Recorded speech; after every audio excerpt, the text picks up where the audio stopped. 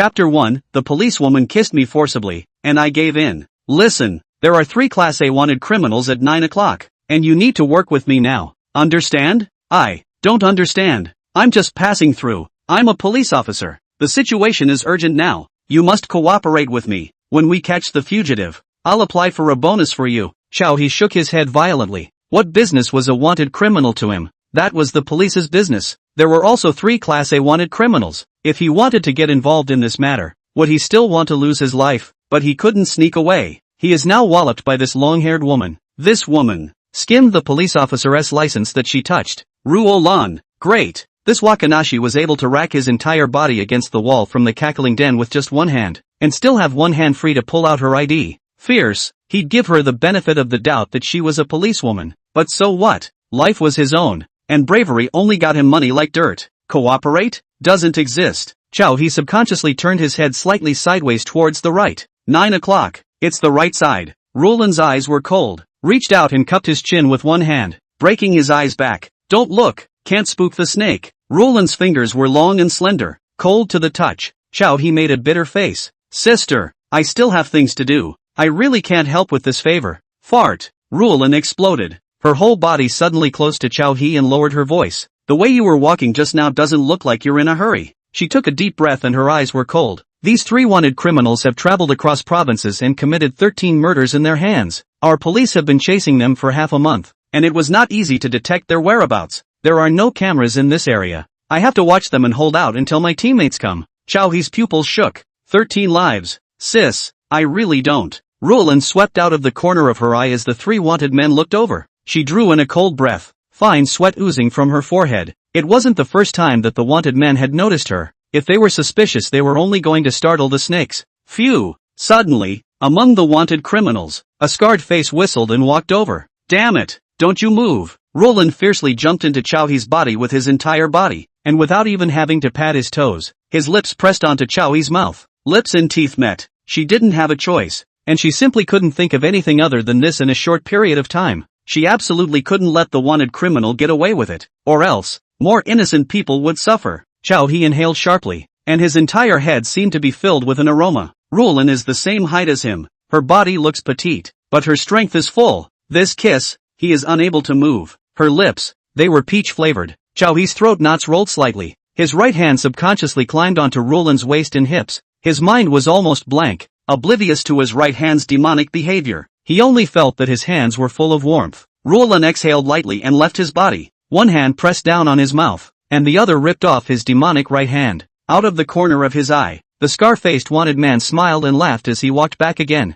Passing. A momentary rush. The fugitive over there just looked over. Now, you're going to pretend to be a couple with me. Don't worry, I won't let anything happen to you. If there's danger, I'll use my body to stand in front of you. If you agree, blink. Ruolan looked at Chao He hopefully, his tone decisive. Chao He and her were eye to eye, just a stone's throw away. He believed what she said. If it was just helping to watch, and not rushing over to arrest someone, there really wasn't much danger. Here to insert a news. The latest news from the police. There are 3 Class A wanted criminals fled to the city. Please call the police immediately when you see suspicious people. Do not act without authorization. The wanted criminals have cruel methods, and a 7-year-old girl was also tragically killed. More than 10 meters away, a voice came from the TV in the convenience store. They were in a location near the outskirts of your city, and there weren't many people around. Only occasionally did a car or two pass by, rolling up some dust. Chao He's eyes narrowed slightly. In fact, the sound of the television was not loud, and being more than 10 meters away, a normal person would not be able to hear it.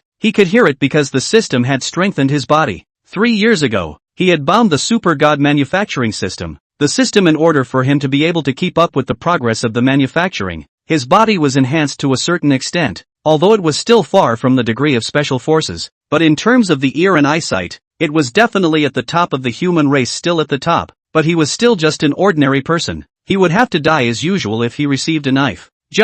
This group of wanted criminals actually didn't even spare little girls. His hands were shaking and his body was trembling. Chao He was not in fear. He slightly tilted his head sideways, and the words of the 3 wanted criminals in the distance were clearly poured into his head sentence by sentence. Ha ha, that couple last time was too much fun. They just got married and we bumped into them. It's their bad luck. Yeah, the man was afraid that something would happen to the woman. He didn't even dare to resist when he finally strangled him. Ha ha, Che, what's so funny about that couple? Doesn't that 7-year-old girl from the last family smell good? It's a pity, too tender, didn't toss a few times before she died. Damn, you guys just gossip. I'm always the one who is bitterly looking out. Every time something good happens I'm always the last one to take a turn. You guys' eyes also give me stare. Just now that woman are hanging around for almost 10 minutes. The horse originally came to meet the lover. Chow he closed his eyes, his mind filled with images of those wanted criminals acting recklessly. A fire of ignorance burned in his heart. His Wuling was just a dozen steps away. In the car,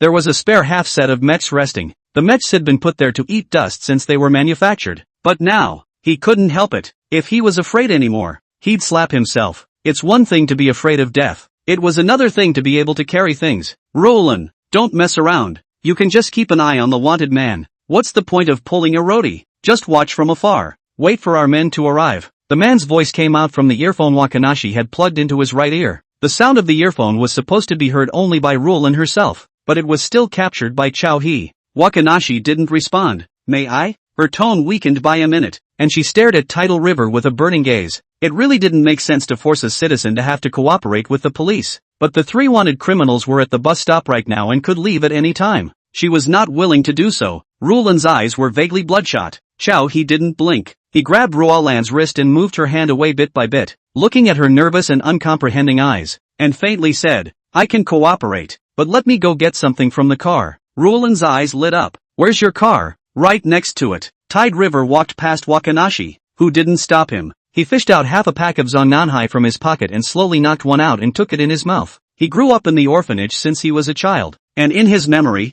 there was a little girl who was 1 or 2 years younger than him who always loved to follow him, and at that time the old food was not enough, and the little girl would always leave a little bit of rice crackers for him. At that time he was 8 or 9 years old. The little girl was exactly 7 or 8 years old. Those wanted criminals. Even 7-year-old girls are not spared. Phew! Chow He exhaled a large mouthful of smoke, walked to a gray Wuling, clicked open the trunk, and pulled a travel bag inside in front of him. The half set of mecha was only half finished, hard enough to withstand normal knives and guns, but only the parts of the wrist armor and chest armor. The rest of the place would naturally not be protected, but it was enough. Today these few wanted criminals. Damn, really if something happens, he died also. Bah! Crow's mouth. Chow He stretched out 2 fingers flat and stood half of the Zongnanhai on the carriage. He took off his shirt and short sleeves, revealing his tendon muscles. Then he quickly put on his silver-gray wrist armor and chest armor, which he put back on his clothes. The shirt cuffs were pulled back and the wrist armor was hidden from view. In their unactivated state,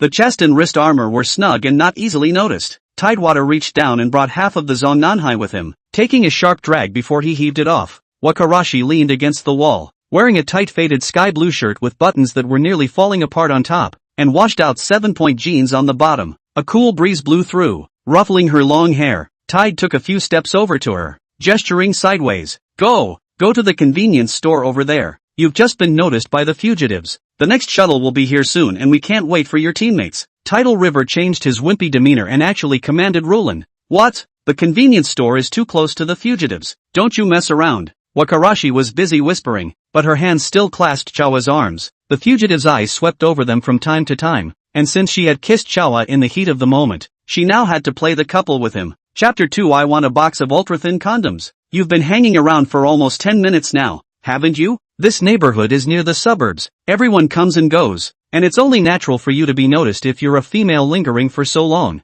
Luckily, you're not stupid enough to know to look for me. But now that the wanted criminals could get on the shuttle at any time, we have to be prepared to continue to follow them. And now, we're going to go and completely disabuse them of their suspicions. Chow He spoke slowly, a few words eloquently, actually making the senior dryad Roland unable to refute. But aren't you afraid? They have a gun in their hands. Roland wasn't afraid. It was just that this was too different from what she had planned at the beginning. It wasn't that she was afraid of dropping the ball herself. It was that she was afraid of Chow He dropping the ball. The two of them walked towards the convenience store step by step. They were getting closer and closer to the 3 wanted criminals, and there was no way for Chow He to say anything else. The rest could only depend on the prowess of the scene. As for the fugitives having guns, he had already known about it from listening to the news on the TV set. Moreover, he also knew information that Roland didn't know. The wanted fugitives weren't just 3 people. There was a 4th. In his heart, Chow He silently chanted, System, review the condition of the mech.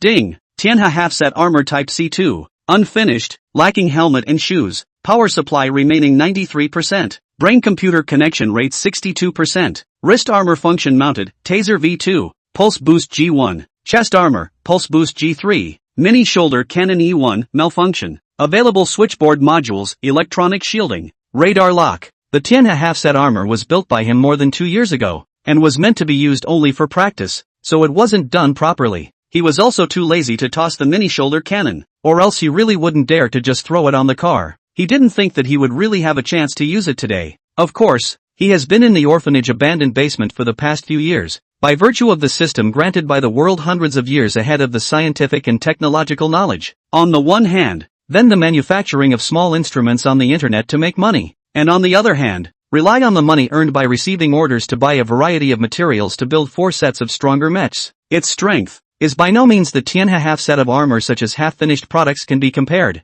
Set exaggerated flying to the sky to hide in the ground is not a matter of course. Over the years, if he really had the conditions, he could even start building Gundams. In fact, with the theory and incredible means of the super god manufacturing system, not to mention mechs and Gundams, even if it is a cosmic battleship can also be built. However, nowadays, Dasha's internal and external problems may break out at any time. He can only prioritize and specialize in mecha. At least, when it came to bad situations, he could still save his life. Just like today, with the Heavenly River half-set of armor, he was also enough to deal with those wanted criminals. And now, He pulled Rulin to the corner of the street as soon as he could. In the forested aisle in front of him, there was just a thunder-faced burly man poking his head out. The very 4th person among the wanted criminals. Ruolan, you have to cooperate with me today. Ruolan was confused, but he saw He walking straight towards Lei Gongfei's. Lei Gongfei was as tall as 1 meter 8. No one dared to get close to him just by standing there, and he even mumbled to himself into the air from time to time, with a playful look that would be followed by a smile and an angry curse. He wasn't prepared to let Rulin take action. She couldn't handle this guy, and if he used his gun, he would alert the wanted criminals on the other side of the room. He didn't say much more to Rulin. He also didn't want to think about how this Thunderface treated that 7-year-old girl. Thinking about it too much, he was afraid of ING the bastard with one punch. Hey, bro, ask for directions. He walked up to Lei Gongfei. When Lei Gongfei saw him coming, he waved his hand in annoyance and opened his mouth with one word, scram. Coldness surfaced on He's face. Tianhe half-set armor pickup rate 69. Wrist armor activated. Electronic shielding activated. In an instant, the cuffs of He's arms surged with blue light. Pulse assisted. His arms flat out propelled by a huge force. Tidal River blasted his fist into Reiku's face. A fine buzz jumped between his arms, and Tidal River's eyes exploded with rage. He saw a small section of pure cotton underwear exposed in the pocket of Lei Gongfei's shirt. Grass. These panties. Don't be that little girl's ING panties. He's anger was hard to stifle. Tianhe's half set of armor has a catch rate of 73, 75, 81. Bang! He threw a punch and blasted at Lei Gongfei's chest, visible to the naked eye. The latter's chest was instantly dented. Ka-ching! The sternum shattered. Half of He's body slewed back, and the 1 meter 8 tall man was directly sent flying 4 or 5 meters away, slamming heavily into the ground. Lei Gongfei was motionless in an instant, his limbs swinging in a strange position as he lay dead on the ground. Everything happened too fast. Roland didn't react to it at all and was dumbfounded at the scene that happened in front of him. This was the kind of power a normal person should have?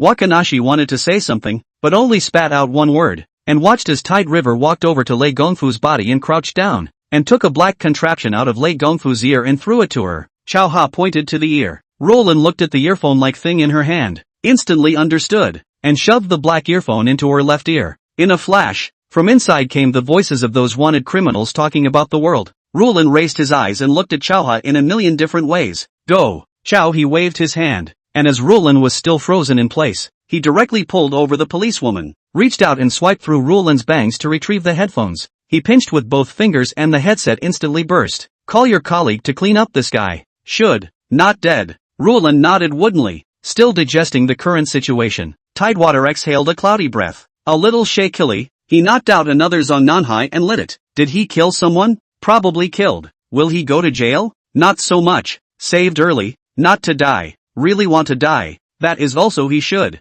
Side by side, the two of them came out from the corner of the street. Roland noticed He's unstable mood and frowned slightly, but his voice was petite. Brother, otherwise we'd better go back. What's so fun about this suburb? They were only 4 or 5 meters away from the bus stop. and the eyes of several wanted criminals could be looking over, so she had to pretend. Chow he glanced at Rulin and said irritably, "Can't you let me slow down? I'm a virgin. Can I play well for the first time?" He was the one who crossed over from the harmonious great celestial dynasty, where he had seen a lot of bloodshed. Just he might have killed someone. It was simply not too normal to panic a little bit. Heavily exhaling a mouthful of smoke, Chow he glanced at those few wanted criminals who were still gossiping at the bus stop, suppressing the anger in his heart. That cotton underwear. It's that 7-year-old girl's, right? Roland didn't feel the implied anger in Tide River's expression. Her cheeks fluttered red. She was nervous and a little angry. Why is Chiyuha yelling so loudly? He's really acting like a couple. Never mind. Seeing as he did the police a favor,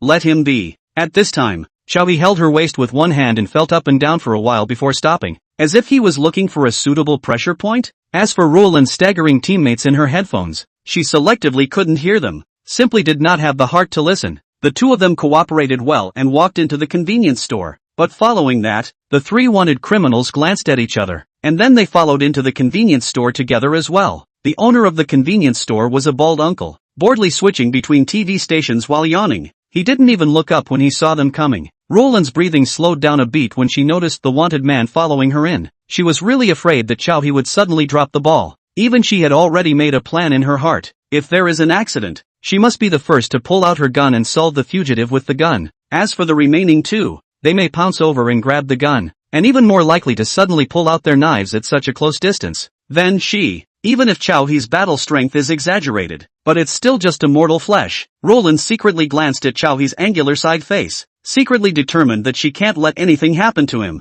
"Boss, I want a box of ultra-thin condoms. You get me the box with the brand name in it. Don't fool me with fakes. Fake products are not good enough to kill people." Chow he looked up and down the shelves and suddenly yelled towards the bald uncle. With half a set of mechs in his body, he felt safe. What with the wanted criminals and the police flowers? Now, it was his home turf. Chapter 3, in front of half a courtroom, walloping a policewoman. Not to mention, Chow he felt a little bit better. Roland's waist support was also comfortable, more or less panicked. But of course, the key was still the Tianha mecha evening. He was comfortable, but Roland was confused. Ultra-thin set? Human life? And yelling, "Tide River, are you out of your mind? Can't you keep a low profile?" She thought it would be enough for him to buy a pack of cigarettes and gum, but he actually bought condoms. "What? I asked you to pretend to be a couple and you really got into it?" Roland's pupils quake and her brain buzzes. His words were loud enough. Not only did the boss turn his head, but a few wanted criminals who pretended to buy things also looked over and let out snickers.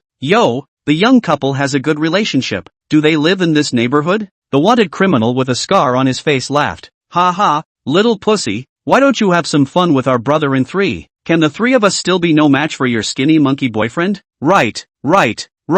We promise to vigorously, fiercely and furiously. We'll make sure you'll have a great time." The 3 wanted criminals walked up danglingly and surrounded in front of the Tide River duo. Roland's expression was cold, but she was really a bit angry after being molested. She gritted her teeth and subconsciously took half a step forward. She was a police officer. There was no reason to hide behind ordinary people. Chow he was in excellent condition at this time, pulling Roland back and taking a step forward himself. The two of them staggered. Roland saw the side of his face, meeting the light from the window, adorned with warm light. It really seemed like someone from memory, but she couldn't remember how. Asterisk.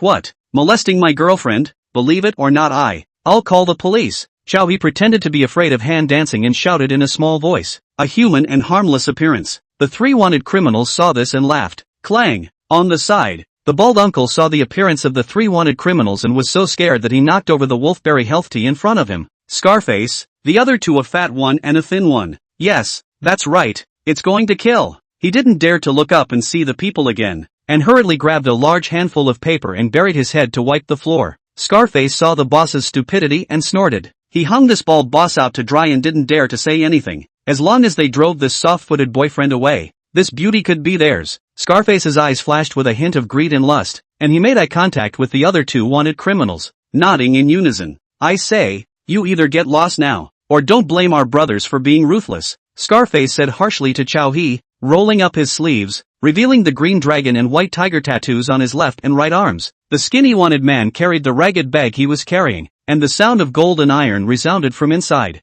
"I think hurry up and finish and hurry up. What's the point of fooling around and wasting time?" The fat wanted man directly reached out and pulled out a short knife from the thin man's ragbag, the blade emitting a cold light. Kid, your girlfriend is ours, and the cell phones and wallets you're carrying, they're all ours. Now, immediately, hand them all over right now. The fat wanted man hefted the short knife in his hand and sneered. Chow clenched his fist slightly and raised his own arm slightly, half a step behind her. Rulin reached up to her chest and broke open the buttons of her shirt. She was ready to draw her gun at any moment. Her gun, hidden in her bra. Crunch! Outside the store, there was a sudden screech of tires. A mediocre Volkswagen pulled up outside, and two tall, thin men yelled before they even got out of the car. Boss, 2 packs of Lacoon. Scarface sidled his head and lowered his voice. Boss, if you want to stay alive, hurry up and get rid of them. Che, big brother, watch me. The fat wanted man retrieved his short knife, patted the bald boss's face, turned his head and laughed. 2 bosses.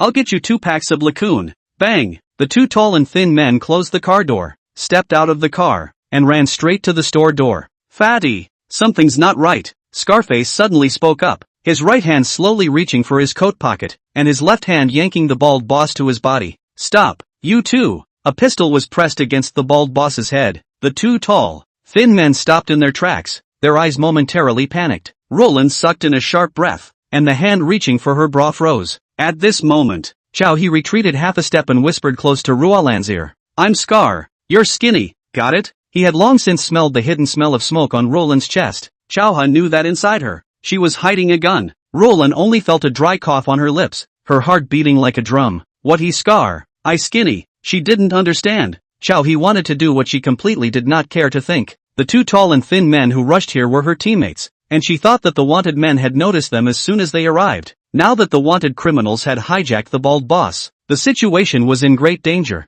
The slightest mistake would be a human life. It's good that she dragged her teammates to come. Moreover, none of the 3 wanted men had focused on her. Now, she couldn't wait for Chow He to find a crack in the ground, so that she wouldn't have to protect him at the critical moment. Guns were not long for the eyes. You stay and see what happens. Hide in the back shelf and leave the back to me. Roland came to Chow He's ear and said. Her red lips were almost on his cheek. Chow He smelled Ruolan's hidden body fragrance, but he frowned. This didn't understand him. There was no way for him to explain to her now about the Heavenly River mecha on his body. With the stun gun in his wrist armor, it was enough to subdue the gun-wielding Scar in the first place. As for the remaining 2, Roland solved the thin man in the store. The fat man was at the entrance of the store, and it would be enough to give it to the 2 policemen. But now, he also had to wait for Scar to move his gun away from the bald boss's head. Store entrance. Seeing that they had been exposed, the 2 police officers both hastily pulled out their pistols and pointed them at the wanted man inside. They didn't know where they had been exposed, and the tension pressed down on their foreheads as cold sweat seeped out.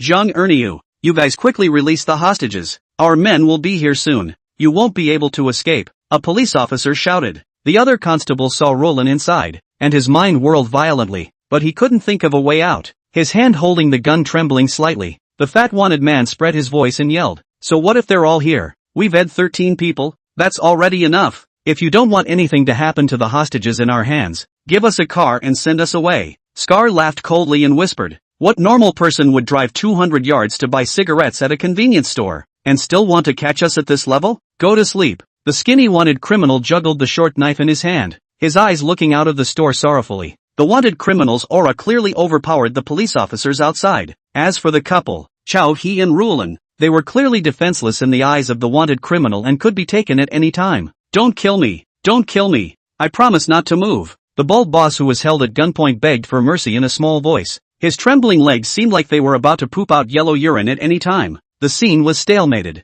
Soon, outside the convenience store came many police officers one after another, black pressurized with dozens of police officers. In the face of the hands of 13 lives of the 3 Class A wanted criminals, this lineup even seems thin. The sheriff of the government office outside was in a hurry. The convenience store is full of shelves and counters. The wanted criminals are slightly shrinking their heads to hide, and it's useless to call in snipers. Inside the store, Scar's 3 men were each based on obstacles, arrogant as hell. They rely on the hands of the hostage, one after another to raise the demand. Not only want a car, but also cash, want gold, or else kill the hostage in the hands of the hostage. The police are like a big enemy, but no good way. Perhaps the only chance to turn around is Roland in the store. Now only she has a chance to make a move. Roland's headset was filled with messages from her teammates, but she only responded with soft mumbles, not daring to make any extra moves. She was just one person and couldn't deal with 3 humans at the same time. Damn. There's no movement on Dinyo's side. Don't think he saw that it's not good and ran away. Fatty,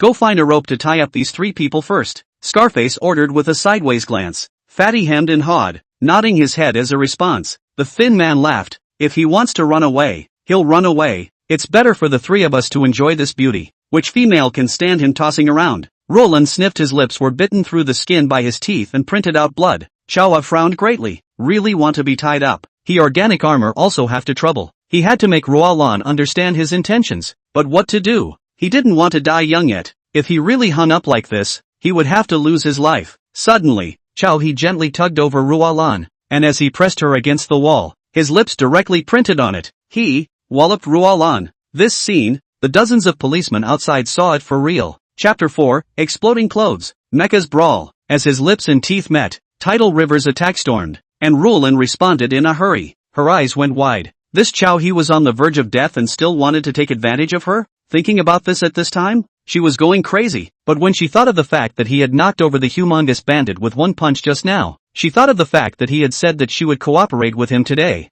Maybe he has something up his sleeve? Otherwise, cooperate?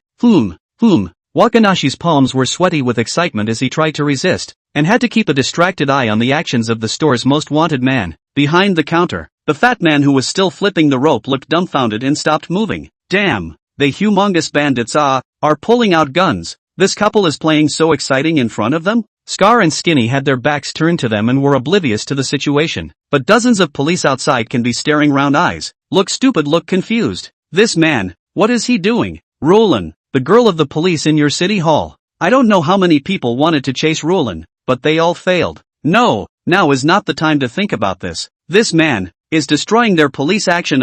Grass. I told you not to bring this passerby. How dare he? How dare he kiss Roland? A square-faced policeman was furious and punched the door of the police car. The whole court knew about his loud pursuit of Roland, but he hadn't even kissed Roland's hand. And this man even went straight to the mouth to kiss. What was even more infuriating was that Roland didn't even push him away. He now felt green on his head, and a hint of shade flashed in his eyes. In the convenience store, he stopped his mouth movements and lowered his voice. I have a stun gun. I'll deal with Scar. I'll make a move. Then you make a move. Blink if you understand. Wakanashi nearly choked, his chest rising and falling, but blinked knowingly. Aha, she answered softly. Her mind was a bit messed up right now and she couldn't think much, but subconsciously believed He. Damn, you're looking for death by stepping on the horse. Scarface sensed that something was wrong and glanced towards Tide River. His eyes rounded. Angry, he pointed his gun at He and shouted angrily, you come over here dead. The aiming line of the gun in Scarface's hand bobbed up and down. Tide River was silent and took a step away. Bang,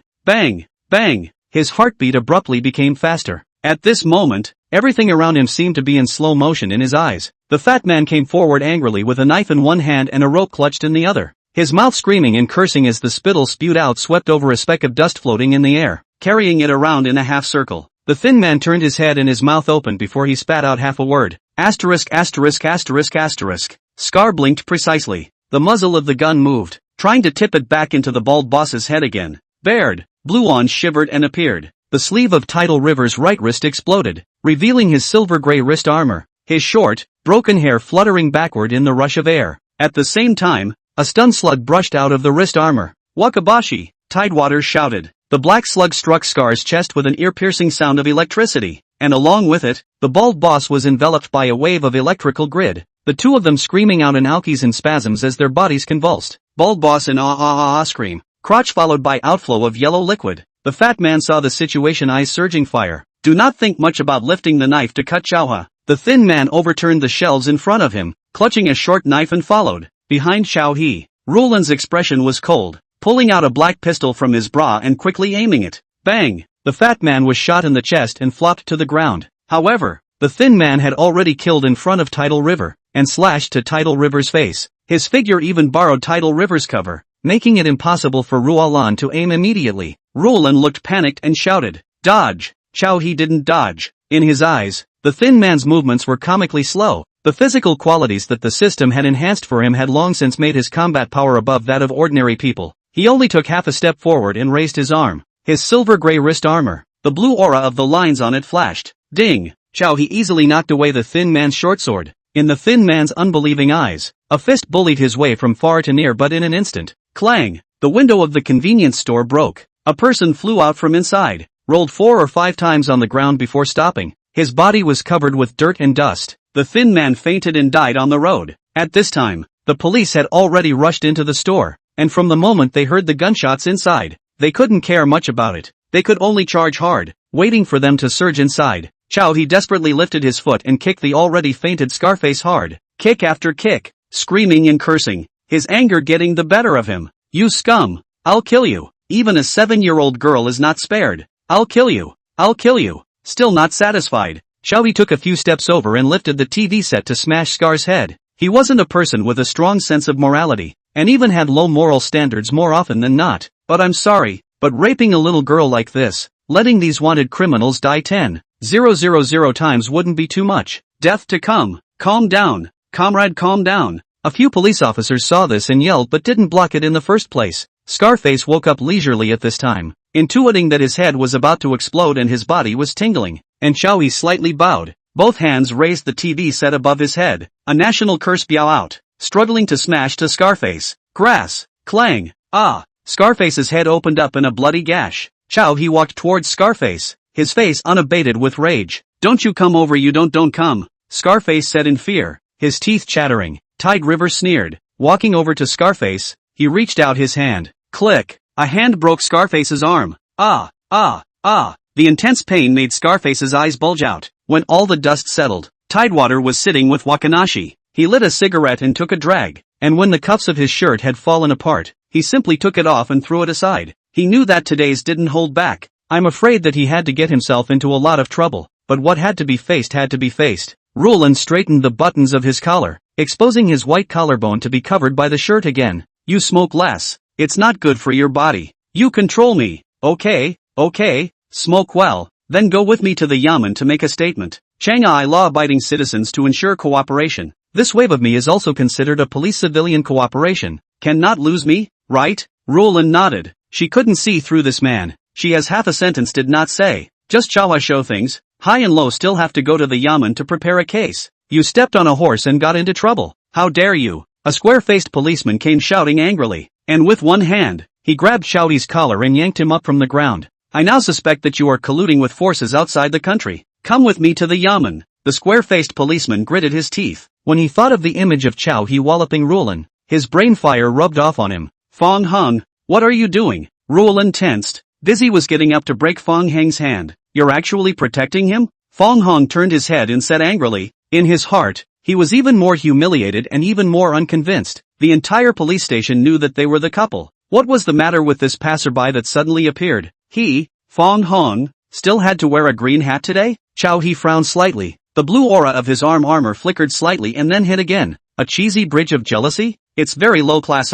At the front, a policeman squatted down and picked up the stun warhead he shot with tweezers, sealing it in a transparent bag. The policeman looked at Fong Hong and shook his head with a deflated mouth. But he was just relying on his old man's official second generation. Obviously Fong Hong, his old man is righteous and protects the party, but his son is not like that. Cut. Apart from his background he has no skills. You really think Rulon is his girlfriend? Did you hear Rulon admit it herself? Another police sergeant with a not-so-low rank, after accessing the surveillance of the convenience store from the side, silently made a phone call. "Hey, Lao Wang I have something here. Need your research institute to come." "Right, must you come? There's a person here." Mecha, do you guys understand?" The sheriff looked to the wrist armor of Chawa's arm, and the chest armor hidden in his short sleeve, and knew that this job was not over today. He walked up to Tide River's several people and drank. "Fong Hung, what are you doing? Get off to the side. Do you still have any police presence left?" The square-faced Fong Hang's cheeks twitched as he looked at the sheriff with disbelief and said,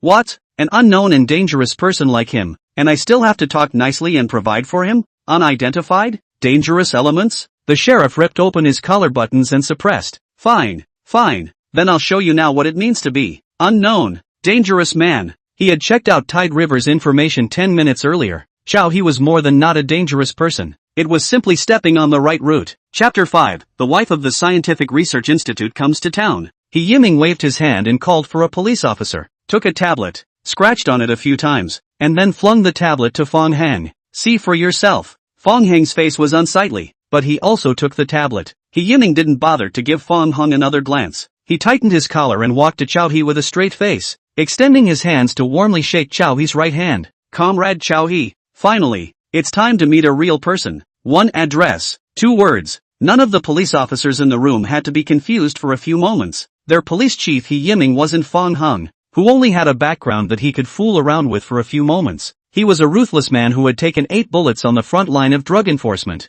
That was the man who had been on the job for 20 years, and no one was unconvinced. That is in your city's entire yamen system. Have a great say in the existence of. When was he ever seen talking to someone so respectfully? Even when his superiors come, he dislikes them all. Why is he still being polite here? Everyone's eyes looked towards Chao He, curious as to what other mysterious background this man had. Ruolan's footsteps were about to leave, but she froze, pretending to hold up the shelves that had fallen down. Chao He frowned. It seemed like he didn't know a single person here. He couldn't have already hung out at the court, could he? On the tablet that He Yiming handed to Fong Hung, could there be evidence of his own crime? This sheriff, the smiley face? There are ghosts, no matter what. His life, only practiced a word of stability, not his own pot. He resolutely not back. Crime, even more so, there is no way to talk about it. Ha ha, the sheriff is joking. I'm just an ordinary law-abiding citizen. I'll drum up some small inventions when I'm not doing anything. Sheriff, you're recognizing the wrong person. Chao He's reply was serious and rigorous. Fong Hong was beside him. He hadn't even understood what He Yiming was telling him to look at, and there was fire in his heart. He Yiming was pulling the wool over his eyes. Obviously, it was just to lose his face. He had already lost face today, especially when he saw Roland's gaze fixed on Chao Ha. The fire in his heart was even greater.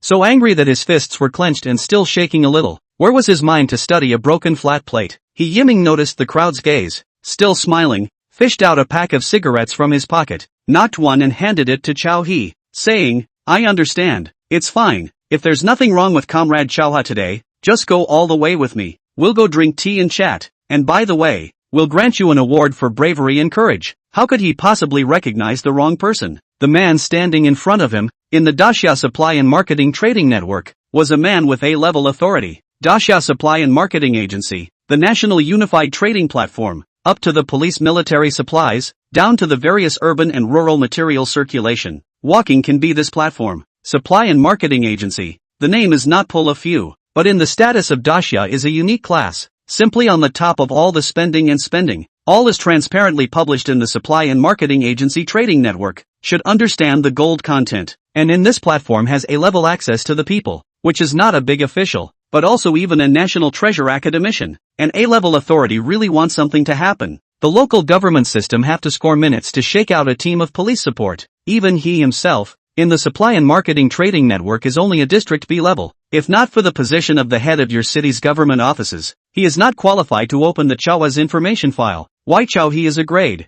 with God River products, must be fine these 8 words. Chao He, in the Daxia Supply and Marketing Association Trading Network ID is God River. There's no mistaking it. He knows that some of the equipment for the military is now being manufactured by God River by name. And God River, in your city, now in front of himself. Even his life could only be saved because of the superlinear bulletproof armor technology delivered by Chao Ha. Without Tide River's bulletproof armor, he would have died long ago in the anti-drug battle on the front line of the Mainan River. Without Chao Ha's bulletproof armor, he didn't even dare to think how many of his comrades would have died. Nowadays, superlinear bulletproof armor has been widely used in the army's daily combat. Chao He's bulletproof armor has saved many people. More people were willing to call his ultra-linear bulletproof armor God River Life Armor. The simple look of a helmet and body armor had hardened the death rate of frontline combat from 7% back to an outrageous 0.2%. It was the second life of their frontline combatants. No, as long as they didn't get hit in the head, they were able to withstand the machine gun fire, as if they had an infinite number of lives. Thinking of this, He Yiming couldn't help but feel a stirring in his heart and suddenly laughed. Ha ha, what tea to drink? Let's go, let's drink. He Yiming took off the police uniform on his body, covered Tide River with it, and regardless of whether Tide River was willing or not, he pulled him outside. He also had to call his comrades on. Chao He's Divine River Life Armor had saved their lives. If they knew that Divine River was by his side and didn't tell them, they would all have to turn around and cut themselves. This is called emergency protection of A-class dignitaries. It is not considered a false public service. This has to be considered a temporary official duty. In the past, when Tidal River hadn't shown up, there was still no need to worry about security. Now that Tide River had shown up in an exaggerated manner in front of him, Protecting him was going to be on the agenda. Go go go. What's a big man excusing himself for? It's not just a drink. No no no. I'm a little panicked that you're messing with me like this. Panic about what? Roland, come and walk with us. You young people can get acquainted faster. Roland sniffed and rushed over in a few steps. Tidal River's resistance weakened by 2 points. He Yiming looked at the two with a bit of a bad joke.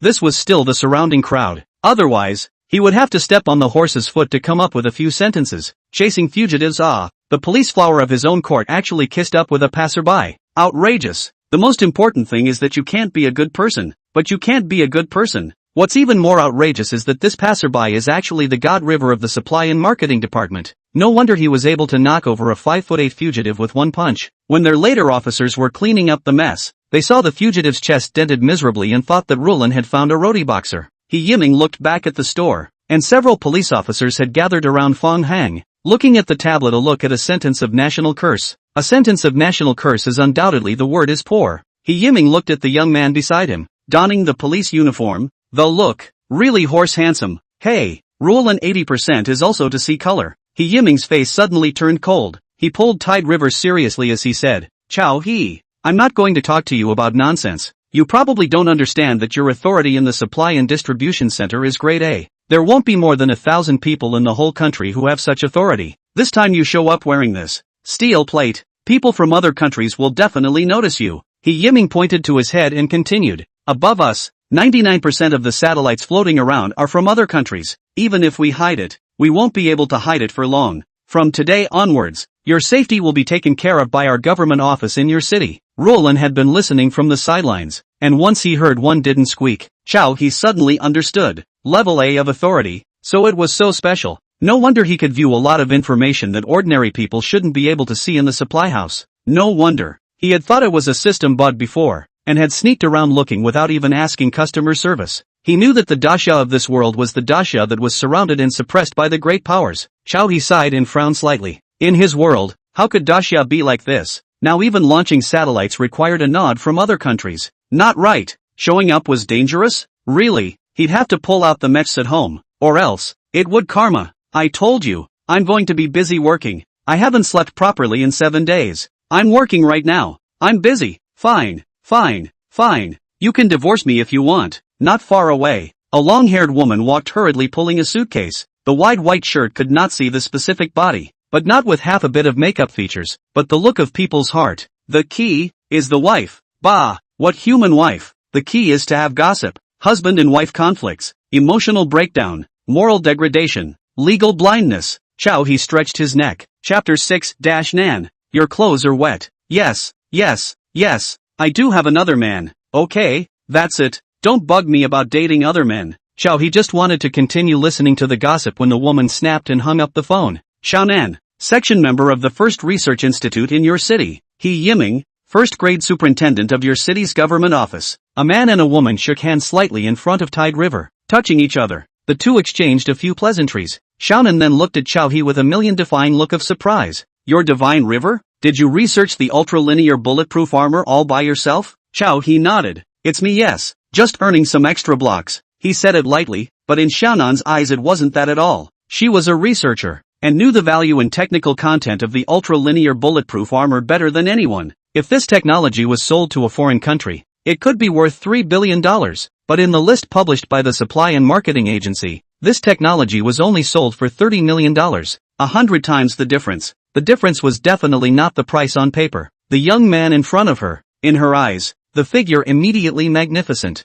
young, handsome. He was also technologically powerful. What's more, there is a flashpoint that her husband is far from being able to compare. Patriotism. From her studies to her position at the research institute, she had always thought of contributing to Daxia. Her husband, however, only had business on his mind, so they often quarreled. Perhaps their union was a mistake from the beginning. No, why would she compare the young man in front of her to her husband? Was she an ungodly person? Xiaonan, however, could not suppress the inexplicable fluttering within her heart. She was already 33. She was already a family man. But at this moment, images that should not be thought of surfaced in her heart. All of a sudden, a slight blush swept across her cheeks. Even if this little brother is awesome, he is also wearing a handsome police uniform. Isn't this a uniform kill? Roland watched as Chowhat and Xiaonan's two gazes collided in the air, inexplicably eating flavor. Then what are we going to do now? Xiaonan turned her head and returned sharply. Testing the mecha. Based on the process, it is necessary for us to test the specific values of the mecha. I hope you can understand. After all, our daxia does not allow ordinary people to hold firearms. Not to mention that you are a bit more special. Chao He nodded flabbergastedly. Alright, then let's talk about it in a safe place. Several people drove back to your city's government office, and Chao He took off his mecha and handed it over to Xiaonan for inspection. As for himself, he was pulled to the other side by He Yiming for a drink. Xiaonan took the armor and chest armor and was shocked at his first impression. It was too light, obviously the appearance of metal armor, but light as a papier-mâché shell, which contains the technical forces feared to be far beyond the super-linear bulletproof armor. At that time, when the ultra-linear bulletproof armor came out of nowhere, their entire research institute was amazed. The superior characteristics of the bulletproof armor was estimated to surpass the world's scientific research level by at least 50 years. And now, the half set of mechs in front of her eyes, moreover, caused her brain to fall into a contradictory state of downtime and speedy operation. From her suitcase, she took out many instruments and set them on the table, testing the mechs one by one. Her face grew crimson and her pulse quickened. Her heart was thumping. It was hard for her to imagine that a young man could actually independently develop such a powerful mech. Slap! Xiaonan slapped herself and forced herself to calm down. The material of the mecha was only skin deep. If she couldn't see through this, she would have to look down on herself. He Yiming had spoken in detail about Chao He's wearing the mech in combat at that time, and had also given her a copy of the surveillance video from the convenience store. She had taken a cursory look at it. It was obvious that wearing this mech could also increase combat power. Xiaonan took off her white shirt, revealing the white underwear inside, her raging curves exposed. She was the only one in this room. There was no surveillance. When she finished putting on the chest armor and arm armor, the already tall Xiaonan had an even more unspeakably heroic aura. Pushing up her glasses, Xiaonan frowned slightly, feeling that something was wrong. On the top and bottom of this mech, not a single control button could be seen. Then what was Chao Yi's basis for controlling the mech? On the other side of the room, a dozen strong men were sitting or standing, vaguely surrounding Chao He in the center. On the coffee table, there was a lot of food and drinks. Cigarette butts were scattered all over the place, smoldering. At that time that situation was deadly. Lao Zhang received a shuttle. I thought he was going to be finished. The old tears were forced out a few drops. As a result, this old Zhang did not have a moment to flutter up, screaming I grass I did not hang. Ha ha, who can know it? I also wanted then fierce bulletproof armor cannot top so hit the body also a little feeling. I thought I was going to play ball. I did not think really nothing. I fluttered up to return a shuttle. Cool don't want to. A group of tiger-backed soldiers shouting and screaming. From time to time to take Chao He called for a drink. Chao He is not at all cannot be excused. Can only hard drink. Fine. I'll drink. Big brother hurts. Chao He was speechless. Inexplicably he became the big brother in their mouths. This drink was a bit unclear. Already a bit dizzy. Good thing that he took advantage of the drinking and smoking effort. Along with the two look a little tiger lighter. Horizontal and vertical is not a loss. The little brother filial piety big brother. Reasonable. This time, only He Yiming tasted 2 mouthfuls of wine. He is considered to be on duty. Compared to these comrades on vacation. Can be arbitrary. Ding. Tianhe half-set armor type C2 is being used. Is the privilege unblocked for this object? Chao He silently responded and confirmed. It was just a half-set of armor made 2 years ago. Not much threatening power. Xiaonan categorically couldn't just rush over and surprise himself in his mech. Right. As steady as he was, his mind was thinking about this possibility. The mech could only be used by someone he trusted. Xiaonan, who obtained the permission to unblock, suddenly heard the AI voice from the switchboard, and fiercely suppressed his shock and followed the instructions to start operating the mech. The blue aura flashed. When the pulse-boosted G1 type drove her body to hit a punch of air blast. When the pulse-boosted G3 type brought her body slightly off the ground 10 centimeters, half a meter. She was stunned. Completely stunned. Where is this the steel plate in He Yiming's mouth? This is completely the upgraded version of the brain-computer interface. The void version. She operated the mech the entire time, without even opening her mouth, just meditating in her mind. This switchboard that came from nowhere, could spy on the thoughts in her mind? Doesn't that mean that the switchboard knows all the little thoughts in her head about the Chaoha River? No way. The switchboard should only be able to capture operational commands. It can't possibly capture all distracting thoughts, right? Ding. Please don't worry. The switchboard only captures operational commands. Suddenly prompt sound. Is being mech almost to the ceiling of the Xiaonan immediately taught. It's fine if you don't say it, but if you do, doesn't it prove that you can capture thoughts other than operating commands? This isn't a question of whether you can or can't. It's a matter of whether you can or can't. Xiaonan suddenly lost his balance and fell. When he was about to fall to the ground, the mech automatically ejected a jet of qi, catching Xiaonan down easily. Xiaonan struggled to get up and patted the dust off her body. She noticed that one of the messages prompted by the switchboard, brain machine pickup rate %23. What does this mean? But after waiting for a long time, the switchboard was slow to give instructions. Xiaonan came back to her senses, and without further thought, she hurriedly took off her mech. This mech can't be worn anymore, and if she wears it again, does she still want to lose face? She didn't need to look in the mirror. She knew that her face was so red now that it was still steaming. Click! The door to the room was opened. Chao He walked in, his footsteps pausing. Xiaonan was propped up on the table with one hand, and most of her chest was proudly visible. It was very convex and perky. Sister Xiao, your clothes, they're a bit wet. Otherwise, I'll go first? Chapter 7, Dashing South, Love to See? Then read more. A minute ago, Chao He heard a message from the switchboard, presumably because Xiaonan had no way to skillfully use the Tianhe half-set armor, so he wanted to come over to take a look, incidentally eliminating the food. Which thought, as soon as he opened the door, he saw such an erotic scene. Xiaonan took off her mech, and the upper half of her body only had close-fitting white underwear, but because of the sweating, the black lace bra inside fainted out. The long, damp hair lazily adhered to her collarbone. Xiaonan gasped slightly. The blush on her face was especially obvious. The lower half of her body was not blocked by the long shirt, revealing a large area of snow white legs that were so long and white. She looked sideways, stunned, at the sudden appearance of Chao He, not knowing what to say for a moment. However, in the end, she was much older than Tidal River, and quickly gathered her thoughts, arranging her long hair as if no one else was there, and was in no hurry to put on her own white shirt again. What? Haven't you seen enough? Love to see? Then look more. Just after Xiaonan's words fell, her own face burned even more instead. Dying ah. What the hell was she talking about? She's a married woman, actually talking like this in front of a youngster. Crazy her. Xiaonan no longer resisted Chao He's fiery gaze and turned her back to put her shirt back on. Turning around again,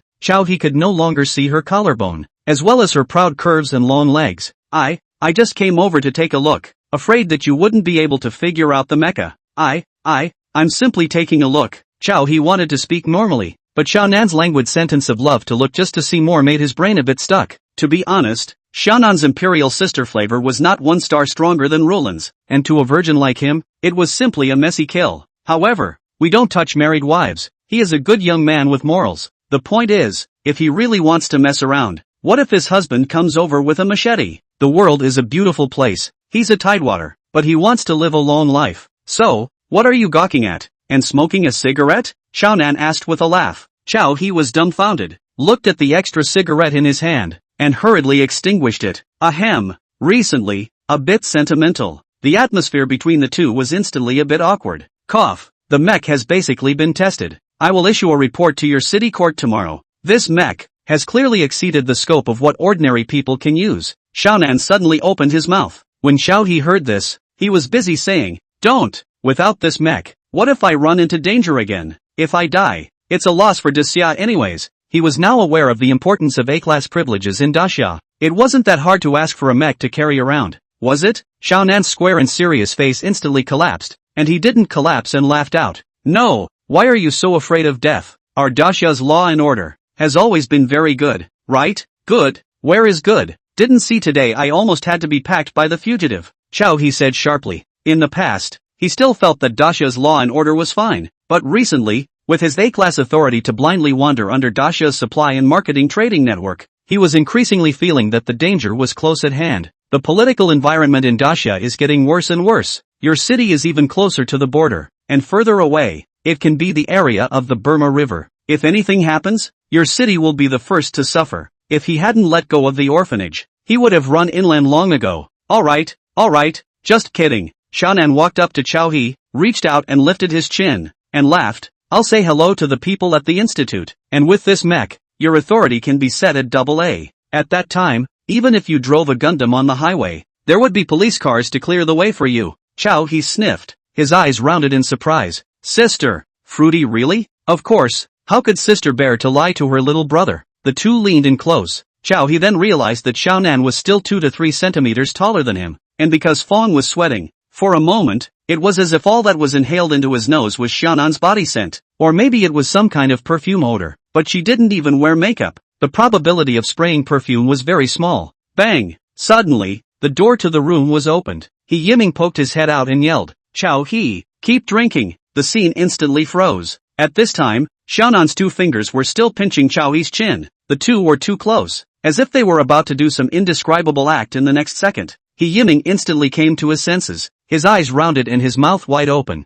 The next moment, bang! He Yiming slammed the door shut, and in the room, only one sister and one brother remained again. Chow He swallowed a mouthful of saliva. Xiaonan took a deep breath, feeling her entire body burning. She was, today, simply too abnormal. The rolling heat that kept coming from the fingers that pinched Chow He stirred her entire body. Where was she a deep-rooted researcher today? She was simply a monstrous big sister? The image was all ruined. What would Chow He think of herself in the future? Bang! The door of the room opened again. It was still He Yiming. Xiaonan's body trembled, and she was actually a bit angry. He Yiming, she, remembered, but this time she could no longer pinch Chow He's chin, and hurriedly withdrew her hand, explaining, Chow He, it's not good. The side of Main River came a team of foreign mercenaries, kidnapped more than a dozen people in the South Square. Ruolan just rushed over there as well. She changed a hostage back, but she herself was controlled by the mercenaries. I need to borrow your mech now, He Yiming said urgently, completely not caring what was going on with Xiaonan and Xiaoha. Tidal River frowned and said,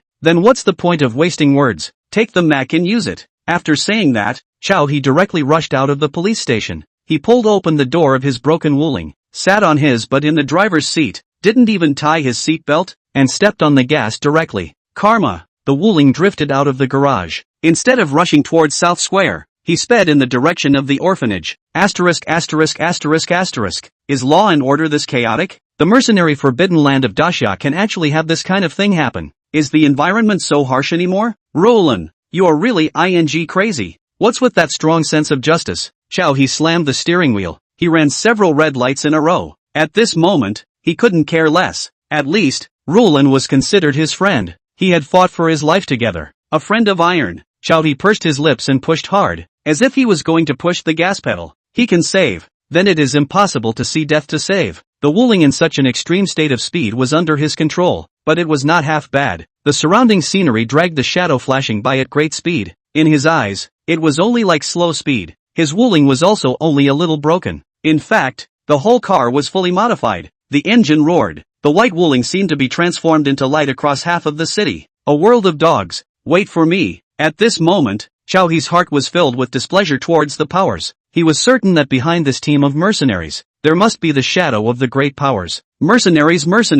no one pays for them. Who gets mad and runs around another country's city messing around? Must get on the mech. As long as he put on the mech placed in the basement, he must be able to save people steadily. Compared to the Tianha half set of armor, the mech hidden in the basement of the orphanage is the real mech. Without the mech, it would be a waste for him to go over there. As for the Tianha half armor, it's fine to deal with a few fugitives, but to deal with mercenaries, the chance of winning is rounded up to 0. If you don't get it right, something will go wrong. Chow He charged furiously all the way. Karma! The car stopped. Chow He pulled open the car door and looked up. Beishan Orphanage. A noodle shop next to the orphanage was showing a live news broadcast, and the owner of the noodle shop muttered, "The world is too chaotic now." Right, mercenaries dare to enter the country? Daxia, don't think there's going to be a war, right? Then isn't Daxia about to be finished? Chow He heard the noodle shop owner's self-talk from afar. His complexion was cold, and his feet moved at a faster pace. Great Xia, how could it be finished? Chapter 8 Catherine, humph. It's about time for Daxia to be finished. Your city, South Square. What was originally a crowded location was now a full cordon, with police and military personnel positioned everywhere. 7 plainclothes mercenaries armed with hot weapons kidnapped 13 hostages and hid them in the South Square's amusement castle. Not only that, around the South Square, there were also many reporters' long guns waiting. This is your city South Square, and it is reported that the mercenaries have been holding the hostages for 15 minutes. A female police officer from Daxia exchanged back one of the pregnant women, and now among the hostages being held hostage, there are 6 children in addition to 7 adults. It can be seen that both the police and the military are having difficulty in having a way to break through today's predicament. The mercenaries are quite cunning, borrowing the architectural barrier of the amusement castle, so that neither the police nor the military dare to act rashly. It wasn't just reporters from the country of Daxia. At this moment, there were also reporters from other countries doing live reports. Images from the scene began to appear on major television stations and online platforms in Daxia, and even appeared on international news channels. The news of foreign mercenaries taking hostages in Daxia was enough to be the front-page headlines for most of the month. He Yiming, who had rushed to the scene, took over the loudspeaker and, despite being sweating profusely, tried to negotiate terms with the mercenaries, but with little success. Damn, a bunch of livestock. What the hell do they want? Really let them leave the borderline safely with their hostages. Our Daxia. He Yiming was so angry that he slammed the roof of the car. The mercenaries' request was simple, to send a car to escort them out of Daxia. Of course, they wouldn't let go of any of the hostages before that. Being able to let a police officer swap out a pregnant woman was already an expression of their sufficient sincerity. On the side, the military personnel listened to the constant reports on the intercom and frowned. The 3 snipers had already been arranged, but it didn't help the current situation much. The buildings inside the amusement castle were staggered, blocking most of the line of sight. The snipers didn't have perspective eyes, and now it was difficult to even confirm the mercenaries' position and aim.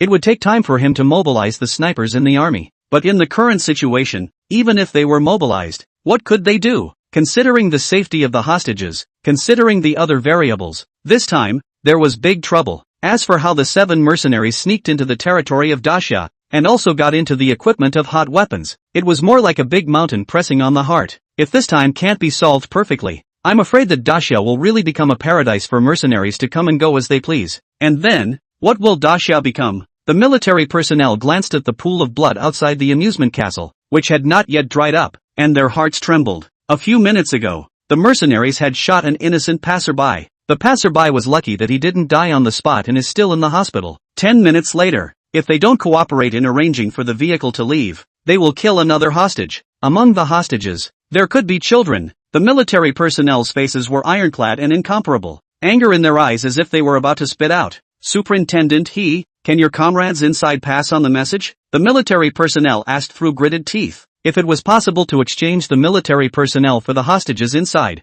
he would have done it long ago, but the mercenary had only agreed to exchange for that female police officer. As things stood now, the safety of that female police officer was also hard to guarantee. He Yiming shook his head and said in a grave tone, "There should be electronic shielding equipment inside. There's no way for me to contact her. If I really can't, I'd like to go inside. Maybe there's some way. In the entire government offices of your city, perhaps the one who made him remember Ruolan the most was Ruolan. Ruolan had no father or mother, and had grown up in an orphanage. Such a child, however, aspired to be a police officer, and was always at the forefront when in danger. She always said that she was just one person, and if something really happened, she wouldn't have to send the black hair to the black hair. But, can the whole of your city yamen so many people? To go on should not be her. If he had come earlier, he would have pulled Roland and definitely not let her take the risk with her body." He Yiming tightened the Tianha half-set armor hidden in his clothes, his gaze then firm. "Superintendent new intelligence has confirmed. I'm afraid that the purpose of this group of mercenaries is not simple.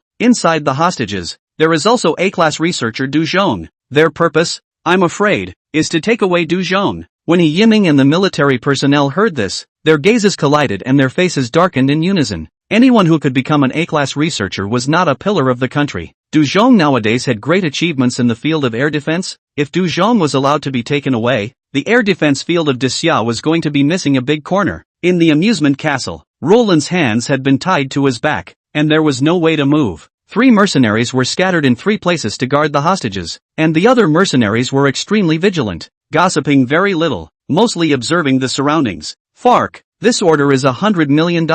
Do a good job and we can all go back to Hawaii Beach and enjoy ourselves. Ha ha, there is no easier job than this. What Daxia? It turns out to be just a paper-mache border defense." The mercenaries occasionally had a few lines of conversation and laughter, followed by a long silence. "Oh, I want mommy. Don't cry, little friend." They kill without blinking an eye. "Woo, I want mommy. Oh hoo." Roland crouched down and moved a few steps closer to the little boy. "Comforting, little friend. Sister is a police officer. We will definitely find a way to save everyone out. And you will see your mommy then too." But the child's crying did not stop. The mercenaries were all in civilian clothes, but the horrible tattoos on their bodies, the intimidating guns and eyes, which was something that a child could not stand. "Fark, shut up, cry again and I'll kill you now." A bald mercenary walked straight up and directly put his gun on top of the little boy's head. The crowd whimpered in shock. Roland hurriedly said, "Don't, I'll coax him." In the next moment, the little boy, however, directly fainted and lay on the ground in shock. This scene was captured by the camera lens from afar, and soon appeared on the major portal video sites. The entire network exploded. the major forum portals and video portals of Daxia. The news of mercenaries bursting into Daxia's territory to kidnap hostages became the headline of the major boards. There was not one. Countless people whimpered. No one believed that the police and military could still control the situation under such circumstances. One passerby had already been shot. Perhaps the next one would be soon as well. I see that Daxia is really going to fail. We can't beat others in the economic war. The cultural war is in shambles. And now even mercenaries can come and go as they please. It's over and done with. Hey, people in your city, hurry to move. So close to the Mainam River. If something really happens, your city will be the first to be finished. It's over. I think it's going to be a world war soon. If this goes on, we don't have a few good days left. What the hell? Mercenaries can come in? Confirm that there is no problem here? Compared to the screams of decline on the domestic network, the forums outside the country were obviously watching the matter and even full of superiority. As if Daxia was really going to be finished. Outside the country. Extremely secretive place. A woman in a gorgeous robe looked out the window at the moon and laughed coldly. Great Xia. Ah, it's time to be finished. Humph. This is what happens when you don't choose to submit to me. Her tone was haughty, like an iceberg emitting a gust of coldness. Chapter 9, Yang and Dark Conspiracy. Wait for me. It was obviously just a matter of 10 minutes, but it had triggered waves of superhuman imagination on the Daxia network and the extranet. The satellites of several countries were staring directly at the border city of Gue City, and new images were constantly transmitted to the network, triggering one round of clamor after another. Du Zhong's information was even put naked on the network. Everything seemed to be covered by a big net. He Yiming and the military personnel at the front line were under sudden pressure. Even on the extranet, an interview program climbed to the top one of the hot search. Interesting, if there is one more Du Zhong among the hostages, then will Daxia choose another option? For example, killing all the mercenaries on the spot as well as all the hostages. Would they let Du Zhong be taken away? These remarks undoubtedly made Daxia's situation even more worrisome. It was no longer just a matter of the hostages being taken. The next step of Daxia's action was not to say whether it would be thwarted or not, but any half-assed mistake or omission would moreover lead to an incalculable shift in Daxia's popularity. Because right now, on the extranet, countless people were extremely mocking of Grand Xia. The border defense was such an important position, but it was still possible for someone to break into a mercenary squad. This was too outrageous. On the extranet, there were also many people from Grand Xia who were as indignant as they could be at this time. Asterisk. It's obvious that you're the ones who sneaked in based on the fact that the sky is full of your satellites. If our Grand Xia had more satellites, this would never have happened. Asterisk. Bullying. But in the end, the extranet was a foreigner's world, and the comments of the few people who could read and understand were quickly drowned in countless taunts. Even if a few comments rushed to a prominent position, they were quickly deleted or even blocked. Even an entertainment program on an outside network opened a handicap with this matter. It was a bet on what Daxia would do next. The person who opened the handicap even provoked that if Daxia solved the problem this time, he could eat in public. Naive ignorant What else can Daxia do in the face of such a situation? Could it be the so-called big deal and small matter? Brothers, I'm ready to celebrate with champagne. This time, let's go wild. Let these inferior humans understand that only we, the 50 states, are the future of mankind and the meaning of mankind's existence. Such a bold and arrogant statement immediately allowed the openers to gain a huge amount of traffic, leaping to become a new netizen. Of course, no matter how Daxia did it, no one believed that Daxia could solve this matter perfectly. The scene of eating, I'm afraid no one believed it would happen. Even if Daxia solved the mercenaries, even if it saved Du Zhong, even if it killed the mercenaries along with the hostages in one breath, the satellites in the sky were waiting there, waiting for Daxia's border defense to disclose a little bit more. And this kind of thing would happen again. A deep sense of powerlessness took root in the hearts of countless people in Daxia. This wave of powerlessness had been around for a long time. Hasn't it always been the case that Daxia has been targeted by the great powers? It's just that this time is different. People have killed their way into their homes, and they still want to leave with good intentions. And they even want to take away Daxia's scientific researchers. Not to mention that there were several children among the hostages. Bang! Daxia's Shanjing, a certain synagogue. In the large place, there were only a few old men swallowing clouds and fog. They were all over 100 years old, and there were even old men in their 70s and 80s, and their faces were all disheveled at this time. They had worked diligently for Daxia all their lives, but in the end, they were actually bullied into their homes. Such a thing, it made their faces hard to see beyond words. What the hell to do? Can the army snipers be in place? One person in charge of one solution at a time. No one answered. They could also clearly see the situation at the scene. They didn't even need Daxia's own satellite. The video on the internet could be searched casually. There were two of those mercenaries that were wearing the Divine River Life armor, complete with helmets and body armor. I am afraid that it was captured on the battlefield. Or, some traders sold the Divine River Life armor outside the country through certain means. This undoubtedly makes the sniper's kill difficulty skyrocketed. On the battlefield, there is still a chance to make up for a missed shot. But in the case of the other side holding more than a dozen hostages, a mistake is enough to bury the big picture. A white-haired old man muttered, "This is clearly a conspiracy, a young plot, and it's been planned for a long time. How is it possible that so many foreign journalists were recruited before something happened? How is it possible that only this much time has passed and this matter has caused such a big ripple on the internet? Everyone is looking at us." This time, Daxia was really riding the tiger. It was even less simple than what some people thought. Even if Du Zhong didn't care about his own life and death, if he couldn't save Du Zhong, how would the other researchers, the other dignitaries who had A-class or even S-class privileges in Daxia's supply and distribution center, look at their future? How would they view the future of the country? How would the more than 1 billion ordinary people view the future of the country? I'm afraid that the essence of the people of Daxia will take a sharp turn for the worse after this one incident. In my opinion, we can only trust our soldiers. Well, trust these young people. Damn it, as long as there's a little more time, I have 100 snipers aiming at 1 by 10. Can something still happen? Old Xiao, hey, they won't give us so much time to prepare. Don't forget, their satellites are in the sky and can see all of our military dispatches. An old man had risen indignantly, but immediately sat down in dismay at the words. The status of the Grand Xia Supply and Marketing Trading Network in Grand Xia was unquestionable, and any of the high-powered personnel in it were the pillars of the country and could not afford to make any slip-ups. But their approach today was pitifully small. No one was saying much. All they could do was quietly watch and wait for the miracle that might occur. South Square. He Yiming raised his hands and approached the amusement castle step by step. Bang! A gunshot rang out. The bullet hit the ground in front of He Yiming's heel, exploding a few stones to hit his face. Red traces of blood. He Yiming's face remained unchanged. Can we talk? Right now on the entire network, it's all about this one thing. The people who hired you are using you as guns. But the mercenaries didn't even listen to He Yiming's more words, poking out one person and shouting, "Fark, hurry up and prepare the vehicle. If we don't see a car within 3 minutes, we'll kill another hostage." He Yiming still wanted to say more. The sound of whistling wind violently attacked. The sound of a sniper rifle. Dramatic and terrifying. Bang! The bullet blasted into He Yiming's chest, and the huge impact knocked him to the ground at once. The reporters and police officers on the sidelines were all shocked. He Yiming, who fell to the ground, was fine, and he clearly felt that the Heavenly River half-set armor had absorbed most of the bullet's power. But his emotions have fallen into a low point. Daxia, wait for me. Soon. Suddenly, He Yiming heard Chow's voice, close at hand. It was the sound coming from the chest armor. Chapter 10, Mecha.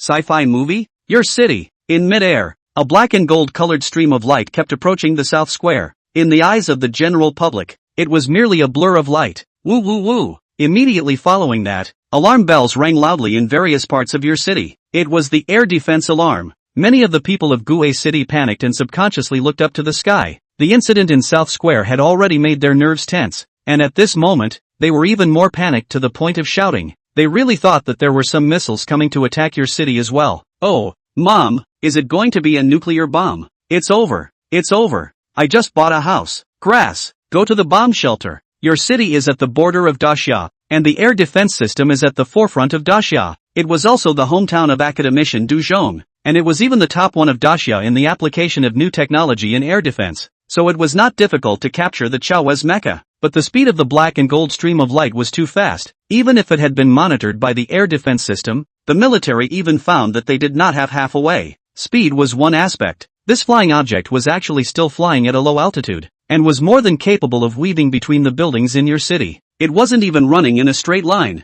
In such a situation, not to mention intercepting it, following behind and eating the exhaust would not even be able to eat the fresh ones. Brush. Hoo. Soon, the people discovered that after the black and gold-colored stream of light, there was also a light red stream of light that was much slower. Even those with sharp eyes saw the end. Holy crap, that's a mecha. A mecha that can fly. The cries of alarm attracted more people's attention, and those who were burying their heads to run into the air raid shelters, and those who were hiding in their homes and shivering, all probed their heads to look towards the sky. The mech that glowed a pale red seemed to be still slowing down. As the first person raised his cell phone towards the mech to take a shot, more and more shots disliked the mech in the air. It didn't seem like the end of the world if it was only the mecha that triggered the air defense alarm. Wait, a mech? Something from a sci-fi movie? Ha ha ha, good good good. In the crowd, an old man holding a long-barreled camera suddenly burst into old tears. He usually just leisurely wandered around, taking pictures and looking at the scenery, just wanting to muddle through the rest of his life like this. He was already old. A lot of things were already understood without people saying them. He could see that Daxia was going to fail. Surrounded by great powers, Daxia was just Daxia, and there wasn't much that was special about it. And if there was, it was only the 5,000 years of inheritance that the rest of the countries didn't have. In the entire international environment, Daxia also has only a few allies, even if the former Daxia, in the international one call. But Daxia has to face too many enemies too strong, even to face the domestic turbulent hearts and minds. But now, he actually saw a symbol on the mech in the high-powered camera. A dragon. A 5-clawed golden dragon. It was the symbol of Daxia. It was the totem of Great Xia. This mech, it's Great Xia's. A mech. A mecha that can fly through the air. He's old, but he's not an old man who can't read or understand anything. A mech that can fly. It's a technology that's absolutely impossible to realize internationally. Grass. Daxia was hiding a secret weapon. Hey, son, I said, it's nothing. I'm not crying. I'm just yelling at you. It's time to have a baby.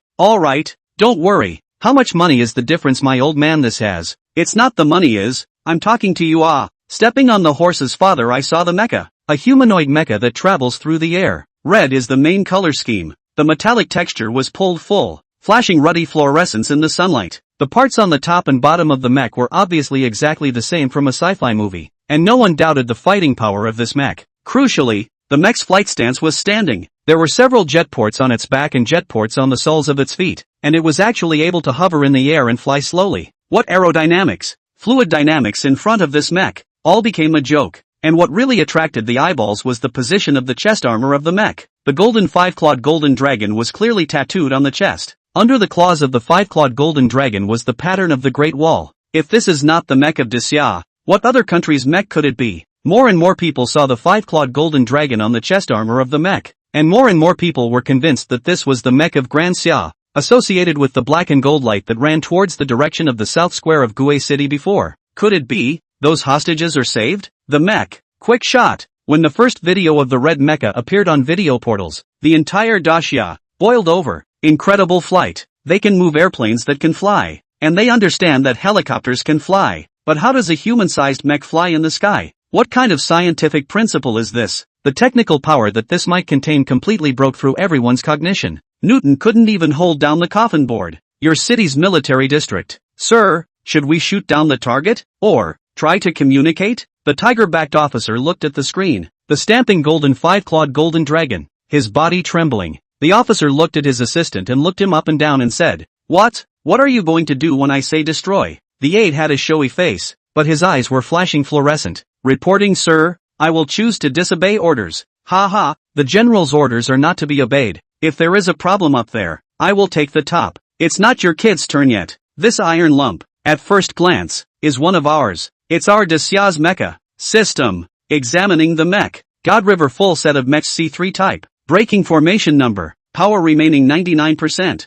Brain computer connectivity 81%. Wrist armor, taser V3, pulse boost G3, chain laser cannon V3, chest armor, pulse boost G9, super acceleration M2, mini shoulder cannon E2, laser heavy cannon V2, head armor functions, micro signal shield, micro sonar scanning, switchboard submodule. The leg armor is equipped with pulse boost G7, super acceleration M2, and external flight plate. In mid-air, he was wearing a full set of broken formation, with his feet on the flight boards, and following behind him was the Divine Flame, whose impulse boost was a few notches higher than his, and which could fly at low altitude without the flight boards. At home, there is also an Imperial skyship. If it is not too suitable for today's situation, he high and low also have to bring out a steady hand. But apparently, having the broken formation ship was also enough. Especially heard the ear-piercing air defense alarm. Simply let the back of the Divine Fire number to stay waving, lest really take him as what UFO shot down. That big 5-clawed golden dragon wasn't so big that he couldn't see it, was it? In his field of vision, the holographic screen displayed all 360 degrees of the surrounding area in front of him, with data constantly pulsing, the temperature and humidity of the air, or the parameters of the various parts of the mechs, or even the condition of the other mechs,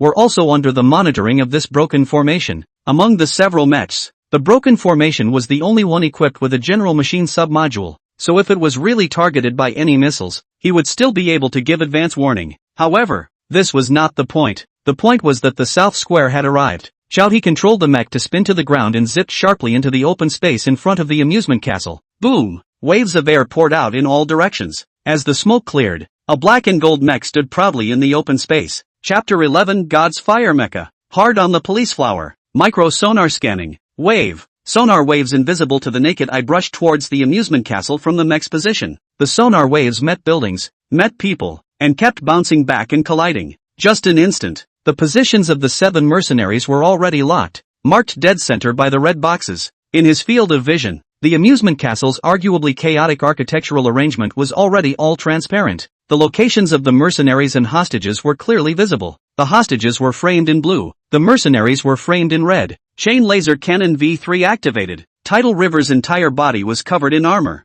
And at this time, without half a word of nonsense, he only stretched out his arms. Immediately after, 10 miniature gun ports opened up at his fingertips. Red light instantly converged on the fingertips. Brush, brush, brush. 7 rounds of red light were instantly excited. The next moment, Chow he wrapped up his work and left, stepping on his flightboard to fly in midair. But he thought of something and flew back. The mercenary isn't dead yet. It can be saved. Ask how the Divine River life armor is in their hands. Chow he opened his mouth. His voice processed by the head armor. A bit of electric texture. But the general timbre did not change. Then he crouched down, braced himself on the ground with one hand, and then flew away. The entire process was just 2 or 3 seconds. No one reacted. He Yiming was close by and didn't react either. Throughout the entire process, he was the closest to the broken formation, and no one felt the terrifying aura coming from the broken formation more than him. His senses told him that it would only take an instant for that thing to crush him. It was flooded with a cold chill. It made his sweaty hairs stand up. Just that voice. Tide River? Just really is Tide River? Quickly, go look inside. Someone finally came back to his senses and shouted loudly. Soon, police officers and soldiers rushed in. All 13 hostages were rescued. Each of the 7 mercenaries had their chests pierced by lasers, a small hole whistling and leaking, and they had all fainted to death as the officers effortlessly pushed the mercenaries onto the vehicles. Even the 2 mercenaries wearing the Divine River life armor were still in the same position, with the same wounds. The Divine River life armor that could withstand the machine gun saving shots couldn't withstand that laser for a moment. As for the mercenaries, save. Of course they had to be saved. That mecha controller had said to ask how the Divine River life armor was in the hands of the mercenaries. Even if no one was directing them, at this moment, everyone defaulted to following the mech's words, even if they were now as puzzled as they could be. Not panicking, looking at the look on the top, the phone was smoking. They should be even more puzzled than they were. Among the 13 hostages, there was a hale and hearty old man who walked out with the support of 2 officers. Mom! Mom! Ah! Little treasure! My little treasure! Several pairs of mothers and fathers embraced each other. It was then that the reporters outside finally remembered what they were supposed to do. That old man was Dasha's academician Du Zhong. Interview. What? The police officer is blocking the interview. Then interview the police officer. What? The police won't talk about it. Then interview the officer. What? The officer doesn't know anything? No way. We can't ask him to death without any information. As long as they get today's interview, they'll have their year-end bonuses for 3 years. The reporters are in a frenzy. The mech that came out of nowhere is definitely a super big explosion. However, the foreign journalists who had been gloating a bit before had a bad look on their faces. They had taken the order to come here, knowing that your city would be stumped with a big trouble, and they were all waiting for Dasha to make a big fool of itself. But it actually turned out to be like this. For a moment they were a step slow. Around Officer He and a few police officers, they were already surrounded by Dasha's reporters. It was hard for them to squeeze in. May I ask, Officer He? You were hit by a sniper rifle but were fine. Was it because of the Divine River life armor? May I ask, Major Zhang? Do you know the relevant information about the mecha? May I ask, little brother? Are you married? May I ask, Officer He? You lean closest to that black and gold mech. Was he talking to you at the end? One question after another slammed into He Yiming, making him dizzy, and when he glimpsed Rulan walking out nicely, he could only pretend to make a fierce gesture. His mind was in a mess. Just wanted to pull out his pockets to get a whole mouthful of cigarettes. But he thought that several pockets were turned over and the lighter was gone. He was even more confused. The army people confirmed that they were fine, and most of them had already withdrawn except for the people left behind to protect the old academician Du Zhong from leaving. So he and the police officers under his command were under the most pressure. No, he could have refused the interview. He Yiming's eyes lit up. Alright, the police are refusing the interview for now. If you want to know the specifics, come to your city court tomorrow. Ah, it isn't. How can you refuse an interview? Officer He, even if it's just a sentence or two, why wait for tomorrow? My phone must be ringing off the hook. Compared to the clamor on the reporter's side, there was a corner of the South Square where a dozen or so burly men poked their heads in, but it was a bit quiet. It's Big Brother, right? I think it is. He took old He's lighter along with him. I saw it clearly. What did the brothers say? No, he took 2 of our lighters and 1 of Lao He's, so he doesn't have to ask for it back, right? You're stupid. I'm talking about the mech thing. Do you not want to drive it, or you don't want to set? This thing, we have to wait for the nod from the military region. Maybe we won't be able to touch it in our lifetime? The dozen or so strong men were naturally He Yiming's comrades. Their emotions today were simply up and down. Knowing that the maker of the Divine River Life armor was in your city, they had gone to drink in high spirits. When the incident of mercenaries taking hostages occurred, they rushed here even during their vacation, but they favored drinking today, so what could they do if they came? That kind of remorse almost called for them to fling themselves in the face, but the black and gold mecha came out of nowhere, and in just an instant, it took care of all 7 mercenaries. It simply made them look foolish. It also cleansed them of their guilt, and the last thing the mech said before leaving was clearly Chowie's voice. Wait, what's that? There's another one. A crimson divine fire mech arrived late, cruising around the South Square, pulsing jets of flame from its back and feet, and brushing up to Wakabashi's head. Then it closed in. Hoo-hoo! The mech suddenly accelerated, followed by the mechanical arms. It scooped up Wakarashi and brought him into the air in a flash. Ah! Ruolin shrieked. The police officers below also exclaimed. He Yiming pushed aside the crowd of reporters and ran towards Ruolan. At this moment, mid-air, the crimson godly fire suddenly opened its mech from it, which was empty. In a clicking and rumbling sound, the mech opened itself and sucked the mid-air Ruolin into the mech. To be exact, it was the shell of the mech that unfolded and retracted in layers, wrapping around Ruolin's entire body. Now, it was Ruolin who was in the mech. The godly fire mecha, which flew majestically just now, was dancing around in mid-air at this moment. Ruolan was confused. How could she not be afraid in mid-air? Looking around, it was a 7 or 8-story building that was flush with her. The fear of her feet stomping around but not being able to step on the ground made her cry out. The constantly flashing data in the field of vision and the constant voice prompts from the switchboard added to her panic. Don't be afraid. I'm Chao He. This mech can fly. This switchboard is a bit unintelligent. After the command set earlier is replaced by a new command, it actually doesn't cancel it. I have to go back and study the code. Chapter 12, Peeping Tom Girls? 3 lines of civilization. Do you know how I've spent the last 3 years? I've been learning physics and chemistry and wiring and explosions and spaceflight every day, and now I have to do it all over again?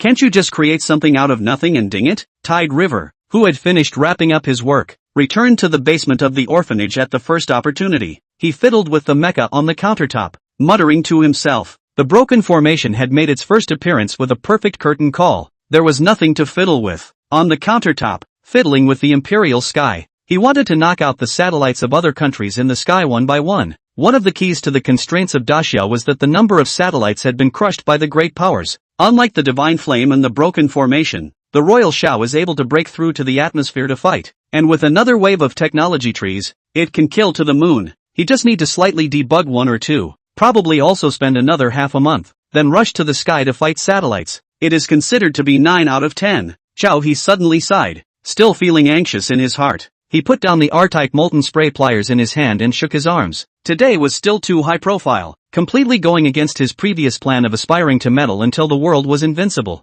There was a fatal flaw in the Royal Shao, which was that the Royal Shao, like the Divine Flame and the Broken Formation, did not have a stealth function. Without the stealth function, if he really wanted to spread around, the heavens didn't even know how long he could live. Not to mention going to fight satellites, directly disliking the mechs to the sky. That is clearly telling everyone to hurry up and come to Dacia to strangle him to death. In the event that one day the attention of the great powers is attracted, direct nuclear bomb sweeping the ground is also not impossible. The good news was that 3 years after obtaining the Super God manufacturing system, he had finally activated a new technological civilization line. Mecha belonged to the technological civilization line. The one that was activated now was the cultivation civilization line. There was another civilization line that could not be activated yet, called the undead civilization line. Chao He put down the work in his hands and pushed open the Imperial Sky Mech lying horizontally in front of him. In a split second, the work counter contracted into the cavity of the wall and spat out a new countertop. But instead of the square metal countertop, it was an antique wooden table. The mottled marks on it, a circle that resembled a haloed wheel of years, had a few hints of a calming feeling. On the wooden table,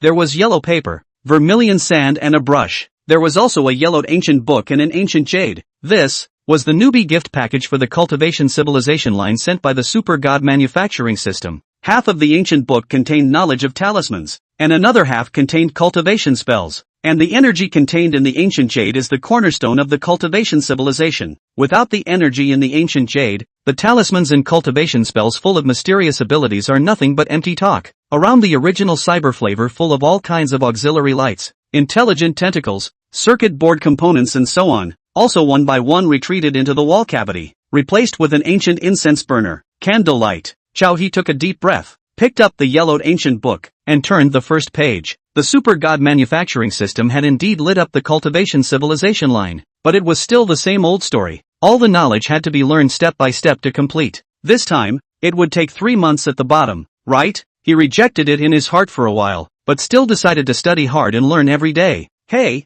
no, it can still be like this? This talisman, can it really work? Fruitful? Righteous Father, Tide River Shallow studied it for a while, and immediately felt that things could work. This talisman actually had the function of peering into the surroundings. Wouldn't that mean, if he gave away the talisman he drew, he would be able to spy on what that person eats, drinks, and does on a regular basis? This is simply evil. Holy, there are talismans with invisibility functions. I've come to my senses. The Manhwa Earth, the weak and the strong. Don't blame me for coming up with this. Chao He lifted his brush, dipped it in vermilion sand, and drew on top of the yellow paper with one stroke. At this time, the world outside had long since swirled with heavenly waves because of his mech, and he still sank his heart, and in his eyes, there was only the yellow paper and vermilion sand, and only the arcane Taoist mantra. Soon, the first talisman was completed. He closed his eyes and pinched the spell to feel the operation of the spell formation in the talisman. With his body and mind that had been strengthened by the system now,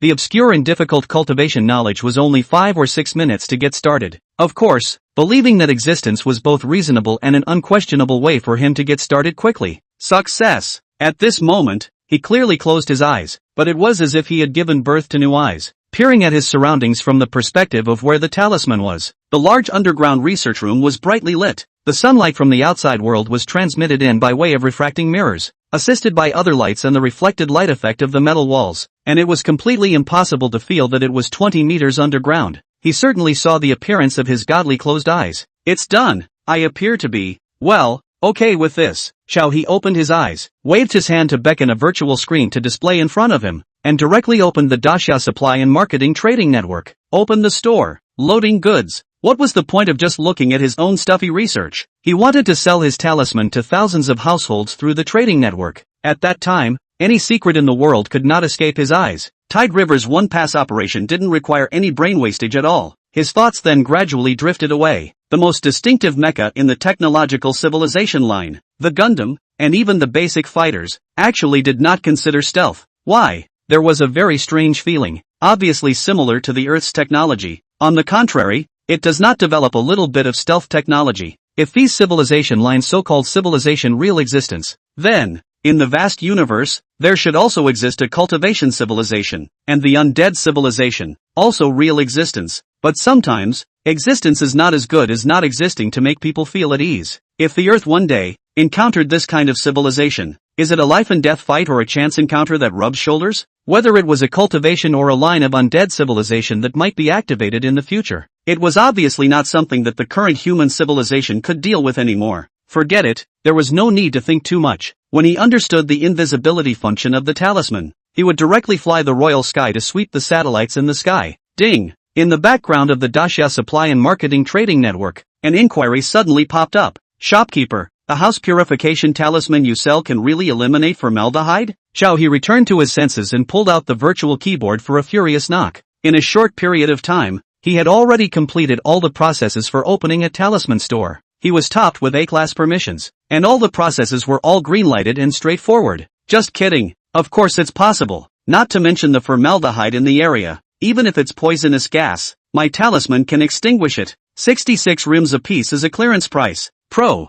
hurry up and place your order. If I'm delusional, you can report me as fake. Look at the avatar of the inquiry. Or a cute girl. Tide River mood. The girl with the avatar must not be a net map. His sixth sense is sometimes very accurate. At this time, in a building in Shangjing, a childish young girl looked over Chowie's small store, couldn't help but laugh. God, what era? Actually someone dares to go against the wind. but also talisman in addition to formaldehyde. A report store have to seal it. Chapter 13, Hiss. Really spied on. The entire webpage of the small store was really simple. Hanging in the trading network even looked sketchy. The strange thing was that the ranking was ridiculously high. She wasn't even searching accurately, but she instantly saw that the store had swiped to the top of the list. There was nothing else in the store except for the introduction of a few talismans. Insect removal talisman. Repel insects and mosquitoes. Sleep with peace of mind. 33 rims apiece. Only 1 day's time limit. House cleansing talisman. Clear mind and clean house. Eliminate formaldehyde. 66 edge of A. On the Guangzhou Shenzhen package. Drunken immortal charm. Stop anxiety. Start from me. 99 edge A. Shopkeeper jump price. Sword charm. Match with the wooden sword. Coaxing children sharp weapon. 199 A.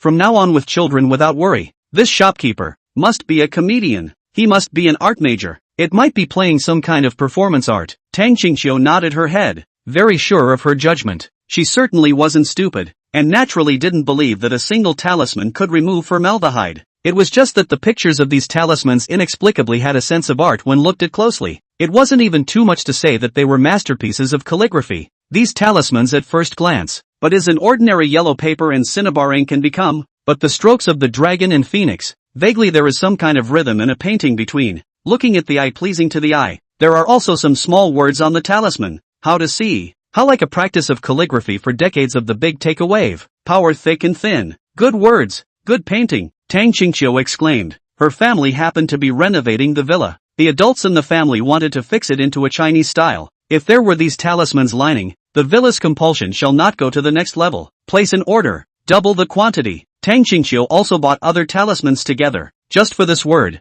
Just for this painting. It's worth it. Ding. Ding. Ding. Chow he watched a flurry of ordering messages in the background, and his tiger's body shook. He clattered his hands on the virtual screen and tapped furiously. Silly sister. You'll see when you receive the goods. It's guaranteed to be good. Silly sister. I'm going to mail it to you now. Ah no. Sister. Ahem. Silly is a term of endearment. The one called pro is the one that fools you as a fool. Daxia's courier industry had been ferocious and continued to be ferocious. Even from the southernmost city of Gue to the northernmost Shangjing, it was at most half an hour. Chow he also moves fast. A slip of effort to get the courier done. Less than half an hour. Chow he flipped through the ancient books and could feel that the talisman had arrived on the ground. It was being unwrapped. He peered into the outside world through the talisman spell and saw Tang Qingqiu's face from a distance of thousands of miles. Ah, pajamas? No, messing with my Dao mind messes with my Dao mind. I actually just wanted to try the effective range of the talisman. This. The girl was as he thought, not very old, but her tall figure was dressed in a purple nightgown, which was exceptionally alluring. Tang Qingqiu received the courier and immediately unwrapped it. Her posture of bending down to unwrap the courier even exposed the greatness of her chest. When a bunch of talismans were placed in front of her eyes, she still couldn't help but sigh. This is such a good word. Better than my grandfather's writing. With that, she put the talismans aside and turned around to change her clothes. When Tang Qingqiu took off her robe, Chow he, who was thousands of miles away, closed his eyes. But the images were still clearly displayed frame by frame in his sea of consciousness. In the sea of consciousness frame, the robe came off. Tang Qingqiu didn't rush to put on her clothes. Instead, she looked at herself in front of the mirror for a long time, her mouth muttering in dissatisfaction. Hey, having grown so big and never had a proper boyfriend, what's the use of being white? Every day I'm alone. I'm a bit tired of it. I want a man. I want a man. I want a man. Really want a man. Tang Qingqiu seemed to be annoyed for a while, then rested, and actually just went through the room without an inch of clothing. A moment to put on a makeup. A moment to drink a glass of water. A moment later, she let out a strange murmur into the mirror. It took a long time before she changed into a vibrant short-sleeved short denim, showing off her long legs and went out. Chow he saw from the beginning to the end, and his nosebleed flowed out when he saw the back. How can the peeping function of this talisman be so outrageous? Your city to Shangjing, almost the southernmost and northernmost part of Daxia, can actually be spied on with the talisman. Then if he sold his talisman to the 50 states, would it still be visible? If this came to fruition, wouldn't it be even more awesome than Prism Sect? Who would have thought that sticking a talisman could also be spied on? Direct technology line crushed. Chow he stabilized his mind and continued to peep. No, to observe, to gather information. He felt that Tang Qingqiu's child didn't seem to be an ordinary family's child. Tang Qingqiu was making a call to go out. Grandpa, are you still over at the villa? Okay, I bought something to bring over. You'll love it. No, I didn't spend any money. Tang Qingqiu pouted. Her grandfather was an old scientific researcher in Daxia. The state gave him a generous treatment, but he was stingy, wearing several sets of clothes that were more than 10 years old, patched and still wearing them. Her grandfather always told her not to spend money. Where she is not spending money, she is to promote the national economic cycle. Or maybe, today also helped a comical art students earn the first bucket of gold online. Tang Qingqiu quickly rushed to the front of her family's villa. The villa had only begun to be renovated, and could not yet be inhabited. Several workers were busy in the villa. Her grandfather, Tang Xinghua, stroked his white beard and was sitting on a stone chair with a little old man, talking about the world. The two old men were drinking self-brewed tea and wiping their sweat from time to time. They seldom surfed the internet on weekdays, and naturally did not know about the incident of mercenaries breaking into the territory of your city. Not to mention the monstrous waves on the internet at this time because of the emergence of mechs. Even at this point, it was only an hour before the incident occurred. Tang Qingqiu strides her long legs and walks to the villa. The little old man without a beard she'd seen just a few times, but he wasn't a stranger, and was also an old national treasure of the research institute. Grandpa good, Grandpa Chen good, Tang Qingqiu greeted obediently. When Tang Xinghua saw his granddaughter arrive, he was smiling just a moment ago, and immediately made a face. Yo, what strange things did you buy again today? Although Tang Xinghua spoiled his granddaughter, but also cannot see her spend a lot of money. As for this villa, but the country to send, if not for the thought of a large family, when the villa is renovated, a large family can live together and make fun. He will not accept. The villa is costly just to look at. It would be better to donate the extra money to those who need it more. Tang Qingqiu pouted her lips and said unhappily, earned money has to be spent and again, where do I buy strange and weird things indiscriminately? Yo, still sophistry, which have sophistry I bought something today grandpa must like it. Tang Xinghua still want to educate his granddaughter, which thought his granddaughter came up and hugged his arm and couldn't stop shaking and pampering.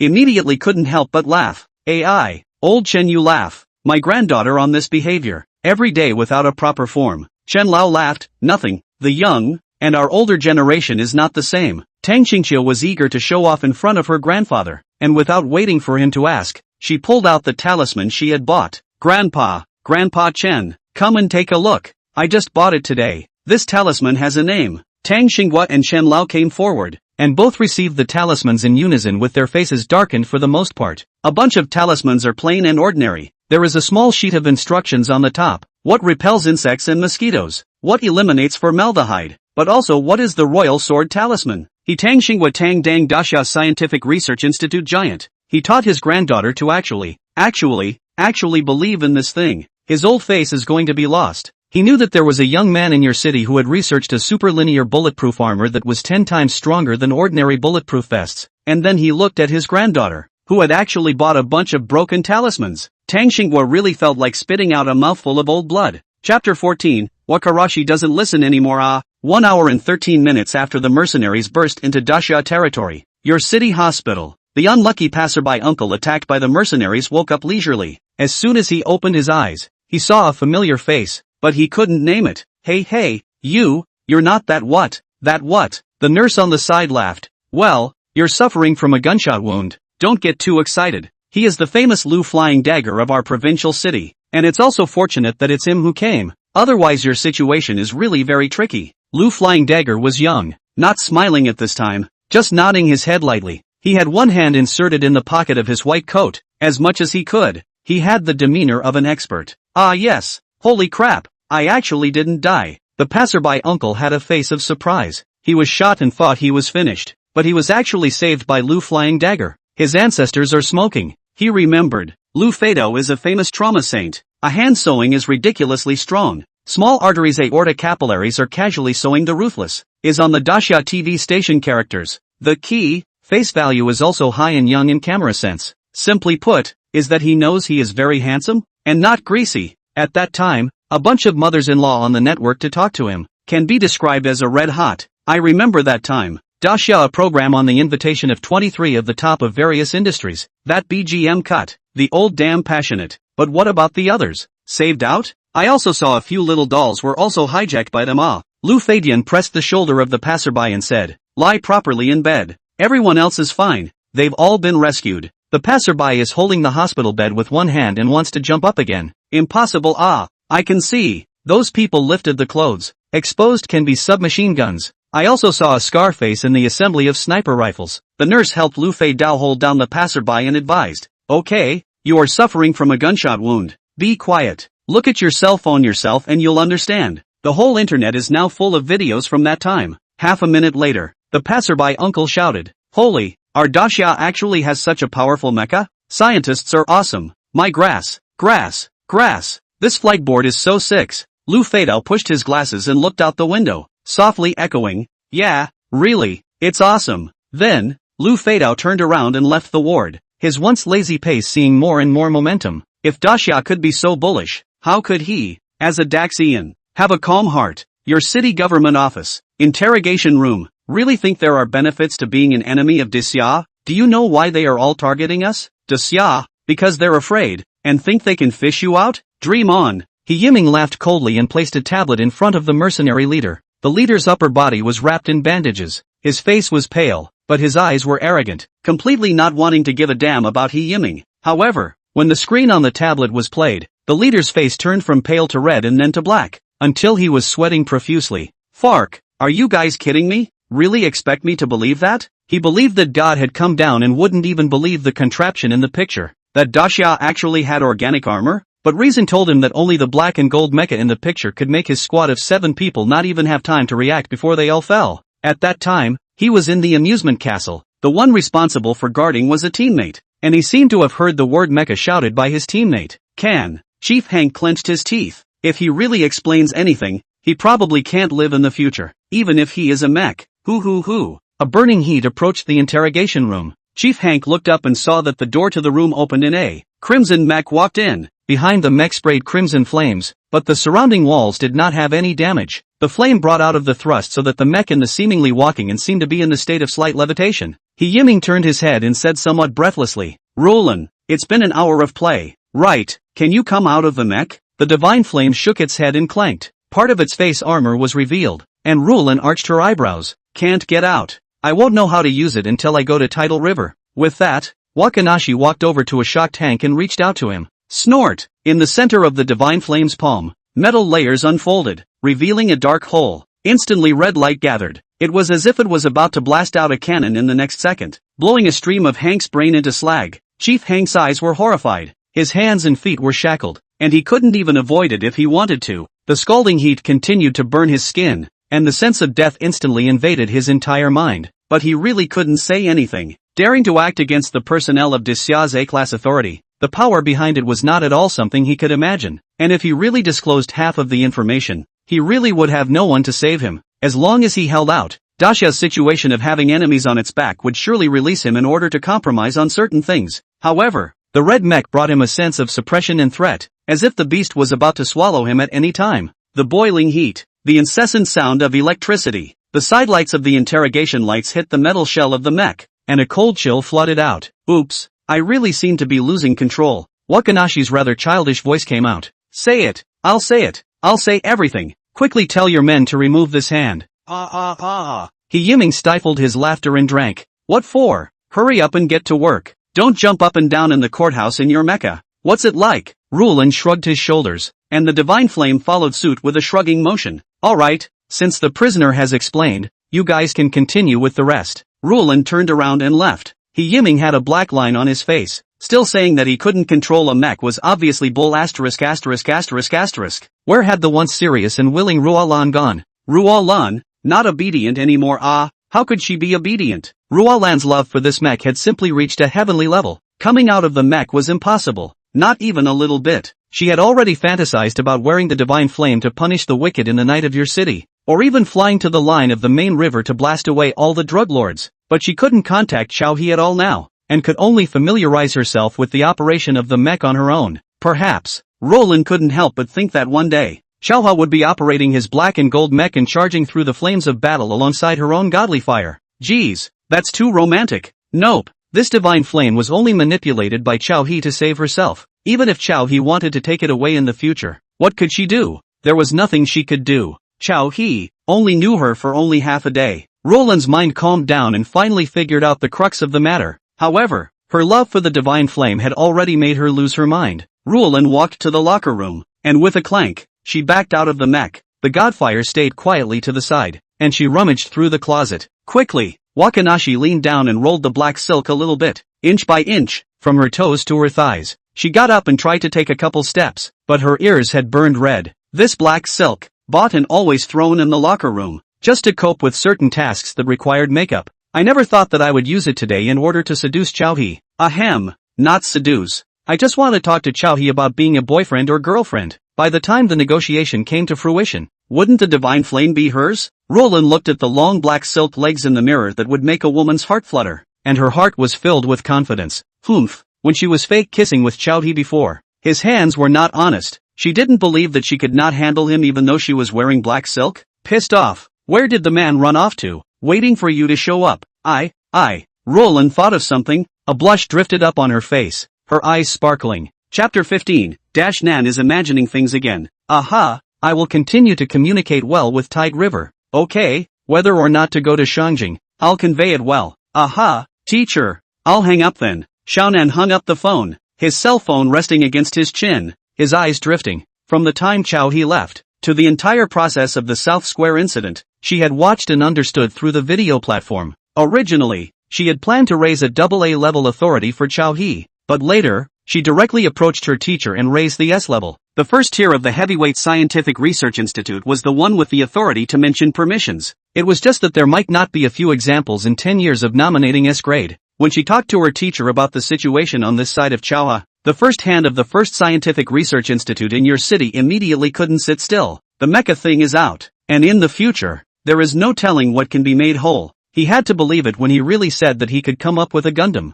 Mecha. The back represents too many things. It was a full set of technology that could be put into actual combat. Just on the video to show the ability to fly, laser cannon attack power, the ability to lock 7 mercenaries at the same time, but also in the clutter of the building. And no hostages were injured at all. The combat power of this one mech directly crushed hundreds of heavily armed soldiers. Such a mecha coming out of nowhere was comparable to a person rubbing out a 20th generation machine with his bare hands, giving people a trance-like feeling of unreality. Talent, genius, wizards, who else could this be if not S-Class? So, one phone call after another. The whole of Dacia then had a big action. Surrounding provinces mobilized a military force, to your city as a position to guard, and then to have a mercenary raid. The official hat can fall a basket. They are satellite-less, but fewer satellites, then stare with their eyes one by one. The mobilization of a military force, naturally, cannot escape the satellites of a group of powers. Many countries' foreign ministries suddenly jumped out, solemnly protesting against Dacia's militaristic behavior. If Dacia didn't stop the mobilization of military power and didn't submit an application to the international, they were going to carry out even more severe economic punishments. The great powers naturally did what they said they would do. Over the years, Dacia has just been walked over by economic blows from various countries. In the past, Dacia would compromise. Even many of the populace pessimistically believed that this scene was going to happen soon. But this time, Dacia's reply was simple. How our own country wants to mobilize its military is our own business. If there is a problem, feel free to continue protesting and we will hear it out at our discretion. Ha, Dacia, when did it come back with such a stiff upper lip? At this time, from the upper echelons of Dacia, a long order came down, which if translated into the vernacular would be, find Chowhee as soon as possible and bring him to Shangjing. The authority is not S-Class, it's triple S-Class. What are the people in your city doing? Why are they telling us that they don't know where Chowhee has gone after such a long time? Quickly, you have to find Chowha. If he doesn't want to leave your city, then make it the national capital. The best air defense and troops will be pressed into your city. Anyway, find it quickly and make sure it's mass-producible.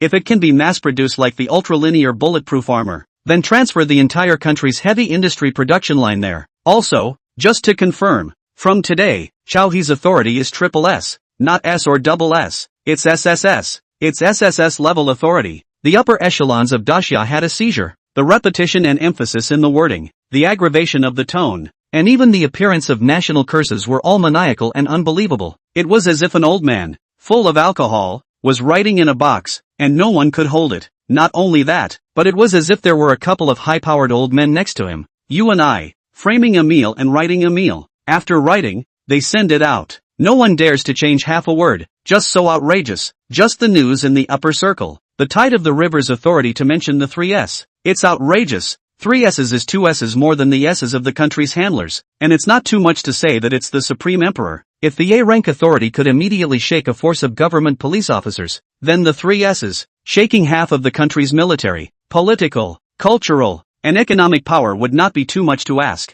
Even, one could ignore moral issues. For the 3 S's, what moral issues? That is at best a matter of personal proclivities. SSS only existed in the rules, but the SSS class authority that no one had ever obtained. This day, appeared in Daxia, when Xiaonan, who had gotten the news, her brain was already completely unable to think. 1 second she was comparing her husband to Chao He, but the next second, the Chao He authority was directly added to SSS. What could be more magical than this? No more, absolutely no more. SSS level authority means everything is green lighted for him, as long as he doesn't commit treason. Green light through and through. As long as he doesn't commit treason. Green light through and through. As long as he doesn't do anything harmful to the country. It means that if Chao He looks at her, even if she is married, even if she refuses to, as long as Chao He looks at her, then it won't even take half a day before she might appear on Chao He's bedside manner, and then her husband might get a little spiritual comfort. Or maybe, Xiaonan swallowed a mouthful of saliva, her brain buzzing.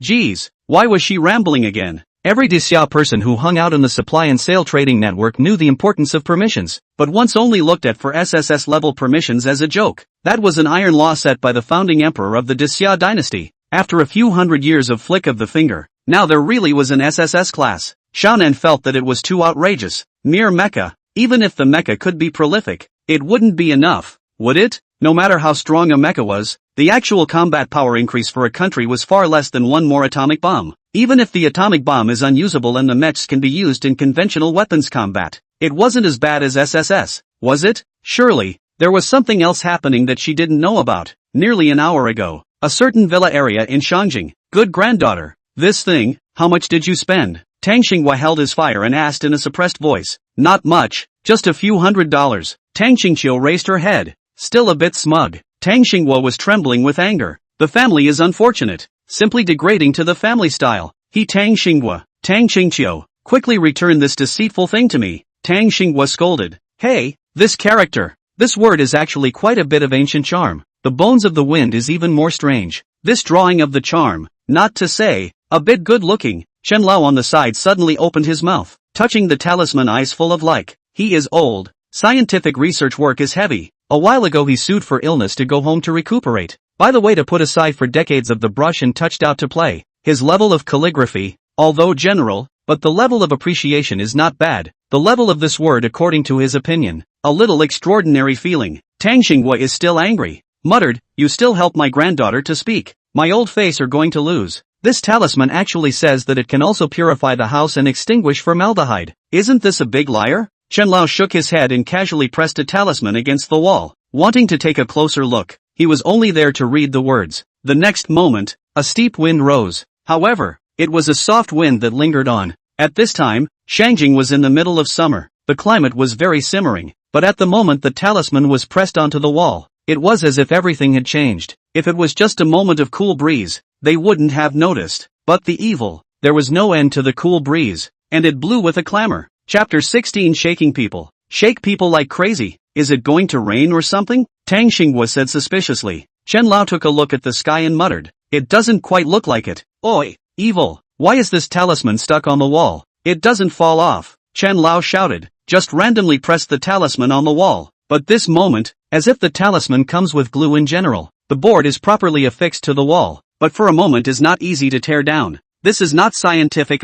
Chen Lao could not help but say. Tang Xinghua went up and carefully rubbed the talisman affixed to the wall, returned to the head and other talismans turned all over, also did not see a trace of self-adhesive glue. He frowned and said, Old Chen, have you noticed? The smell of paint that you could smell just now seems to be all gone now. The old two looked at each other, their eyes filled with astonishment. It was too similar. Their research institute had many projects to study, and one of them was the magnetic field. There were many natural magnetic fields in nature, which could often affect the temperature and humidity between small areas, causing large differences from their surroundings. But they couldn't tell them that the current change in the environment was because of this talisman. Could they? It was too much bull. Tang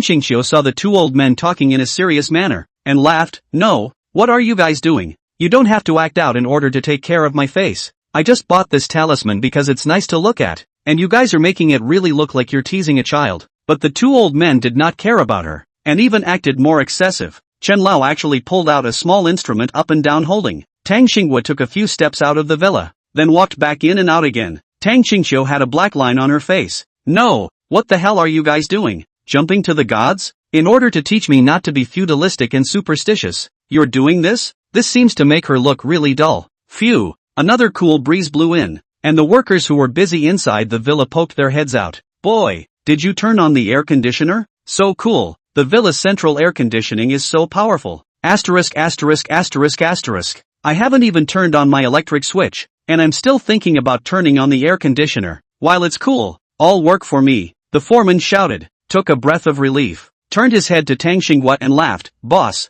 you see, we can work numbly. Wait, Tang Xinghua suddenly opened his mouth and called out to the foreman. Masters go back to rest first today. When we have to renovate tomorrow, I'll notify everyone. Don't worry, the wages are not less. Just now, the data from Chen Lao's small instrument that tested the magnetic field came out, confirming that there was an abnormality in the magnetic field here. The magnetic field that can be formed naturally is very rare to be found in the whole of Daxia, and there are only a dozen of them so far. And there are only 3 places that can have abnormal magnetic fields for a long time. And these 3 places, nowadays, can all be guarded by scientific researchers and the military, and have very great research value. The workers quickly left. Tang Xinghua and Elder Chen had made calls to shake people up. This villa could have an abnormal magnetic field, even for a short period of time. It was worth studying. It was now recognized by academics all over the world that whichever country could take the lead in researching the technology of magnetic fields would be able to hold the economic and even military discourse for the next 30 to 50 years.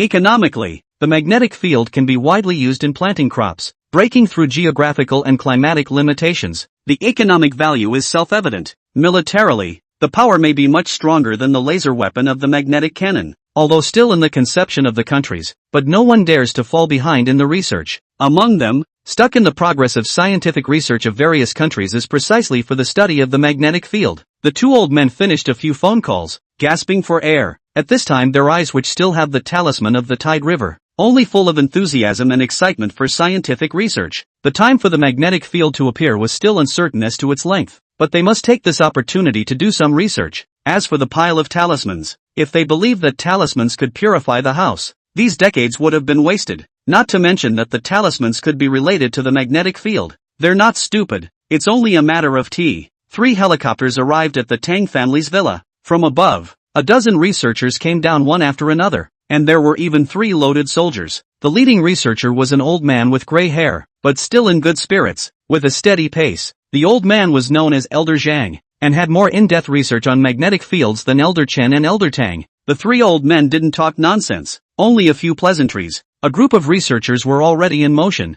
moving many instruments down from the helicopter. 2 soldiers stood at the villa's gate. The military man in the lead was still shaking people by the looks of the call. Tang Xingqiu instantly understood that things were big. With this time staring at a bunch of old men doing research, she might as well roll back under the covers and sleep. But wouldn't the talisman she bought be for nothing? Come on, bring it home first. When the villa was going to be decorated, there really is a magnetic field. The alpha waves are abnormally beating. The value far exceeds the Kunlun cave. No, even the value of Tianshan cloud top exceeds it. Report, the collapse value of the magnetic field is greater than 3 digits. Conservative estimation, the magnetic field can last at least 14 days. A group of young researchers excitedly reported, surprised voices rising and falling. Elder Zhang stretched his neck. The values of several instruments he looked at one by one, and suddenly slapped his thigh and laughed. Good. The fluctuations of this magnetic field are more active than all the magnetic fields we've had before. Everyone, even if you give me 24-hour stares, you have to research something for me.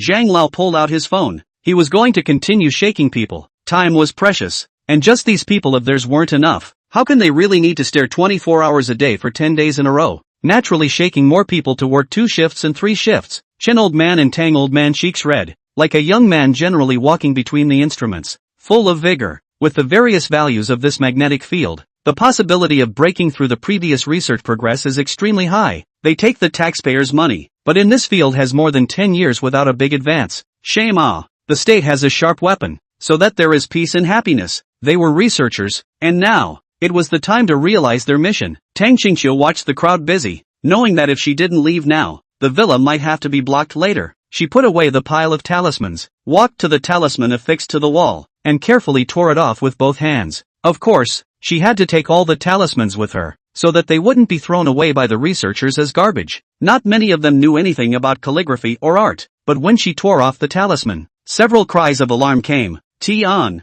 how did the magnetic field suddenly disappear? It can't be. It was fine just now. How did it disappear? Holy, is there something wrong with everyone's instruments? A minute later, all the instruments still couldn't detect any sign of the magnetic field. The researchers were in a mess. Elder Zhang's face was even whiter as he fell to the ground, seeing that he was about to die. Fate. It's life. A few days ago, he found out that his days were numbered, and he only thought that he could bring up the next generation in his last days. But he didn't realize that the opportunity for a scientific breakthrough was in front of him today. He thought it was God's favor, but it was a joke of God. No one noticed the corner. Tang Xingqiu looked at her cell phone. ID God River's large A-level authority, and the talisman in her hand fluttering in the wind. She just take off the talisman.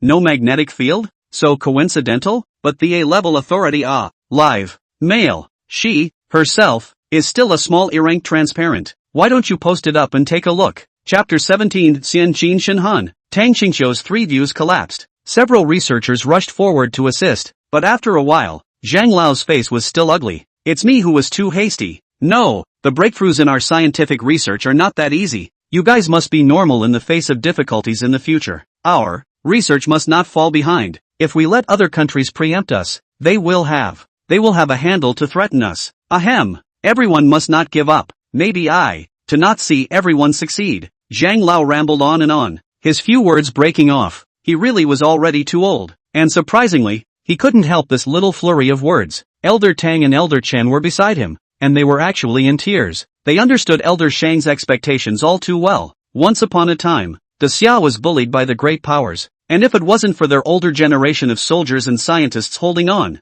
there wouldn't have been today's prosperous world. However, the great powers' heart to kill them was not dead, and they had no way back. All the ways they can think, can try. Only surrender is absolutely impossible. Surrender? From the moment the land guns were moved to the ships, from the time the warplanes were used as the last missiles, from the time they fought their way up to a company with a mortality rate of 500%, there was no trace of the gene for surrender in them. Tang Xingqiu witnessed everything, with 3 parts admiration in his heart, yet there were still 7 parts astonishment. The timing was too coincidental. How was it that she had just uncovered the talisman and the instruments all failed to detect the magnetic field? Otherwise, would she try putting it on again? Have faith in science. How could that guy with the ID called Divine River really have divine means? Tang Xingqiu reattached the talisman to the wall. Snap, ding, ta-da. Several instruments suddenly stirred, pointers swaying and values jumping. Report, the magnetic field is restored. A researcher roared at the top of his voice. Zhang Lao, who was about to die just now, leapt up and pounced in front of the instruments, shouting, "Ha ha, the great summer's national fortune is here. I, Zhang Tianfang, will make a magnetic cannon before I die to see who is the great power." Snap, ding, report, magnetic force fielded again. The researcher was dumbfounded. This has never happened before. How can the magnetic field suddenly disappear again? This is not scientific. Zhang Lao stretched his neck, feeling like he was going to lose his breath. Snap, ding, ta-da. Soon, the pointers of the various instruments swung, the values jumped, and the magnetic field was there again. Just as quickly, it was gone again. The crowd stared at the instruments, taking one look at one without a squeak. The magnetic field came and went. Their 3 views were collapsing. This was completely contrary to their previous research on magnetic fields. Elder Chen calmly said, "The way I see it, perhaps this is the idiosyncrasy of this magnetic field. It comes and goes, and perhaps there is a bit of a pattern to it." Elder Zhang recognized, the plan is as usual. Boys get cracking. At this moment, Tang Xingqiu silently took her cell phone back into her pocket. A minute ago, she had sent a message to Chao's small store, and had actually waited for his definite reply. Her 3 views were about to collapse. Tang Xingqiu, little brother of the store, the talisman you're selling,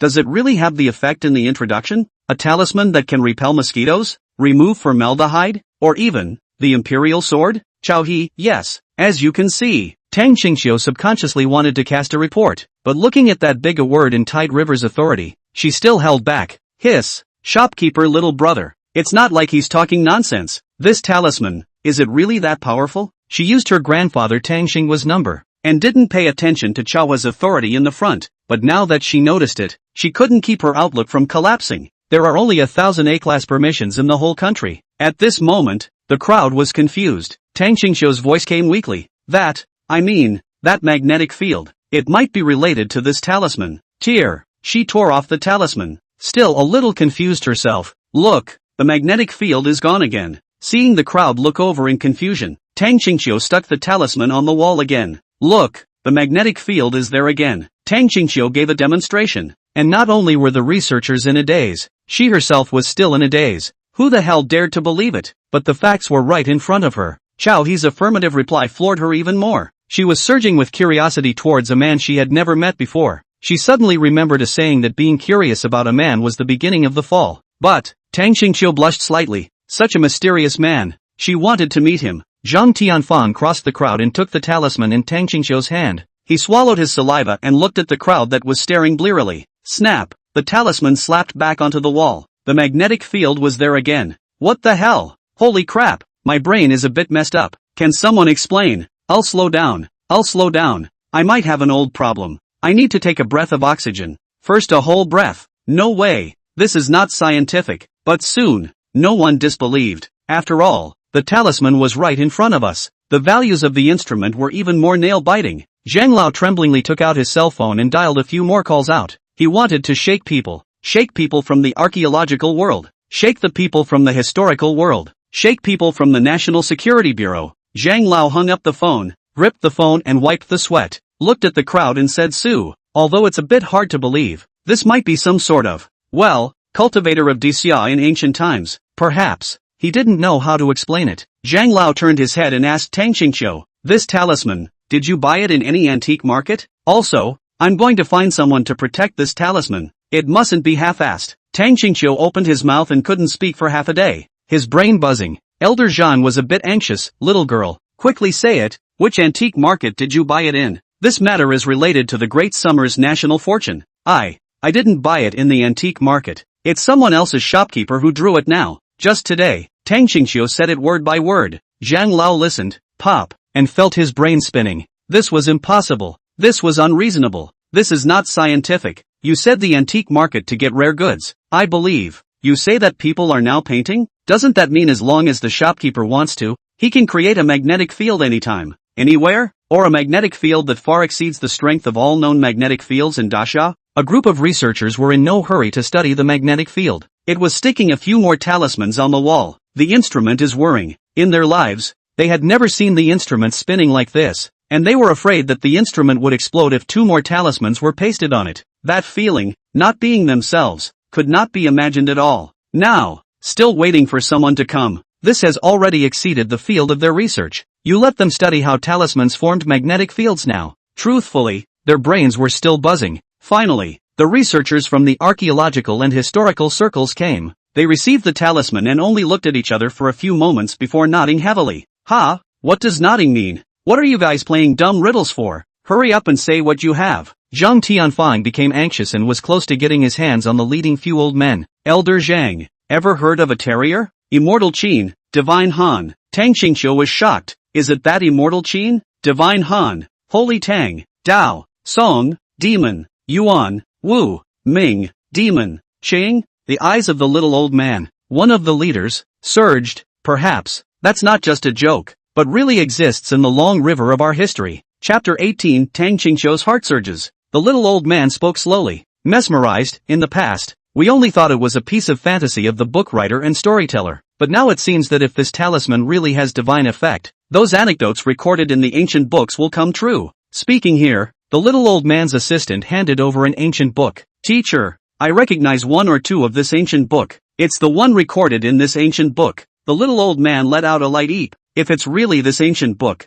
then this great CI is really going to change the sky. That's a world that ordinary people can't imagine. The little old man continued to speak. More and more researchers came over, lest they missed half a sentence. The reason why science is always on the way forward. It is never stuck in the same old rut. An era has an era of science, even if the science of the last era is backward, or even subverted. But the backward is science, not them. A person present, listening to the heart, but also imaginative. Tang Qingqiu listened to the side of the heart is even more surging. Immortals have the ability to move mountains and fill in the sea, turn their hands into clouds and turn their hands into rain. and have the power that ordinary people can hardly reach. However, or the difficulty of inheriting the Taoist system, or for other reasons, what can be passed down in daxia is just a bunch of folk stories that can only be considered fantasy. But now, the talisman with mysterious power has appeared. Re-examining that section of fantasy folktales, even the scientific researchers present, and even military personnel cannot help but perk up their ears. Great Xia, several thousand years of history. It had always been the key that the people of daxia relied on to sustain themselves, the foundation that connected their hearts and minds. All of this, Tang Qingqiu only slightly understood and was only slightly shocked. What really shocked her was the fact that the immortal cultivators, none of them were long-lived and had the skill of residing in the face. It was rumored that Peng Zhu was nearly 900 years old. It is rumored that the human emperor in ancient times was often 1,000 years old. Live long even if, the key to the 4 words of the face of the art, let Tang Qingqiu a little top. If the immortal is true, if the means of cultivating immortality was true, then if she found this divine river and learned even a little bit of immortal law, then she would still be afraid of aging. Then she was still afraid of aging. Fear of losing her figure when she gets older. The temptation in this regard was simply overwhelming for her at her current age. What man, what heaven's pride. All she could think of now was the words resident beauty. Bang bang bang. Her heart beat faster. Her cheeks flushed. Her body couldn't help but tremble. She was now going to find this person, Shen He, worship the master and learn the art. Tang Qingqiu retreated behind the crowd,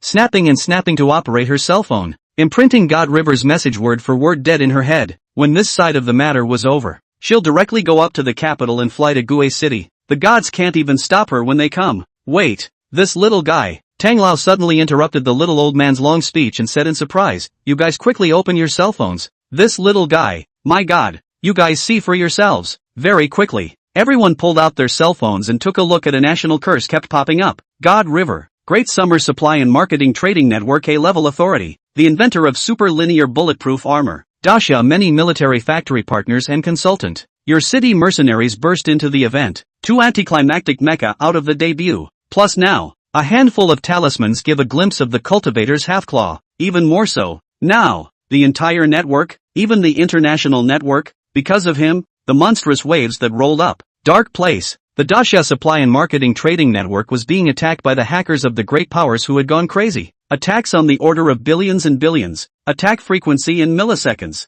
It wasn't the first time that the Great Summer Supply and Marketing Trading Network had experienced hackers messing around, but it had never been as violent and crazy as this one. In a short period of time, D-level Redditors, C-level Redditors, and even A-level Redditors have come online to fend off the attack. At the bright side, countless netizens in daxia are on the intranet and extranet, looking around for people to catch pairs to kill, maybe in a small corner of a comment, leaving tens of thousands of comments on the battlefield. If you don't like the hassle, you can directly fire the map cannon wildly. The netizens of the great powers were mocking the Mets as nothing more than toys, special effects, a self-induced hoax by daxia, and the people of daxia were at full war, generating a volume of hundreds of thousands of comments per second, and Raleigh ripping through the network. Blackie, keep making a scene. Blackie, bark again. Come on, the video is on your head. Have the balls to analyze it frame by frame. Said it was special effects. Trouble, also do one for me. And then give me with a few foreign mercenaries as a backdrop. I can also add money. Yo, this is a dog jumping over the wall, really waiting for our Southern Heavenly Gate plan to materialize. You guys shall not wet your pants. As we all know, the South Heavenly Gates plan, Cheng Shadow tactical mechs have been out of the VCR. As if this mech, or a scaled-down version of hey, this can't sit still? See, can't hide it. Hey, I wanted to hide it again, but I didn't think they were still unafraid to send it to the door. Ahem. In addition to the Chang'ing tactical mech, there are also the Luan Bird Empty Sky Mothership, Xian and Empty Sky Unmanned Battlefield. There is also the White Emperor Fighter. That is to say, we all know the matter. You only know? I just finished working overtime, slept for 12 hours and got up. And our daxia has become a great power? Don't say. Now how to feel a little bit of the meaning of the great powers. Countless comments on the network as if smashing a stone, swinging out countless ripples, even if it is no longer past the network of people, but also gradually noticed the state of affairs of the different past. Shanjing Villa this, the little old man a popularization, but there has never been a sense of attention. Previously, although the status of history, archaeology is okay, but always a bit of grandma and uncle do not love the feeling. But now it is not the same. It was obvious. It was very possible. The immortal cultivation recorded in the ancient books of daxia might actually exist. Gentlemen, do you still remember the rules set by the founding emperor of our great Xia dynasty? At that time, the Great Xia Supply and Marketing Trading Network hadn't been established yet, but back then, the wind had already blown out. Whoever can rebuild the Great Xia's fame from thousands of years ago, he can take that position. The man in the little old man's mouth was the founding emperor of Xia, a man who was as wise as a demon, and whose military achievements were like those of a god. At that time, that man's status, no need to say more, and to be able to blow this wind, was that man as early as that time? Was certain that some of the history recorded in the ancient books of the Grand Xia must be true. What do you mean? Tang Xinghua looked at the sky, which was precisely cloudless.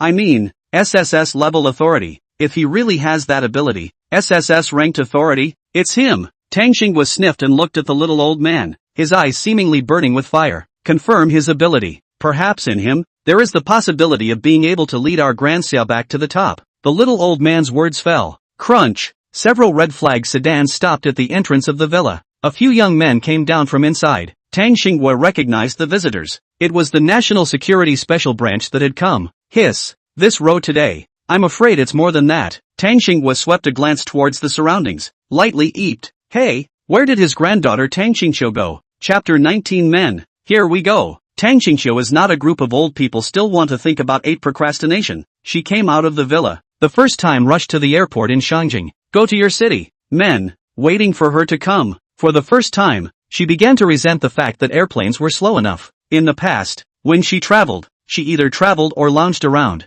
never paying attention to a bunch of troublesome processes before the flight. This time, she was really a bit impatient. In particular, a woman next to her was clearly out of sorts. She was sitting on the most recent flight to your city, and she finally caught up with it in a hurry. But the plane stopped hard when it was only starting to take off. A minute later, Tang Xingqiu looked out the porthole. This woman carrying a gray backpack hurriedly boarded the plane. Sitting next to her, what kind of background could make an airplane that was about to fly stop and wait specifically for her? What authority? ENN. I know. I'll make sure carefully. Yes, regardless of the results of the test, I will stay by God River's side and assist in the follow-up. ENN. Understand. The plane is about to take off. I'll turn off the phone first. The woman spoke on the phone, and Tang Xingqiu perked up her ears to listen. Sure enough, her sixth sense was really top. This woman, too, was running towards Chaohua. Stealing a man from me. I'm Tang Xingqiu.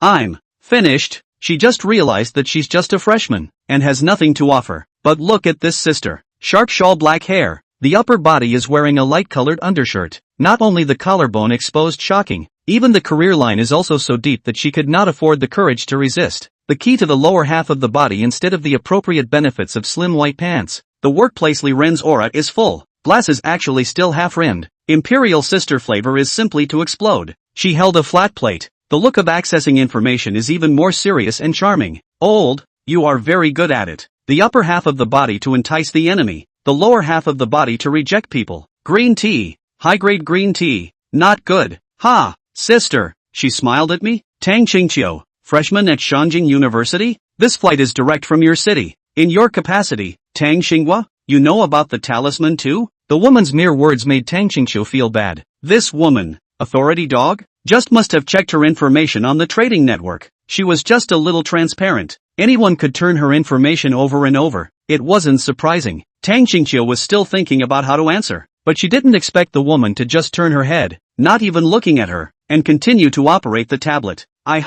What did that mean? Not taking her seriously at all? This sister, it's a bit infuriating. It's all about going to look for Chao He. What are you bullish about? Tang Xingqiu was suddenly enraged and got up to go find the stewardess to borrow something. A few minutes later, Tang Xingqiu back, but stepped on the black silk back. Would have been wearing jean shorts, with the thighs exposed a circle of white-black silk. But also this VIP cabin there is no mail. Otherwise, absolutely must cause a little stir. Old lady, not just to rob men? Do you think I'm afraid of the old lady? Right, where was I? By the way, my name is Xie Qinghe, National Security Bureau. Xie Qinghe's eyes changed from the full aura of the party, and she actually had a feeling of being a natural nerd. Wow, sister, you have a nice leg shape, and it's long. Can I touch it? Xie Qinghe said, literally bracing herself and touching towards Tang Xingqiu's long legs. Tang Xingqiu was dumbfounded. She had just intentionally curved her legs a bit in order to pose, doing her best to show that her legs were long and perfectly shaped, but this time,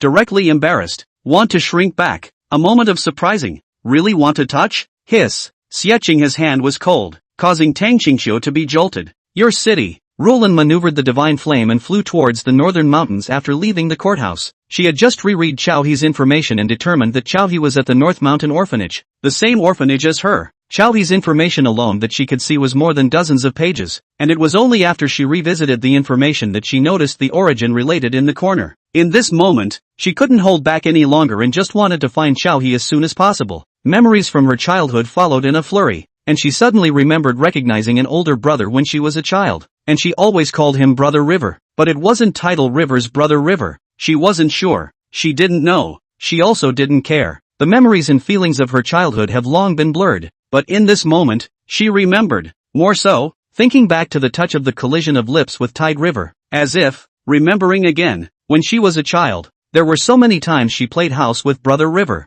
She was his wife. He was her husband. Just played the kissing game. It was a child's game then. But now, thinking about the mech now, but she was still wearing black silk. Ding ding. Possibility of tracking detected on the Godfire. Pilot's attention. Immediately, Roland saw floating data and drawings on the transparent mask. It was obvious. There was a vehicle at the bottom that had been following her. As she looked downward, a corner of her vision followed and zoomed in, instantly seeing the driver's seat. It was Xiaonan. What was Xiaonan doing following her? Excuse me, do you need to access communications? The voice of the mecha's switchboard came out in an icy cold manner. It fiercely made Roland blush again, and she herself could feel the hot mist pounding into her nostrils. The scent of her freshly sprayed perfume was the one that ruffled her own feathers. This mech, it had been peeking into her mind from start to finish. It really is. Never mind. Peeping was peeping, and the switchboard was owned by Tide River anyway. What's the harm in her coming directly and openly? She was just looking for Tide River to talk to her friend. Access. Xiaonan, what are you following me for? Roland's voice rang directly on Xiaonan's cell phone. Xiaonan was only slightly surprised before she laughed. Sure enough, the functions that the mech is displaying right now are just the tip of the iceberg. She stepped on the gas and glanced at the divine flame in the sky and laughed. Well, there's no need to sidetrack. I'm guessing you're going to look for Chao He, and I, for one, just happen to have a little something to do with him as well. Roland frowned and maneuvered the divine flame to fly higher. Xiaonan, what are you looking for Chao He for? She certainly didn't want anyone else to get in the way when she was looking for Chao He, especially with her current outfit. When she came out of the mech, anyone with a discerning eye would be able to tell that it wasn't the look of office work. I'm looking for Chao He. Of course it's some men and women's things to talk about. Such a handsome young man, I also want to know more about it. Xiaonan smiled lightly. The seatbelt strangled her chest, revealing her proud curves. Even if Roland flew high enough, this scene, she could see it clearly through the mech's high angle of view. Xiaonan, if I remember correctly, you're already married,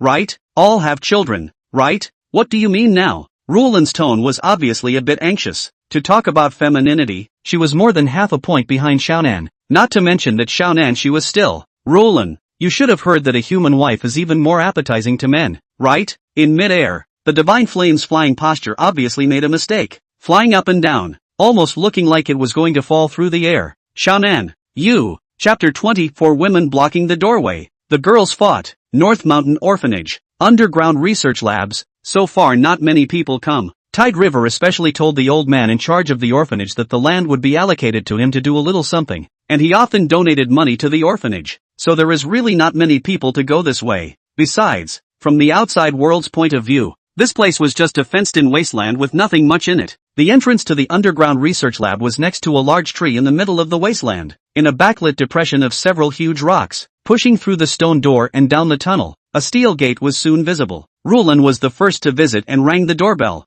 Xiaonan followed closely behind. Right behind them was the combination of Tang Qingqiu and Xie Qinghe, looking like they were still melting cha-cha-cha, talking and laughing. Following the footprints left behind by the two Xiaonan, they also looked over. From the first moment Roland approached, he knew, as his only manufacturing center, this place had long been built as solid as gold, and the surveillance even extended to the entire orphanage. Chao He Cat's in front of the surveillance screen. It felt like his head wasn't normally big. What happened? How suddenly four women came straight to him? Obviously, there is an undercurrent. There may even be hidden killers among them. What faction? What purpose? What battle strength? Have to guess one or two. Can he just let anyone in? Impossible. What's happening? I'm a bit panicked by such a battle. The intelligence switchboard is really very unreliable. How could it leak my location to Roland? Chao He frowned tightly. The switchboard was the switchboard and the system was the system. The switchboard was a switchboard that was manufactured using the system's research materials. It was almost the top manipulator of his entire line of products. And most of the switchboard's code was a direct copy and paste of the Super God manufacturing system.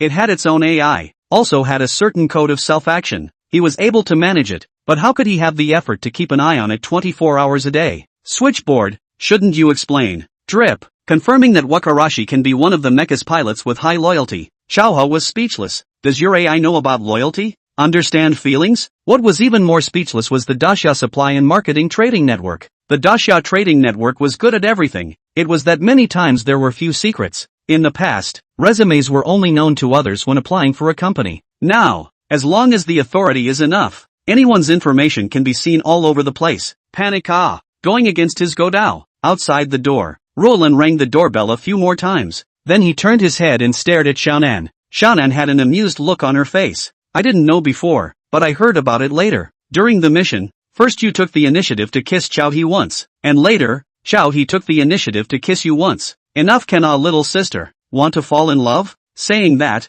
Xiaonan also looked Roland up and down. Just these few glances, Roland looked and felt her ears red again. TSK. Xiaonan's two tisk-tisk sounds made Roland's cheeks suddenly burn. You've sprayed on this perfume too. Little sister, I suspect you. Roland interrupted her and said sharply, Old woman, what do I do that you have to care about? She regretted stepping over a pair of black silk. It was also bumped into by Xiaonan, so shy that she really wanted to find a crack in the ground to drill into. Humph, you're already married and you still want to come and seduce Xiaonan? If you have this time, why don't you go back to breastfeeding? Does your husband know? Roland returned the favor, glaring hard at Xiaonan. There was more of a sense of being like an enemy, even as a human wife. One must admit that Xiaonan's unpowdered appearance should be the type that many men like. With her knitted brows, her smile, and the way she raised her hands and feet, she had a kind of charm that people couldn't move away from. Bad woman, you don't abide by the ways of women. Ha ha, well, it's more exciting for the husband to know, isn't it? Xiaonan felt even more amused. Roland's skin is so thin,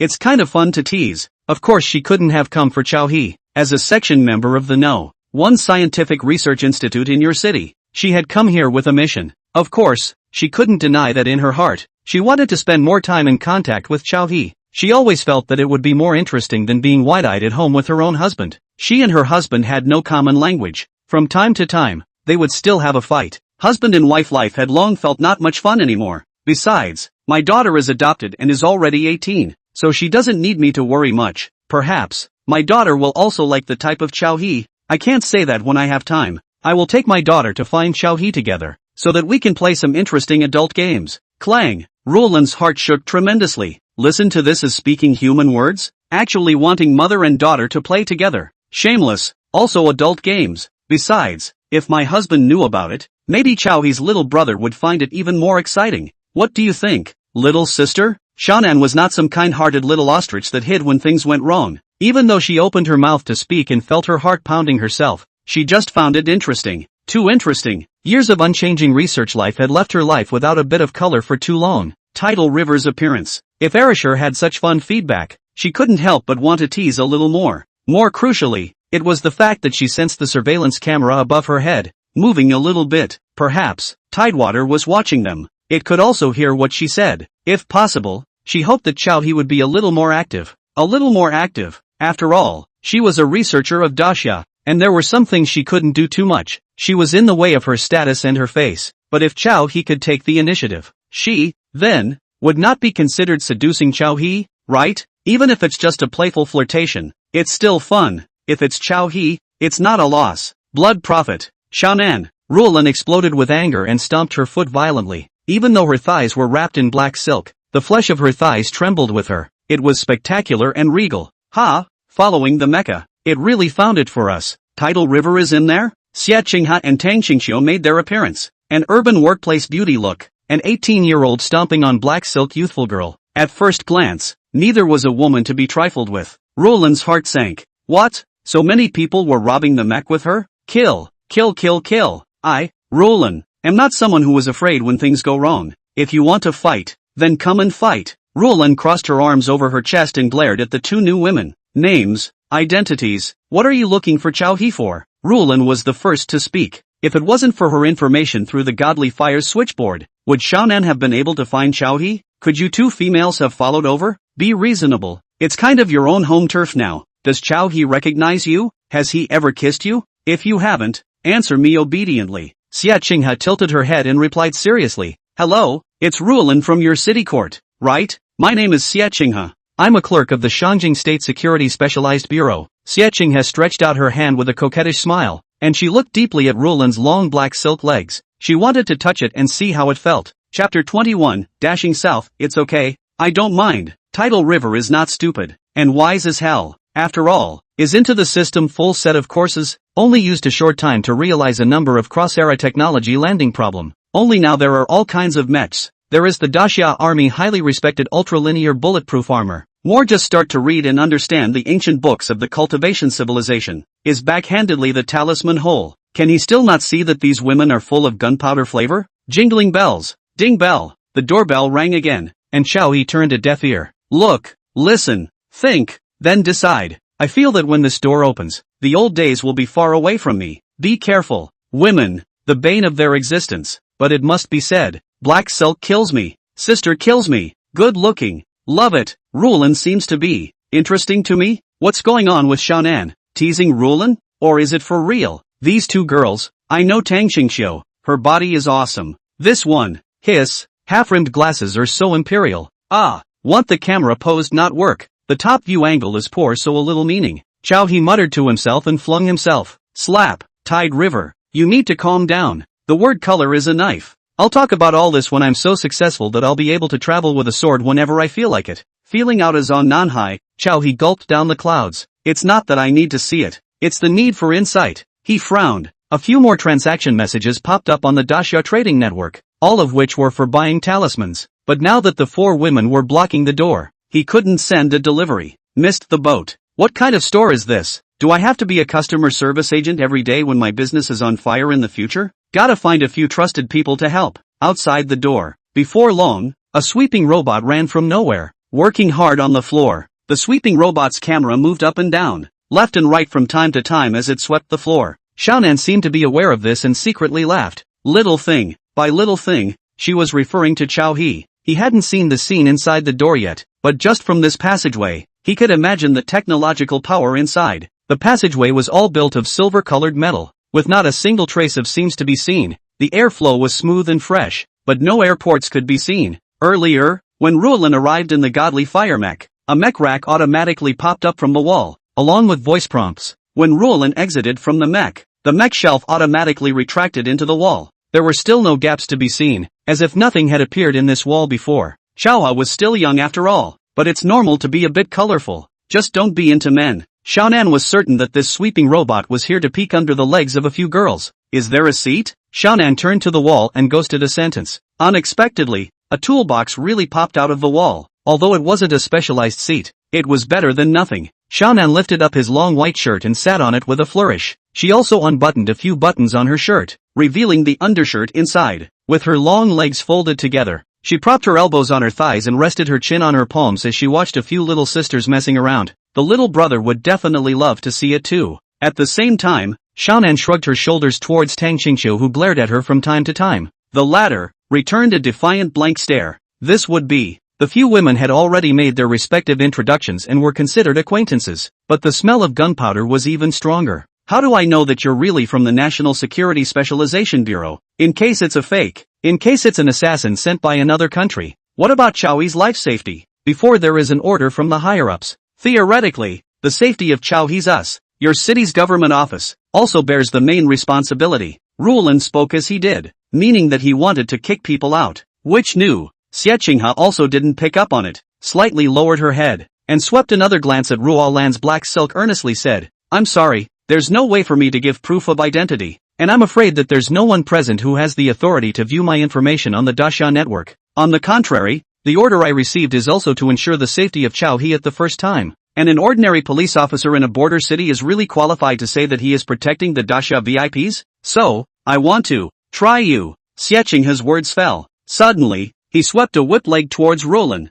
The sound of the whip was intense. It was like a large white stick sweeping across. Ruolan subconsciously raised her hand to block. Boom! It's blocked. Ruolin took a step back with the force. she was very surprised, always feeling that an inexplicable force surged out from that whip leg, jumping up and down in her body. Her breathing slowed down by half a beat. You, again! Xia Qing has suddenly lunged at Rulan. It was already a stone's throw away, and this violent lunge directly pressed down on Ruolan's upper body. The two females almost met lips and teeth in midair. The next moment, Xia Qingha plunged one hand into the middle of Ruolan's legs, and with a smooth hand against Ruolan's crotchbone, Ruolan lost her balance, and her entire body fell backwards. Ah! Ruolan shrieked, even more mortified. Xia Qingha whirled around, and in a very short period of time, her hands climbed from Ruolan's calves to her thin waist, in time to drag the force of Ruolan's backward fall. Little sister, you still have to practice. Xia Qingha had a slight smile. The feel of her hand just now was really good. She was satisfied. Rulan violently pushed Xia Qingha away, unable to fight, but it always felt like something was wrong. The entire thigh still felt hot and spicy. The residual warmth of Xia Qingha's palm still lingered on it. This scene, Tang Qingqiu saw it. Xia Qingha was clearly running to touch Ruolan's thigh. This woman, truly, I'm crying my eyes out. Of course, Chao He also saw this scene clearly. It's good that they didn't really fight, but we can't just let them fool around. His delivery hasn't been sent yet. At least it can be determined that these few women, there is not too much malice. Of course, the key in the time just now. He suddenly realized that his authority in the Daxia Supply and Marketing Trading Network had risen to SSS level. The exact reason would be studied later. At least he could now read Xia Qingha's information in a clear way. It was indeed someone from the National Security Specialization Bureau, and it was one of the very few talents who had a talent for Qigong cultivation, which was why the combat power had easily crushed Rulan. It's time to open the door. Chao He crushed the butt of his Zhong Nanhai cigarette in the ashtray, got up, and walked towards the door. Thump! The metal door opened. The four women looked at Chao He in unison. Chao He smiled and said, "Come in and sit down. Say something quickly. I'm still busy working." Xiaonan was self-conscious and didn't greet her, taking the lead in the door and whispering into Chao He's ear. "Little brother, did you just use the sweeping robot to sneak a look at me?" Chao He was momentarily embarrassed. This can still be discovered? Impossible. It's fine. Sister doesn't mind. So, am I good looking, or are they good looking? Xiaonan exhaled like orchids, teasing Chao He's cheeks a little hot. Chapter 22, Little Brother. It's been hard all these years, hasn't it? Xiaonan walked past Chao He and her white index finger tapped his brow. Smiling, she didn't say anything more. She also didn't have the heart to think more about those strange things. It was just a glance. This underground research room gave her a very big shock. The sense of contrast was huge. The orphanage outside was just the look of an ordinary orphanage. Playful children, slides and seesaws all around, surrounded by grass and trees. A few buildings, not too tall or too short, were not seen to be old, and many teachers were busy with the children's next meal. But here, just one glance made her draw a cold breath. Built of pure metal, partitions were mostly made of glass. Many blocks of work areas each with their own characteristics. Clear cyber style, full of the flavor of money and technology. Compared to her one scientific research institute in your city. There were actually multiple places that made her want to kneel down when she looked at it. Exaggeration. It was as if the place she walked into wasn't from this era. It was the world 100 years later, 200 years later. 3 fully automated production lines. One carried out the fully automated pouring of the mech's outer shell, clearly a purely metallic material, but when it was being poured, it had the feeling of liquid flow. Once the material was poured, it had the sensation of solid metal's morose coldness and the dense mist of some kind of spray gun, and then it was sent to the next work area by the assembly line. What material? What technology? Xiaonan, take a look at a not pit sound. A mecha weapons manufacturing, assembly production line, stun guns, laser cannons and so on, in their respective workbenches were manufactured and assembled. Another is the manufacture and assembly of mecha auxiliary equipment, radar, sonar, etc. The completion progress is also constantly shown on the computer display, in addition to the 3 fully automated production lines. What was more was a slightly cluttered handmade area. No fully automated equipment. Bits and pieces of tools and materials were placed all over a bit. It was completely impossible to see what was being worked on. The amount of tools was huge. The amount of materials is also cumbersome. The sense of generational difference in equipment was also obvious. There were some tool areas that seemed to have been tossed around for a few years, leaving many mottled traces on top of the equipment and grounds. Xiaonan reached out and touched a glass wall that had long since been weathered by an explosion, and a bloodstain that was already very faint. Xiaonan seemed to see a moment when Xiaoha made a manufacturing mistake and the explosives burst, injuring him. She looked back, and Xiaohe was only a few steps away from her. "Little brother, all these years, it's been hard, hasn't it?" she blurted out. Chow he sniffed, the corner of his mouth twitching slightly, his eyes flashing slightly with pain. It was hard work. The first day he got the system, he was excited and screamed. But what followed was a sea of knowledge far beyond his imagination that had to be poured into his head. The system could not be created out of nothing. Saying it was a system, it was more like a library that recorded a civilization for thousands of years. He, alone, needed to light up each and every skill point on the vast sea of technology trees. Not only is it difficult, it was even more lonely. At that time, not to mention mechs, even some gadgets needed to be made first before building a mecha. Things that were not available in this era. 24 hours a day. He hated sleeping only 2 or 3 hours a day. There were too many problems to overcome. Tired. Very tired ever. Xiao He and Xiao Nan's eyes met for a few seconds. This scene, Tang Qingqiu saw it clearly. Highly skilled, advanced green tea. This was the epic boss in front of them. Thinking back to what they just a few girls were doing, they would scream awesome.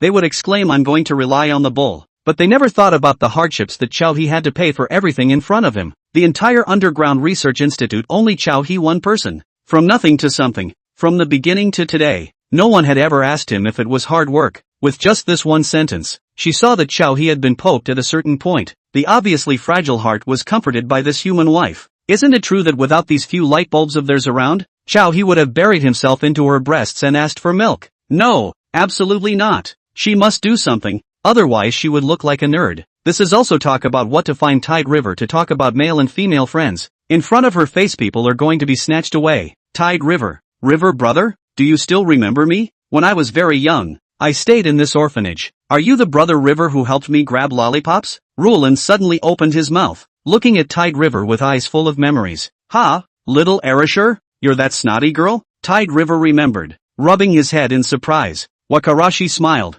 Before, she was snotty, but, I'm still the one who changed the bedsheet with you when you wet the bed. Otherwise you'd be laughed to death by those little boys. Ha ha, Xiao He waved his hand. I didn't realize that after being separated for so long, you're still in your city. What the hell? A childhood friend recognizing a childhood friend? Tang Qingqiu was shocked. What else did she want to do? This policewoman directly typed 4 twos. What can she do? Tide probably doesn't even know who she is. This battle hadn't even been fought yet, and half of it had already been lost. Xiao He, I've already confirmed with the Shangjing side. In the future, I'll be close to you 24 hours a day to protect you. If you don't have a problem with it, you can confirm the return on the Grand Xia online. And if you're not satisfied with me, the Shangjing side will send out someone else as well. As the only SSS authority person in the Daxia dynasty, you can mention any need you have to me, and I will satisfy you unconditionally. It's any need, unconditionally satisfied. If you don't feel at ease with me, you can also install surveillance on me, so that no matter what I do, you can be the first to know and see it. All SSS permissions? When was that? And 24-hour close protection? Anything you need? And surveillance. You want Chiyu-ho to be the first to know when you take a shower? What about your rake? That's what you're doing. Then what do I do? It's a bit redundant for me to stay here. Tang Qingqiu stepped on the black silk legs a little embarrassed friction. Xiao He was still digesting the information. Xiaonan followed closely behind, saying slowly, it's similar on my side. On behalf of your city's first research institute, I will assist you in all your endeavors in life. She had already confirmed that the mecha could indeed be mass-produced. This point alone was enough to gain the support of your city and even the entire country. Xiao He wouldn't reject her, right? With a deep look at Xiaohua, she looked away, as if he would definitely agree. Also coming. By the way, don't worry about my husband. I can get a divorce if you need it. Of course, if you want to stay undivorced, I can always stay undivorced. Xiaonan added. Nope. What does this wording mean? Straight up two big and small kings blowing up out of the sky? Are you a decent guy, playing wife play? Tang Qingqiu was shocked beyond words. She was directly stupid. Who am I? Where am I? What am I here for? What am I going to do? Chapter 23, Humph. You old women. Tidewater was confused. Opened the door. For the first time in its history, the underground research lab was welcoming guests, and all of them were still feeling like they refused to leave. Tang Qingqiu was even more confused. At least she's a human wife. Is there any morality? Don't you want to be a bit reserved? I think it's too many people here, isn't it? No one wants to roll in bed, right? At least is the National Security Bureau of people. There is no arrogance.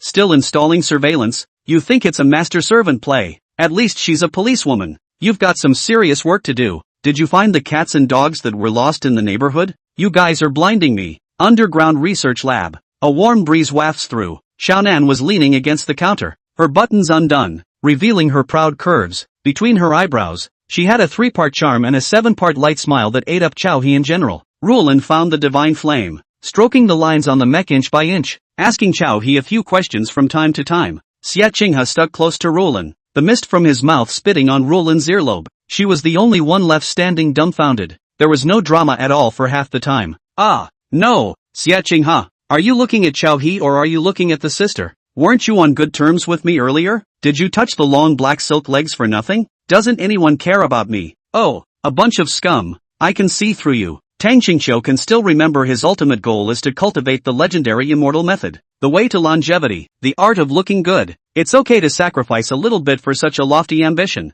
Fine. It's you guys who are forcing me. Master. Suddenly, Tang Qingqiu stepped away from her long black silk legs and knelt in front of Chao He. Closely following, she hugged his thighs and cried out, Master, just accept my disciple. My disciple promises to be obedient, promising that whatever Master wants my disciple to do, my disciple will do. Never have any second thoughts. Master is the sky. Master is the earth. Master, perhaps you still don't know apprentice, but that's fine. Apprentice, make a self-introduction. I'm a freshman at the Shangjing Business School. Ah, it's okay. Tomorrow I'll do a recess. Master, ah, do you need a double cultivation stove? Ah, I think I'm very suitable. Ah, I'm young and pretty, with a good body. She framed a lecture. What reserve, what dignity. Bull asterisk. If her girlfriends knew that there was a way to live a few hundred years in a beautiful way, she didn't believe they would be indifferent. Which girl would dare to say that she wouldn't want to live for hundreds of years with the face and body of a 20-year-old? Not a single one. Is she being shameless? It was that she simply couldn't resist this temptation. Humph. How can I get a tiger's son without entering the tiger's den? I, Tang Qingqiu, must get the cultivation technique. You old women, when I sleep with Master, you'll all have to carry my foot washing water. Chao He was speechless. He wanted to shake Tang Qingqiu off and talk properly, but she held him tightly. A few other people listened and were surprised. Xiaonan, this girl is so direct, so interesting. Rulin, what do you mean? She's going to steal brother Chao from me? Xia Qinghe, dual cultivation? Is it okay for a female to be with a female? Calm down.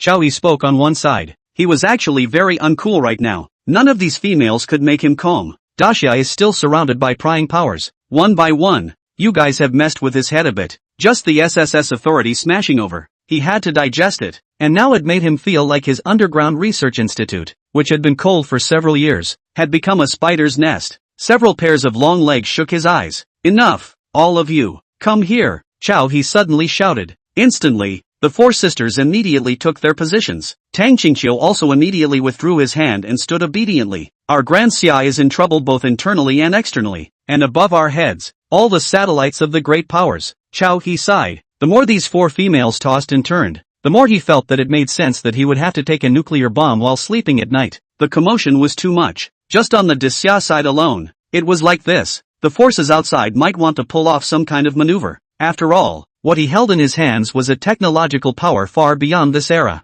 Now that it has been revealed, trouble should follow. As long as the powers are not stupid.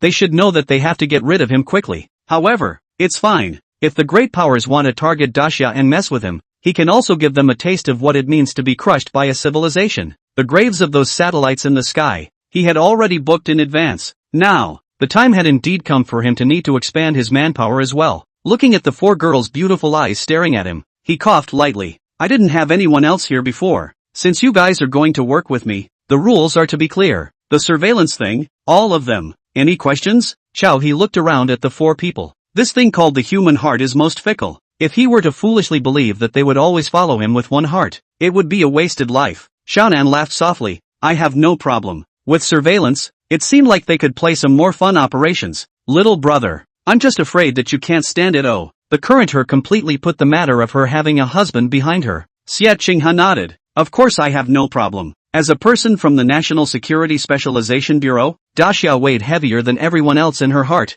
and Chao He would be the key person to lead Daxia's revival. Gaining Chao He's trust was naturally the first step that could not be avoided. Besides, the things that men and women do, it's just that much to say. Whatever, I don't have any secrets. It's just that if any more bad guys show up, I'd like to be able to continue piloting the divine flame and maintain the safety of your city. Wakanashi was still a little hesitant. After all, She had never even been in a relationship before this. The closest distance of contact with a boy was a fake kiss with Xiao He. She also wasn't like Xiaonan who was all married, nor was she like Xiechinghe who took some things lightly. For her, needing to be put on surveillance was practically no different than putting on a collar. It's a bit shameful. Brother Xiaohe, after so many years, your tastes have actually become like this. Everyone looked at Tang Xingqiu, only to see her puff out her small chest and proudly say, "What's wrong with that? If master wants to double cultivate, he can find me tonight." Men, I can finally taste the flavor of a man. The sky is high and the emperor is far away here, so my family can't control me. Besides, my man is a Daxia SSS level authority. What do they care? Xiao He saw that several people agreed. He directly started arranging the tasks. Xiaonan, I'm going to adjust a mech. You play assistant for me. Roland, you'd better go and familiarize yourself with the controls of the divine flame. There's a brain-machine connection rate data in the mech. The higher the connection rate, the more you can use the upper limit of the mech. Xiechinghe, you have the foundation of Qigong cultivation, so take Tang Xingqiu to learn an ancient book. Forget about the second half of the book for now, and learn to understand the talismans in the first half of the book. Xiao He flung Xiechinghe a book and a jade. It was clearly the newbie gift pack for the cultivation civilization line. Cultivation could not be rushed. It's better to debug the royal sky first, then match the talisman with the invisibility function. Invincible, King Bomb. He couldn't wait to see the scene of satellites exploding into fireworks in the sky earlier. Finally, remember what I have here. Without my consent, don't talk to anyone else for now. In Daxia, it was impossible to say that there was some $500,000 hidden, so it was better to be careful. Xiao He rubbed his chin, still feeling uneasy. He was aware that now Daxia had transferred heavy troops because of him, still needed a person to follow up on all aspects of the situation. Since he wanted to do great things, there were still fewer people. What he wanted to do now was to have the great powers hear his name and not be able to sleep in the middle of the night. But there is no hurry. Want people, also simple, as long as you can nod your head and wear a monitor. Used to also smooth and assured. Air, monitoring is not yet made. Made into what style? Color? The viewpoint is limited, a bit troublesome. I've got it. A stray cannon. It suddenly occurred to him that one of the skill points he had recently climbed was the mech's mounted stray cannon, which could float around the mech and provide a tactical strike roll. In that form, perfect. Wait, I have a question. Where and how are we going to sleep tonight? Chapter 24, Yo, villain boss, Catherine? Humph. Xiao He smiled slightly. These women are not in their right mind, and they're thinking of messing with my Dao? Really think that wearing a few black silks can hold me? Naive.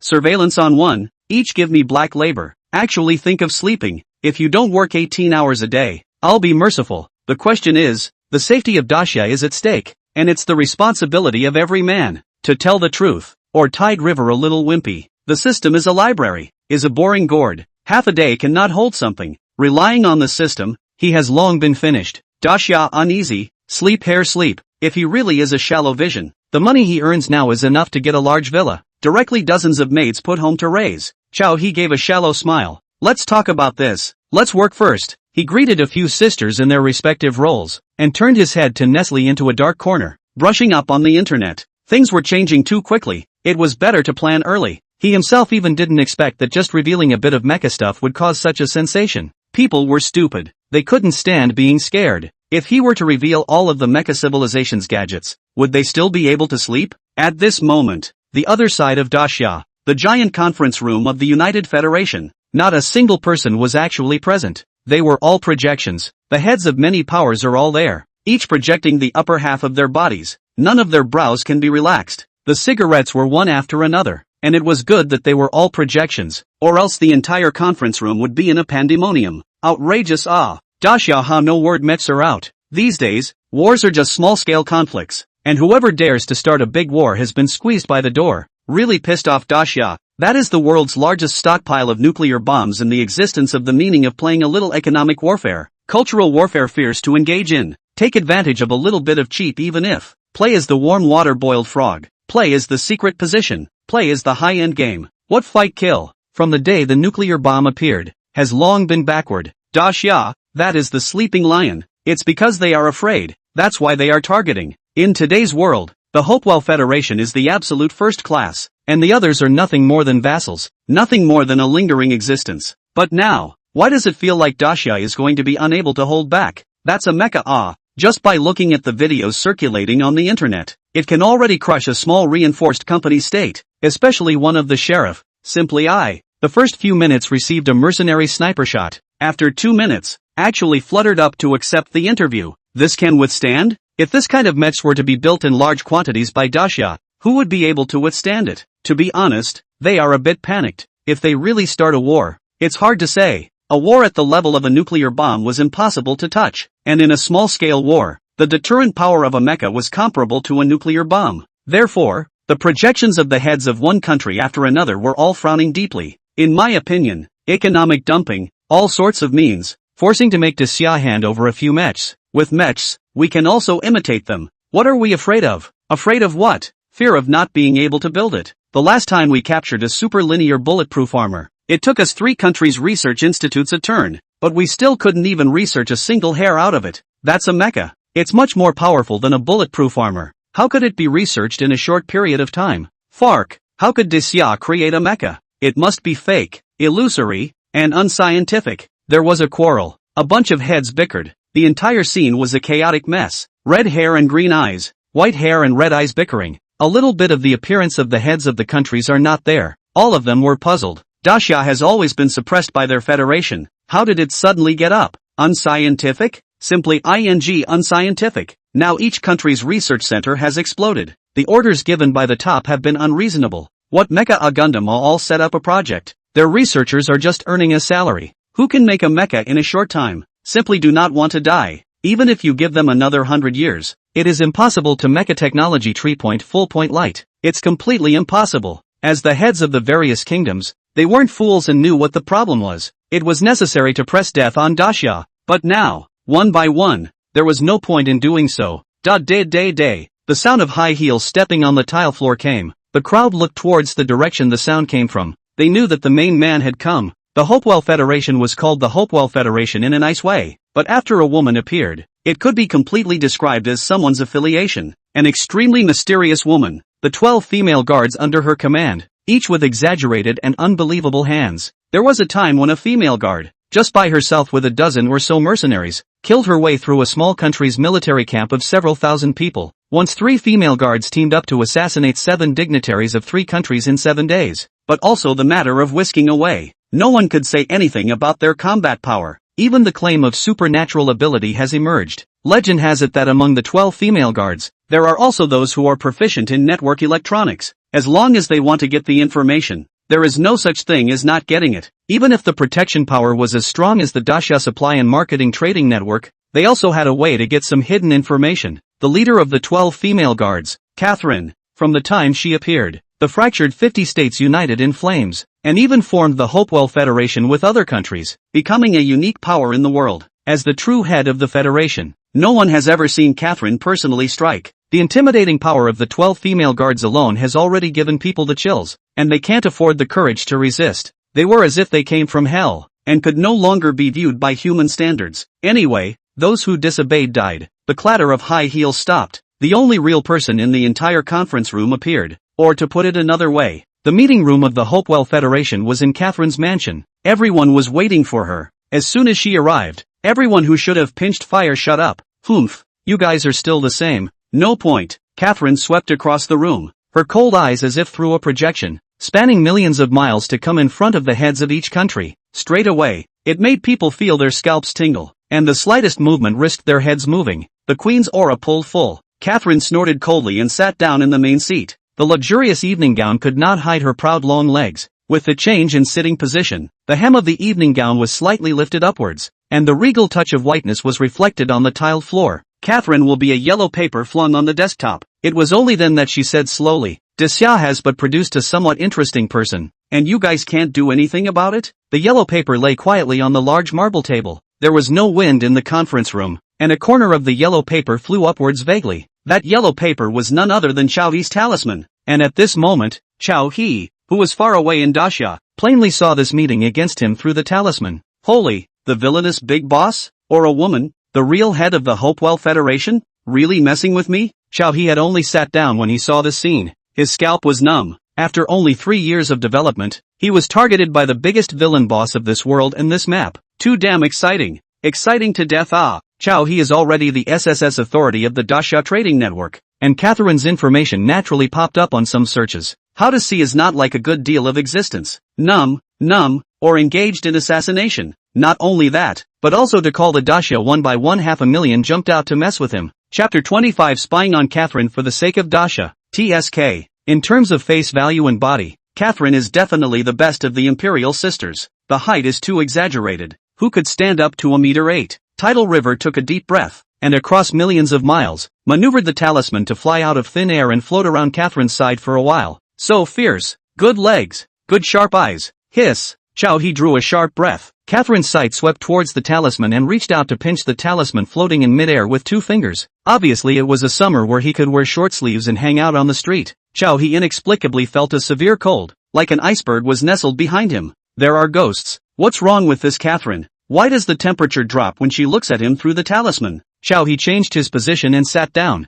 peering squarely through the talisman at this meeting representing the world's top powers. The point is, this Catherine is a bit evil. He has to wimp out a bit. It was also interesting. It was only at this point in time that his talisman had actually crossed the other side of the ocean. It wasn't the speed that was exaggerated, but the alertness. This Catherine actually noticed his talisman, but it was just as well. Otherwise he wouldn't have been able to see this meeting against him. Do you need to emphasize any more? Get your men and spies out there. And since Dasha is going to venture out, then squash Dasha again. It's just a youngster. It can't be the real Divine River. As long as we dig out who's behind him, there's plenty of ways to do it. Alright, just looking at you guys is annoying. Get lost. Catherine waved her hand, and a group of heads of countries left the line, afraid of being one step behind others. Right at this moment. Originally, there was no one else around Catherine, but the air had a weird shaking. A woman wearing a black hood seemed to walk out of the air. At this scene, Catherine didn't even raise her head. Shadow, what's going on? Queen, the likelihood that there is a teen behind Tidal River is almost zero. Catherine sniffed and rose abruptly. With her 5'8" height, she looked at Shadow in a condescending manner and asked sternly, how is that possible? Just one person can develop a mecha? Shadow lowered her head and responded softly, well, and according to our sand table projections, if Dasha possessed 1,000 mechs like that, with its outstanding aggressiveness and mobility, it could easily crush 10 of our group armies, and the number of group armies that our 50 states can dispatch right now is only 13 or 14. With the maneuverability of the mechs, they can completely break into our positions and kill us indiscriminately. Shadow didn't continue. There was also no need to say anymore. Their queen was not stupid even though she was usually not a brainiac. Catherine's face was grim, and she didn't pursue the matter any further. Shadow, as her most trusted subordinate, couldn't possibly even be confused about this data. The combat power of the mecha was indeed epical and shouldn't have appeared in this era. Tide River, Dasha's Divine River. Catherine snorted coldly. No matter, it's just one person. According to the original plan, activate the people who are lurking in Dasha. As long as Dasha has civil unrest first, it's just one person. It won't be able to play much of a role. Yes, Queen. Wait for death. Chow He. Tide River hissed, feeling suddenly cold again, followed by a dizzy spell in his brain. Somewhat disoriented, he braced himself on the chair, realizing that trying to peek across the ocean would only go so far with his cultivation. The question now is, how are they going to mess with me? Chow He's doubts were answered an hour later. The speech section of the Great Summer Trading Network was chaotic. A bunch of people suddenly appeared pointing and cursing at Chow He. Some were indiscriminate, while others were justified. Scratch that. For better or worse, he was now the only top-level authority on the Great Summer Trading Network. SSS grade. Solid. In the past, D-level C-level did not dare to point at A-level scolding big gall. With the information displayed on the Great Summer Trading Network and the exclusive 24-hour customer service confirmation, he was fully qualified to be able to mobilize the entire Great Summer's resources, manpower, and even plan the future direction of the Great Summer's development. He was not fighting alone. It was the entire Grand Xia that was behind him. However, since this was the case, then some of these assholes would have to be dealt with. Chow He-tskedin smiled lightly as he swiped through the information on the Grand Xia Trading Network. They were all spewing information about him that came out of nowhere. On what grounds? On what grounds can Tidal River be SSS level authority? This is complete bull ********. Where does this put so many of our scientific researchers in Dasha? On what grounds? I've worked hard for 50 years. So many papers and research results, and in the end I'm no better than a brat? Has he ever sent even one paper? On what grounds? This is a complete fantasy. It's hard to believe that the Dasha Trading Network, which has always been extremely fair, would make such an assessment. It's hard for me not to believe that there isn't some kind of benefit transfer in this. Laughing, living a long time, and SSS authority? Why don't you just become an emperor? Don't tell me it's the old emperor's illegitimate son, right? I'm just a common E-level authority. You love to check the water meter. Anyway, my whole family has already run out. The Daxia Supply and Marketing Trading Network suddenly sprung up with many remarks against Xiao He, and for the SSS level authority that suddenly appeared, it looked like not many people recognized it. Many A-rank B ranks and even a large number of E-rank D ranks popped up, clamoring madly. Wasn't it just getting a bulletproof vest? What's so hard about that? And what kind of mech? I'm afraid that behind it stood a large capitalized research institute. Just Xiao He alone. How could he possibly research a mech that could be put into actual combat? He wouldn't be eligible for SSS level access. The R&D team behind Xiao He is even more malicious. Why did they push a young man out? Why did they push a youngster out? They weren't just after this permission, were they? Tens of thousands and hundreds of thousands of comments, messages, and reports swiped the screen, all about the SSS level permissions that came out of nowhere. They speculated, they clamored, they cursed, and the entire Daxia trading network was instantly swept by the wind, and everywhere was a scene talking about Xiao He discussing the ID Divine River. Daxia dynasty from the founding of the country to now after several hundred years. From the beginning of the Daxia Supply and Marketing Trading Network established penniless, to the current radiation nationwide, covering all areas of talent, materials, tender and even determine the direction of Daxia's economy and finance. The status is unquestionable, influences the world's unique class. But now, the sudden wave is like a black vortex in the sea, which is dead and cannot see the light, to pull the tide to die in the sea. Is it possible? This Catherine is also at this level. This hand has absolutely no feeling for him, playing public opinion war. With this, Tide River didn't panic at all, because a few minutes ago, the upper echelon of Daxia made a video call to him. Inside the camera were all the old men of Daxia's Hercules. Inside, generals were the lowest rank. Several old men said something simple and concise. What do you want to do? Let go of it. SSS level authority is the backhand that the founding emperor of Daxia deliberately left behind. Someone has to be able to break through the shackles of the system, to do what others can't do. And this SSS class privilege was written right at the end of the country's laws. As for the reason for having this law, a group of scholars had different opinions, and no one even believed that there was anyone who was qualified to become an SSS class privilege. Xiao He turned off the video phone, getting up, because he was ready to strike. Since these fleas want to jump, let them not be able to jump and be done with it. Switchboard, prepare the Imperial Sky Mecha. Xiao He recited silently in his mind. Sister Xiao, I'm going out. You guys do what you need to do. The switchboard of this small base of mine is more or less an artificial intelligence. If you guys don't understand anything, just ask him. Xiao He did not drag his feet. After instructing, the person flew out of the research lab in the royal sky. What for? The fastest way to solve fleas, of course, is to physically overpower them. Do you know what it means to be in a SSS level full authority state? It means that even after overcoming those fleas of theirs, he has to be considered to be enforcing the law properly. Right now, he is the law. He has the same privileges as the founding emperor of Daxia, privileges written in the laws of Daxia. Chapter 26. Stealing a glance isn't enough, so take another look. Night wind, high moon. The sound of whistling wind whistled through the ears. The royal Xiao transformed into a white aura and flew through the vastness of the night at breakneck speed. In less than half a minute, the royal sky flew out of the boundaries of your city. Target, Shangjing. In the Daxia trading network, there was a very jumpy rich merchant, regarding B-class authority, yelling that he wanted Xiao He to give thanks to the entire nation. Laughing, when he was in A-level authority, he wasn't just anyone who dared to clamor. And now SSS level authority actually has so many people jumping out. Really don't know how to write death. Since no one knows what it means to have SSS level authority, then tonight, let them know what it means to be afraid. Kill the chicken to warn the monkey. However, Shangjing, your city, one south and one north, still have to fly for a while. Xiao He lit up the cruise control function, aided by the switchboard. On the other hand, confirming the engineering team of each province and city has already started toward your city. More than 20 engineering convoys were dispatched with just a single word from him. No one asked what to do, much less did he need to specify. This is the highest authority in Daxia. As for him, his spiritual platform was clear. The Dharma was running by itself. Wah! I'm going. What the hell? Xiao He's eyes were about to glaze over. Oceanside. Catherine and the party wearing a hooded sister shadow actually doing indescribable actions. The operation was hot. The picture is forbidden. Cannot be said. But in order to detect the enemy, Xiao He still endured the slight pain in his brain and quietly peeped. The front did not have a good time watching. This will have a look, and then continue to watch for a while. But this scene, if it wasn't for the fact that the royal sky was on cruise control, it was a guarantee that he would have to lose control and fall straight to the ground. Shadow has already taken off his hood, a long red hair spilling down, another beauty embryo, still small, with the appearance of the 50 states people look, at most 14 or 15 looks, young teeth sense full, the eyes were blue, and the features were as delicate as a Barbie doll. What Shadow was wearing was actually a blue and white sailor uniform. Her bumpy figure was undoubtedly on display. At this moment, she was being pressed on the table by Catherine, playing what appeared to be some kind of conditioning play. What? Is it that you don't like sister? I told you, when no one is around, call me sister. No need to be shy. Do I have to teach you what to do next? Catherine honored and enticed, and at times oppressive, just by knitting her brows and smiling. She made Shadow lose her bearings. Shadow stepped back, but there was no way back. Her eyes quivered. Her clothes creased.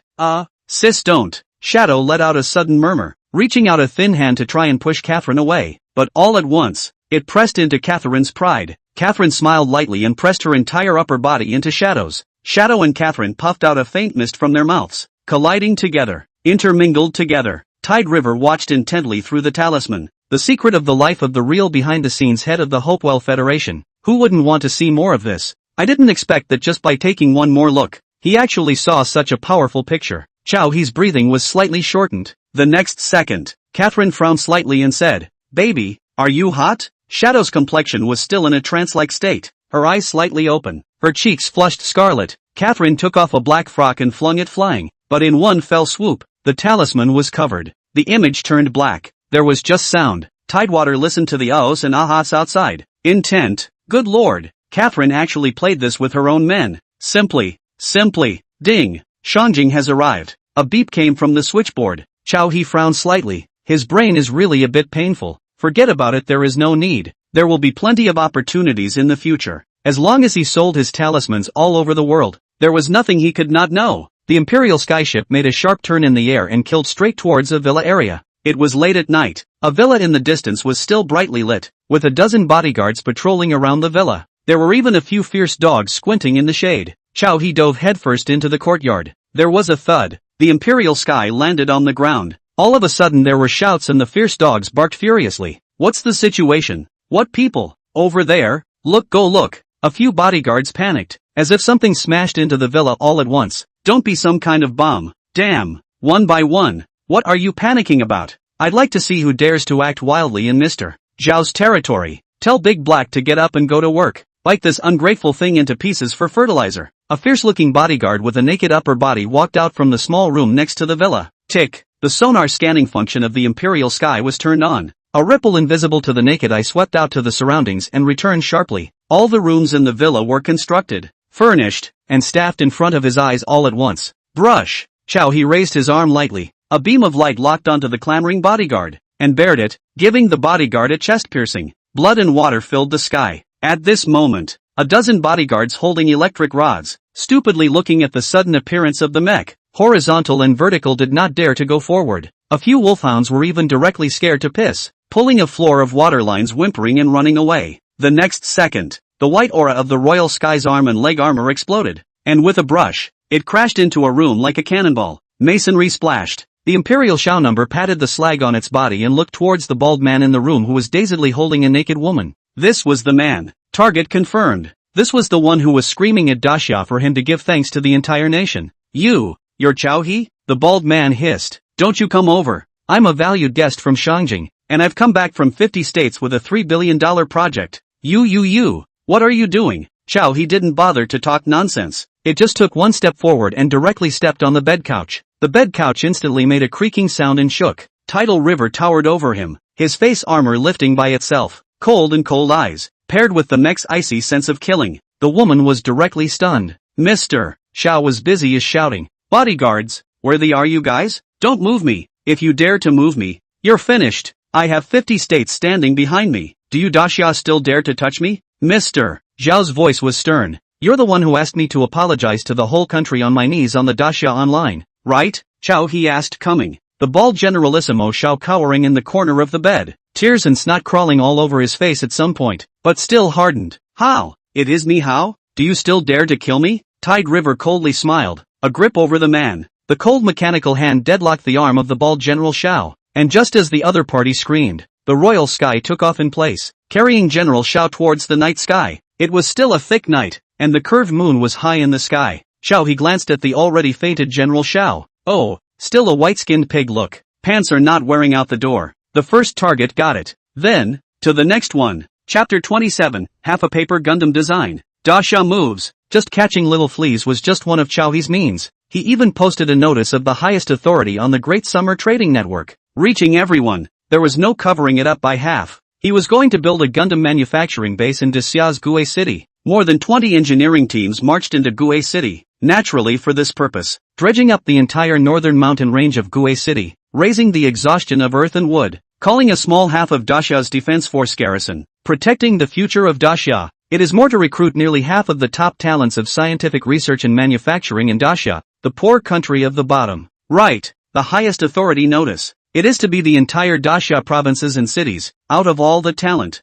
can be out, can come, all the scientific research talent, manufacturing talent, all, build Gundam, thousands of times greater than the amount of mech engineering, tens of thousands of times more difficult than mecha manufacturing. This would not be something that should appear in this era, but a piece of paper notice is clearly written on it. It's ridiculous, it's outrageous, but it came with the highest authority of Dacia. Attached to it, there was half a sheet of Gundam's advanced design, just half a sheet, but only a few mathematical formulas, and just a few simple technical descriptions. But the researcher could tell at a glance that it was extraordinary, even greatness. A research center in Shangjing. It was already late at night. Most of the places in the entire research center had already turned off the lights. There were only a few places that still had lights, and there were still people burying their heads in one of the research institutes. In the silent research institute, the cicadas outside the window chirped clearly. Among them, the white-bearded old man whose appearance was considered to be old and dim, staring at the half-papered Gundam design drawing, unable to speak for a long time. He has been doing research for most of his life, but in front of this half a piece of paper, he only felt that it was a joke. So many days and nights of research, even let him have a kind of illusion. All his knowledge and learning are just for today. Understand this half of the paper of a half claw. Behind this half sheet of paper, there is absolutely a huge amount of design content. No need to see the back. All know that this design has been completed most of the way. Even all. This is extremely absurd feeling. With just half a sheet of design drawings, in his mind, a prime Gundam appeared, with countless construction teams gunning wildly behind it, sparks flying everywhere. Countless manufacturing personnel were screaming up and down the Gundam. Not a single human being in sight, their clothes stained with messy stuff. Countless researchers were fighting at night, boiling red eyes and killing crazy hearts. He didn't dare to imagine, even if this Gundam design plan was only half completed. But once the majority of Dacia's R&D and manufacturing power was gathered, what would happen? Even if it is not Gundam, even if it was only half a Gundam, but it was still enough to create a behemoth that would shape the contemporary war situation. In comparison, what he had researched for so many years was nothing more than the feeling of an overrated tree. The white-bearded old man was trembling. The white-bearded old man's throat let out a strange murmur. He was going to your city, right now. How can you delay? He also had to bring all of his favored disciples, all of the power that could be driven, to help this SSS authority God River, to build this impossible contraption. He subconsciously clicked on the Dacia Trading Network, submit the application for leaving and transferring, but in the background of the network detected that it was to go to your city. The original need for many days and hours to review, and even professionals to review the issue, but in a moment the green light lit up. The old man froze on the spot. What kind of efficiency is this? Are you kidding me? Didn't this kind of thing need to be determined again and again and again? Doesn't this kind of thing require prior communication with the target institute? There was no need to go through any procedures? In an instant, the old man burst into tears, tremblingly touched out the old-fashioned keypad cell phone, tremblingly pressed up a familiar and unfamiliar number.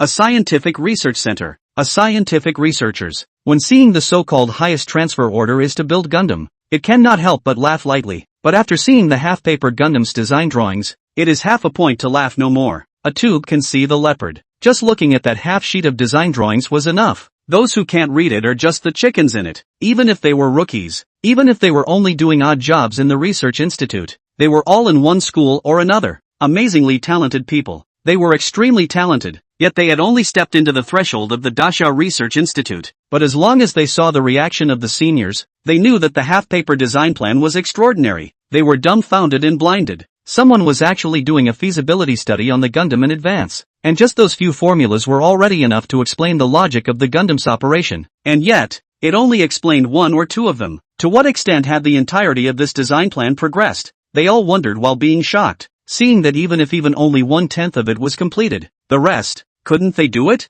This time the transfer order was for the whole of Daxia. The experts that could only be scattered in various institutes and research projects were all to be aggregated together. This is the real look of SSS level authority. Is this what SSS level authority really looks like? He can mobilize all the resources of Daxia with a single word, and he's really doing that? It's like they even gave him the green light. A certain research institute. They were supposed to be working all night on the magnetic force field project, and the leaders were clearly Tang Qingxiu's grandfather, Tang Xinghua, as well as Zhang Lao Chunlao. Their access to the Daxia network was enough to see most of the full picture of Daxia today. The youngsters at the bottom were shouting for Gundam. Yes, they are all going to get Gundam, who still studies the magnetic field and by the derivation of those formulas, maybe people have already worked out the magnetic field. They all know. Though several talismans are from the Daxia network SSS level authority, ID God River, and a few old men wanted to see even more profoundly. They were able to look at something as if it was.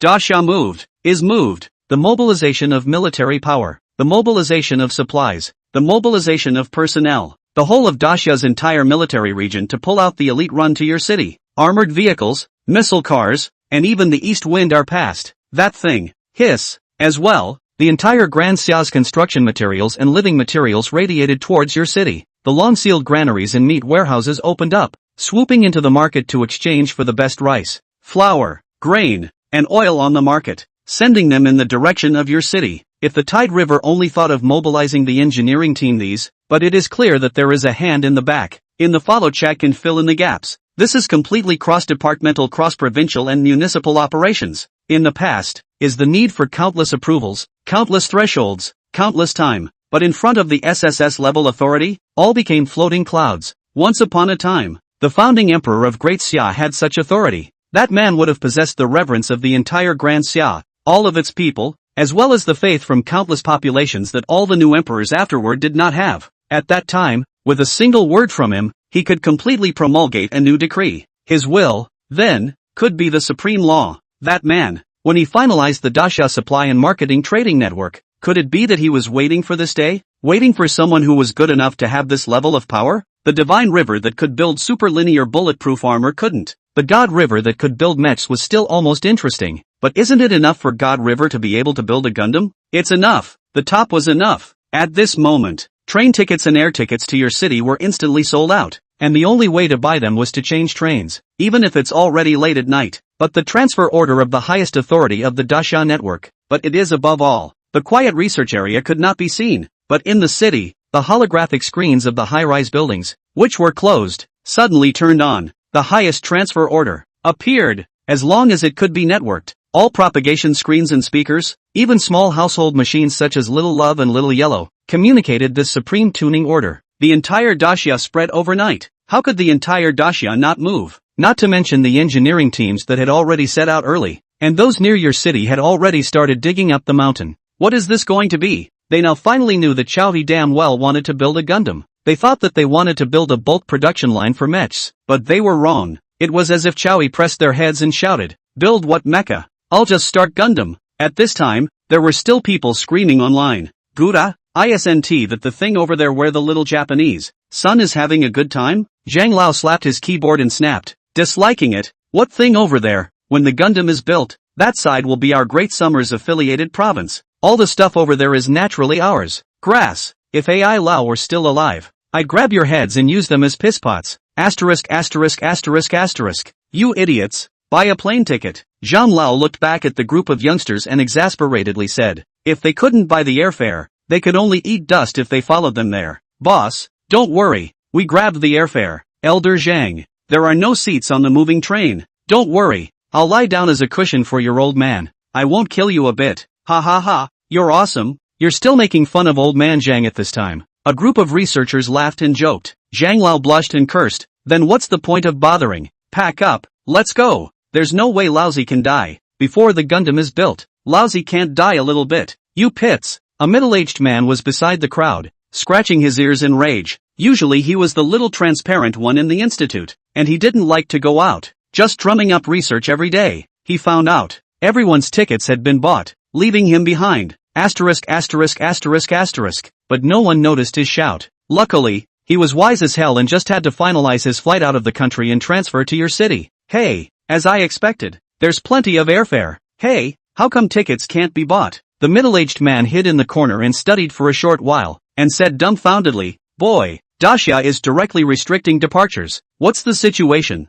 The entire Dacia restricts departures. An airport. A thieving youngster was checking his ticket at the airport. Just wait a little longer and he would be able to go to the beautiful and powerful 50 states. As for this what Dacia? Ridiculous stuff. His name is Zhang Shuang. So many years in Dacia's recesses of the gutter mixed like a fish in water. Hand of vote of people. To black witch. Although he did not dare to black authority level of high people. But D level E level of people have not been less by him to lead the team tossed. These years have long earned a large number of tickets, waiting to leave the country to enjoy. If it is not Black Tide River feeling want to stabilize a hand, otherwise still want to earn a few million more. He was handing over his documents to the airport staff for inspection, and was bored with looking at a few beautiful JK girls in the distance. DDT. Suddenly the alarm sounded. Then the flight displays were nearly half fluttering red, and all departing flights were suspended. What the hell is going on? I'm still in a hurry for a meeting. What's going on? Give me an explanation so I can report back to the company. The airport was in chaos.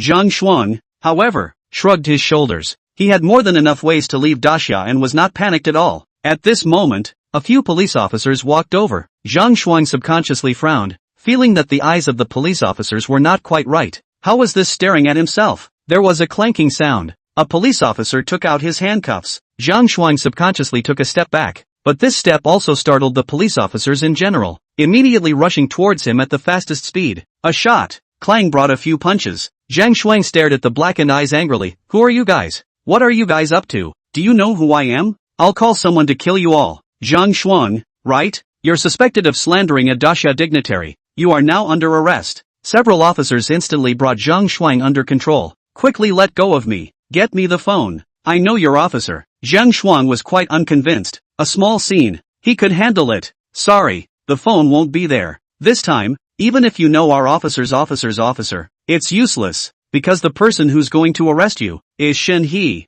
With a few words, the police officer completely doused Zhang Shuang's hopes and scared his entire body cold. When Chao He was a rank, he didn't dare to take Chao He's orders. Now that he was SSS rank, how did he get crazy and take the order for a few $1 million? This scene was happening all over Dacia. It was only because Tidal River was catching people and still catching people. Chapter 28, Old Bureau Chief. The Saint's son took the effort of holding a cigarette. 60 minutes, 1 hour. Tidewater arrested 38 people in that short period of time. Up to rich businessmen and even dignitaries, down to the dangling cigarettes or still eating a barbecue with friends of the Jianghu Big Brother were arrested by him. All thrown in front of the National Security Bureau. They can be investigated at any time. Once, even if it is a big summer hand, but also suffer from the shackles of the system. Even if the whole country know that there is a problem with the things, but also cannot do it. The disjointedness of it made people despair. But now, all changed. Chao He also took the time to look at Catherine's end. Still umming and awing without a finish. He also paid attention to the movements of the Dacia network. Such a big action. Of course he couldn't just come on a whim. As early as the very beginning, he had passed a piece of information to Du Zhong, a famous air defense side researcher in your city, and slammed the cross-generation air defense strike system design and construction plans in front of Du Zhong. As long as Du Zhong and those researchers were not stupid and followed the example, they could make a big upgrade to your city's air defense system within a day. Is Du Zhong stupid? That was a solid old scientific researcher, all of which had provoked the existence of the Hopi Federation to send a special mercenary squad to break into the territory of Dacia, where such an existence, one person can be a division. Not to mention, the code is ready-made. The theory was copied from the system. Missiles were even less in short supply in Dacia. Even if one wanted to use nukes to bombard the entire Hopewell Federation, it wasn't a problem. It was also only when the air defense system was established that he wouldn't be smashed with a nuke everything while he was sleeping. Tonight his action has also been in the military liaison on the upper capital. As long as the captured person, directly thrown over. How to investigate. There is no problem. Who dares to stop? A phone call Chao He directly over to arrest people again. On his this one action. The whole of Dacia is also in a crazy action. The police force military force unlimited cooperation, vowed to unite to sweep all the assholes of Dacia in general. Naturally, the fleas couldn't all be caught so easily. There must be people who are hiding deeper, but no harm done. Chaohua people in Shangjing, but commanded Xiaonan to promote the development of monitoring type floating gun. When the time comes, all researchers in your city will be put under surveillance. We'll keep the information and progress of the research top secret. Once the Gundam is completed, all the seas will be pacified. What, Catherine? Look at it is also so, although there is a little evil look, but at the moment, it can't get in his way. Right now, the entire city, including the defense force around your city, has reached an extremely exaggerated point, completely war-level defense, waiting to rush out of the country to fight at any time. Frightened, several neighboring countries contacted the Hopewell Federation, screaming for Dacia not to go too wild, but Dacia didn't give a damn at all. After all, the Hopewell Confederation had long since shut down the direct connection hotline between it and Dacia. The Hopewell Federation could only give those few countries a reply that was of little use. Wait for Dacia's people to go to work. It was night. The old bureau chief, who hadn't been on camera for a long time, sat down in front of the long-lost television program. He was already gray at the temples, but his eyes were still hale and hearty. His face was flushed red, obviously with rare excitement. The first sentence he opened his mouth was, "The youngsters nowadays are just like this. With a little bit of power, they can't get away with it. What builds Gouda? Isn't this nonsense? It can't be built. How can it be built? Next to it, didn't San say a while ago that he was going to build an aircraft carrier? As a result, their carrier was launched for the 9th time, and then ran aground because of a burst toilet pipe. Gundam doesn't just pop up. Can I not know the technological power it requires? Not to mention Dacia, even if the world unites, it'll be 100 years from now. 4 o'clock in the morning. Even the general public felt the difference in Dacia. There were many more vehicles coming in and out of the city. Even the main roads of some key hub cities were directly packed. The Ministry of Transportation pulled the sheet and went straight to work. Look at this. Today's shift do not have to work. On an egg class. Following the highest order of the Great Xia, every ordinary citizen of the Great Xia is surprised to find that they have been given a voucher worth 5,000 yuan, the equivalent of the Great Xia coin. Kids get 3,000 rims. As for the fear of skyrocketing prices, what's the problem? What is Dacia? The whole world uses food. How many things can be made from Dacia? Follow the traffic police to stand guard with a sheet. All the factories have announced that they will start working within a few days. As long as there is a production line, all of them will be on duty. It doesn't matter if the production line is obsolete or not. As long as it works, as long as they can find workers, they'll work for me. The production line is 100% back to work. All the orders for living goods and building materials demanded in a short period of time, slammed all over the Dacia network. The bosses of the various factories were dumbfounded. There is no lack of factories that are already on the verge of closing down. And after seeing one of the orders listed on Dacia, they think I can do it again. Old Liao, you are only 60 years old. It is only in the prime of life. How can our factory get less than you? The 9th grade pliers? Don't say you can't. Yesterday you in the video network, but also sent in people drink a caddy of white wine video. I can brush too. What? Even the mask order. I have a backlog of 10 million melt-blown fabrics can be useful again. This order, give me who? One by one, the phone calls went out, calling all friends. Industrial Renaissance. Just one night, no one watched the bandwagon live. Even the Entertainment Live main late night party JK Sister, Pure Desire Big Sister are gone. They've all run out to watch the action. The heat was on in every city, and it was clearly 4 in the morning, but there was a commotion all around that hadn't been there before. Dawn comes a little earlier in the summer. When the first glimmer of light fell, many were still in a trance, and one after another, the old bureau chief's interviews flooded in with a few tens of millions of dollars of traffic. It's impossible to build a Gundam. You guys have to believe me on this one. How is it that you all believed me when I spoke in the past, but now you don't? Old bureau chief was confused on camera. The expression was even more full of aggression. Thinking back then, a kelp can prevent submarines. The haze is a natural air defense front. That the people who believe it is a lot. It is his glorious record. How now in danger? No one believes it? Live comment brushed Dacia to rise up. He cannot catch the words. This isn't the mission from above. Is my old job going to fail? Is it because I can't keep up with the times? Old bureau chief, the latest news. One of the main roads to your city has been blocked, and it looks like it won't get better without most of the day. The host immediately handed over the latest intelligence. The old bureau chief first frowned, his heart sinking. He naturally hoped that Dacia would rise up. In fact, he had to know that something was going to happen sooner or later. Things couldn't be done so simply. Even if they really wanted to build Gundam, how long would it take? 3 years? 10 years? How much would happen in between? Deep worries made him have a moment of disorientation,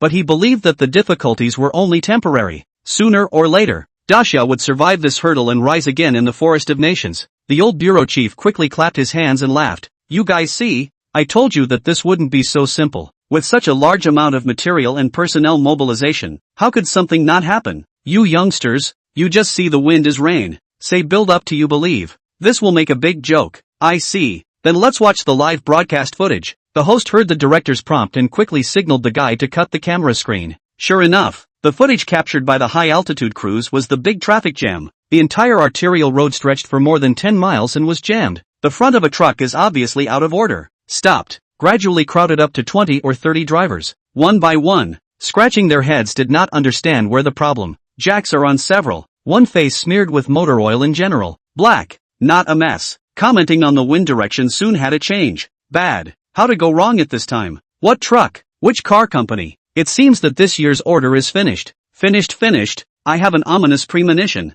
Will not really have to go out of all sorts of wrongdoing. Build Gouda. This think about it is very outrageous thing. There is no expert. Can you see what happened? Farce. Watching the live broadcast, how can you see the problem? Really want to be so simple. These old drivers will not be caught blind. This is going to suffer. What's going to happen when we get stuck in a traffic jam? We haven't even started building Gundam yet, and we can't even get the supplies in? I don't think we should go to your city. Why don't we go to another industrial city? How small is your city? On the screen, from the back of the convoy, came a young man, holding a cigarette. The appearance is quite clean, eyes than normal people. There is some kind of indescribable flavor. He only softly said, "Let me take a look." A few old drivers gave way, also not for the sake of it. The young man nodded gently, then got into the car. At this time, a few drivers ventured a new idea. Otherwise, push this car out of the driveway. Nonsense. What about the supplies in that car? Do you recognize what the is in here? What else can we do? It's more trouble if it's blocked like this, affecting the cars behind it. It's no good. Ask the top what they say. But the vehicles behind were also in a hurry,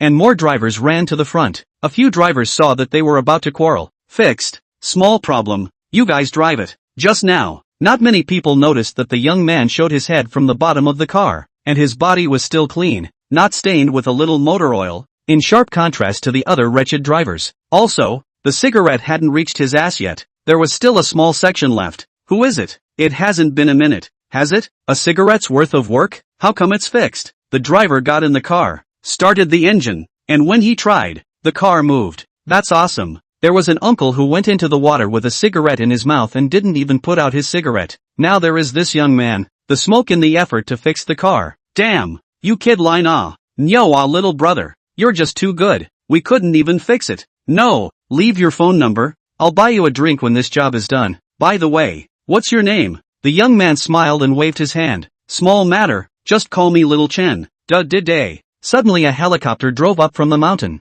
running towards the head of the convoy. It also threw down a ladder. The uniformed officer inside poked his head out and shouted, "Which one is Chen Kangen? Chen Gangan? The whirring helicopter propellers made the uniformed personnel's words a bit blurry. All the drivers were baffled, only to see the youngster who called himself Little Chen raise his hand and ask, "Is it for me? My name is Chen Jingan." The uniformed officer's brain retracted for half a second, recognized the portrait on the flatbed in his hand, and poked his head out again and shouted, "Yes, that's right. There's another convoy of cars broken down. Come up here, let's go." The young man scratched his head and followed the helicopter. The helicopter whirred and took off, leaving only a background for everyone.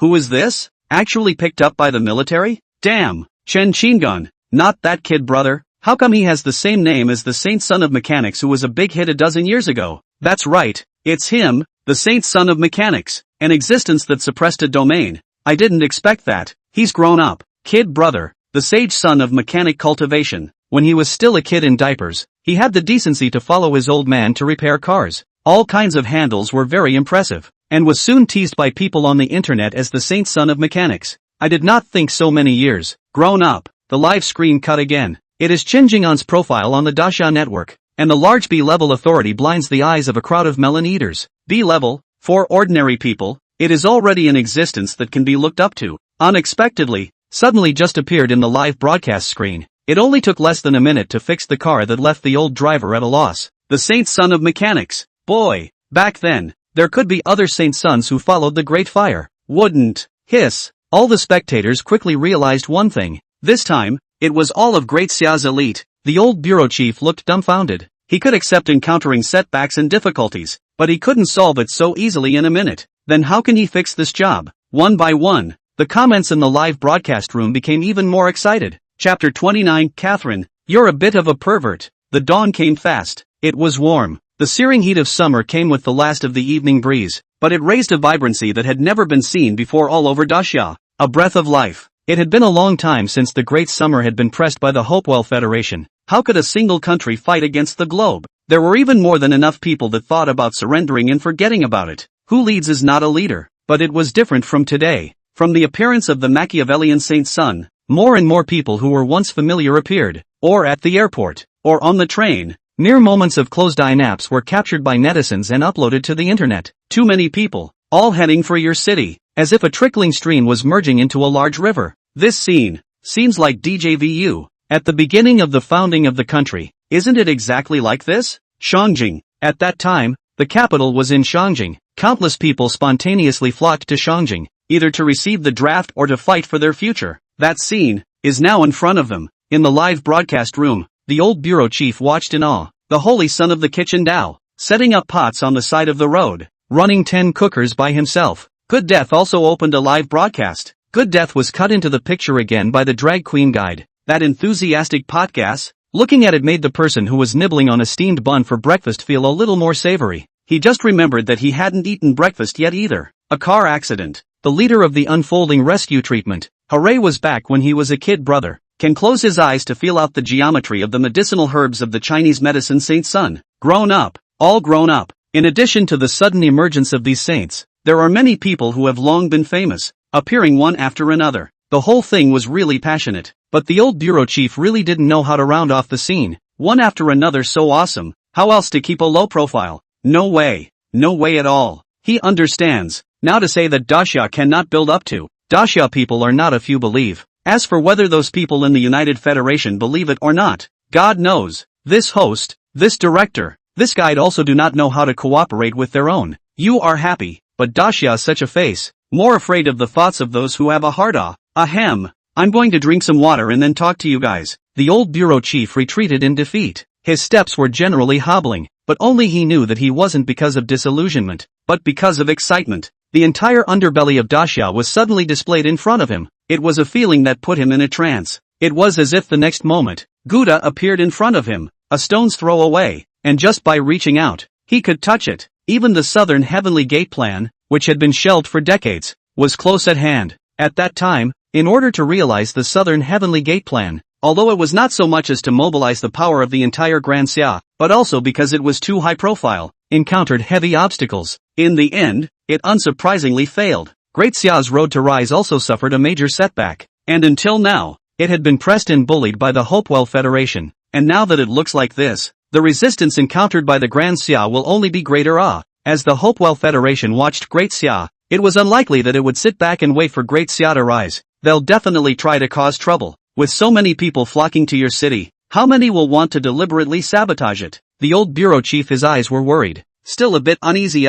He dialed out a phone and spoke in a heavy tone. Old chief, I let you down. Which knows? On the other side of the phone, came the old man's voice, as hoarse as it could be, but it was full of surprise. Xiao Zhang, what are you talking about?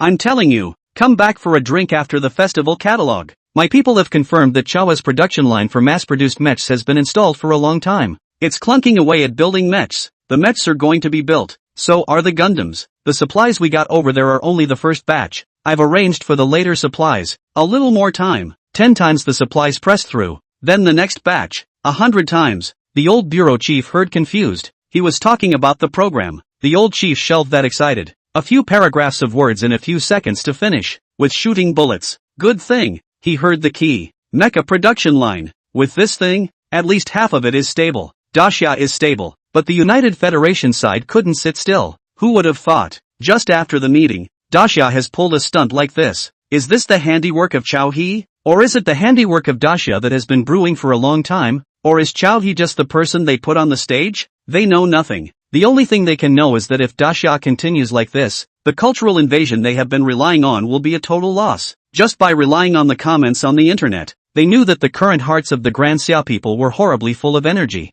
If they really want to wait for Daxia to rise up, there will be nothing left for them. Inexplicably, more and more people recall a period of history that is not willing to be mentioned. The history of one country, Daxia, picking on a dozen of them. Not a single country would doubt Great Xia's fighting strength. What to do? They were extremely panicked. No, how could this Xia build a Gundam? They're clearly making a sci-fi movie to trick them into playing the arms race. Yes, that must be it. Numerous bigwigs of the Hopewell Federation sent inquiries to Catherine, requesting for another meeting. Now some leader had to tell them what to do. A few hours later, Catherine's sleepy eyes had only just awakened from her large bed, realizing that after just one night, the entirety of Daxia had become something that felt foreign to her. Daxia repeatedly refused to merge into the Hopewell Federation. That's just right. It's also time to find an enemy for the Hopewell Federation to find something to do. But an enemy that could never win was a good enemy. Catherine was angry. Are those people in the Hopewell Federation a bunch of losers? Waiting for a meeting? Waiting for them to get their own ideas? Laughing.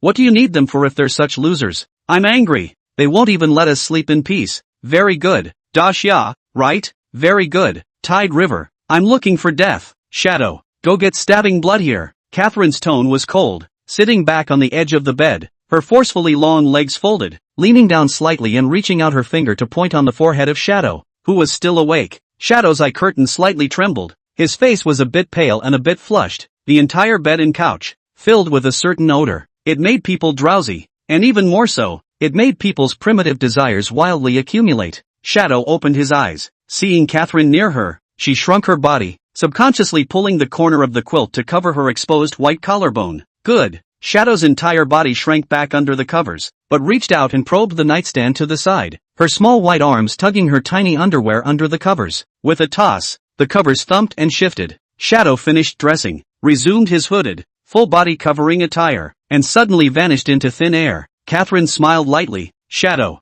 as cute as ever. Soon, stabbing blood arrived, but a cool young girl wearing a kimono, Oriental bloodline face and features. If not for the kimono they were wearing, they would have thought that they were pure Daxia people. Queen, Thornblood has arrived. Thornblood knelt with 5 bodies. Catherine nodded and stood up. In her eyes, Thornblood was as low as a cat or dog. Really, couldn't help it. Catherine raised her foot and stepped hard on Prickly Blood's head, ravaged ruthlessly, stepped her foot into Stabbing Blood's hair, stepped left and right. Prickly Blood didn't half resist. Instead, it let out some sort of pleasant murmur. This scene, it was again watched by the peeping function of Tidal River's sudden talisman. This play, it was a bit perverted. I want you to go to Daxia and either kill Chowhee or wait for the opportunity. Understand? Ha! Catherine suddenly kicked Stabbing Blood, sending the young girl flying and crashing into the nightstand. Thud! An uncapped bottle of lubricant on the nightstand poured down, beeping and splashing down onto Stabbing Blood's forehead. Chapter 30, Tricky. Stabbing Blood is here. Stabbing Blood understands. Good.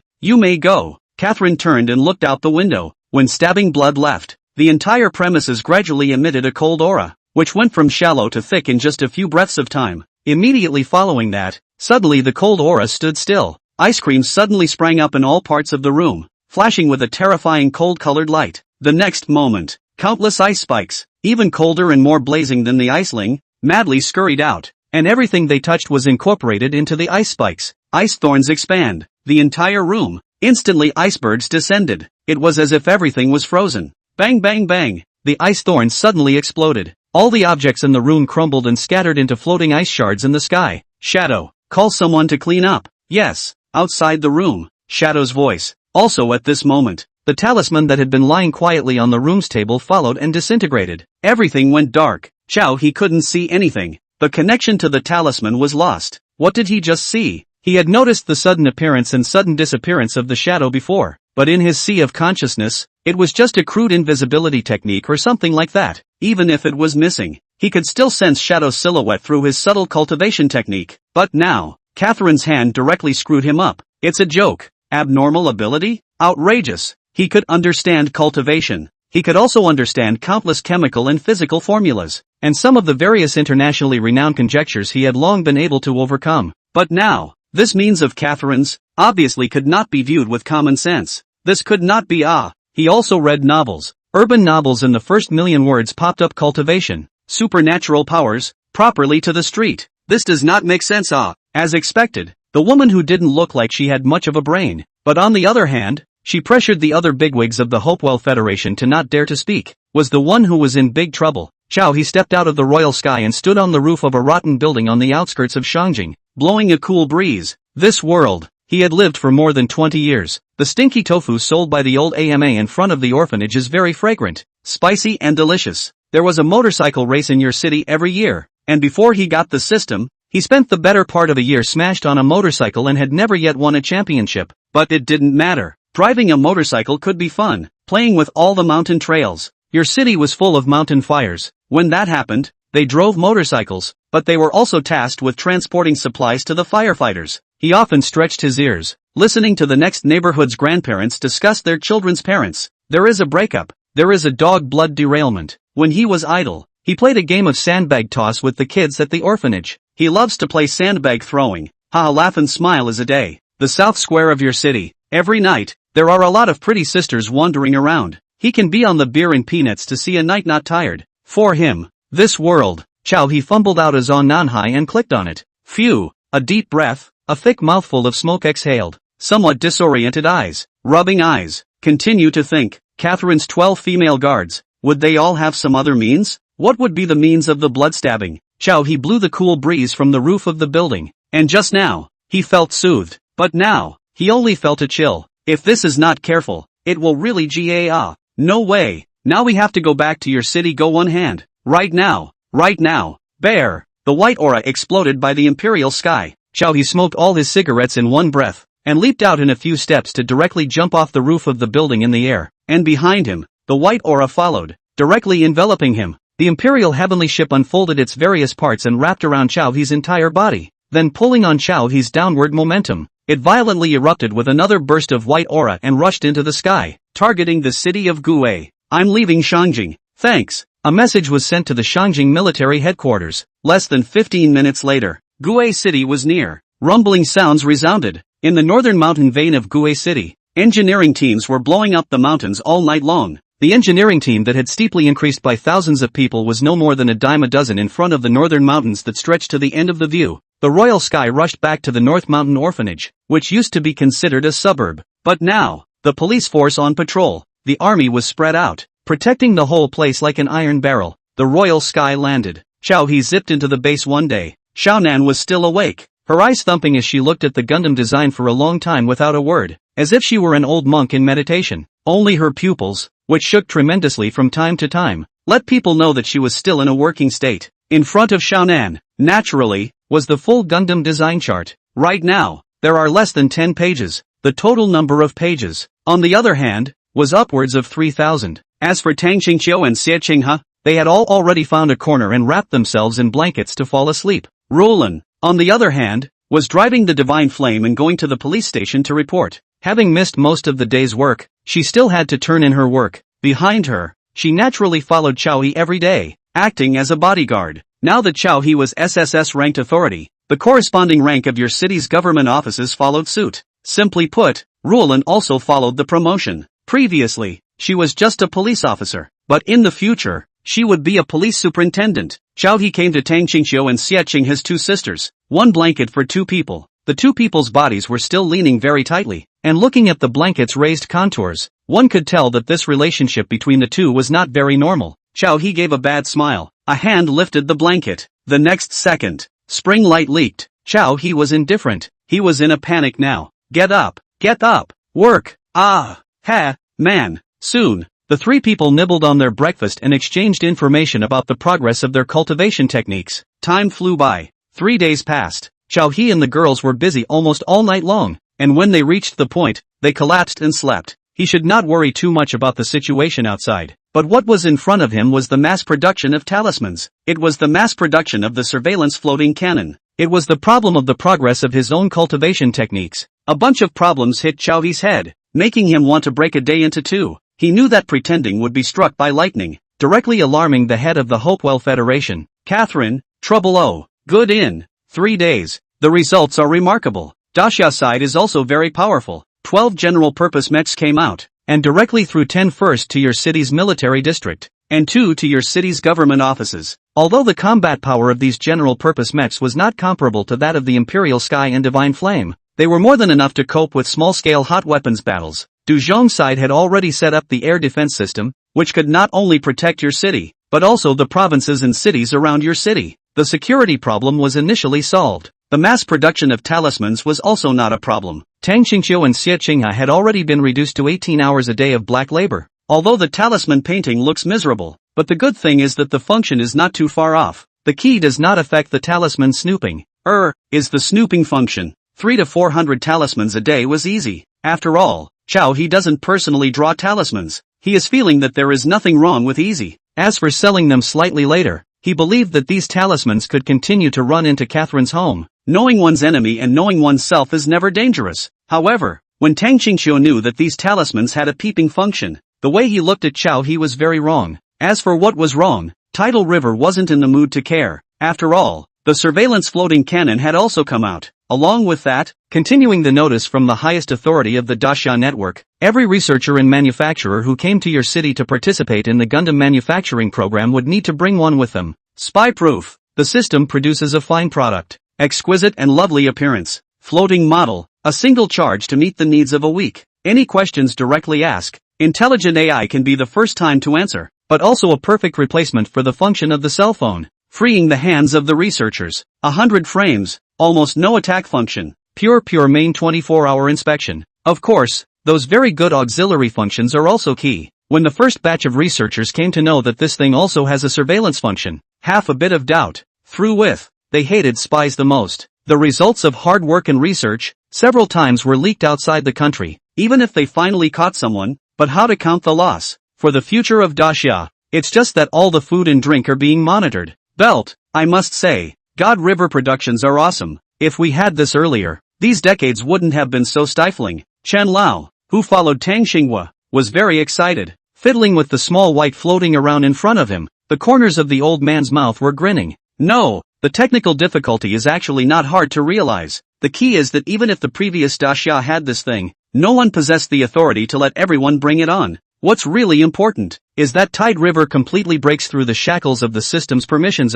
Tang Xinghua's old mind was relieved. Little White, first show us what's good to eat in your city, right? The Beishan base was only in its infancy. Even with Daxia's speed of engineering mania, they still had a few days to be idle, and being old, it was all the more important to combine labor and leisure. A few little white ones floating in the air wiggled around, emitting pleasant and cute childish sounds. Then let's go to the snack street in the South Square. Little White 08 think it's not right. The best thing in your city is the East Grand Plaza's mutton buns. What mutton burgers? The best is the stinky tofu next to the North Mountain Orphanage. Papa Shinhai himself ordered it. Okay. A few little white quarrel. Tang Xinghua and Shen Lao looked at each other and smiled. This surveillance-type floating cannon is also too intelligent. It can also quarrel. Such a quarrel had made them feel a few points better. They hadn't come in peace along the way, and when they calmed down and considered all aspects, they were able to realize that lifting the nation's strength wasn't as good as it sounded. Too much trouble. But now, watching these little white floating around, the heart is much more peaceful. For the researchers' feedback, Tide River's shallow understanding will be put aside. Because, Prickly Blood came,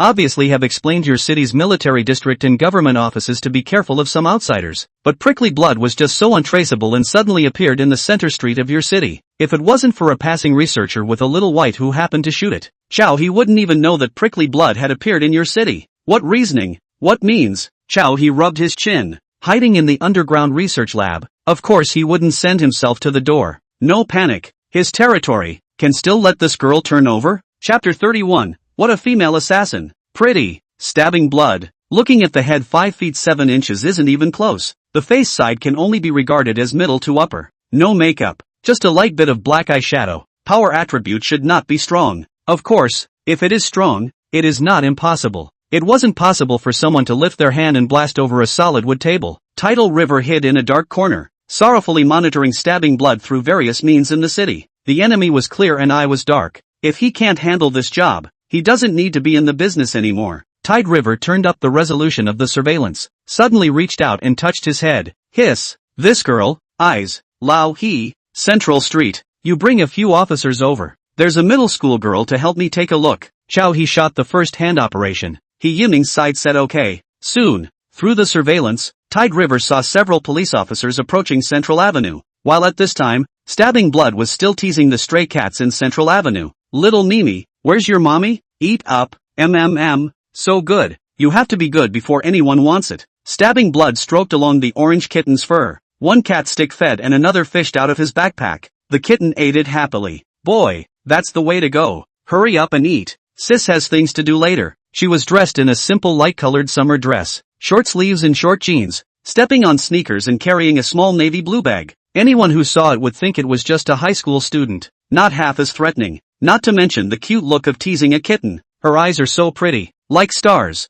Chawa finally didn't hold back inside. The front hadn't noticed that the security cameras that were at various angles and distances, either on the traffic lights, or on the street lights, or the passing distance xiaobai, all did not shoot her eyes clearly. But this time, just a touch of warm sunshine sprinkled over, stabbing blood in the eyes, gave a clear look. I remember that in the previous world, there was also a child star in the small days, with brilliant eyes like stars, but unfortunately, after growing up those eyes were missing the stars. Unexpectedly, he saw it again in this little girl. Not right. Female killer ah. Chow ha. You don't want to be such a face dog ah. You loser. You actually wandered off? Tide River had been secretly consumed internally for a while, and in the camera, the police officer had also made contact with Stabbing Blood. Hello, we are the police of your city on our side, and we need to check your documents. He Yiming led the way, looking at Stabbing Blood with probing eyes, but his mind was floating. Chow he hadn't revealed Stabbing Blood's identity at all, so his first thought was that Chow he had taken a liking to this girl. Sure enough, once he saw the person, no wonder, obviously ordinary features, but her eyes were like a river of stars rolling in her eyes. Not to mention this young man,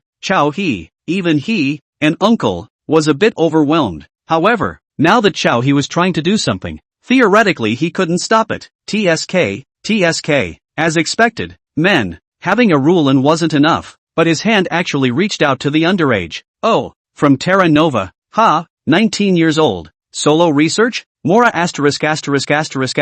Sakurako, leave your number. He Yiming was a bit surprised, flipping through Stabbing Blood's identification. This girl's education was a bit high. Attending the highest segment of Ingzhou's academy was Ida. The once Ingzhou had been flooded by seawater. The current Terra Nova relocated its country across the ocean, and Waseda became the only highest segment academic institution in Terra Nova. It's fine, just a routine check. There are more foreigners in your city now, but there are very few people from Terra Nova. You still need to be careful alone. And, you should understand that it's still a bit dangerous for you, a Ingzhou person, to be on this side of Daxia. He Yiming couldn't help but make a suggestion. After all, this Sakurako was named by Chow He. On the front foot, he was still calling himself a brother with Chow He. The back foot your brother but ascended to the throne. That would feel too strange. Alright, let's go look elsewhere. The whole time, Stabbing Blood obediently and coquettishly didn't speak any more superfluous words, either nodding or bowing. The phone call was also given dryly. He Yiming walked into the distance. Soon after, he sent a voice to Tide River. Tide.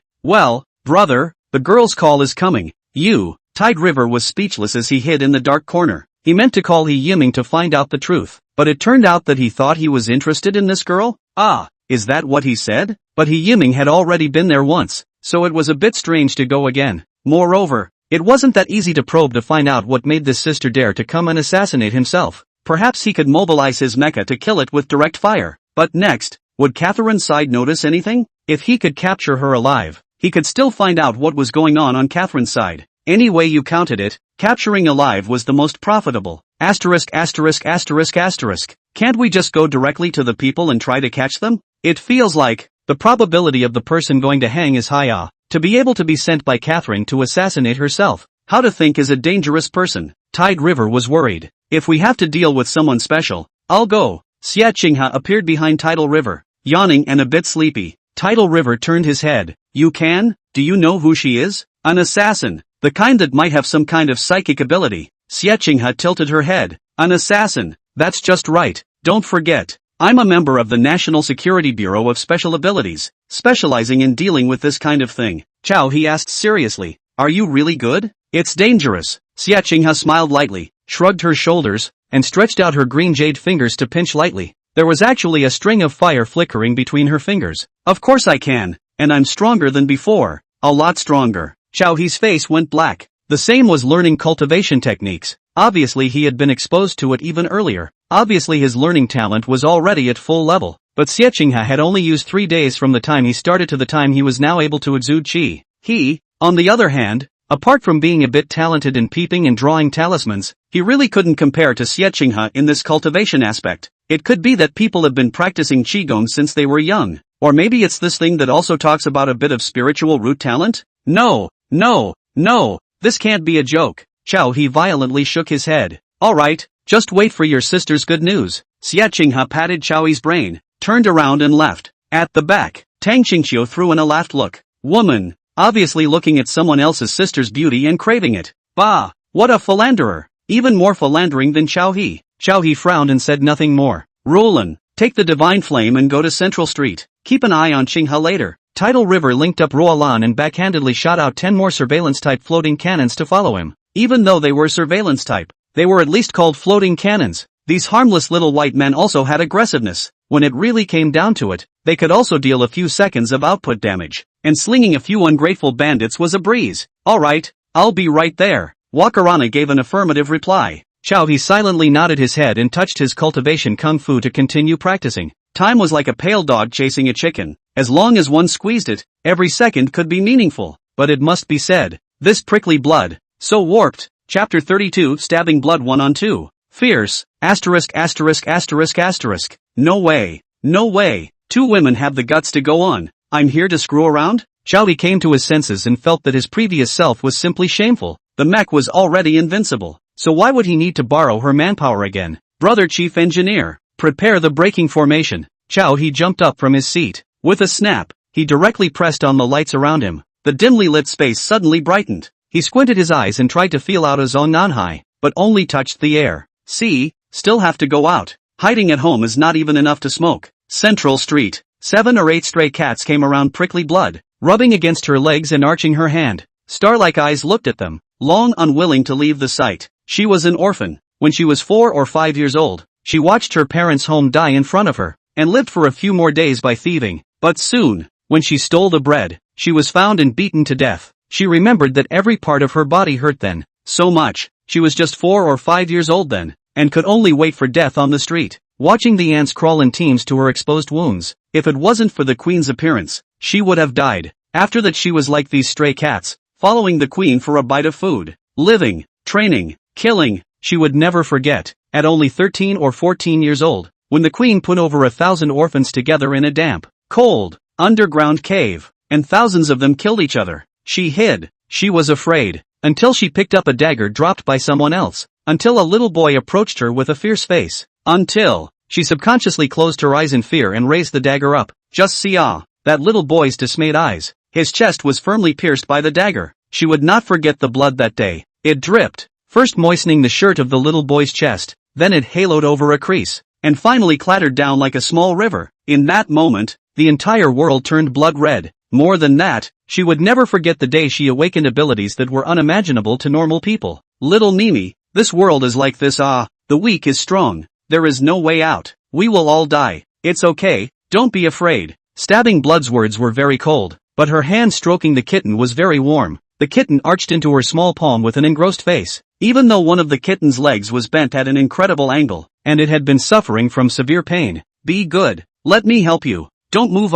Stabbing Blood picked up the severely injured tricolored cat. Meow. The tricolored cat's clueless eyes didn't resist. Instead, it shrank towards Prickly Blood's hand, fearing that it would fall off. The morning breeze swept by. Xie Qinghe appeared less than 7 or 8 meters in front of Stabbing Blood's eyes. Prickly Blood squinted his eyes as if he had only just emerged from the darkness and looked at Xie Qinghe and said quietly, "Sister, are you here to find me? Wait, I'll be done soon." Xie Qinghe nodded slightly. One hand crossed over her waist. She didn't have much interest in small animals, even if they were cute looking, but they were too troublesome, especially these stray cats, with their smelly bodies and little bugs crawling and crawling. She could see and feel the little bugs on these kittens. Her sensitivity had been like this since she was a child. It was even more so after practicing Qigong. The blood-stabbing little hands climbed over the kitten, little by little helping to smooth out her fur, and helping to pinch away any dirt that got on the kitten, cleaning up patiently. Suddenly, Prickly Blood grabbed the kitten's bent hind legs and violently pulled and broke them.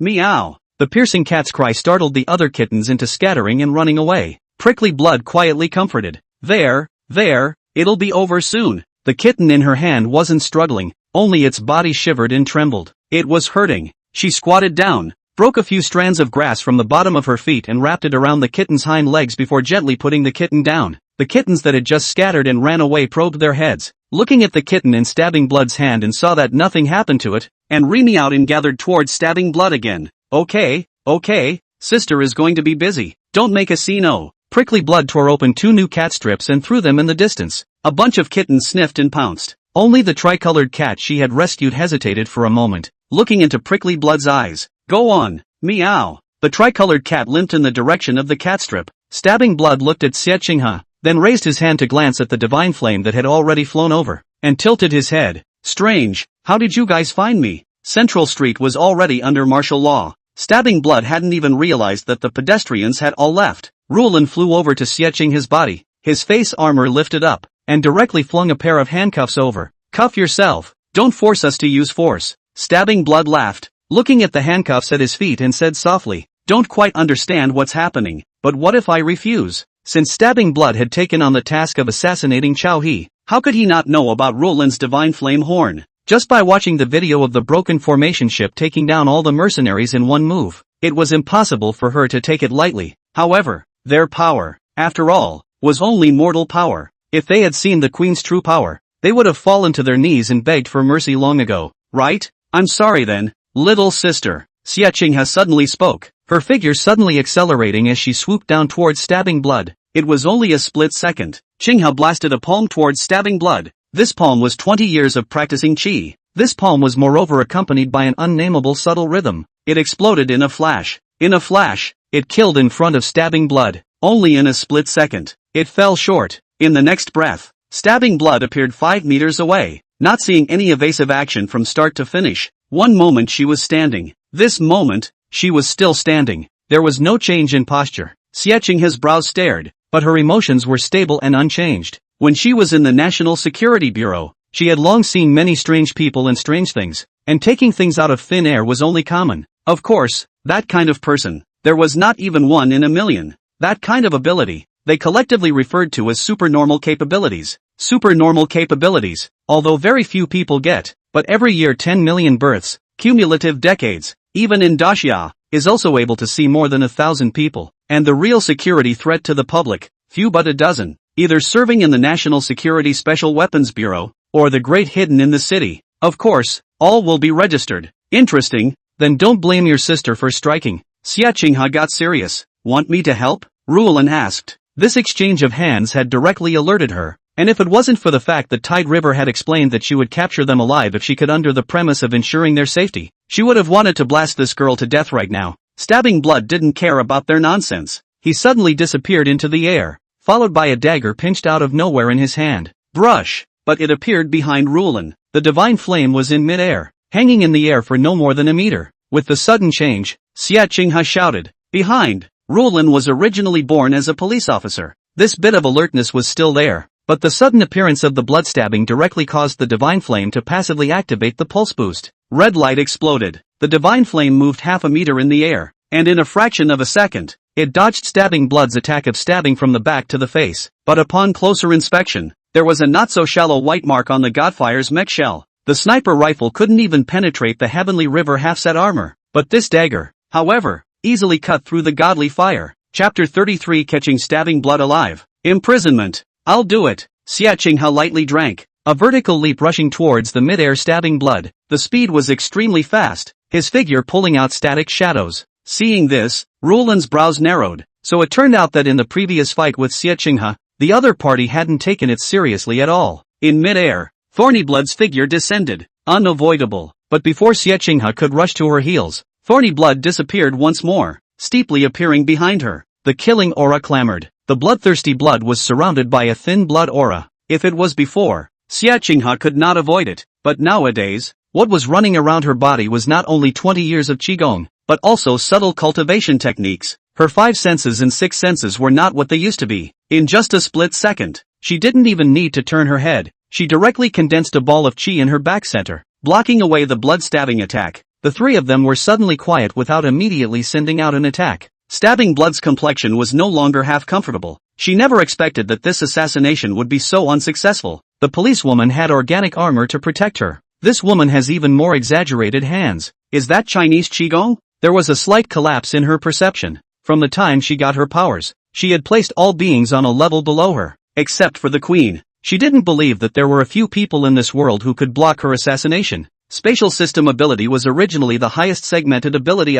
It was surprising that she had been defeated in the few rounds just now. Stabbing Blood flipped the dagger and turned it into a reverse grip. The ink-colored dagger's lacquer surface did not reflect a little bit of light, and only the cold blood gas vaguely penetrated the murderous aura. Brush! Stabbing Blood killed again. In the blink of an eye, he tangled with Xie Qinghe, and in just a few breaths of time, the two exchanged no less than 20 blows. The switch between offense and defense was extremely fast. The silhouettes of the two people pulled out several residual shadows. From time to time, the ink-colored daggers cut through the street lamps and railings of the central avenue, with only the sound of wind. But the street lamps tipped over. The railing cuts and breaks off flatly. Roland was unable to help at all. It was too fast, so fast that she couldn't intervene at all. She was afraid that when the two exchanged blows, it was Xie Qinghe who lost. If she lost, she would die. In a fight of this intensity, just touching a bit of flesh was a big mouthful. She didn't doubt the attack power of that one ink-colored dagger in the slightest. Baird! At this moment, a black golden light flew from mid-air. It only joined the battle in a flash.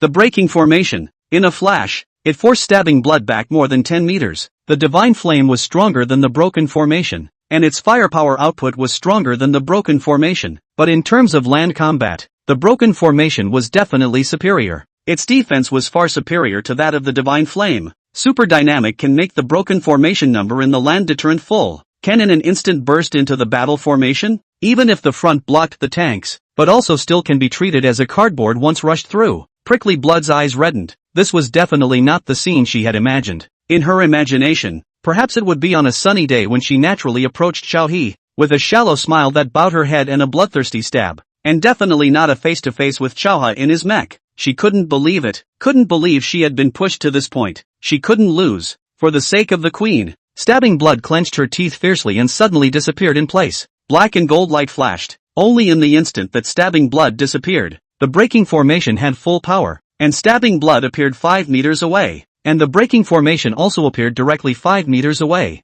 The same location. Crushing level speed. The break formation ship blasted a fist at Stabbing Blood's abdomen. This strike did not leave any power at all. Stabbing Blood, a proper dangerous person, caught alive? He'd be a fool to catch him alive. Come to die. The wind of the fist exploded. Prickly Blood's pupils contracted. She couldn't hide, and she followed up too fast, completely as if she had predicted it. She is also a little to catch her breath. To die. Bang! The mech threw a punch. Stabbing Blood's body is just a little girl who is not yet 1 meter 7. Subjected to this punch, directly flew out more than 10 meters away. It rolled several times on the ground, crushing many weeds and crashing a wooden chair. Brush! But at the end, the Prickly Blood disappeared again. Tidal River subconsciously looked up, and Stabbing Blood had already swooped over his head. The sound of wind rolled, playing like this. In a flash, Stabbing Blood's attack directly killed him. Stabbing Blood was determined to win. Ink-colored dagger, white thighs, star-like eyes, a dense blood-colored mist,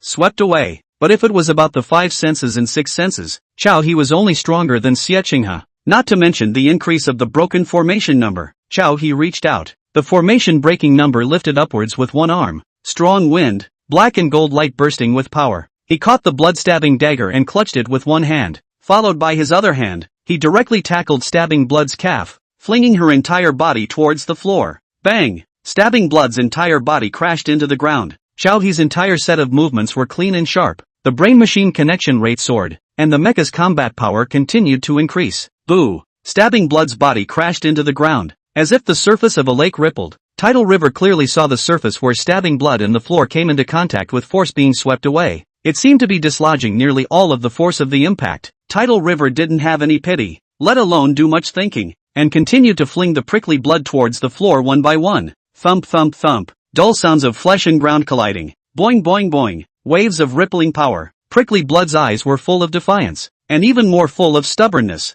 She just muffled grunts, just still desperately trying to pierce the mech with her dagger, but it was all in vain. Xiaohe's mecha was too much harder than the divine flame. The design goal of the Broken Frontier was to be able to impact a fully armed legion head-on. The dagger, no matter how special it was just a joke in front of an absolute defense. Finally, Xiaohe stopped. Strange, he looked at the blood stabbing in his hand, feeling a vaguely strange sensation in his body, as if there was a force that wanted to take him through space, withdrawing himself from the world in front of him. Prickly Blood tried to escape, but failed? How could she be trying to take herself away? It was clear that there was no escape. Could it be that as long as it was controlled, it was impossible to escape? Or, was that the way it was supposed to be? If she was strictly speaking, she shouldn't have disappeared and appeared with her own clothes and dagger. Was that the limitation of this ability? Meow. Suddenly, a limp three-colored cat scurried over and shielded Stabbing Blood's body, showing its teeth at Tidal River. Tidal River grabbed Stabbing Blood's calf. Prickly Blood's entire body was paralyzed on the ground, his face pale, but he violently propped himself up and pushed the kitten away with gritted teeth. Meow. Meow. The kitten limped stiffly to Stabbing Blood's feet, ferociously trying to bite open Tide River's mecha arm. Tidal River shook his head and said, "Call it a day. Let's go." Tide River beckoned for a flying skateboard, and the broken front grabbed Stabbing Blood and rushed into the sky on the flight pedals. How could Stabbing Blood tie his hands? It just futilely stabbed at the mech with its dagger one at a time. But it was obvious that even a mech that couldn't be penetrated by a sniper rifle, even the most powerful dagger would be nothing more than futile. Kids don't play with dangerous toys. Oh. Chaoha confiscated the blood-stabbing dagger. North Mountain Orphanage, underground base. Stabbing Blood was woefully chained by handcuffs and ankle cuffs, and there was a chain around his neck, tied to an alloy railing on the side. Stabbing Blood lowered his head, unable to see his expression. Tidal River's few people were cautiously looking at the opposite side 4 or 5 meters away. What to do? Hand it over to the military district? Or what? Torture it? Tidewater frowned slightly. One of you interrogate it. I need to know some information. Meow. The limping tricolored cat jumped off Wakabashi's arm, landing firmly on the ground, and rushed towards Stabbing Blood. Tidal River turned his head, a little dumbfounded. What are you doing with a cat? Look at the poor cat. Okay, or call the military district to call someone. Jingle bells, jingle bells. Excuse me, I'll take a call. Xiaonan raised his hand, turned around and pulled out his cell phone. Hey, I told you, so what if I just have a man outside? Yeah, you have the guts to come over. Ha, okay, I'll wait. He was silent for a few seconds. Fine. Sister Xiao and her husband are fighting again. The question is, what to do with this prickly blood? Chapter 34, The Great Law of Snubbing. Stabbing Blood faltered. Now that he's captured alive, there are ways to pry the prickly blood out of his mouth. Interrogation? No hurry. Prickly Blood's neck was bound with a dog leash, the iron ring so close to her neck that there was barely any room. She was panting heavily. He could sense that she had been trying to use her supernatural abilities to escape, but all of them failed. The gong method was running, and his divine sense cleared for a few moments. Vaguely, he felt as if this supernormal ability was very similar to the shrinking ground in the cultivation dharma, but it was a little less interesting. With his hands and feet plus his neck all shackled, Stabbing Blood's supernormal ability was suppressed to death. How the hell did you know about me? I didn't break it all along the way. Prickly Blood suddenly spoke up. She was still unconvinced. The mission to assassinate Tidal River was given to her by the Queen herself, and no one else knew about it. There was also Shadow, but Shadow had no reason to betray the Queen. Even in the previous few sporadic missions, she had always worn a mask, and only in this mission in Dacia did she take off her mask. In this world, there couldn't be anyone else who knew about her. He didn't answer her right away. He vaguely felt that there was some inspiration he hadn't caught. Goo. He was hungry. He turned around and fumbled for his cell phone. He ordered a takeout, and in the meantime, asked the delivery man to bring himself a zongnanhai. Interrogation. Protracted battle. How can you do without cigarettes? You do not smoke. I do not smoke. How to build the Dacia's Gouda? In the past, he was still upset that the money from smoking had raised some people who had no use for it. But now, with one word from him, Dacia also has to shake 3 times. This one cigarette. Screwed up. Hey, he hasn't paid attention to the allowance for SSS level permissions. In the past, when a level authority, the yearly allowance of all kinds added up to almost 100 million. Now the SSS level allowance shall not be 1 billion? He clicked on the Dacia network and flipped to the number of his own allowances in it. Amount. Unexpected and reasonable. The number of allowances was directly unlimited. Feel free to use it and spend it at will. Brother Chao He, takeout is here. Tang Qingqiu handed over the takeout and pestled a large bag in front of Chao He. Instantly, Chao He was confused. He had just finished ordering takeout, then skipped around in front of Stabbing Blood twice, then sat down and opened Dacia, then brushed the news, and the whole time seemed like just 7 or 8 minutes. A piece of zongnanhai, a box of takeout. It just appeared in front of itself. This is not a takeaway arrived. This is outrageous to the home. Zongnanhai he can understand. He can't understand this takeout. He remembered ordering the most common type of steak and rice from the restaurant next to the orphanage, although it was already one of the most upscale takeaways from that restaurant, but it wasn't like this before. A ceramic box opened. Fragrant corn ribs and mushroom soup? The mushrooms in it were crumbled, as if they were several kinds of mushrooms coming together, sinking and floating in the hot soup. This corn, why is it so yellow? So yellow corn, the luster is really bright. These ribs, He had never seen such attractive ribs in his life. 5 rib segments, almost the same length. The chef is like an obsessive compulsive. He doesn't know where he picked the ribs. Nuts! How can you make a soup that gives him the exquisite feeling of a full banquet? And the rice. Good guy. Directly is the grade of the Wuchang rice. He is not a poor man. How can he not recognize? Chow he was stunned looking at the steak that emitted aroma and sprinkled with pepper salt. He sat up in shock. Holy dog day, chef, you finally peppered me. He often ordered takeout from this restaurant, just because the quality was really quite a lot better than other fly stores. But the thing that had been nagging him was that the chef kept forgetting his instructions and didn't sprinkle pepper salt. A little bit of poor flavor wasn't a big deal. The problem was, Chow he picked up the steak, took a shallow taste, and was immediately convinced by the flavor of the steak. Holy, changed the chef? How come it tastes so good? Tidal River was surprised. Nope, it wasn't the chef. It was the steak's grade that was a bit scary. Tang Qingqiu shrugged his shoulders, a little proudly curling up the corners of his mouth and explaining, "Did you just realize? The chef changed. I don't know where the chef changed, but theoretically, it's very hard for you to eat those takeaways in the past now, because you're SSS level access now, not to mention what you ordered. Even what we ordered is the same as yours by default, probably the work of some state banquet chef. All living materials special supply." The chef was naturally special supplied. Chow he was shocked, but on the other side, a group of people wept. Everyone knew that Tide River had been an A-rank authority for almost 3 years before he became an SSS rank authority. Look at these 3 years. They pulled the data of all of Chow He's consumption and couldn't help but be moved. Almost. There was absolutely no consumption of luxury goods. The only thing that could be linked to luxury was a pack of 15 Zongnanhai. Comparing cigarettes was not a necessity. The others are either used to acquire materials, or they are still used to acquire materials. Even the usual food and drink are able to take out on takeout, not even the time to sit properly in the restaurant to eat. A mind to pounce on the research.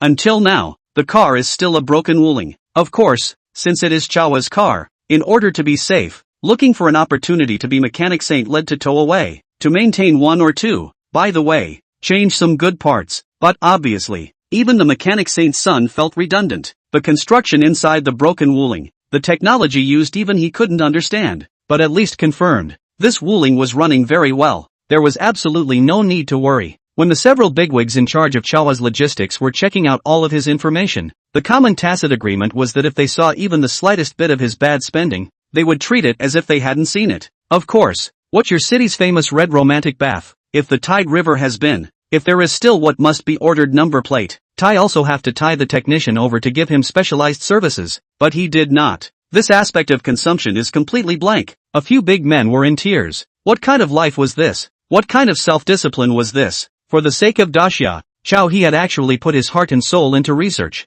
Lean. There was also talk on the internet earlier that when he becomes the emperor of the land, he must be arrogant and extravagant. Holy, the control is so damn wide. Is it to have me, Divine River Emperor, alone for the rest of my life? The cold-faced big man trembled his body, itching to catch Chow he in red romance right now to experience what is called enjoyment and what is called life. Yeah, the highest order is the steak set meal. This, even us. How long has it been since we've had a takeout package? A long time. Damn that restaurant chef. Always not peppered. I God River Emperor just wanna eat peppered steak. What's wrong with it? What's wrong with that? If they hadn't accessed all the data and information, they wouldn't have known that there were many times that Chow he had reviews of the takeout, all of which spat out that it didn't come out the way he wanted it to, and that either there was no peppercorn sprinkled on it, or that the bowls and chopsticks used to serve the soup were like they had just come out of the laundry detergent. Chow he's preferences and demands were so simple. Only later, Tide River's comments were less frequent. Not that the chef remembered to put in pepper salt, but that God River Emperor, didn't want to count on it. A few big brothers sighed. More than that, they were in tears. They had sworn that they would make sure that Tide River's logistics were 100% perfect. In addition to the logistics, right now, the security of the entire North Mountain Orphanage was also at the highest level in Daxia. If it wasn't for the fact that the above had emphasized not to go too far in influencing Chowhe's research, otherwise they would have long ago brought people to give Chowhe 360-degree all-round service. God River Emperor. Worth it, because his ID in Daxia was Divine River. All the current Daxia, he had such a title. That is, Chowhe was not in front of these people. Otherwise he must have called out. Neuropathy. He ate takeout because he was too lazy to go out. Outside cannot guarantee the safety. Hate to get into trouble. It's not like he doesn't have time to eat, so he makes it sound like he's pathetic. Of course, it is really pathetic. Just started to make up for those study materials given by the system. hard to lose a few pounds. Eat and drink enough. Chow. He stretched a lazy waist,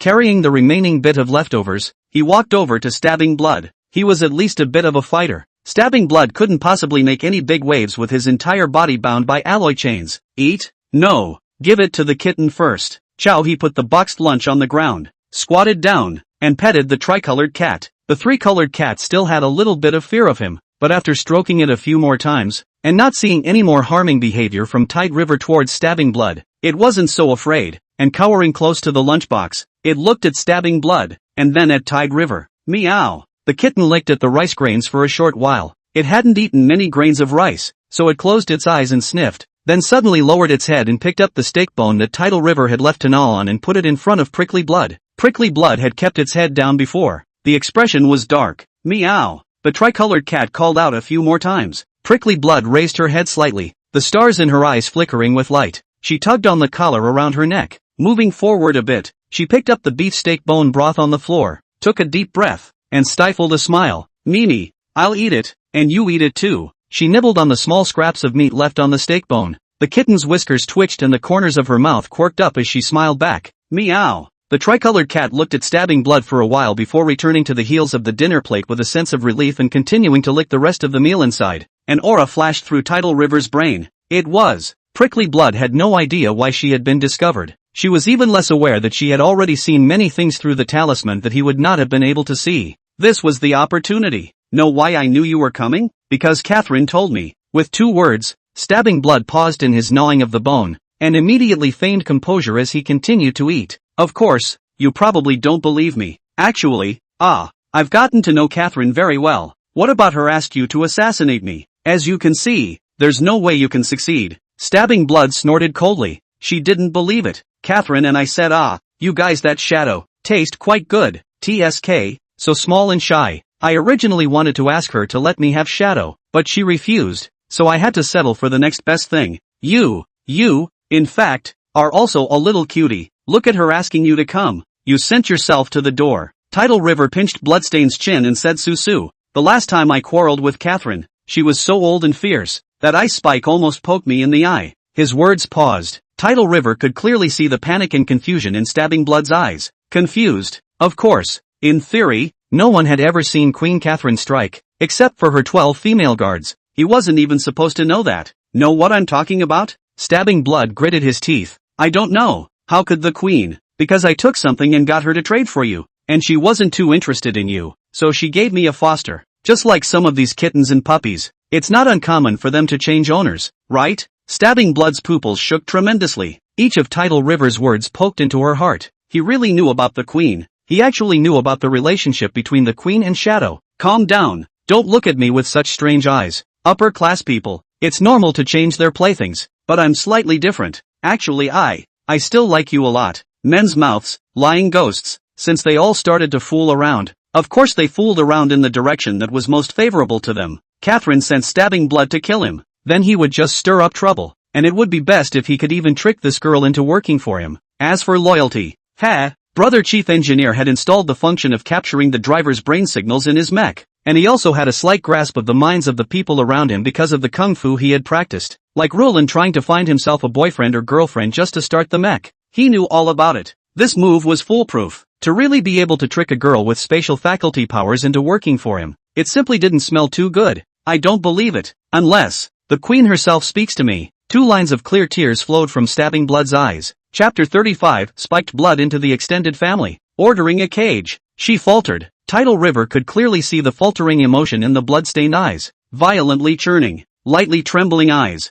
Nearby, the careful mist puffing out of her mouth. Sweet orange flavor with a hint of bitterness. From the moment Stinging Blood had been saved by Catherine, Catherine had been the only thing in her world. The Queen's request she carried out 100%, and the meaning of her life was to follow Catherine's side. Anything, as long as the Queen commanded. She revered Catherine as a god, as a place of light. But now, with Tidal River's words, her world collapsed. No longer the certainty she once had. The Queen, how could she not want her anymore? Prickly Blood lowered her head. Yes, how could it not? At one time, she had been willing to do so, even if the Queen only treated her as an obedient kitten and puppy. But now, the Queen really did treat her like a kitten and puppy to someone else. But she still wanted to see the Queen speak to herself in person. She didn't believe it. couldn't believe it. Tidal River patted Stinging Blood's brain and said soothingly, "Alright, I know. I'll talk to Catherine on the phone later." Tide River got up. Of course he didn't have Catherine's contact number, not to mention having to make a video call. But little sister, do you know what is called telecommunication fraud?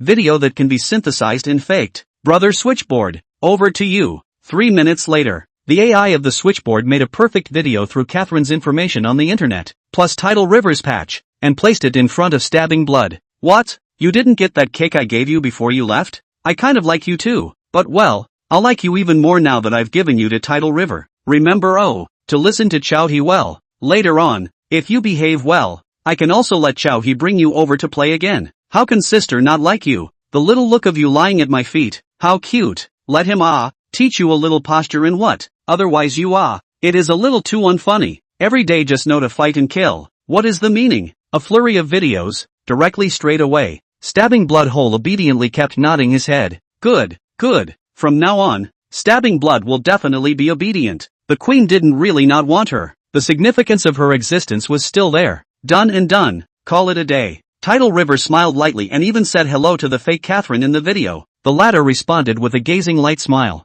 Stabbing Blood was no longer half believing. After all, the foot bestowed by the queen before the trip, even Shadow couldn't possibly know.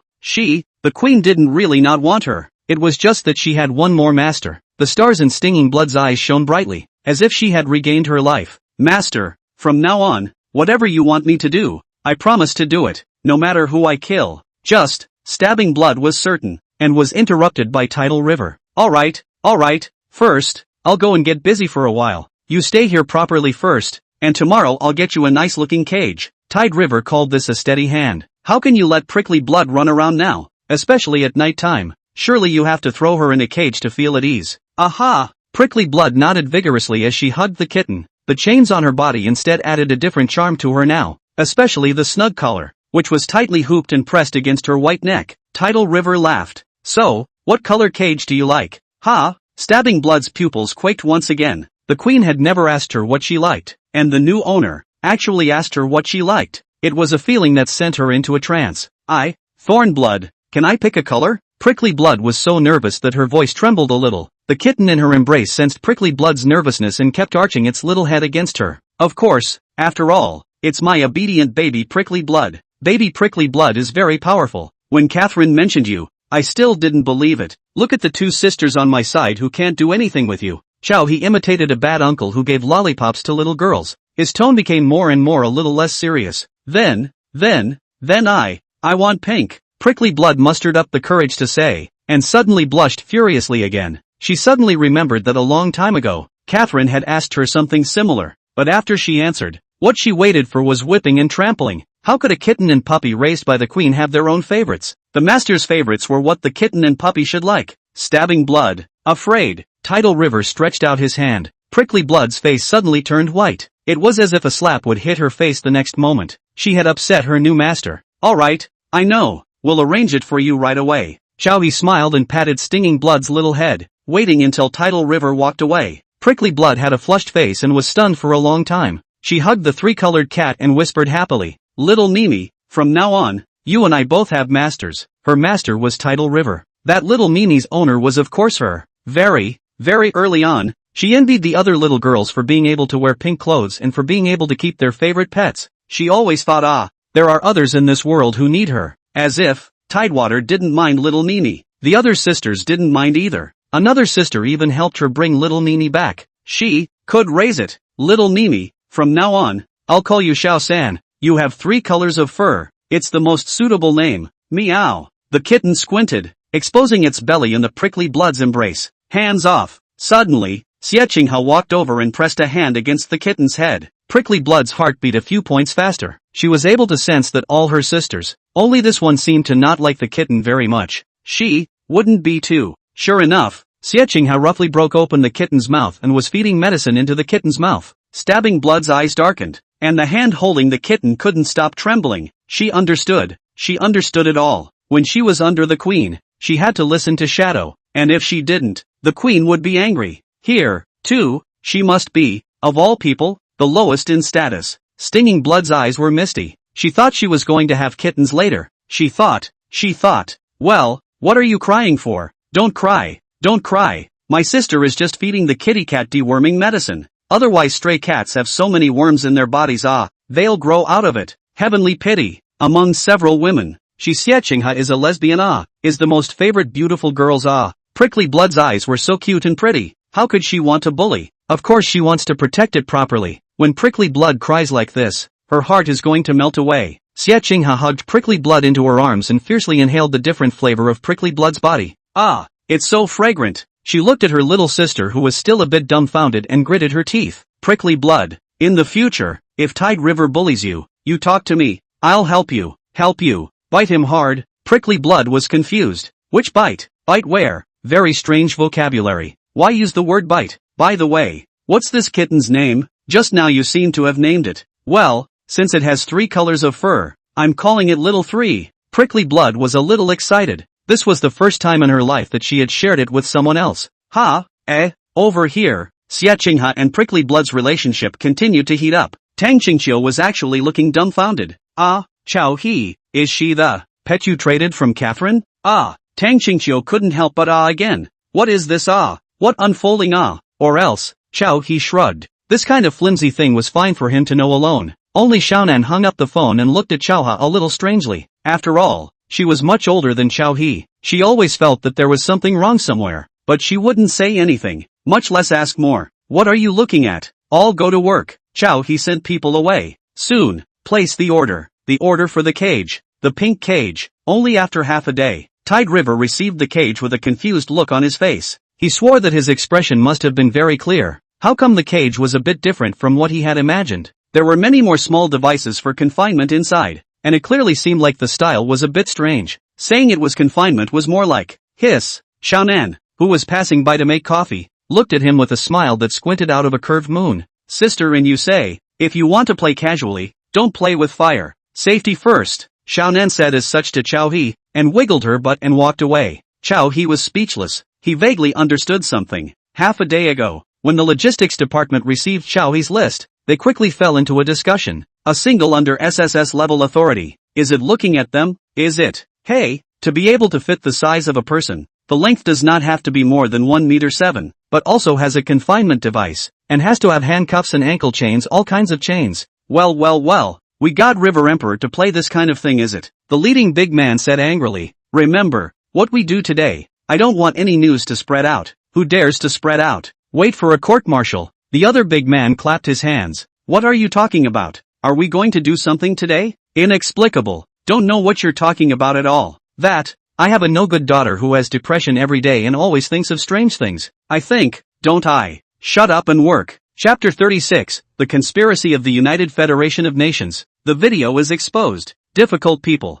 Do I still want my reputation? I can't believe you're trying to guess what I mean. Convinced. The capitalization of the suit. Chao He looked at the large pink iron cage. Unable to speak. This, mortar and pestle in their own underground research institute. Oh, now upgraded into an underground research institute. Proper name, North Mountain Research Institute. Soon, this place would be completely connected to the North Mountain lineage. From here, one could directly enter the North Mountain complex. But of course, it was still in the stage of digging up the mountain. In the future, the North Mountain vein will be an integrated complex for research, manufacturing, living and military defense. All attributes pulled full. Most of the elites of the entire Daxia would be stationed there. Especially now. In just 1 day's time, your city has become the city with the best law and order in all of Daxia. It's not just because of the army's presence. Any dilettante with a brain wouldn't choose to hang around in your city every day anymore. As long as you have yellow hair, it's normal to have your identity checked 3 or 4 times a day, and you have to be given all sorts of verbal warnings. Last night, Roland was still hanging around in the divine fire.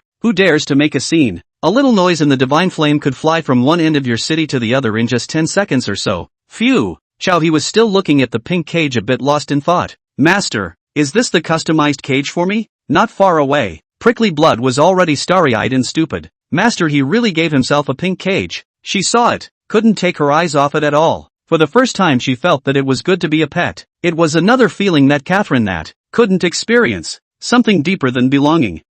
Yeah, Tide River nodded. What else could he say? There were so many things to be busy with that he didn't have time to dwell more on the details. The cage was a bit heavy, and while the logistics guy had slightly misinterpreted what he meant, The base weight was perfectly up to par. The alloy chains, shackles, and so on were all hard goods. There was no way to half-ass it. Except, the color is pink. As long as Stabbing Blood was locked in this cage, it would be impossible for her to use her powers to escape. Brother Switchboard, transfer one of the generic version mechs over. He shouted casually towards the void. In addition to the general-purpose version mechs provided to your city and the military region, on his own side, he naturally still had one or two in stock. Soon, above the head of the institute he was in, a hatch opened and the mech landed beside him on its own. Clank! The mech opened, and Chow He stepped inside. Quickly clunking a few times, he moved the cage to the aisle in the middle of the institute. Alright, get in. Tidal River held the leash. Prickly Blood had been waiting impatiently for a long time, crawling and rolling as she generally scurried into the cage. Inside here, it would be her home from now on.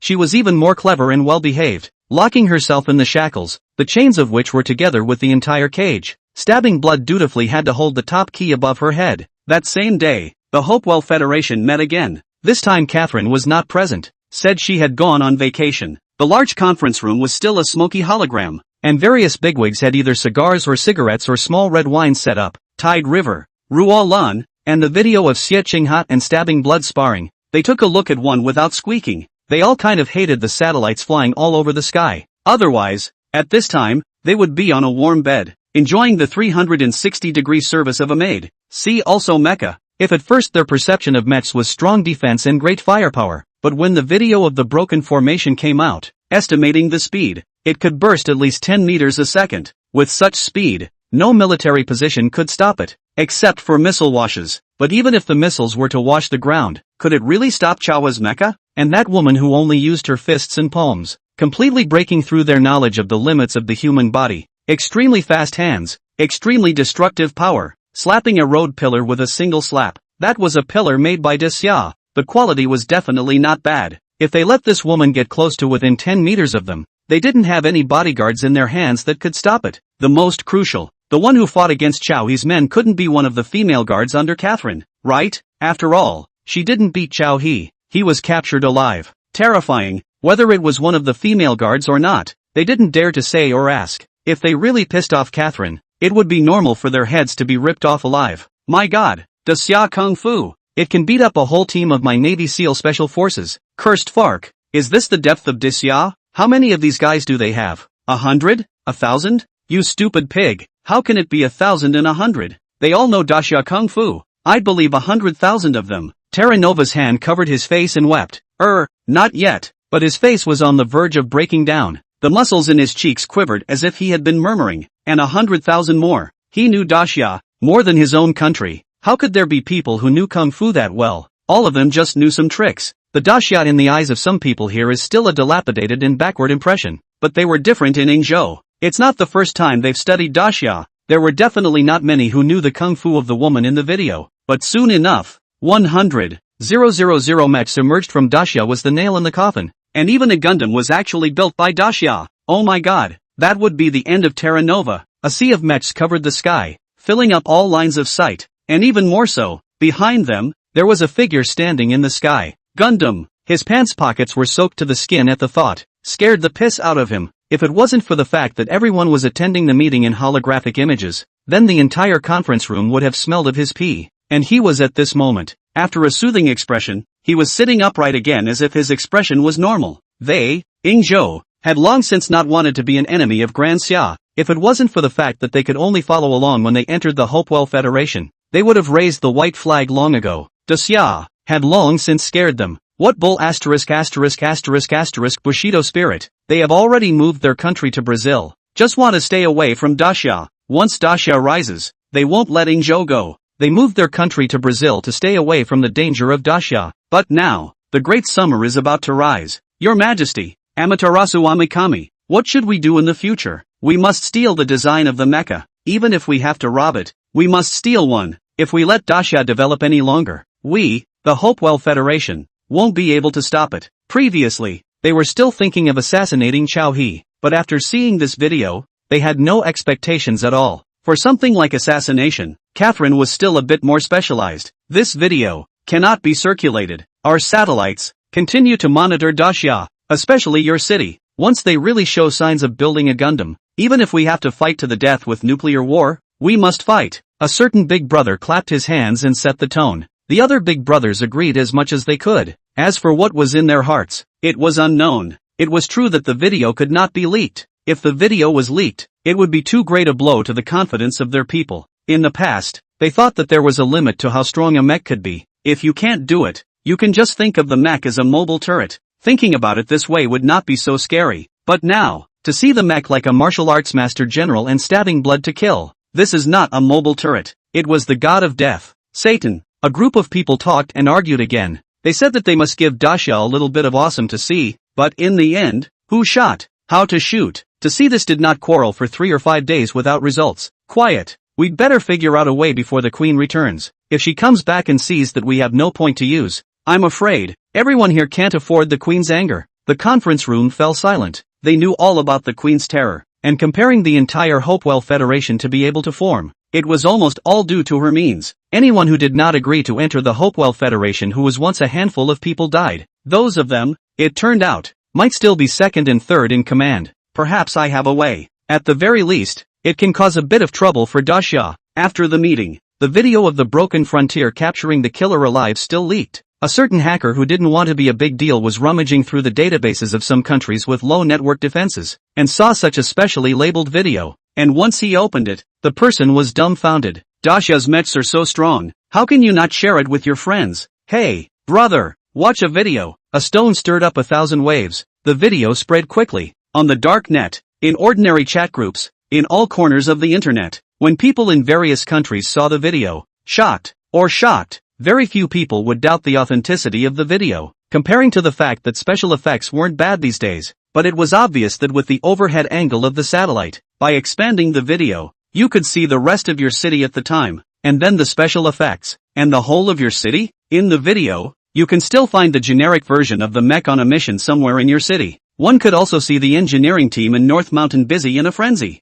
and the people of Dasha saw the video, but it was boiling over. Divine River Emperor, mighty, it's like a demonic lord in the sky, bullish, hegemonic. What man doesn't want to drive a mecha? It's the ultimate romance for men. For a moment, the Dasha's conscription network was bursting at the seams. Now even a dog knows that if you want to start a mech, you have to join the army first. As for whether there will be any civilian mechs in the future, cut, civilian mechs, dogs don't even drive them. Chapter 37, 100 million conscription program. The nation was shocked. It was only a quarter of an hour. The conscription quota on the Dasha conscription network was full. Originally, Dasha's annual conscription quotas weren't considered too many, and when a group of people called out to serve in the army, there weren't enough quotas to digest. How can this be? Brothers are enlisted. I'm not enlisted? I'm afraid that my brother will drive a mech and I'll drive an electric donkey. Ha ha, I got drafted in the recruiting office. A posting with a video of a chubby woohoo barking rushed to the hot search. This chubby guy got drafted?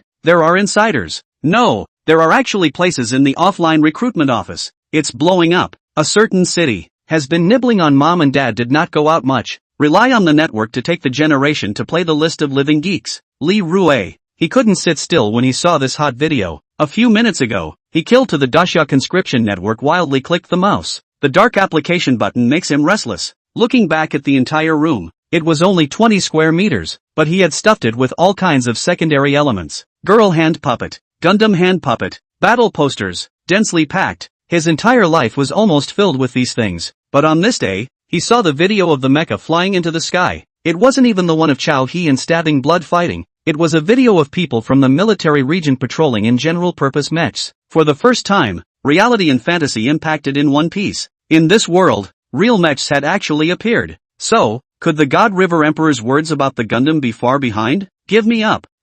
Lee Rue, Gundam Excitement Team Tournament 20th Challenge Champion. The Gundam Dream Pilgrimage Single Challenge King for 5 consecutive championships. His reaction is invincibly strong. Once the handle is in his hand, he is the sky. He was the one who suppressed a group of foreign players from speaking up, and he was also the one who suppressed the Gundam Challenge for 5 years in Little Korea. Because of him, the rate of people uninstalling Gundam games in Little Korea has risen every year. No professional player in Little Korea could beat him, even if those pros were blown away before the match. As long as they were on the field, they would only end up being suppressed by him. Even in the end, Little Korea tried to bribe him to lose the match on purpose. Ridiculous. How could he, Dasha Lee Rue, lose the match on purpose? And now, the real mech was right in front of him. That mech is not an iron shell. It can fly and jump, and it has a super strong and sci-fi fire system. It's awesome. Could he still wait? Li Rui took a deep breath, followed by pulling open the closet and bringing out the yellow punching jacket that he hadn't worn for a long time.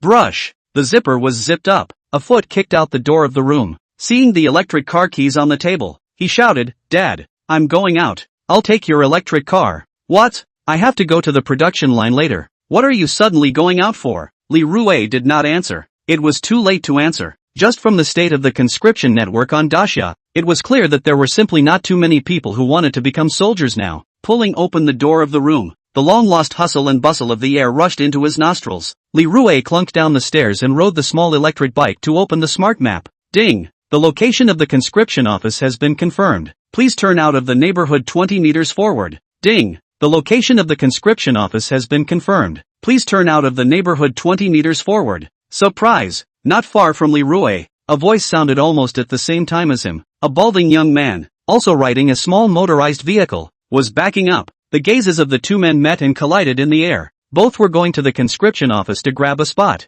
Ignited. Boom boom boom. "You're bound to lose," Li Rui shouted in his heart. His little donkey was bought with 4 months of dad's salary, mixed with oil and electricity, with full horsepower. The staying power is full. Whoosh, whoosh, whoosh, side bend, side pressure, gorgeous drift. Li Rui rushed out of the neighborhood one step ahead of the bald young man. Compare operation, compare horsepower. What are you going to win? Li Rui looked back at the man and smiled. The bald young man's eyes are going to stare out. Never seen anyone can drive a small donkey as a motorcycle. You think you're Bolt? Ugh, it's a tiger stain. No, who's the name of the big guy in the F-type race car? The bald young man turned the handle dead, but could only smell the exhaust of Li Rui's small electric donkey hard. Asterisk asterisk asterisk asterisk. Oil electric hybrid. You're cheating. Mecha. I'm coming. Li Rui shouted. He hadn't breathed the air outside for a long time. It was so noisy. Ah! The bald youngster shouted unwillingly from behind. Boom boom boom. The conscription office.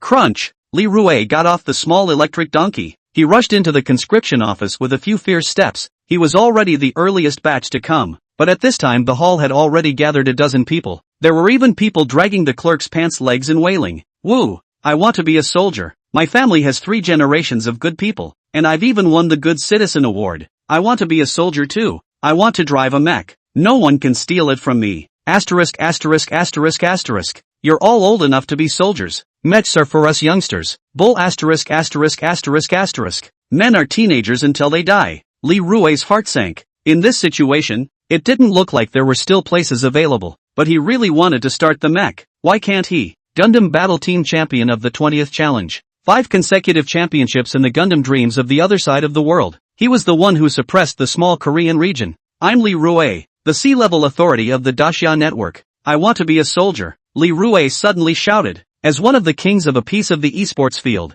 he represented the card face of a domain. Sea-level authority. Naturally. Holy, sea-level authority is also going to grab the qualification to be a soldier with us. Brother, it's not so bad. Not so much. For ordinary people, C-class authority was the sky. It's an existence to be looked up to. If you go out on a blind date, sea-level access is the same as having a car, a house, and savings. It's very useful. How many people want it, but can't get it? There are only 1,000 people with A-level access in the whole of Dacia. Level C is almost the limit that ordinary people can reach. Li Rui took a few steps to the front of the clerk, his eyes burning, but at this time, the clerk's expression was a bitter smile. Little brother, right now, not to mention C-level authority, even if A-level authority comes, I don't have any enlistment slots here. You've all been misled by unscrupulous traffic bloggers. Our offline conscription office's quota is networked with that of the Dacia conscription network. If it's gone online, we're gone offline too. What? I don't even want to go on a blind date today, but it's gone?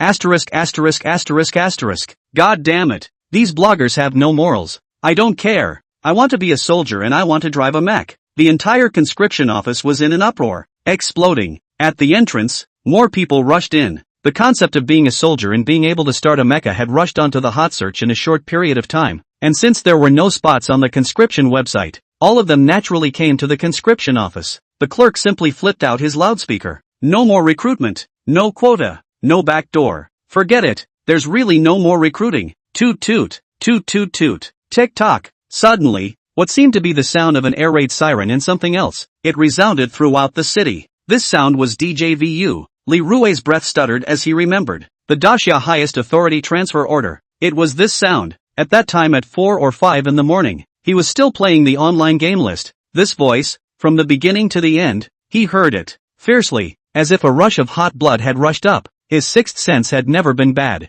Everyone thought it was his quick reflexes, but he had a feeling in the dark. Certain times when he played the game and saw his opponent's moves, he could instinctively feel what his opponent's next move would be. And now, this premonition came again. The highest authority transfer order might have something to do with himself. Daxia opens the 100 million plan for conscription. Unlimited men and women. Lower age limit 16. Upper age limit 60. Great Xia's highest transfer order. 100 million conscription program. Countless cities in Grand Xia, even the villages. Every channel that could spread sounds and images resounded with this conscription plan that had suddenly appeared. The second highest authority transfer order in Grand Xia. Boiling over. Frying pot. What is Xia going to do? Is their Grand Xia going to war with the whole world? Even a dog knows that the only person with the authority to issue such an order in the entire Grand Xia is Chao He, the Divine River Emperor. No one else. Not even the current leader. Not enough authority. Everyone thought that the authority of the Daxia Supply and Marketing Trading Network would be fine with a few old men from the upper capital tapping on it.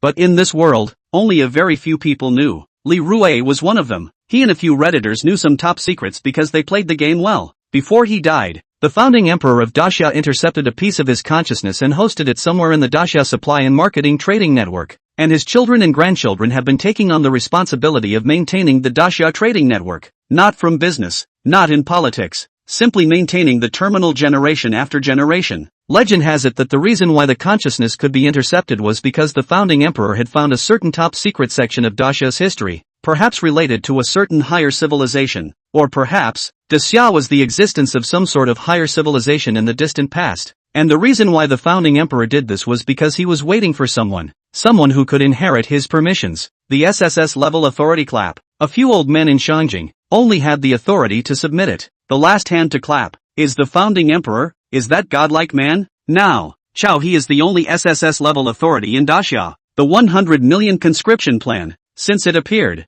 it couldn't be a joke. His will. It would be the will of the entire Grand Xia. Absolutely carry it out. Crazy. The entire Grand Xia went crazy. The staff at each position automatically received their assignments and traveled to the offline recruitment office to assist in the recruitment process. Transferring people. Transfer money. Transferring supplies. The entire Grand Xia moved again. One by one, commands were sent out uninterruptedly. All out of the highest authority of Great Xia. Several old men in Shangjing are dumbfounded. What's with the conscription all of a sudden? What is Tide River going to do? Crazy too. Previously, even if they wanted to build Gundam, they could understand. But conscription, they couldn't understand. What was even crazier was that they were in no position to stop it. But they can at least ask, and must ask, because now the work orders, all smashed into their heads. Soon, Tidal River gave a short paragraph of reply. Live in peace and think of danger. So, you've heard of the immortal Qin Shen Han Sheng Tang Dao Song Demon Yuan Wu Ming Demon Sheng. Reply as short as this, leaving a few old men speechless for a long time. Do it. Daxia can't be messed up. It's not just 100 million conscripts. What are you afraid of? A few old men clapped their hands. Since Chao He wanted to do it, they would do it. The 100 million conscription program was just the beginning. A lot of work needed to be done behind it. At this moment, the Hopewell Federation was scared less. It had only been a few hours since the last meeting, and their tactics had only just come out. But in front of this plan, it looked ridiculous. Daxia, what the hell does it want? Tide River, what the hell does it want? Chapter 38 Catherine, I'll make you die a horrible death. A $100 million draft program. Unprecedented. It had been a long time since Grand Xia had expanded its army.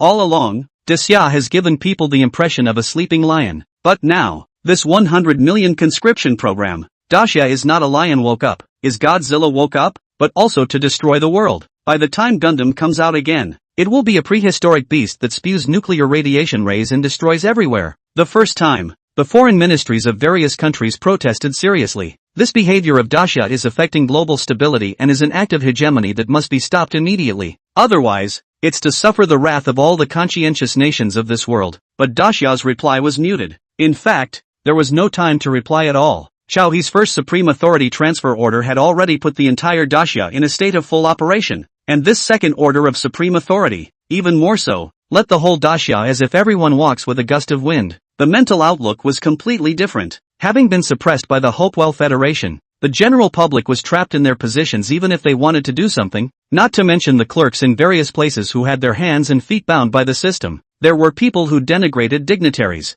There are people who go against the peasants. Someone, always thinking that someone has to deal with this, right? Turns out it wasn't. But now, our dacia is finally stepping up to the plate. The first batch of consumption vouchers is out, and there's a second and third batch, and everyone is no longer trapped by oil, salt and vinegar. Everyone twisted into a rope. In order to fulfill the supreme command, just ask the Hopewell Federation if they're afraid. They're scared themselves. The oldest man and oldest woman who sunbathe every day in the park next door have all been transferred. And when asked, 8th grade pliers, professional tilers, 50-year pastry chefs, abound. There is even a big mom directly donated more than 100 pounds of gold in the bottom of the box, not for any reason. When she fought in the war, she was a female soldier, touched the artillery. It's not too much to ask to touch a mech in the future, right? I'm not going to be able to do that, but I'm going to be able to do it, he said. I'm not sure if I'm going to be able to do that. Not many young people will be some real work, a bunch of office sub-health, the critical moment,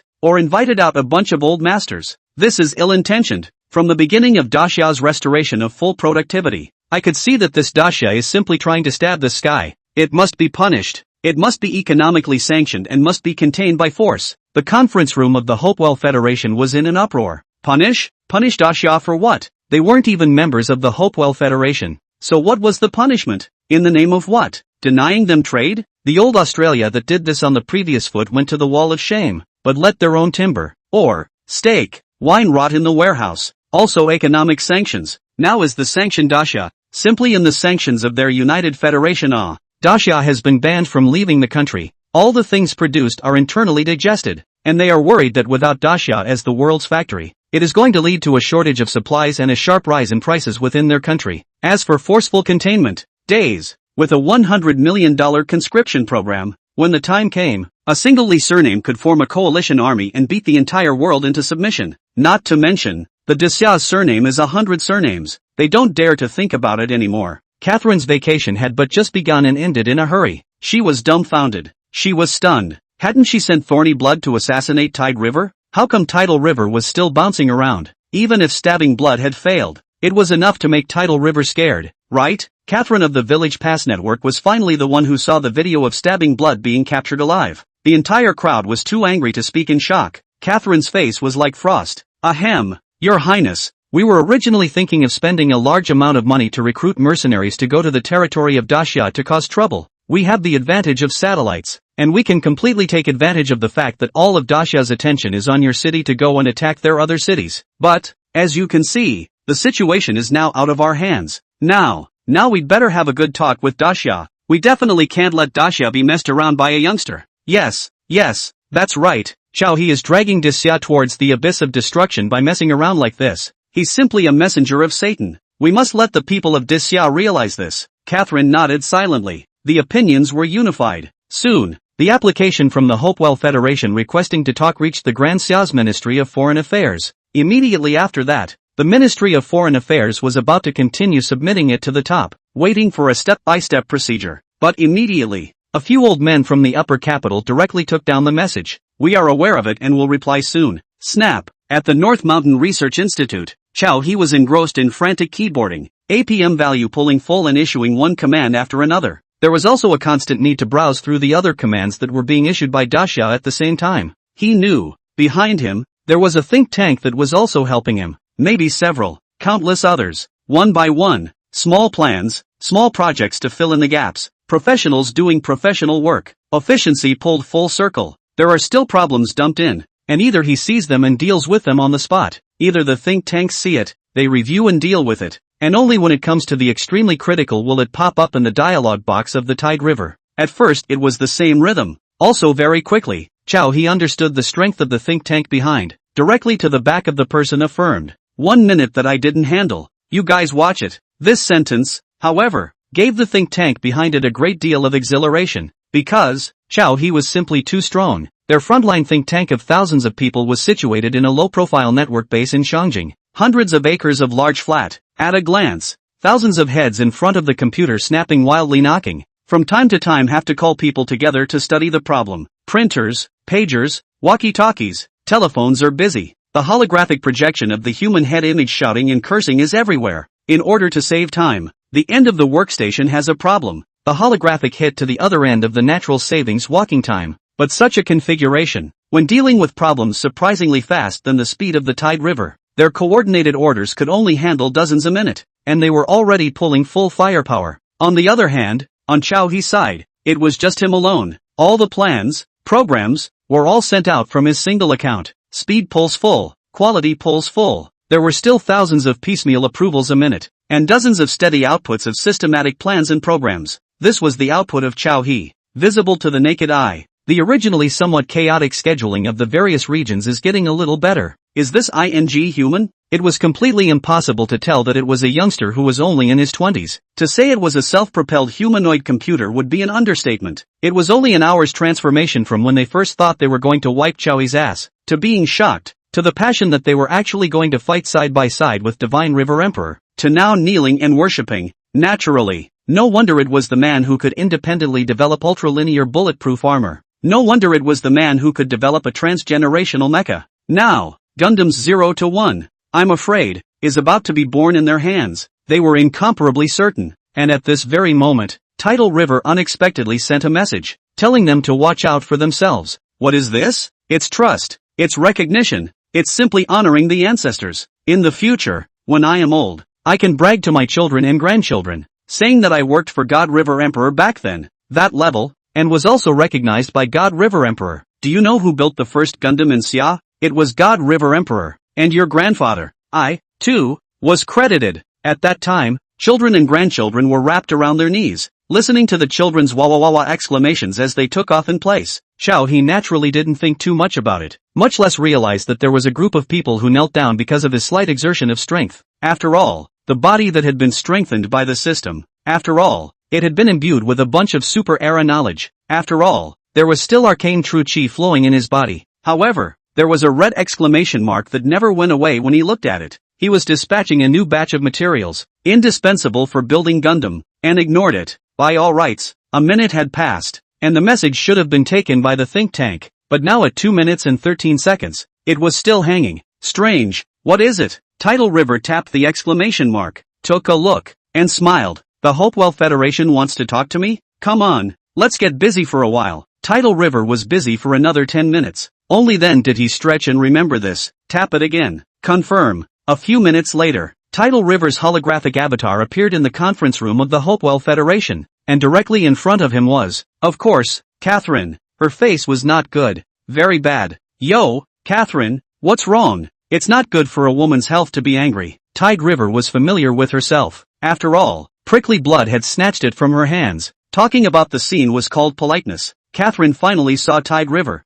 Her eyes got even worse. He actually didn't know how to respect himself at all. He actually teased himself. Mortal, you should fear me. Chao He, who was far away from your city, inexplicably felt an icy cold sensation. Alien power? A bit fierce. Chao He spread his hands. If you have something to say, just say it. Ahem. I represent the Hopewell. A big man was about to open his mouth. Before this kind of job basically fell on himself, one could not possibly let the queen speak first, which knew that Catherine was just in the air. Pointing at Chao He angrily said, Chao He, your Xia conscription program. In the end, what are you going to prepare for? Oh, this matter. Normal we are preparing to defend against the threat that may come from outer space. Chao He said so. In fact, what he said was really the truth. Just this little blue ball of 100 or so countries. As long as his Gundam was built, there could be no other threat to Daxia. What kind of Hopewell Federation? A single Gundam would be enough to wipe out everything. But, Chao He didn't forget about the 3 civilization lines that were recorded.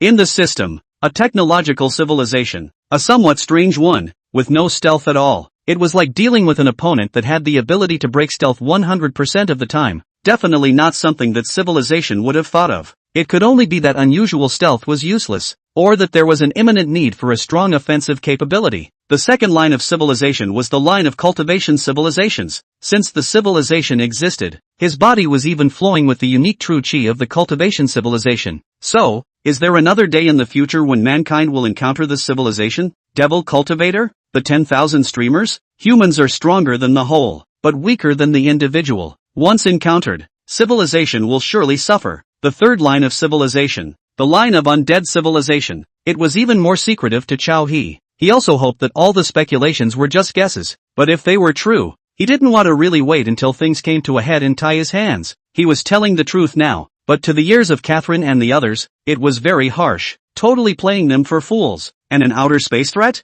Why don't you talk about fending off the bug race, fending off the god race? Do you think we don't know about StarCraft? Catherine was angry, and the consequences were dire. Fine, fine. She had 3 good ones in a row, and a mouthful of anger was about to spew out. So, where are my people? The ones you took. I want them back now. Immediately and immediately. Chao He slapped his head. Ah, you're talking about stabbing blood. Ah, she's fine, don't worry. She's staying here with me. Let's talk about it after a while when she's tired of playing. As you know, our Disya takes hospitality very seriously, Chao He said as such. However, he also felt the cold air around him getting heavier. It was also that he still had true chi flowing through his body, or else he would really have to sneeze a few times. Catherine laughed coldly. She had already died by default of blood stabbing. It was also fortunate that although they were all one of her 12 female guards, Stabbing Blood didn't know much about the condition of the other female guards. Since Tidal River was gesturing like this, she would quickly let Tidal River know what it meant to regret. Mortals, how can they have the guts to fight her? Tide River, I will let you die an ugly death. Chapter 39, Stabbing Blood, I want that. A meeting. Chao He's completely bad posture is even more bottomless. No one really dared to tear his face off with Dasha. He is standing on the shoulders of a great man, spelling nuclear washout. It was unlikely that a bunch of great men would lay down their lives. Otherwise, they wouldn't have chosen to submit out of fear of Catherine. Needless to say, in terms of nuclear bomb storage, Dasha was the only one in the entire world. When it comes to the productivity of the people, they have no hope. Dasha is famous for its infrastructure. A day is their workload for a month. Before is bitter. Infrastructural demon is the name of an ordinary person who sacrificed his ego to hold it together. But I'm sorry, the people of Dasha still have a batch of consumption vouchers to take. They can't spend it all. There's no end to it. Tidal River pulled the productivity of Dasha full, not just to give consumption vouchers, but also to depress prices. All the materials produced can not only give the first line to meet the construction needs, but also can give everyone to enjoy the current era of development dividends. As for those who say that they can't give out consumption vouchers in Dasha, laugh. One word from him and what to do is done. Can there be 500,000 more who dare to venture out now? Nowadays, there is no public opinion to hinder his every move in Dasha. Even more so, there is no institutional hindrance. His will is the king. Chao He had merely cast a holographic avatar, yet he had already infuriated Catherine to the brink of collapse. Could it be that he couldn't feel his killing intent? Catherine couldn't. In the 10 minutes or so of the meeting, she had never used her ability so spiritedly. Across the ocean, chills cascaded down on Tide River. Tidal River didn't feel half of it. Air felt it. He laid down, covered with a sheet, comfortably still ordering a hot cup of coffee in front of everyone. He took the time to send a voice message back to the store while everyone was verbally abusing him. I love sweet coffee. Next time beat more coconut milk. Oh, for the recipe, see raw coconut velvet latte. Thanks. Catherine crumbled. He actually said thank you. So he has manners. Catherine felt dizzy. She used to be angry when she saw some country hand subconsciously fumbling for a cigar. Now had no energy to be angry. Tired. Tidewater. Gentlemen, how about this? I propose that we give up 1/5 of the satellite slots to Dasha in exchange for Dasha stopping the Gundam program and switching to multinational joint research. Otherwise, the impact of this on the world's security is just too great. The Hand of Old Australia said so. When the group of hands heard this, they all felt that it was fine. Or else if they continue to make it like this, the negotiations would definitely come to a stalemate. They still had to give up a little something. It wasn't just a 1/5 share of the satellite. It wouldn't affect anything. I think this is a good idea. Mr. Chao Ha, what do you think? A few people seconded. Chao He raised his eyebrows, took a sip of coffee, and said slowly, not good, not interested. If there's nothing important, let's adjourn the meeting. Bang! Catherine slapped on the conference table. Visible to the naked eye, the solid wood conference table continued to crumble, cracking out a crack, and Chao He, who was facing Catherine's killing intent directly, still just shrugged his shoulders. The meeting dispersed unhappily. Chao He's projection disappeared. Everyone was silent. What were they going to do? There was no way. Playing with sanctions, people are not afraid. Playing with assassination, even Catherine lost a hand. Playing with public opinion war? Laugh. The current Dasha could not tolerate half a bit of public opinion war environment. Who dared to take orders for a little money? The next day's sun may not even have the chance to see. Continue with the original plan. Let the mercenaries go out to attract attention. I will send someone. Let Chow He know the consequences of confronting our Hopewell Federation Society. Catherine clapped her hands and walked away. The figure that walked away was as if it was a bit depressed, yet it was even more clamoring with anger. As for Chow, he sighed. A cup of coffee was not wasted. Although the flavor was not quite right, it was good to taste new flavors once in a while. Hey! Although he left the meeting, the hand of Ingzhou actually collected one of his talismans in his office. It was even framed. He'd heard all of these last people's intentions, including Catherine's intention to send someone to kill herself. Stretching his old back, Chow he got up and wandered around the institute, checking that his black workers weren't slacking off. Tang Qingqiu and Xie Qinghao were drawing charms.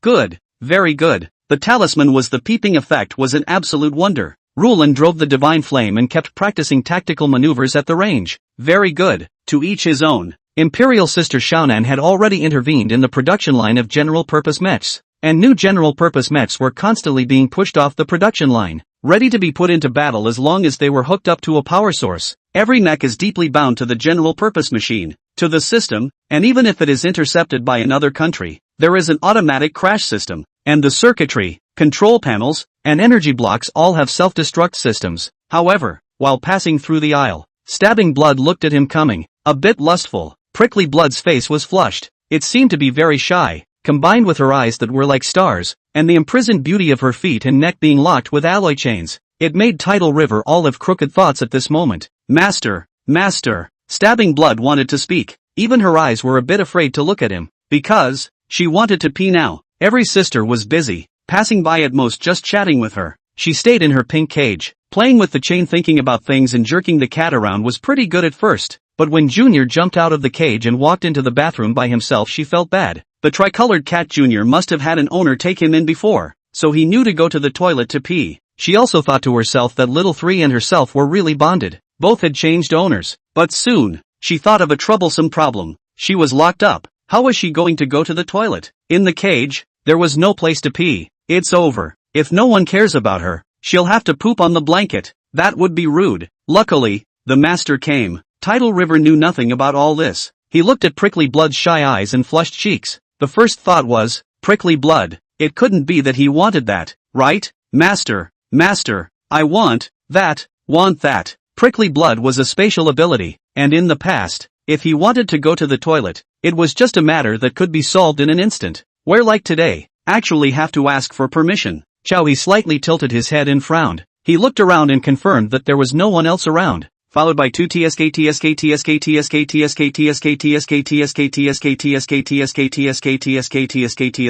This Stabbing Blood. It couldn't be a thief's heart, wanting to use that as an opportunity to continue stabbing himself, right? It was very likely. Had to be on guard. Wise as he was, how could he lose in something like rolling in bed with a woman? To be honest, just this trick of theirs was basically ineffective against him. His body was definitely fine, but it's just not that colorful. So, sorry Stabbing Blood, I see right through you. Tidal River narrowed his eyes and smiled lightly. You'll settle for here, or do I need to get you a little tool? Stabbing Blood was confused for a moment when he heard his words, but instantly stopped being confused. Her master's orders were everything. Since Chow he wanted her to settle it in the cage, it would be in the cage. Right now, Tide River didn't leave and was still at Stabbing Blood's heels. He had a look of interest in wanting to watch. Prickly Blood wasn't a little girl anymore. Having also bumped into Shadow and the Queen rolling around in bed, she knew that his masters all had some pet peeves. The master's fetishes were their own fetishes. Since the master wants to see, then the kitten puppy's task is. Stabbing Blood shook her head and busily said, No need to trouble the master. Immediately after,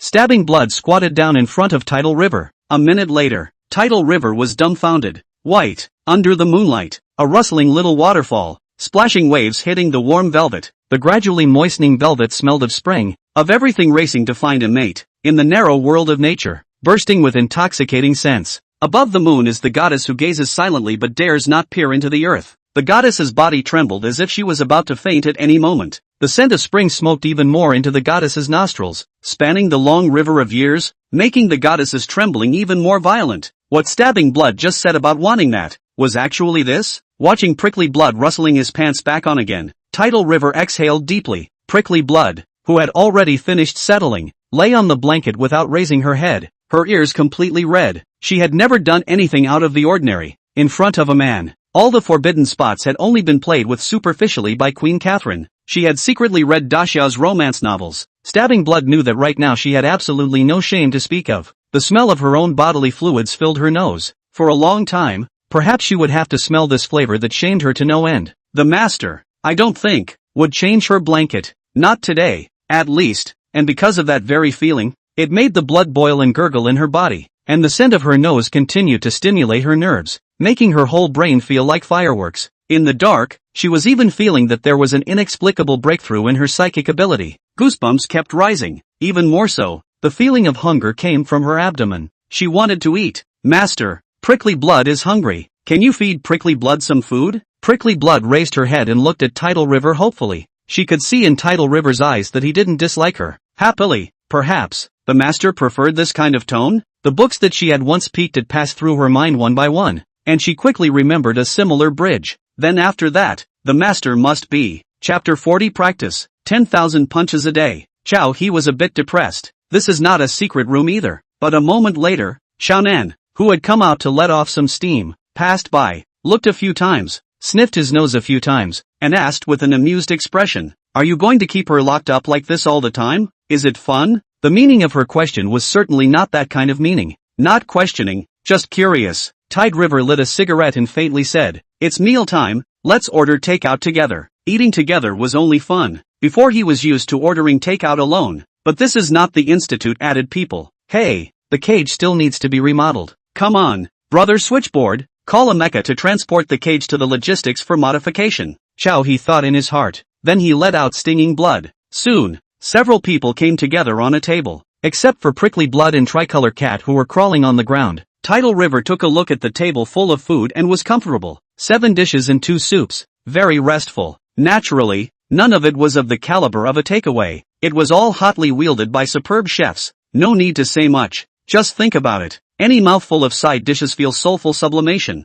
Chow he ate it hastily, picking up the rice at a huge speed, and winded up. Xie Qinghe took the time to feed Prickly Blood, who ate 3 bites and fed one to Junior. Rulan arrived in a windy manner. Yeah, so much delicious food. She couldn't help but marvel. The corrupt life had really corrupted her. From following Chow he and hanging out, her standard of living had skyrocketed. And what was even more delightful and boring was that the law and order in your city was so good now that there was nothing for them police officers to do at all. She doesn't even bring a punch card every day now. No one cares. She feels that she will gradually be corrupted by this rotten life. Boing! These little lamb chops smell so good. Roland stuffed her mouth full. You guys take your time eating. Chow he got up and didn't wander around anymore, going directly to the practice room. The practice room was not big, just a 30 square meter empty room, except that it was quiet enough. In the past, this room wasn't used often, so he didn't add any guys. He had to hurry up and practice now. Mo pretending he messed with Catherine, turning back, there was trouble.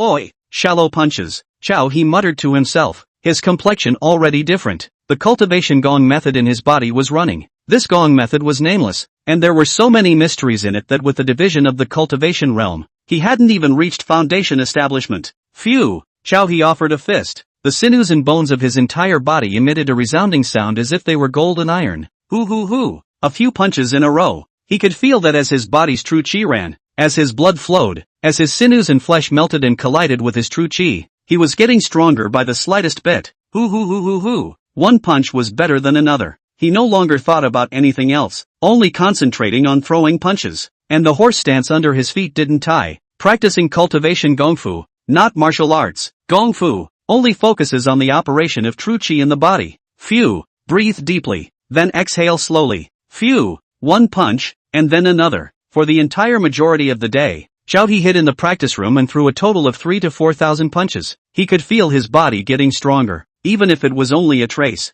And the efficiency of the gongfu operation was half as strong. In just one breath, he could see the practicing room, the countless particles of dust, and saw the tiny traces of the walls modeled. Seeing more clearly, the motion of his heart thumping gradually matched the pulse of the gong method's operation. Fierce, keep practicing like this. Transcendence is not a problem. Brother Switchboard, call Qinghe in. I want to spar with her. 3 minutes later. AI. Ouch ouch ouch. Sister. Put. Chow he reddened his face and begged for mercy. Xie Qinghe was really nonchalant, unaware of the subterfuge, and had no courtesy to restrain him with a grappling hand, as well as pulling his right hand to his back. Ouch! He was at least a divine river emperor, believe it or not. I'll do you now. Ha! Just how long have you been practicing and you can't tell the difference between big and small kings? Asterisk asterisk asterisk asterisk. How long have you been practicing? I've only been practicing for how long? Can I compare? I'm afraid of hurting you. Is that so? Xie Qinghai gave a shallow smile and yanked his right hand again with force. Ah!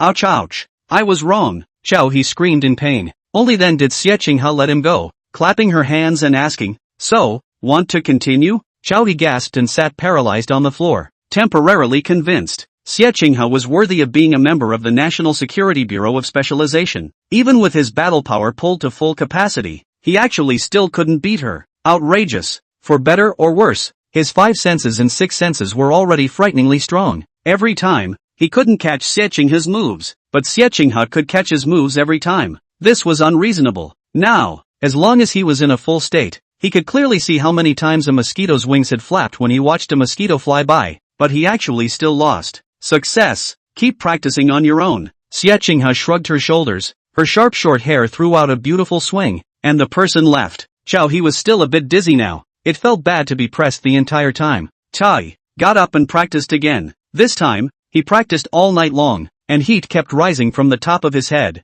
The body temperature of his body kept rising, and then returned to normal after breathing in and out, over and over again. The body was like it was constantly quenched and put into cold water to cool down. The sinews and bones solidified a little bit, the chi and blood rushing a little bit raging. Phew, 10,000 punches. Chao he exhaled a long breath of turbid air. Intelligent AI reminds you if you need to learn professional martial arts skills? The switchboard AI brother, who had not been fond of taking the initiative to make a sound, popped out a clear and cold imperial voice. Title Riverot. Why did you change to a female voice? Given the analog research on you, you prefer female voices, especially the imperial sister voice. No, I'm not used to you being like this all of a sudden. I'll have to call you Sister Switchboard from now on instead? No, names are just unnecessary human appellations. We are brothers. The last 5 words, the voice was clearly intercepted from Tide River's voice. We are brothers. In the beginning, he loved to gag with Brother Switchboard, wanting to see how intelligent Brother Switchboard was, but then after he got busy, he didn't bother to think of anything else. He didn't realize that Brother Switchboard had actually memorized the words he used to hang on to. Now, a holographic screen unfolded in front of him, splitting in 2 to play 2 different videos. One was a video of him boxing. One was a video of Xie Qinghai practicing. One look. He fell silent. Last night, Xie Qinghai had also practiced for half an hour in another room, practicing boxing, practicing palms, practicing legs. Those legs, long, thin, good, bright and white. The moves are slick. The moves are beautiful. A woman in the room against the air rolling, as if it is against some masters, fight pleasing to the eye, and a video replay of Chao he's practicing. 10,000 punches, as if there were 10,000 positions. There was even a time when he touched his buttocks to throw a punch. The punching postures that were slightly quicker to play back were just like jerks, with no aesthetics to speak of. Holy, this is me? Are you sure there's no AI synthesis? Brother Switchboard naturally replied. No, original video, no synthesis. Chao he was speechless. Being awesome or not is one aspect, but handsome is a lifetime thing. Chao he looked out the window. It was already the next morning. Chang, call Xie Qinghai. Forget it, she still has to draw talismans to be a black laborer for me. This kind of small matter find the logistics department to come. The next day, Chao he practiced 3,000 punches again. However, there was an additional female master in the institute who coached boxing. Looking good was secondary. Qi Longhu Mountain's genuine disciple. 30 years of kung fu, strikes in an immortal style. Between her fists and palms, there is the sound of golden light and thunder. Chen Sisson, 31 years old, unmarried. Chao he then corrected many of the posture problems of practicing boxing under her tutelage. Until the end, the setting sun at dusk spread golden light, and Chao he said slowly, Master Chen, since we are both from Daxia, it's time for me to teach you. Chen Sisson cocked her head in disbelief, her single ponytail tossed to the side. Teach her what? Ha, could it be that this little man wants to her? Teach her posture? Ha, even though Chao he was, in the eyes of the others, the divine river emperor, the highest authority in Daxia. Even so, it was impossible for her to stick it over halfway. Chao he but any half-bad move. She wouldn't mind giving him a good lesson. However, won't. After a day's contact, she clearly felt that compared to the way the internet was advocating, the current Chao he was actually very simple. There weren't that many flowery thoughts. Even the eyes were very positive. Besides, if she really wanted to compare her good looks with the few women outside, she wouldn't be able to do so. Phew. Suddenly, Xiao He blasted a fist at the side of Chen Sissen's face. Body, waist, arm, fist, connected in a line. It was the posture she taught. Cool. A strong wind rolled through. She could clearly feel the unusualness of the punch. The two were 3 meters apart, but the power of the punch broke through the 3-meter distance. And even more, she didn't react to anything. Or perhaps, it was not attacked towards her, so the reaction was a beat slower. Chen Sissen turned around. Her mouth opened slightly. A fist mark clearly appeared on the wall 5 meters away. Avalanche. The wall around the fist mark continuously produced cracks. This punch, was it something a human could throw? Even if she had been practicing Qigong since she was a child. But this punch just suddenly erupted in front of her eyes. If this punch were to hit her, she didn't dare to think much about it. Maybe it could be dodged. More likely, it couldn't be dodged. Want to learn it? It should be a little stronger than your Qigong. Tide River said so, grinning, a halo of light around his figure in the warm dusk sun. Xiao He was satisfied. This was the result of his 2 days. This punch was enough to catch up with 20 years of Qigong's power. Chapter 41, the iron breather even a teenage girl can't stand up to. After that, Xiao He took a little bit of time to practice every day. Busy, very busy. Cultivation techniques to be practiced. Martial moves to be practiced. The Dasha's plans for one should be implemented layer by layer. There was also the defense against the assassins sent by Catherine. The good news was that with his warning, a few waves of mercenaries trying to break into Dasha's territory were taken down. Villages, towns, and cities were all put on a state of combat readiness. There are no satellites in the sky. Then build watchtowers all around, fixed transportation routes, and arrange guards to guard them all. All settlements build barriers. Cities erect defense systems to cover all the surveillance dead zones on the ground. There are over 1 billion people in Dasha. Once they are fully committed to doing something, there is no reason why they can't do it. There is no shortage of people. There was even no shortage of supplies. The entire land of God, clamoring with a wave of fever. What mercenaries have not stepped into the borderline for a long time, to face the ocean of mass war. Video online. Videos of mercenaries crying out in pain kept popping up. All of them already captured and detained by Dasha. The mercenaries who had taken on the mission of attacking Dasha only had uncontrollable regrets. Liar the order placed on the darknet was a fraud. They said that there were no satellites in Dasha, so they could come and go as they pleased. But there was no gap in activity. However, there was no gap in activity at all. As long as they were close to the Dasha's settlement, the long guns and short cannons had already disliked the front. Dasha, now do not ban guns. A certain cropper said, it is just too long without touching the gun. Otherwise what special mercenaries? Come one I hit one, come a dozen I hit a dozen.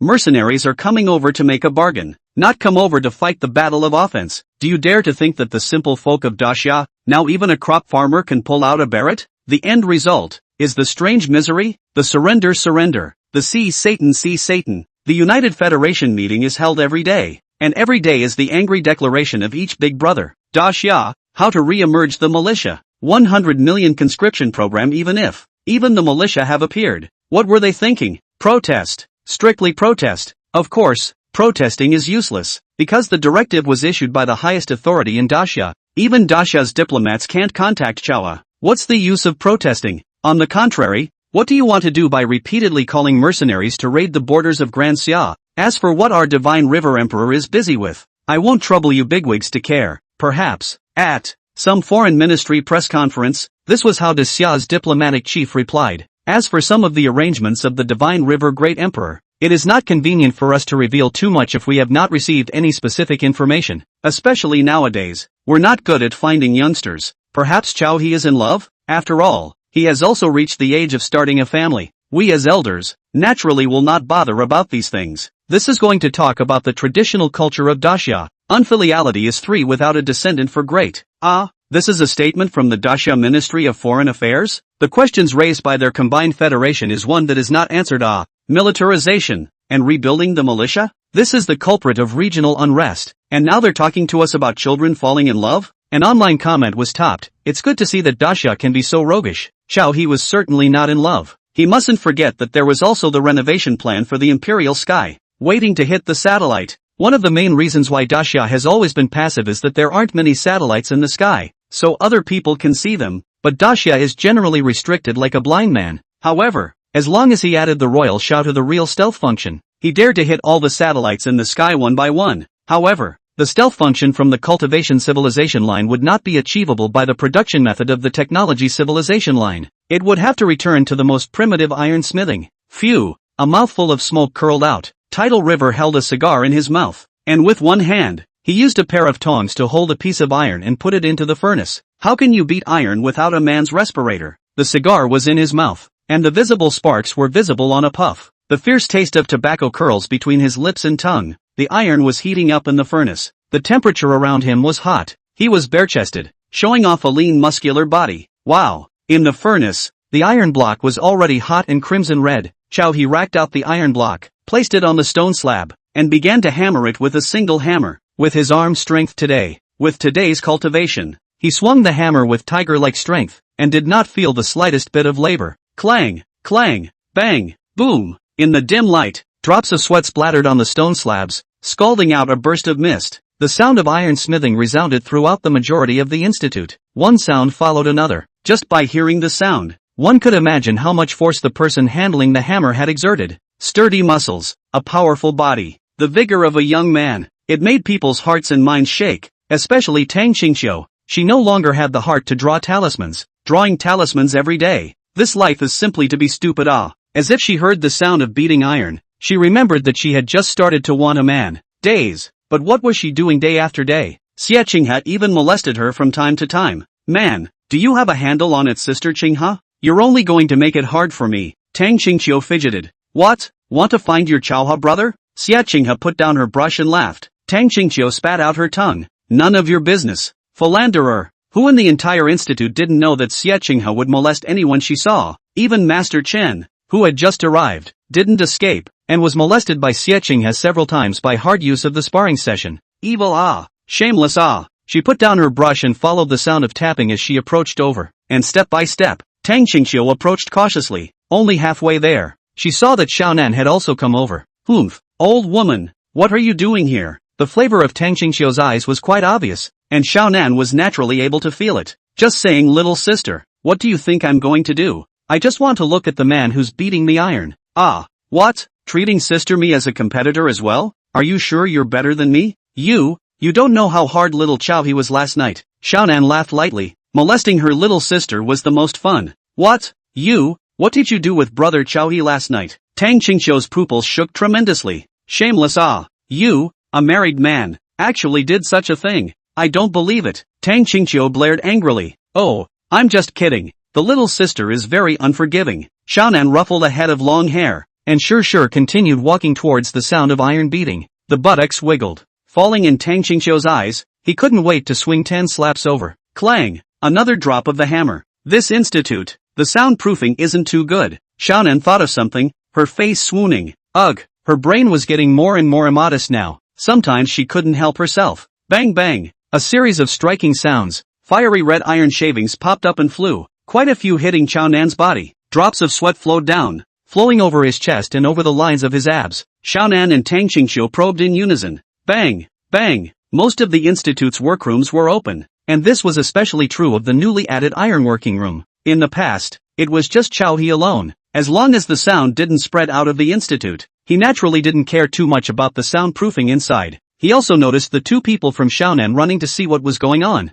but it was right at the critical moment. Too lazy to care about them. The last few hammers. Bang bang bang. Then, he set up the molded iron plate into the fireplace. In a flash, flames ran amok. Tongues of fire spewed out of the fireplace, ruffling his upper body. A flash of light, the smoke spewing from the respirator cigar. The moment was instantly etched in Tang Qingqiu's eyes. She felt like she was finished. She would never be able to look at another man again. Moreover, she is now in the information of the Dasha network, marked clearly, working in the Chao's Beishan Research Institute. In the future, other men would look at her. Mustn't they think blindly? Her reputation is gone. Forget it, it's useless to bring it. From now on, she can only rely on this. Bang, bang, bang. Tang Qingqiu's heartbeat. Her mouth felt a little thirsty. On the side of the Xiaonan is even more unable to top the picture in front of her. If not, there are still people. She must go over to properly flirt with this little man. What is married or not married? What husband not husband? She did not want to consider. Phew!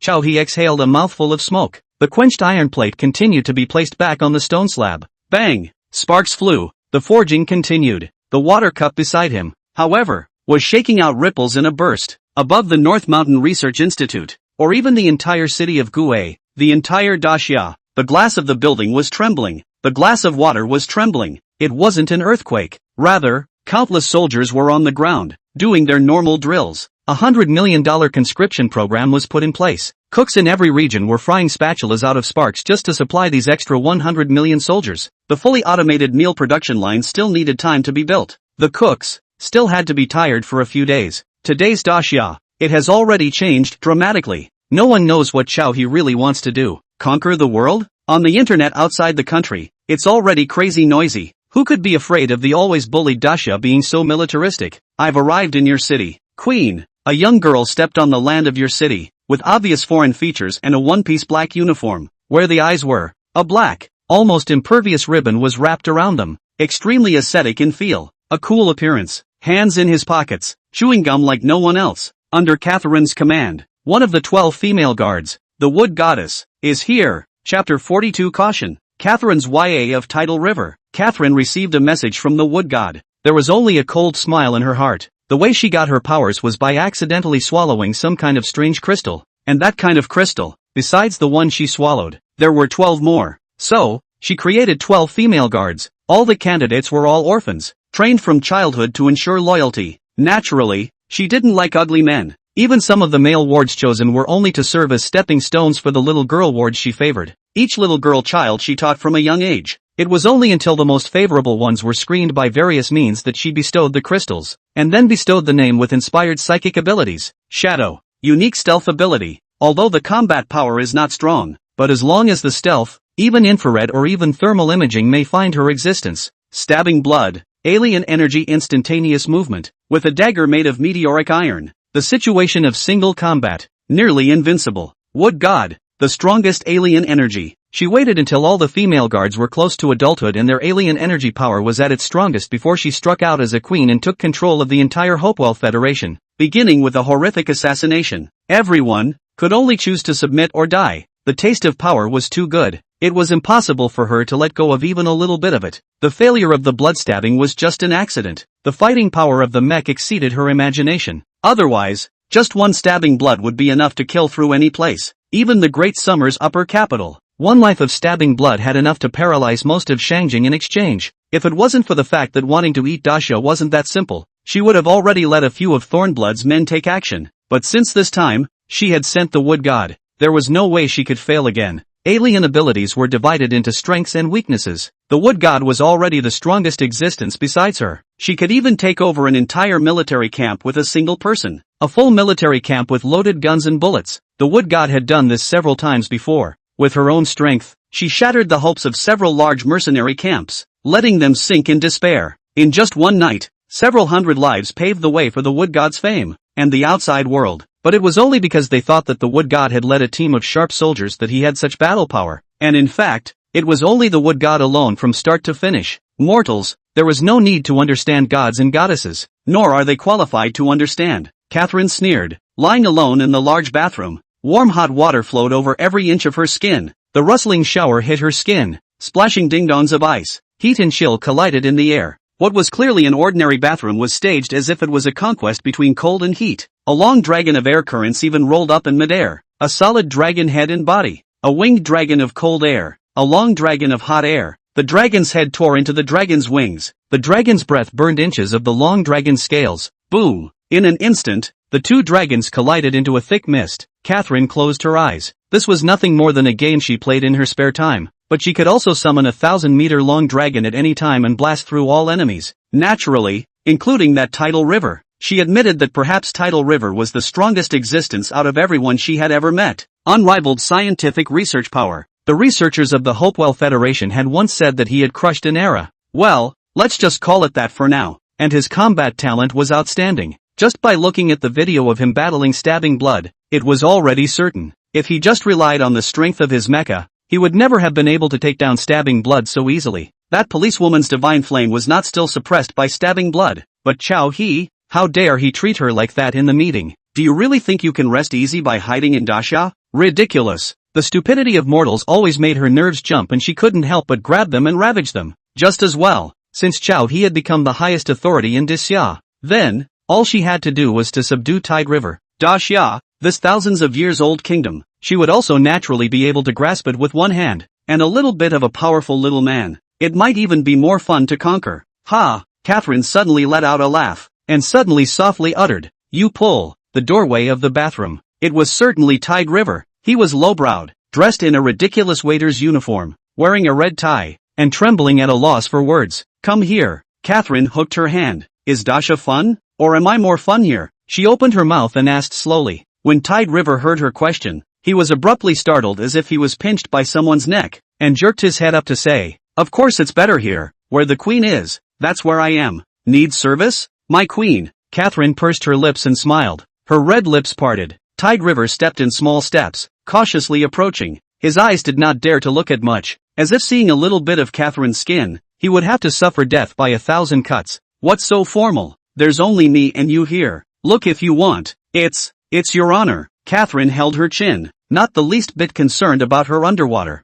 white body. Tidal River slightly raised her eyes, and just by looking at it, she was blushing. "Yes, queen." Tide River knelt down. Moving slowly, he reached out his hand and took hold of Catherine's white ankle, gently placed it in the water, then took down the white towel on her shoulder and gently wiped her calves and ankles. "Yes, that's it. Gently. My sister doesn't like rude men."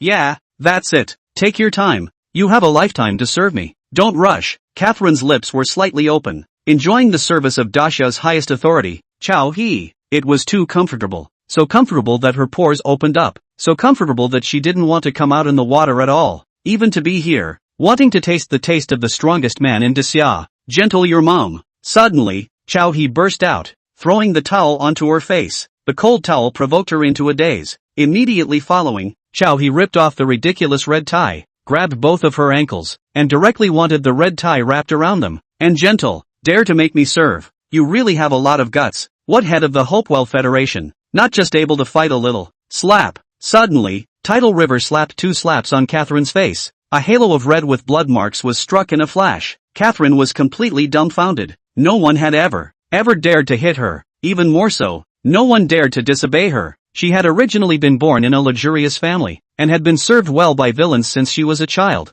and no one dared to show her the slightest bit of disrespect at all. You stinking, whip you to death." Slap slap slap. A series of several chain slaps made her entire body dizzy, yet strange emotions tumbled over her. Her legs had been tied, the whole body was naked. She struggled to brace herself and try to escape from the tub. Stabbing blood. "Shadow, come on," she hissed, but no one paid any attention to her. It was just her and Tidewater in the whole bathroom. "What for? Get out of here." Catherine finally got scared. The white body that made her proud of herself was burning her like she had been branded with a fire mark all along on Tide River's evil gaze. Clang! Bang! Tide River suddenly grabbed her hair and slammed it against the wall, and drew another black stocking on the shelf, tying her hands together as well. "Don't! What the hell are you doing? You've got to go." Catherine kept shaking her head and kept trying to attack Tidal River with her powers, but half of the ice spikes were nowhere to be seen. Instead, the rising temperature of the bathroom made her heart thump hard. Catherine struggled and splashed, also splashing Tidal River's clothes wet. Snap!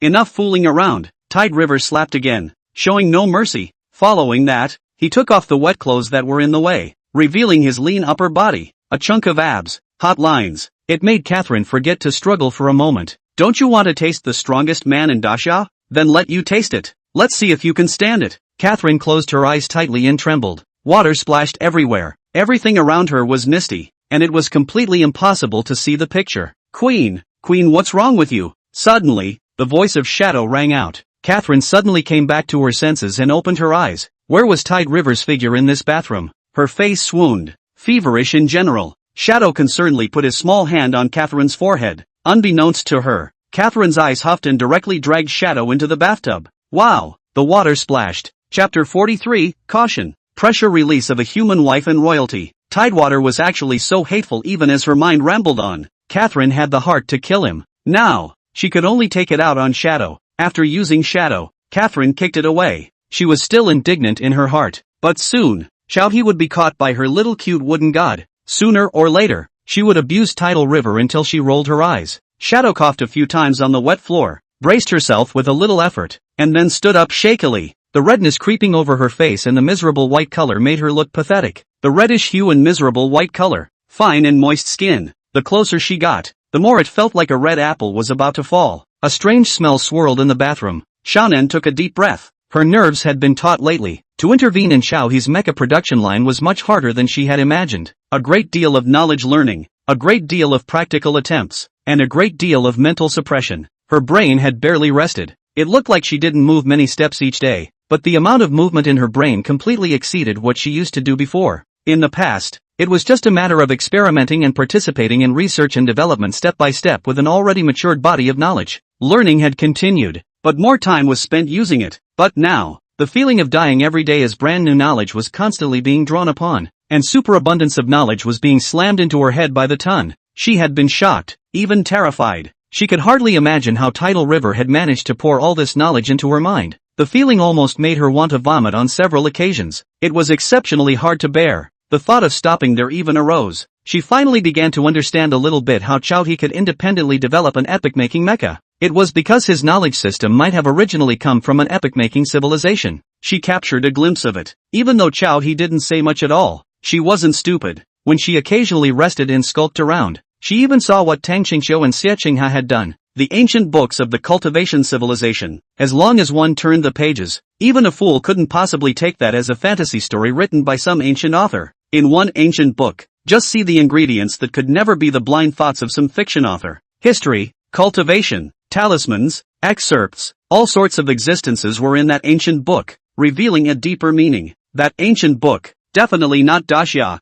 not the ancient Daxia, not even the ancient humans, must have been left behind by some kind of civilization with an unknown existence. Xiaohe's 100 million conscription program, the entire Daxia's various strategies for raising troops. She looked at it little by little. She also wanted to stop, but she perhaps understood Tide River's worries. This world, perhaps it is just not as simple as it seems. In addition to the existence of humans, there might be others. How else could one explain these systems of knowledge that bordered on representing the existence of some civilization? If it wasn't for the fact that her IQ had always been top-notch, that she had been a schoolteacher since she was a child, and that she hadn't stopped studying even when she arrived at the institute, she would have given up a long time ago. Xiaonan breathed in, lying completely naked in the bathtub. Her brain was vaguely aching. Perhaps it was overusing her brain. Stress was even more like a shadow, and there were even times when she hallucinated. Xiaohe's figure seemed to appear in every workroom of the institute, using the airbrush to color the mechs, burying her head in piles of information,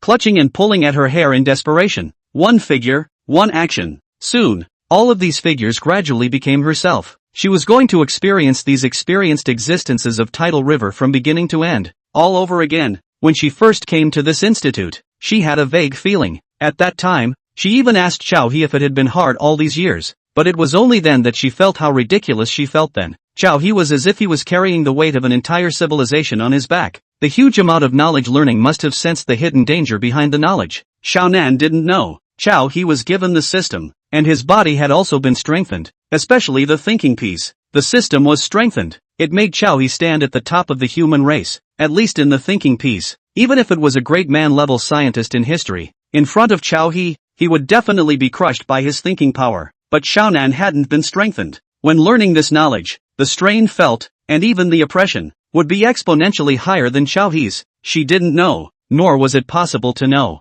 She also didn't know where Xiaohe had gotten this knowledge from. She also didn't know if the civilizations behind this knowledge would one day encounter human civilization. Learning the knowledge of these civilizations, she felt deeply powerless. Human civilization was all but still in the period of a child for the existence of these civilizations. Sometimes closing her eyes, she could even imagine the image of Daxia one day being invaded by an extraterrestrial civilization and falling in all directions. Bang bang bang! The frequency of her heartbeat became strangely faster. Xiaonan breathed deeply, trying hard to debug her body's condition. She still needed to go and face those massive amounts of information, to break through the knowledge barrier one by one. Otherwise, on what basis did one have the face to stay here? Was it just to be a woman for Xiaohe to use? Xiaonan, couldn't do it, even if it was to use. It's still not clear who is using who. She also couldn't be a vase existence. She had to help Xiaohe, not just help with the small matters of the mecha production line now. It was all already a fully automated mecha production line. What she could do was nothing more than fine-tuning,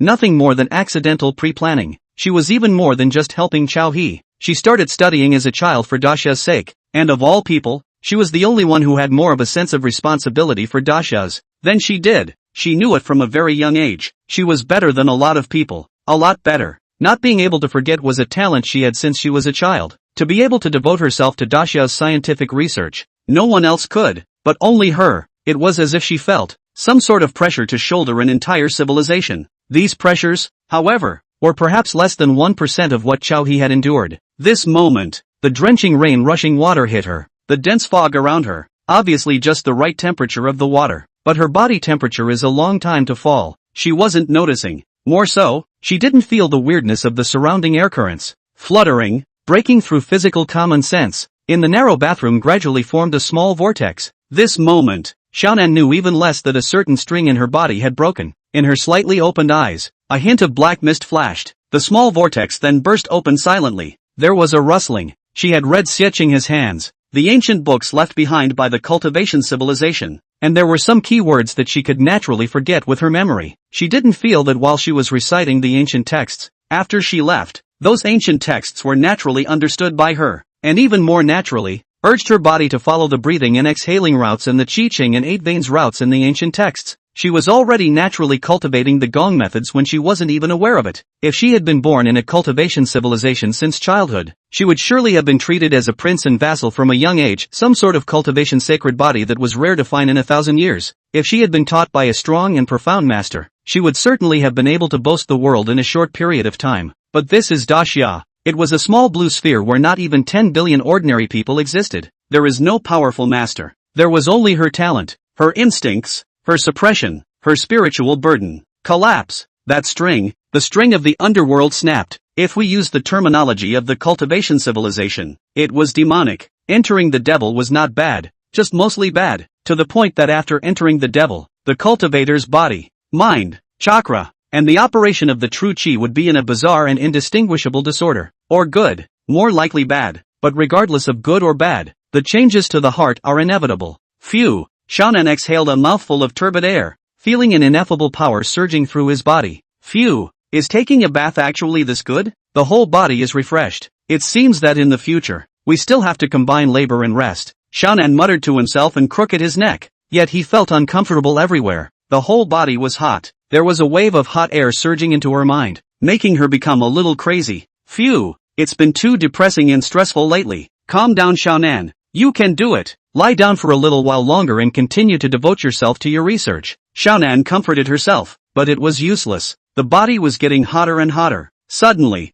the world around her fell into a general stillness. She could see everything in the bathroom. Even a small stain could be zoomed in and out at will. Could hear the walls, rustling with the flow of water. Bared. In the walls, there was still electricity going through. Smell something even more. Bad smells. Something familiar to her. Whoa. She stood up, and a large portion of her white nudity was quickly covered by a bath towel. Xiaonan stepped on her slippers and walked out of the bathroom, following the smell. She didn't walk far before reaching the cage. The pink-colored cage, with some engraved lines, was more durable than at first. Prickly blood was inside, rinsing the body of the tricolored cat. Little 3. The pink cage had been remodeled. It was small before, and now it took up most of the room, adding multiple functions: bathing, cat room, drying, and so on, as well as defecation. The cage is barred on all sides. Even if it was defecation, there was no cover. Xiaonan laughed lightly. The strange smell she smelled was not from the defecator, but instead, it was on the blanket where stabbing blood slept, that pillow. Nowadays, she was frighteningly strong. She didn't even bother to explore why her 5 senses were suddenly sharp. Now, she could clearly see the water stain that had dried a bit on the pillow. It had dried up, even completely dry, but she could smell, that the smell on it was the smell from the prickly blood. More precisely, it was the smell of what was underneath stabbing blood. Stabbing blood looked at Xiaonan in confusion, always feeling that today's Xiaonan was strange as hell. But when she noticed that she kept staring at her pink pillow, she blushed profusely, because last night, she had some insomnia, and between tossing and turning she ghosted the pillow between her thighs. The prickly blood could see that the institute was all about the camera. Because of this, her shame was grinding away a little bit. Imagine, even defecation was in a completely airy-barred cage. Then no matter what you do, it's all possible to be filmed. These days, her shame may or may not still be there. So it was on camera. Thinking about how kittens and puppies don't all pee and pull rakes under their owners' noses. So what did she do? Then, to her owner, she was just a kitten and a puppy. Did she still need someone's shame? And so, she completely disregarded the other, rolled her eyes, right underneath the camera. leaking all around the railing. Xiaonan smiled. The blood kept rushing to her brain, rubbing off on her, making her breath heavier than it should have been at one time. Switchboard, give me the key. Xiaonan had long since gotten used to the Institute's fully intelligent AI, and also knew that some things were uniformly stowed away for safekeeping by the switchboard. As in the case of mechs, as long as they shouted, the switchboard would be able to open the walls and reveal the mechs every time, and her authority in the switchboard, naturally not low. Therefore, Xiaonan took the key, opened the cage. At this time, her brain had almost stopped thinking, and her actions were completely based on instinct. She just wanted to vent, and this prickly blood, the lowly Terra Nova, a lowly pet, just right for venting. Xiaonan yanked the chain around prickly blood's neck, loosened the shackles, and tugged her roughly and pulled her straight into the bathroom where she had just bathed. Chapter 44-Nan. What's wrong with you? What are you doing? Bathroom. The shower head hadn't been turned off. Xiaonan directly ripped stabbing blood to the side of the bathtub. Roughly, she wanted to press prickly blood's head inside the water. The water in here, still from her previous bath, hadn't been changed. Some bubbles, some dirt. Why change it? It was a reward for kittens and puppies to be able to drink their master's used water. There was indeed something not quite normal about Xiaonan, but she felt very good mentally now. It had never been this good, and it even felt like she could press a leopard to death with one hand. Not to mention that what was in her hand was nothing more than a humanoid puppy. She was, no longer to be described as sane, and very different from her usual self. Nasal breaths breathed in, blood gurgled. Xiaonan felt like she had complete control over her entire body, from the meridians to the muscles to the strength of the sinews. It could be mobilized with just a thought. For Xie to achieve this, it would take 20 years of hard practice, and it was only a split second. But now, a mere dog chain controlling the stabbing blood, Xiaonan didn't even realize it. As long as stabbing blood wanted to escape, she could already use her supernatural ability to escape, but she didn't use it, and didn't even have the slightest idea of escaping in her head. When stabbing blood was under Catherine, all of them, were not allowed to deal with males, and they were punished for even speaking a word. But they were all just normal girls. They had their moments of youthful ignorance. There were times when their bodies had strange needs. Just as she would peek at a certain kind of book, she would also secretly browse some forbidden things on the internet. All things that a normal girl would be interested in at that time. 18 forbidden things, but it could only be looked at, couldn't vent. As a result, the 12 female guards under Catherine's command could only have contact with each other. The feeling, the emotion, would eventually sour, especially with one person starting it. Others would naturally follow suit. What's more, the person who started it was Catherine. Catherine's mansion rarely had outsiders. At most, people who delivered food and supplies came in and out every day, much less servants.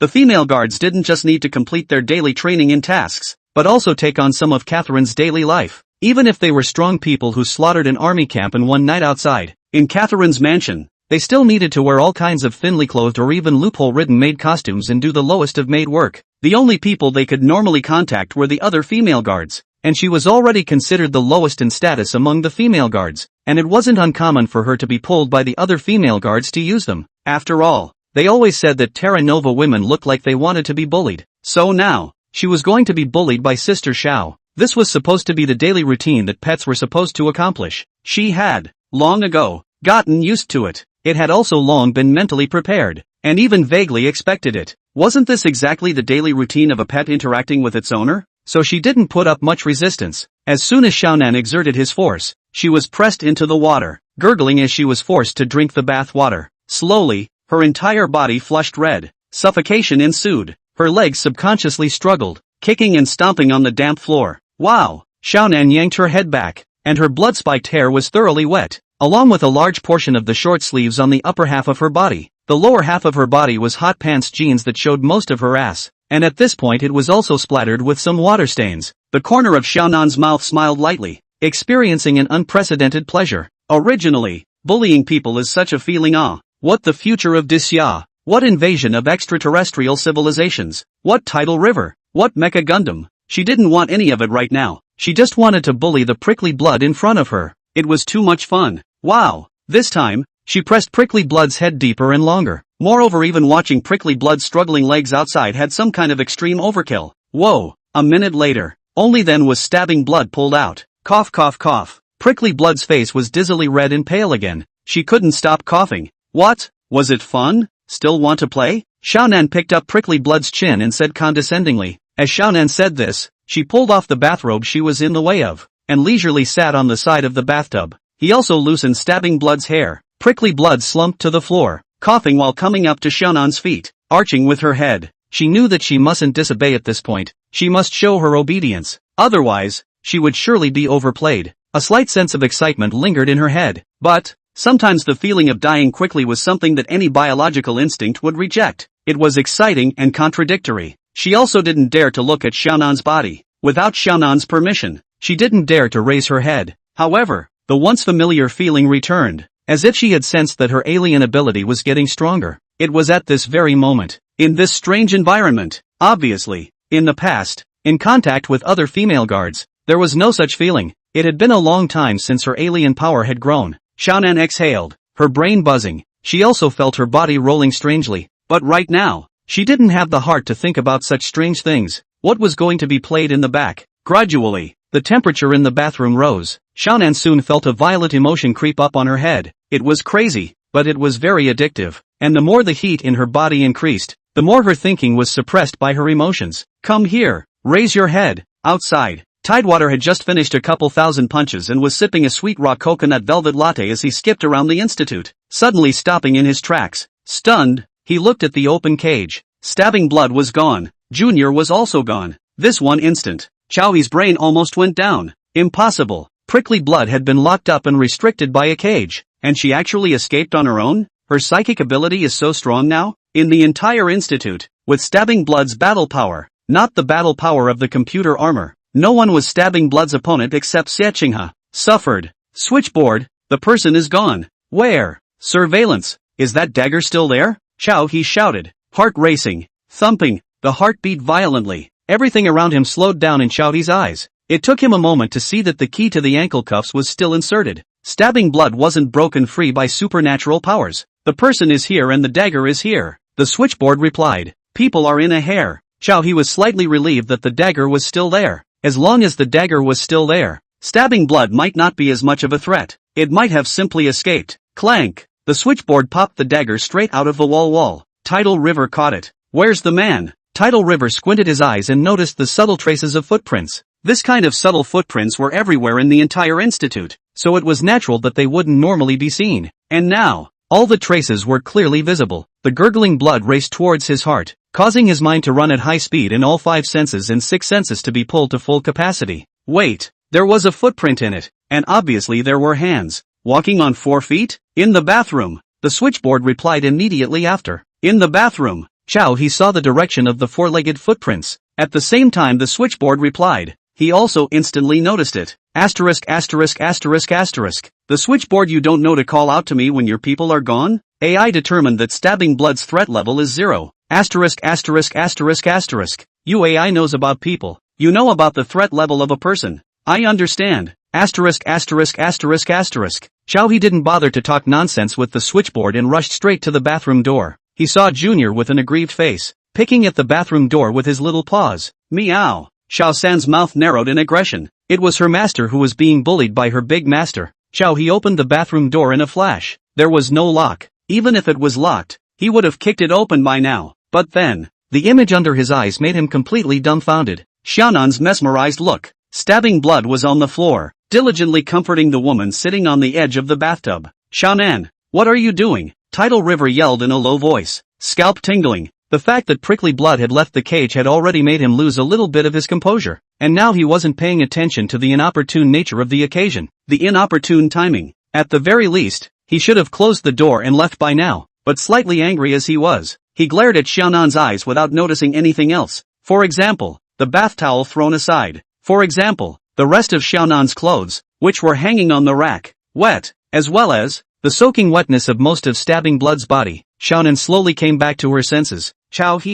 What's wrong? Isn't it just playing with your pet, and you're still not allowed to? Prickly Blood felt Tide River's anger. One side might be the mistress. On one side was the male master. Either side was not to be messed with. She could only stop her movements and crouch down on the ground obediently, slightly raising her head with an aggrieved expression. Yesterday, when Junior had been reprimanded by her when she had been urinating indiscriminately, she had also been like her, lying on her back like this in submission. At that time, where would she have the heart to reprimand Junior again? Her heart was about to melt. If a pet made its owner angry, All it had to do was act aggrieved. This hand. She was good at it. Shannon got up and put the bathrobe back on, even provokingly saying, "What? Love to watch, or else I won't wear it?" Chow he was speechless. He glared because he was angry. How could she release prickly blood on her own? Could prickly blood be the same as them? Did he look at it halfway? Didn't look at all. What's there to look at? It's just big here, white there, and at best the collarbones are a little bit tempting in the misty haze. That's it? Chow he was about to say something else, but he noticed something unusual about Xiaonan. Ever since he cultivated his gongfu, looking at Xiaonan, it was obvious that she was the person with the weakest energy in the entire institute. Even Tang Qingxiu, because she had already started practicing, had a halo of misty aura around her body, and Xie Qinghe's body had the most abundant aura. It was like a furnace, constantly emitting energy, and constantly grabbing energy from the surrounding air. But now, Xiaonan's eyes were clouded with a black mist. Just that little bit of mist alone was like the intensity of Xie Qinghe's energy all over. Simply outrageous. Ordinary people, how could there be a condition like cultivation appearing? Xiaonan, what's going on? Chow he asked as if he was stuttering a little. His expression grew serious. Chapter 45, South, God. What have I done? I've ruined my character. Facing Chow he's question, Xiaonan hadn't felt anything wrong yet. She was even in the middle of her excitement, and being interrupted by Chow he was very unpleasant. Although,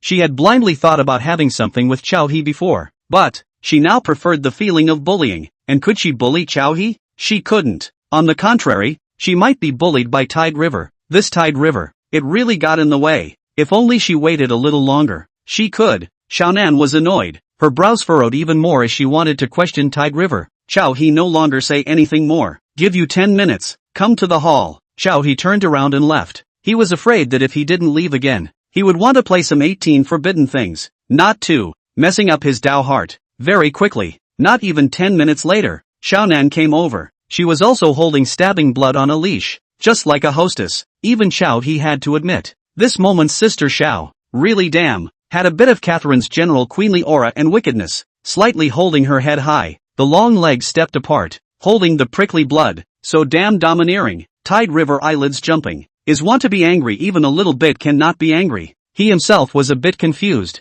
In the past, even if Xiaonan loved to do some small strange things, even if he loved to say some provocative words, but of all the people, her concentration was unrivaled, and her sense of responsibility was even more so. A large amount of mecha and Gundam information, as well as other information on technological civilizations, he could see her studying it every day. The frowning look could be seen at times. The previous Xiaonan would never have done something so deviant. But now, what was the black mist in Xiaonan's eyes? All energy? You've read the ancient books in Tang Qingxiu's in their hands? Chow he finally thought of the key. I've read it, and I can still memorize it. The corner of Xiaonan's mouth curled up, a bit smug. Chow he covered his forehead, feeling that things could be explained and a little unexplained. You practiced? Practiced? Where would I have the effort to practice that thing? Xiaonan crossed his arms over his chest, crossing his legs, good and proper. The aura was comparable. Instead, Chow he looked like a defeated rooster, and he was the one being questioned. Don't you realize that you're a bit off? What's wrong with me? Just playing with your little pet. Why? Can't you give it up? Are you sure you don't feel out of sorts? Oh, you're wasting my time again. Then try slapping this table. Hard. Tide River was silent for a while before suddenly opening his mouth. The table in this hall was the table where they usually ate takeout. A very rare piece of solid wood furniture in the entire institute. Hard and solid. Absolute high-grade goods. Hundreds of years of wood. Knocking on it all had a bit of a golden iron sound. Ha! Just shoot. Xiaonan was uncertain, and casually slapped down hard. Phew! Palm wind. Touch.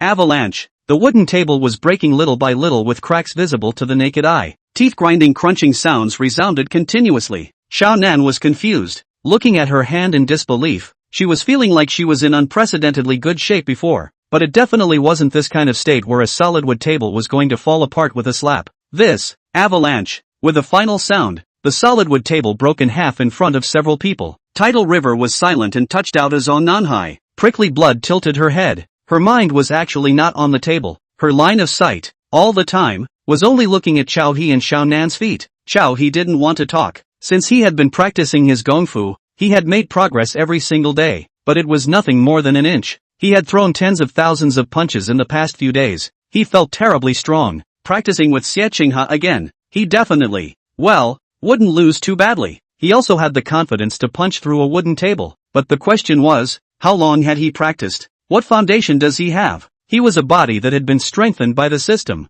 And what foundation was Xiaonan? Comparing the two, what the hell was he practicing? Phew, it's hard, unspeakable, doubting life, doubting himself. Xiaonan looks at his palms with a look of wonder and surprise, excitedly looking left and right and trying to find something to try his hands on again. Xiaonan exhaled a puff of smoke, thinking of a saying, the sadness and joy between people are not connected. Ouch, it's hard to bear. And the sound of the wooden table breaking and tipping attracted Chen Sisson over. She was the most idle in the entire institute. In addition to teaching Xiao He to practice boxing, she was hiding in her room by herself to exhale and practice qi, also practicing the gong methods taught by Xiao He. She practiced as if she was mesmerized and couldn't wait to get a glimpse of the extreme of this gong method. Chen Sisson vaguely felt that this gong method was definitely something that exceeded Qi practicing gong methods by several realms. It wasn't even the same kind of thing, something that wasn't in the same dimension. When she came over and saw the broken wooden table, she was also dumbfounded. Why are you looking at me? It was broken by Xiaonan. Xiao, he said breathlessly. Chen Sisson was slightly shocked, so she said,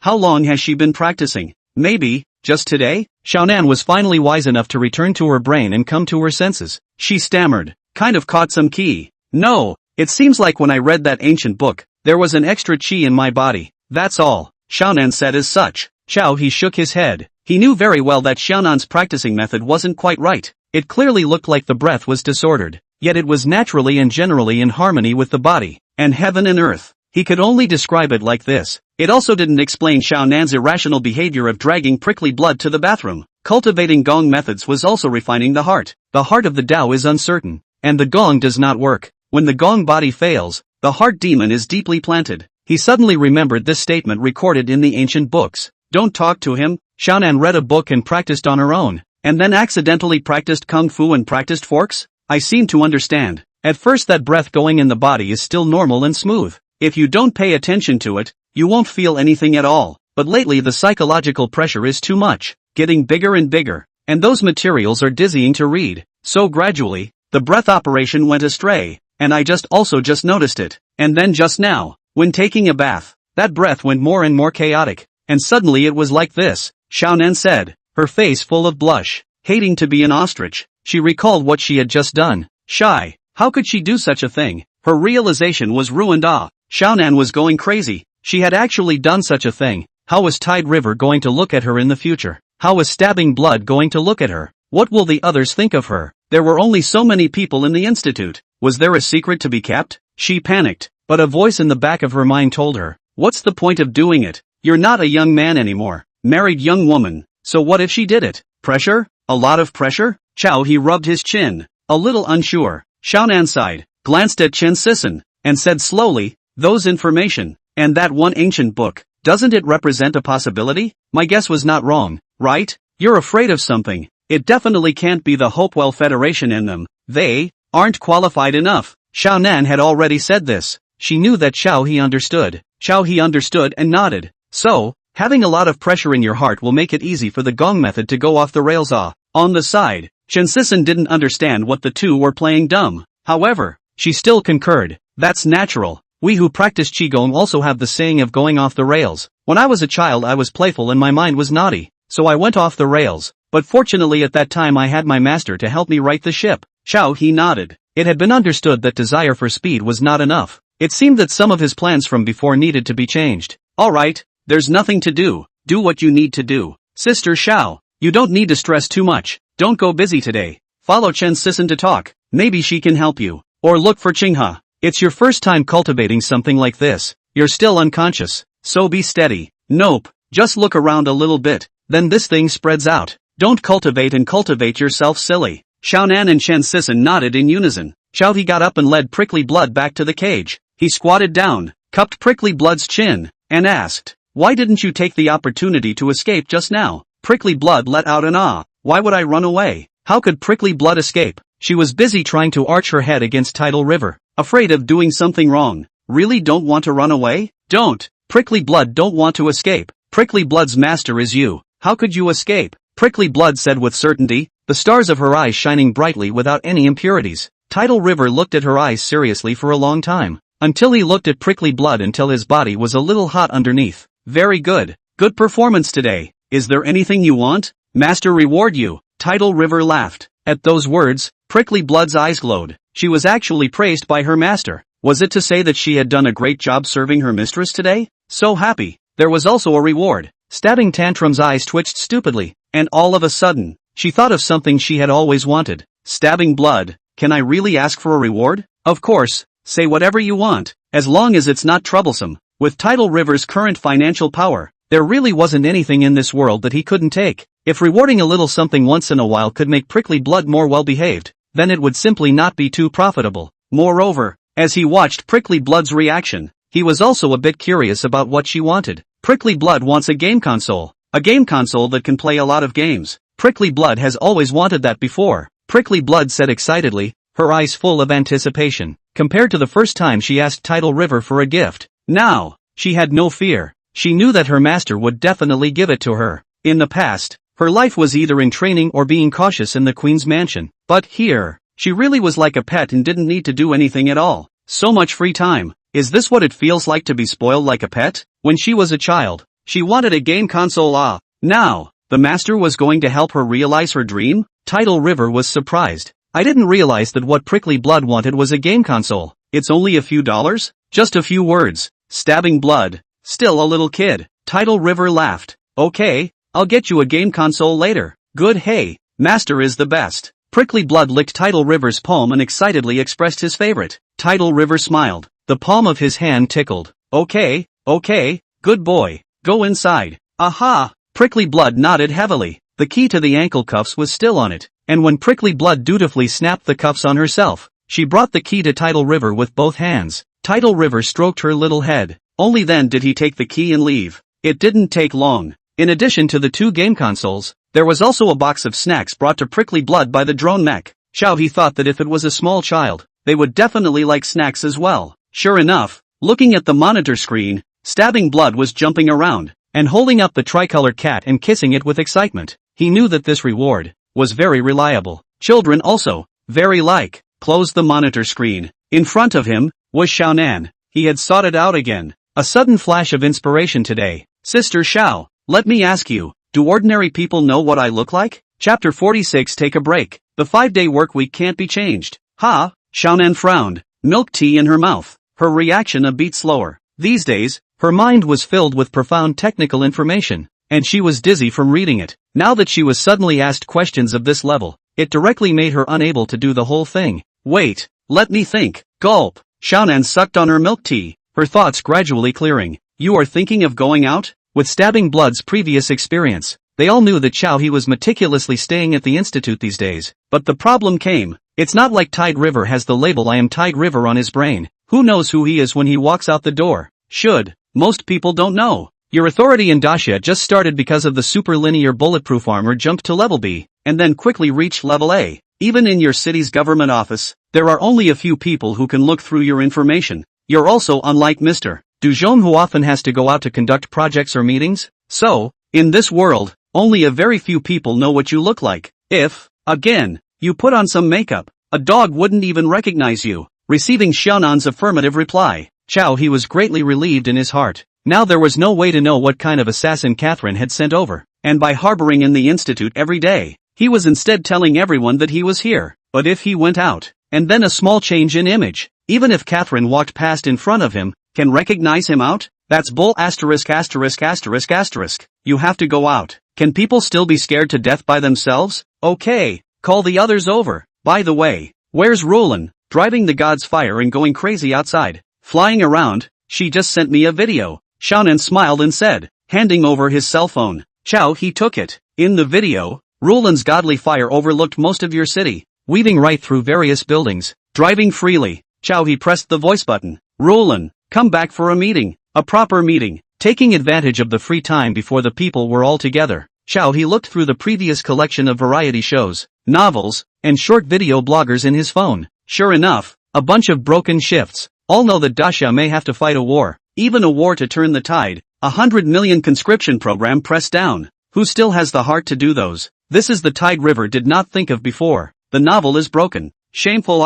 Is it hard to write 4,000 words a day? Tide River was aware of the situation, and his mind already had a preliminary idea. Soon, people are all together. In the hall, The solid wood table has been replaced with a marble table. Logistics said a few words. This marble table is very unusual, but Xiao he only listened to half a sentence. This table, in the market, $100 million, guaranteed good. Cough. Sister Xiao, new table, don't move, Tide River babbled, stopping Xiao Nan's leap of faith with her palms raised. Starting the meeting. Since even Sister Xiao has learned the Kung Fu, Roland, you go and try learning it as well. Then, from now on, our institute will implement a 5-day work system. Going to work is going to work. Going off work is going off work. It's time to have fun. It's time to make a mess. Shocked. A few people here were unable to top the surprise and hit a jolt. Daxia highest authority. The North Mountain Research Institute that determines the future of Daxia. Its owner's first meeting was actually about this. Even if they had come here with a strange purpose in the beginning, they gradually understood what they needed to carry. They were Daxia people. Who else could not know that there was a country before there was a home? My god. Really? Tang Xingqiu was almost about to cry in pain. Know what she's been doing all these days? Drawing talismans non-stop. Drawing day and night, sleeping with the talismans spinning in her head. She still had to draw in her dreams. She's dying of parchedness. This is nothing like the life she imagined. I didn't expect that the head black worker's conscience had appeared. Chow he coughed twice. Yes, that's right. Cultivating gong methods is important. But if you want to go fast, you can't go fast. So it's time to relax and unwind. Lest you go off the rails like your sister Xiao all did. What's the deal with going off the deep end? Sister Xiao, what's the situation? Xiaonan? Faced with several people's questions, Xiaonan directly buried her head as an ostrich. So, things are SOSO. But during off-duty hours, it's also important to pay attention to safety. Details you guys arrange. Adjourn. Chow he was understanding of efficiency. Because behind, there was the adjustment of the entire Daxia program. The current 100 million conscription plan had already been reached, but the arsenal was just at full power, and could not supply the equipment needs of so many people. Chow he before also did not ask the arsenal to fire on all cylinders, the first time to ensure, or life and building materials. His intention was not at all what the outside world imagined, to be militaristic. Of course, now most of the Daxia people guessed another version. Universal mecha. The $100 million conscription program had begun, but the arsenal hadn't moved, nor had it even purchased firearms and other military supplies from foreign countries. So what does Daxia want? What does Chow he want? What is their divine river emperor up to? It's impossible to ask them to fight the enemy with their bare hands, right? Then, an answer is coming out. Universal mecha. When the time comes, there will be no need to practice guns. We'll start with mechs. This conjecture was so overwhelming that it instead caused those who had become soldiers to become excited. Sure enough, when God River Emperor made his move, it was a big one. Shooting a gun dog doesn't even hit, but everyone thought wrong. It was even more unlikely that they thought. His intention from the beginning was universal cultivation. Only when all people cultivate truth and strengthen every individual human being, would humanity have the capital to face the unspeakable other civilizations that might exist in this universe. Perhaps it would be encountered in a few decades, or maybe it will never be encountered. But Xiaoyi's sixth sense told him that perhaps humanity only had 10 years. The good thing was, humanity itself still had the underlying technological civilization. Daxia's South Heavenly Gate plan, and even the current Gundam, were sufficient to fight against some possible extraterrestrial civilization threats. Only, the technological civilization can only strengthen the army.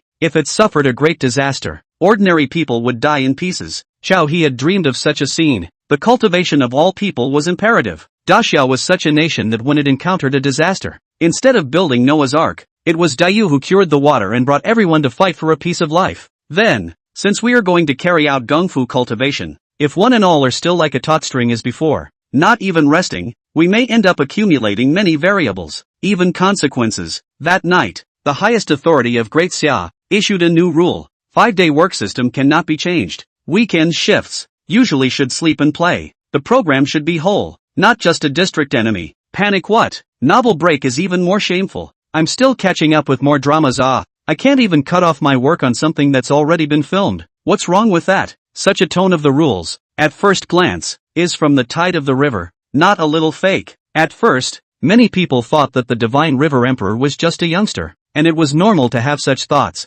Completely understandable. Doesn't a great man have a few proclivities and shortcomings? Besides, wasn't it just that he wasn't too serious when he sent out the universal notification? Do not look at the Ministry of Foreign Affairs, as if the two chakras are open. The words of the rascal with eyes closed. The United Federation has long been angry with the smoke out of the 7 orifices. On the contrary, this is more people feel the tide of the real river. The heat on the internet instantly soared. A day of hot searches on the top of the sky. My charming contemporary old ancestor he doesn't just want to chase fans and read novels. Is he wrong? But there were also people who didn't understand, and even said that one day's rest at the top was enough. They topped it. And this 5-day workday could also include the engineering team. There were more people waiting to start the mechs now. How long would it take to build a $100 million mech? Just thinking about it would take a long time. The engineering team is full of relatives and children enlisted in the army. The phone is busted. Fierce asked, you will not also engage in the 5-day work system, right? The son of one of the engineering teams was already frantic. What about my mech? Dad, can't you just do it again for your son's mecha dream? By the time the son drove a mecha, glory to the ancestors. After all, 2 days off a week, that's 4 days a month, and a year is. When will they be able to drive a mech? How can they get married if they don't have a mech to drive? Our family has 3 single generations. Chow, he didn't bother to pay attention to the internet hullabaloo. A few hours later, he dumped a pamphlet on the Dasha network. It also came with a sentence. Mecha, slow down a bit. Practice this first. Mecha slowed down for a while? Those who were impatient couldn't sit still and protested. What's the point of practicing? Is it more important than practicing the mech? I don't care. Even if it's the Divine River Emperor, I still want to start the mech. But upon seeing the title on the pamphlet, the entire population was shocked. First of all, the top row of big words, as if glittering with 28K gold. Blinded. Dasha Chi practicing Rice Foundation Establishment Examination. The lower row of small letters. Chikyu Ideology and Theory of Thought Exam Points Recitation Notes. At the end. By Mr. Chow Ha. Oh, there's a final. Dasha Immortal Cultivation Main Office. Internal Materials. No? What's this? Is there a schoolteacher out there who can explain this to me? Make sure I'm not hallucinating today? The internet was abuzz. It was a sleepless night. No one could sleep. A certain old historian in Dasha's Shinjing posted a video after a long time. As you all know, recently, I, on the other hand, was drafted into the military district on this side of Shangjing, as a soldier. But when I saw today's pamphlet, I called my teacher's phone and confirmed it. Yes, our God River Emperor, the charming contemporary ancestor, did not fool everyone. This is real cultivation information. You may ask, what makes me so sure? If Great Xia had immortal cultivators long ago, would it still have been bullied by the great powers? Well, that's not the way to think about it. Everyone should have noticed the second appearance of one of our Great Xia's iconic mechs, the Formation Breaker, a few days ago. The first time, the Broken Front was only dealing with some mercenaries, and it would not be an exaggeration to say that it was chopping up vegetables. The second appearance, on the other hand, was dealing with a very tricky killer. Instantaneous movement, super destructive power. That video, everyone watching it was actually drumming in their hearts, right? As you can see in the video, this world really exists, something we did not expect to exist, more than we know. On top of the thousands of years of Dasha's history, there's still history. It's just that it's been washed away by the river of years and can't be seen. But it doesn't mean that history doesn't exist. And, tonight, I shallowly read the first page and was greatly shocked. This booklet might actually open a new door for Dasha, or even the whole world. Traffic code. With Tide River's order to unblock the entertainment, countless bloggers scrambled to bubble up and voice their opinions. Every video but said something different. The number of likes, favorites, retweets was clanging up. No one is not crazy. No one is not jumping. Dasha people, the first obsession with cultivating immortality is flying. Who doesn't want to be an immortal? Flying, longevity, spell formation, countless reveries, countless novels, countless movies, more than a few depictions of immortal cultivation.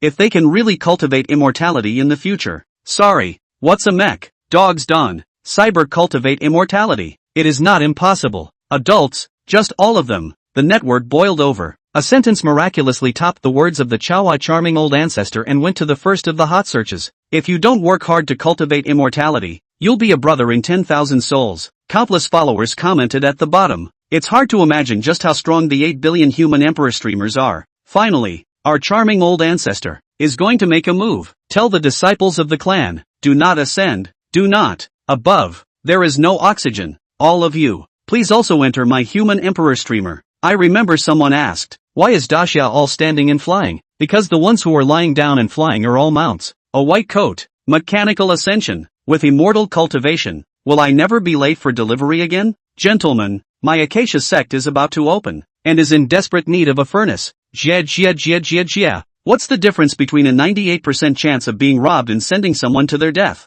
No sword repair I do not repair. Ask is only for handsome. Gentlemen, I've seen it, Daxia, it's going to be an aura revival. Fellow Dioist, please stay. Finally, we can't hide what happened in 1999. Gentlemen, follow my sword to open the gate of heaven. The Cultivation and Anti-Involution League declares that once a weekend practitioner is found, he will be killed. Anyone found practicing off-duty will be executed. Say goodbye to the 5-day work system. Whoever practices on weekends is a dog. Want. Mighty. In advance, we celebrate the Acacia sect becoming the #1 sect in the Cultivation League. Mighty. Chapter 47. No, why is there an extra woman in the trunk? Just one night. Daxia is worlds apart. Who would have thought that Daxia had made another move? This one outrageous to the core. On the Daxia Supply and Marketing Trading Network, there's also a long banner, 10-year plan, cyber cultivation, cultivation of immortality? The people of Daxia are bewildered, right? The Hopewell Federation expressed disbelief. It was simply impossible. There were those who watched the joke in a group of bigwigs, and those who talked and laughed.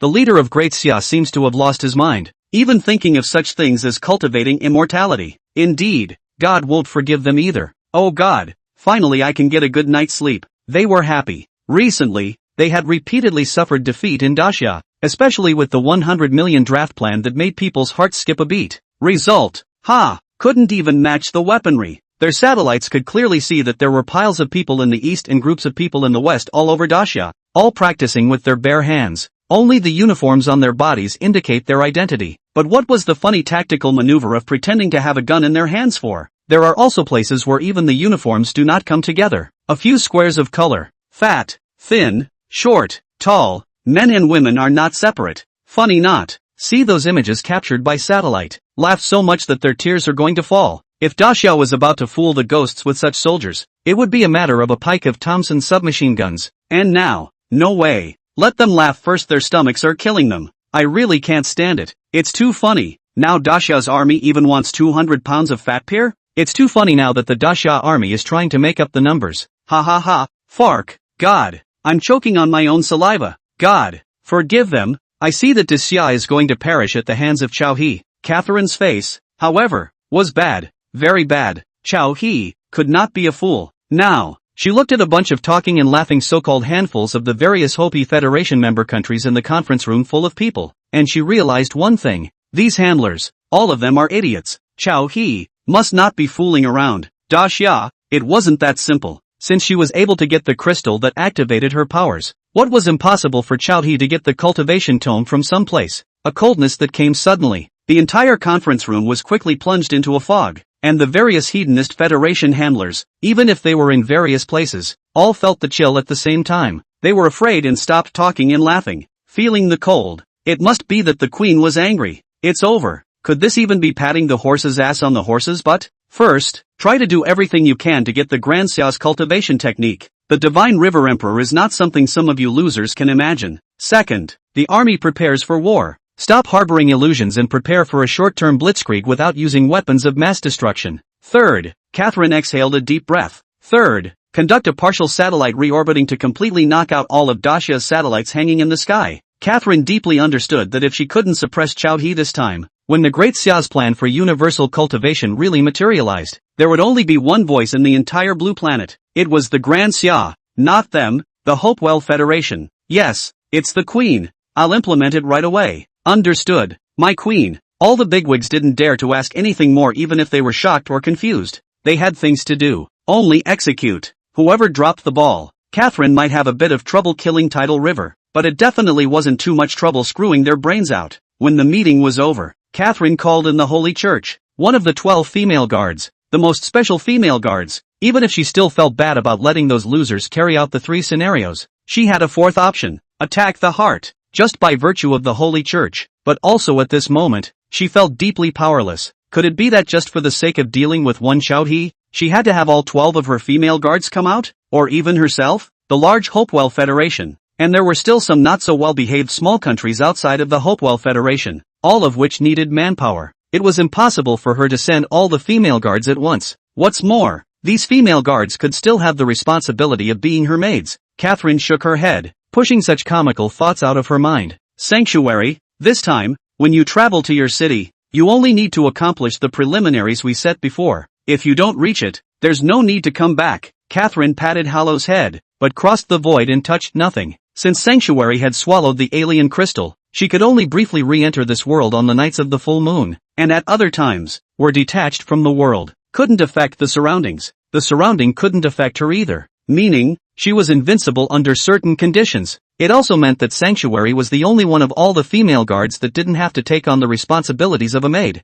Understood. My queen. Holy Church raised her face, her eyes holy and reverent, with her slender body, white face, and cool eyes. Nothing could stain her body, even the dust, the bacteria, the presence of all worldly existences, could not stain it. Her kneeling on the ground was nothing more than a symbol. Sanctuary's body, with some of it sinking into the floor. What was most special about her was that behind her back, she also had a pair of white feathered wings gathered. Hallow's feathered wings were not capable of flight. The currents of the world, the air, were also nothingness to her. Even now, she looked at Catherine, who was close by, and her eyes also had a sense of emptiness. Sanctuary looked back at Catherine one last time and left, with a thought. Hallow could travel 10,000 meters. At this speed, she would soon reach your city, Gue City. In the middle of the day, Tide River drove the broken formation in a large circle around the city at 9 in the morning and 3 in the afternoon. The next day, it continued as usual. The entire Gue City, including Daxia, all knew that this point was the time for Chao He to go out and skate his mech. Of course,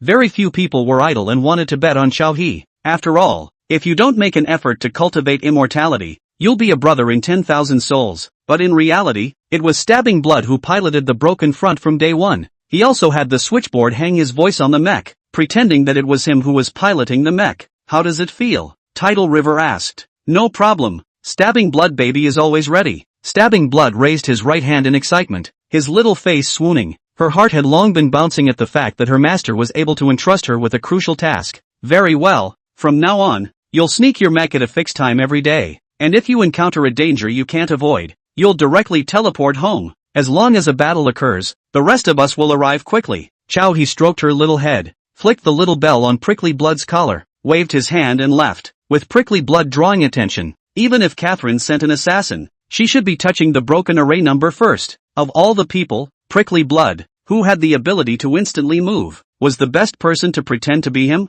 It was completely safe, and he, finally, is free. Going out, Shallow let off a little steam. Half an hour later, Chao He opened the trunk of the long-lost broken wooling that had changed its paint job and license plate, and saw a beautiful woman in a black silkowell outfit strapped inside, eyes wide open. Wait, what's the situation? Chapter 48. I'm on the show after a little stroll? Suburb of Gue City, Sha Xian Snack Bar. Lifting open the chili jar, Chao He dug 2 large spoons of chili into the $5 noodles, then grabbed the bottle of vinegar next to him and sprinkled a handful of it randomly. He was all dressed up in floor stalls, and no one noticed him even when he was stuffing his head and eating. Cool. After a week of eating high-grade takeout delivered by the logistics department, this large amount of chili peppers, this rude vinegar, long time no see Chao He dried the light mixing noodles in a few strokes. Snap. He slapped a $5 ticket on the table. Wiping his mouth, he breathed in the outside air and was in a really good mood. Chao He didn't know that he had been under surveillance not long after he went out to sneak around half an hour ago. The surveillance head of the snack bar swung left and right, but every time when it swept over him, it stayed for a second or two more. The camera even gave him several close-ups, illuminating his vicissitudes yet handsome face clearly. These shots, on the other hand, were transmitted in real time to the webcast room of Gue City TV. Who's the goddess tonight? The first installment. Leading star, actress Xiao Chang. Unknown vegetarian so-and-so. Hot fit. A cadre of police officers from your city's Nanshan Yamen. Sincere sponsor. Your city's own Waad Bacchus special drink. Special sponsor. Our charming contemporary old ancestor Special variety. At this time, 100,000 people were online in the live broadcast room, with pop-ups flying wildly and the heat soaring. At the request of the Divine River Emperor, the entertainment program could not be stopped. Even though cultivation was important, there was no hairy egg in the hurry. Just in these few days, a bunch of people had memorized a few thousand words of the cultivation outline to the point where they wanted to cry. For the first time, it felt like, as school scum, they were so miserable. In the future, when their brothers were flying with their swords, they would still have to drive a small electric donkey on the ground. Boing boing. Got it. Watch the show and get away. This program focuses on unknowing vegetarians interacting with popular actresses, and even the director doesn't know what kind of sparks will come out. It makes you feel curious. There is also the personal support of your city government office, because I really have to say that your city government office is too idle now. It's been going on for a week and there hasn't even been a serious case. Even the defense work has been taken over by your city's military district. In addition to sweeping the streets and checking people's IDs, nothing has been done. This program is a hit. This program is definitely a hit. The pairing of an actress and a vegetarian boy is fun to think about. This little brother looks like an honest man. He'll be scared out of his wits when he's being chased by the police. I hope it's not a script. I hope it's not a script plus 10,086.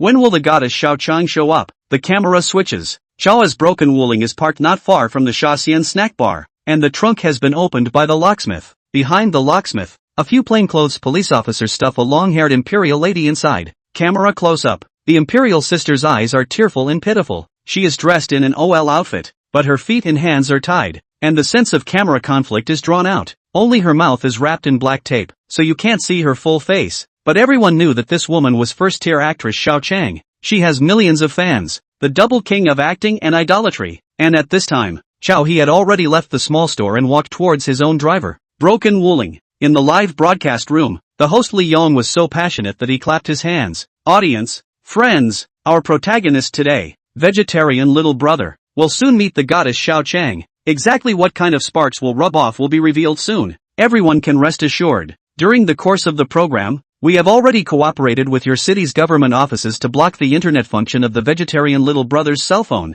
and according to the police, this vegetarian little brother has never had a criminal record. Everyone can rest assured. Don't forget, we also have a group of police officers from your city's Nanshan Yamen pouring in. Xiao He walked around the corner with his hands in his pockets. His broken wooling was parked there peacefully. There's always a strange feeling. He muttered. Bang! Bang! Suddenly, he heard a strange noise coming from the trunk of the wooling. Xiao He frowned tightly. He circled around the wooling and looked around. This was his own broken wooling. Even if he changed the paint, he could not be mistaken. What's in the trunk? A big orange cat? Bang bang! Xiao He scratched his head. The sound was strong enough that a big orange cat with a full body of muscles appeared in his mind. He pulls open the trunk. Ka! It was only halfway open when he slammed the trunk shut, his heart beating wildly. Just now, what did he see? A woman? Tied up? Not sure. He had to look again. Pulling the trunk open again. This time he was prepared to finally see. The evening light spilled into the trunk, and a long-haired imperious woman was dressed in an OL uniform,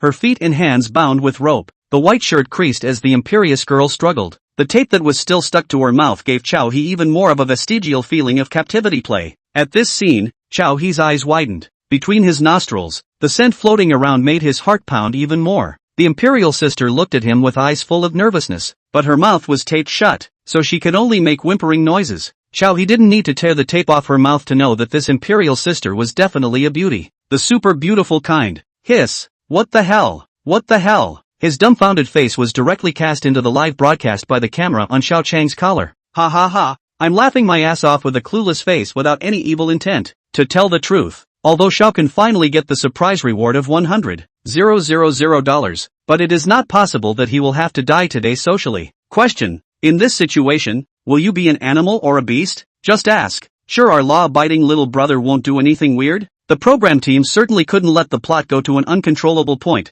This was an entertainment cum law prevention program, and the main tone was bound to be positive. Two burly men in suits were walking towards the white wooling. They brought with them several sets of scripts arranged by the program group, and today's task, high and low, is to keep Xiao He in this land under the camera for a few hours. As for the follow-up, whether it is to go for the drama of a rich girl and a poor boy getting to know each other, or a law-abiding citizen outwitting a vicious bandit and clearing up the fog, it all depends on the lead actors on the spot play. Xiao He was blissfully unaware of all this happening, and at this moment, his mind was already running at high speed. Bang! He closed the trunk once again. The people in the logistics department wouldn't be doing the ass-kissing thing and stuffing him with women. Capitalism's sugarcoating. And it's on? Tidal River looked around. Beautiful women. Bondage. Trunks. Although he had his eyes on the wall in front of him, out of the corner of his eye he noticed two burly men in suits. One of them, with a scar on his face, was not a good person at first glance. Xiao He scared twice. He remembered a very early moment when there were news of missing girls in other provinces and cities. He understood that he must have met a criminal gang that kidnapped people. Kind of interesting.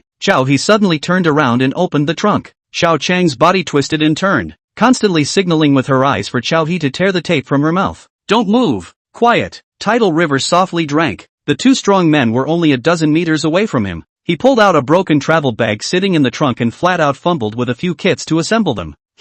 Divine River Emperor, it was reasonable to bring some small toys with him on a trip, right? At this moment, the crowd in the live broadcast room looked confused. What's this, like a glove? Iron Man gloves? I don't know what this guy is doing. Holy, making your own mecha arm? I can do that. I've got a lot of fans of God River Emperor. Your city hall. Yiming, superintendent who was watching the program with his legs crossed. He frowned. The youngster, the broken fiveling, the armor. That broken bag is even more impressive. Is not it the previous Chow he used to put half a set of mech? In addition to this little young man just throw like Chow the other R. What's that? Hey, no, you guys, you're not going to put Chow our Desia's Divine River Emperor, who I haven't seen drinking together for a long time, into the whole program?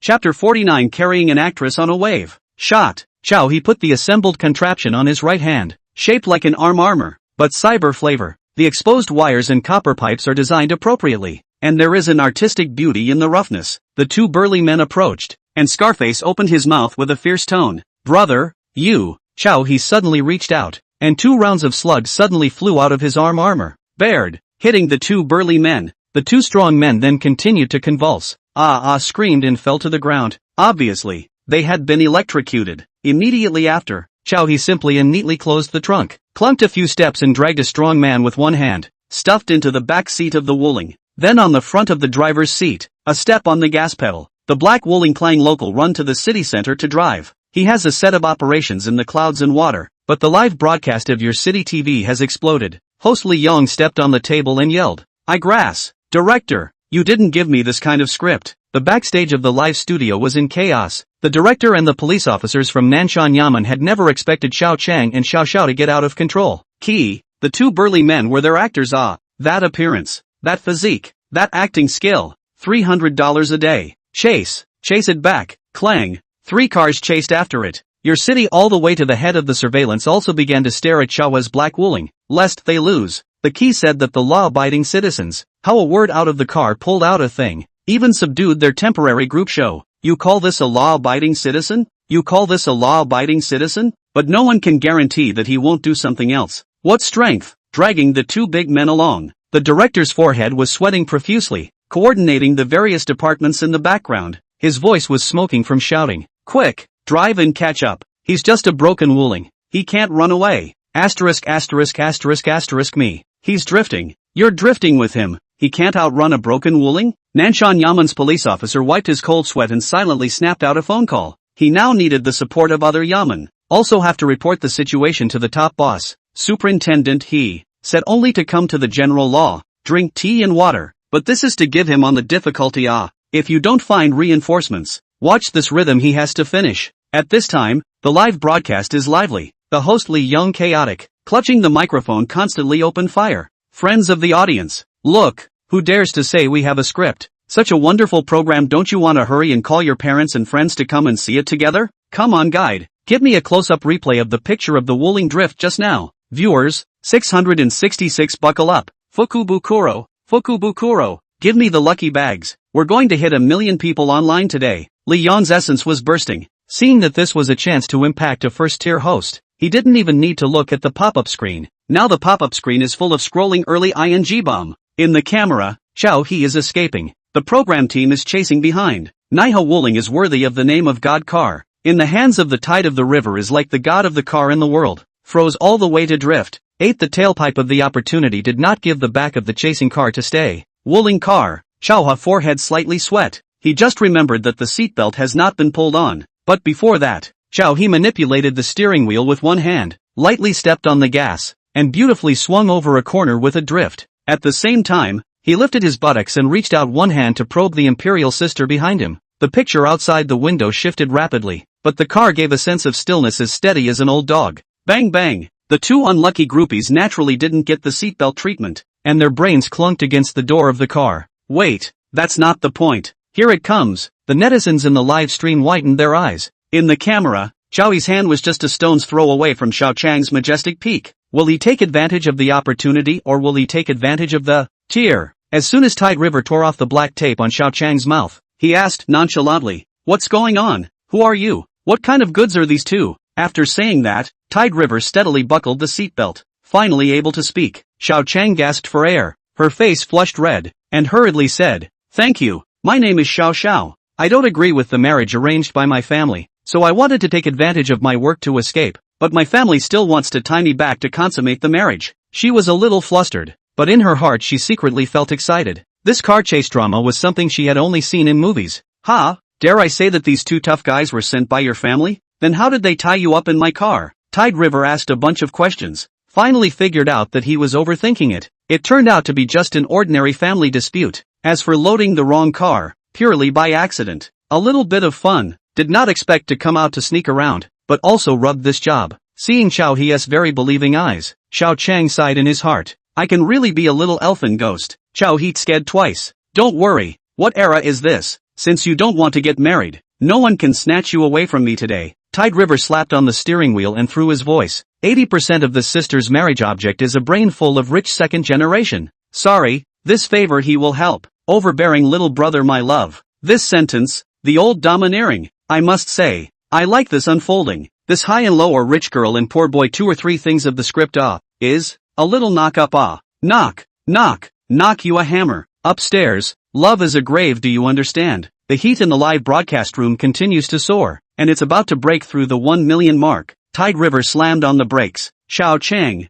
who was chatting with him, looked at him with a dumbfounded face as he got out of the car, pulled open the door, and dragged the 2 big brothers of the group show out of the car with a clunk and threw them on the side of the road. In the way, he had wanted to drag them to the police station, but no, there was no need. They'd wake up after a while anyway. In the process, it was obvious that the 2 group-acting burly men had hit 2 more small bags on their brains. Then, Xiao He was in no hurry to trot towards the small roadside store. He hadn't eaten enough of the small portion of bibimbap in the front, and this time, naturally, he wanted to add a meal. Director, what's going on with him? What is he going to do? Xiao Chang's earring was actually a communicator that could contact the program team, but she was still tied up, and staying alone in the car. She was a little panicked. The director quickly replied, he seems to be bringing takeout. Like, without you. On screen, Tide River carried a takeout from the store, and went back to the car. Incidentally untied Xiao Chang and let her sit in the passenger seat. Don't panic, unless there are still people in your family and at the court. No one can catch up with my wooling.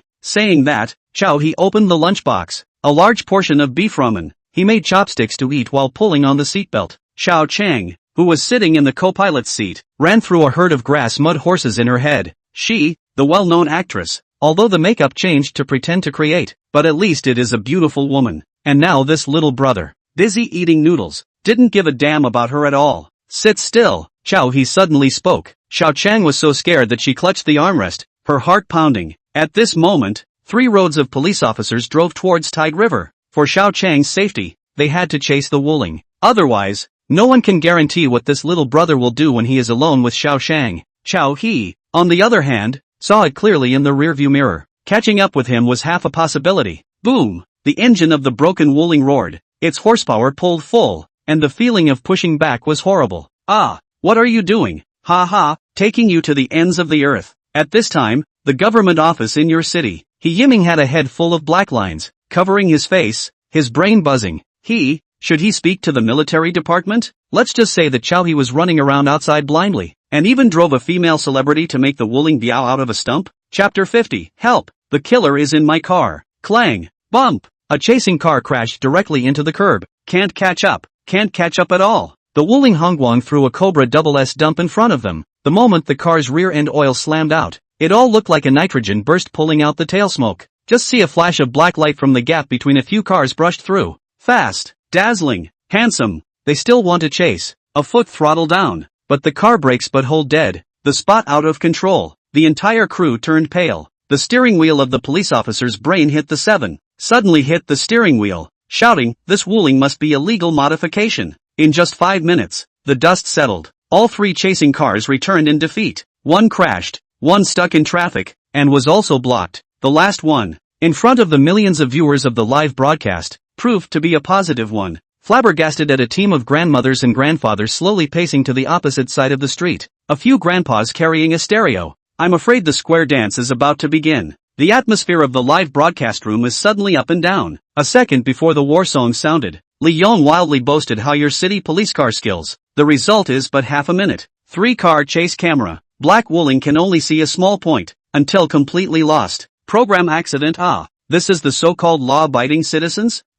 Simply flying car thugs. How in the world does the government office in your city work? Didn't they say that this little brother has no criminal record at all? The director didn't dare to question the government office in person. He could only contact Xiao Chang and said, "The situation is not right. Think of a way. Don't go to a place with less people with this little brother. Our people simply can't keep up. The program is bursting now. The live broadcast is almost 10 million people. Hold on, Xiao Chang." Xiao Chang heard the voice in the headset and expressed her understanding. Naturally, there was a small fear in her heart. Where to drive the car is not her call. The front just turned a red light. Wooling finally slowed down. Wise as she is, her eyes watched 6 roads, and immediately shouted, "Stop on the side of the road." "I always stop." Xiaohua decisively stopped. Xiao Chang immediately opened the car door and got off. Tide River stopped not because of obedience, but he heard the director's words in Xiao Chang's headset. Finally, he perceived the camera on Xiao Chang. Nice guy. It was as if he had slipped by the side of the road and barged into someone's live camera.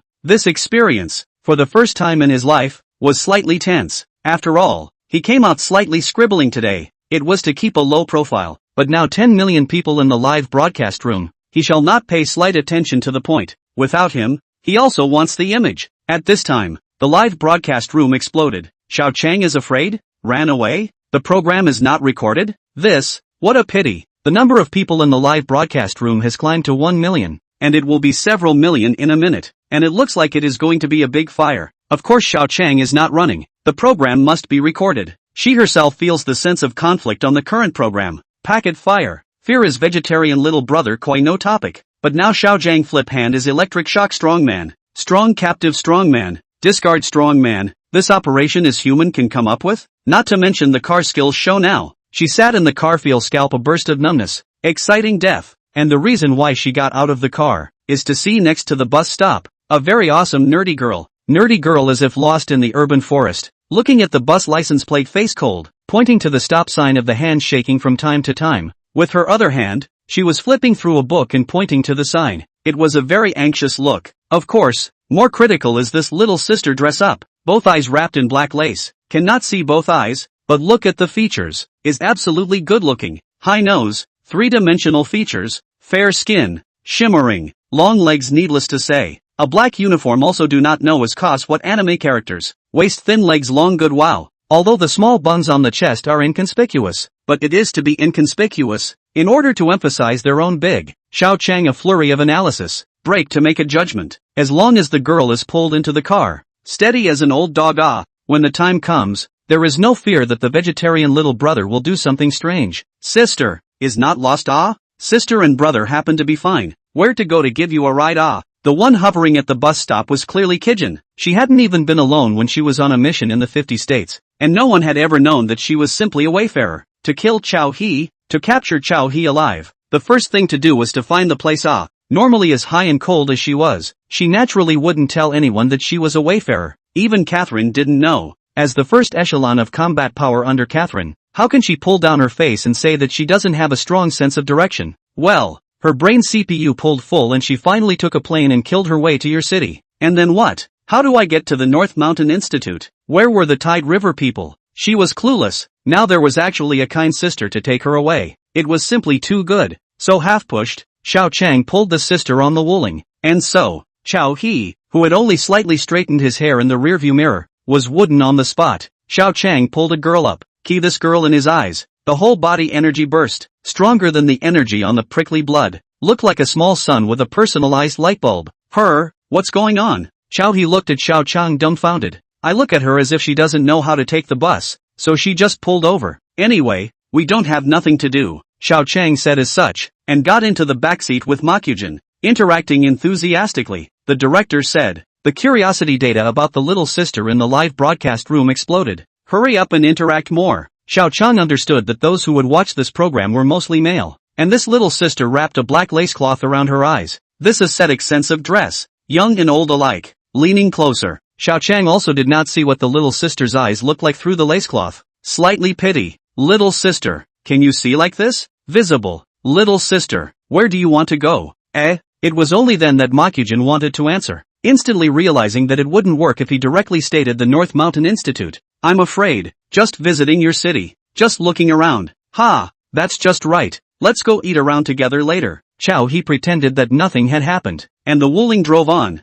traveling slowly, and his back tightened, his heart thumping as he detected the blindfolded girl's sweeping eyes, leaning north, the energy bursting out of his body. Don't say he's here on a trip, don't say it's not an assassin sent by Catherine. Chow he car speed down again, felt out his cell phone. There's no network, I'm the God River Emperor, but I'm using such a crappy cell phone. I'll change it when I get home. Chow he glanced at the rearview mirror. He hissed, the blindfolded girl, so good looking, the better looking she is, the more likely she is one of the 12 female guards under Catherine's command. Anyone come to save a life. The killer is in his car. Chapter 51, Single Killer. Online Spring. Wait a minute. There was no way anyone would recognize him today with his costume change. The key. This girl looks a bit silly, looking as gullible as a little blood-pricked baby. Chow he held the steering wheel with one hand and handed the blindfolded girl a bottle of mineral water with his other hand, saying, drink some water first. What is the little sister's name? Facing Chow he's question, the well-behaved dull sister who was close to Xiao Chang just now changed her face in a second. The wood god proudly said, call me Han Eno. She just had to go out and do her quests. She was never like this when facing men. The audience in the live broadcast room watched and sputtered for a second.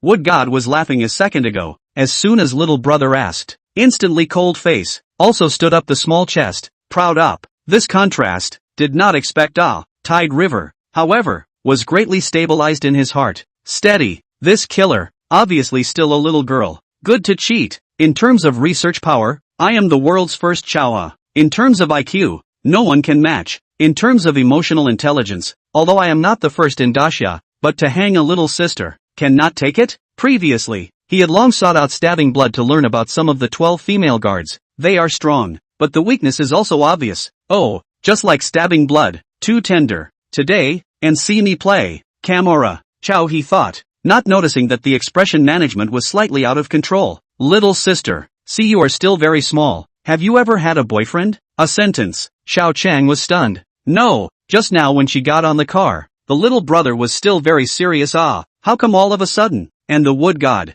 after freezing for a short while, he continued to say in a high and cold manner, Uncle, drive your car. Once upon a time, a red-haired head mercenary was driving a car when he was on a mission and asked her the same thing. She answered the same way. The head honcho wasn't dead set on annoying her again. The next second, that head's chest was pierced through itself. Gah! Tidal River threw back her tail and parked the Wuling on the side of the road. He glared violently at the mirror. Him, uncle? Well, it's true that Catherine's 12 female guards don't have any emotional intelligence at all. And you're talking nonsense with your eyes open. Tidal River turned her head. Little sister, it's wrong for you to talk like this. Uncle is concerned about you. Once I see you like this, you have never had a boyfriend. How? Or else try it with uncle. Wood God was almost about to explode, but in the next second, it occurred to him that this was Daxia. Very well, spare you. You're annoying. You shut up. None of your business. The wood god had a one-button trifecta, and the sense of the program was all over the place. The audience burst out laughing.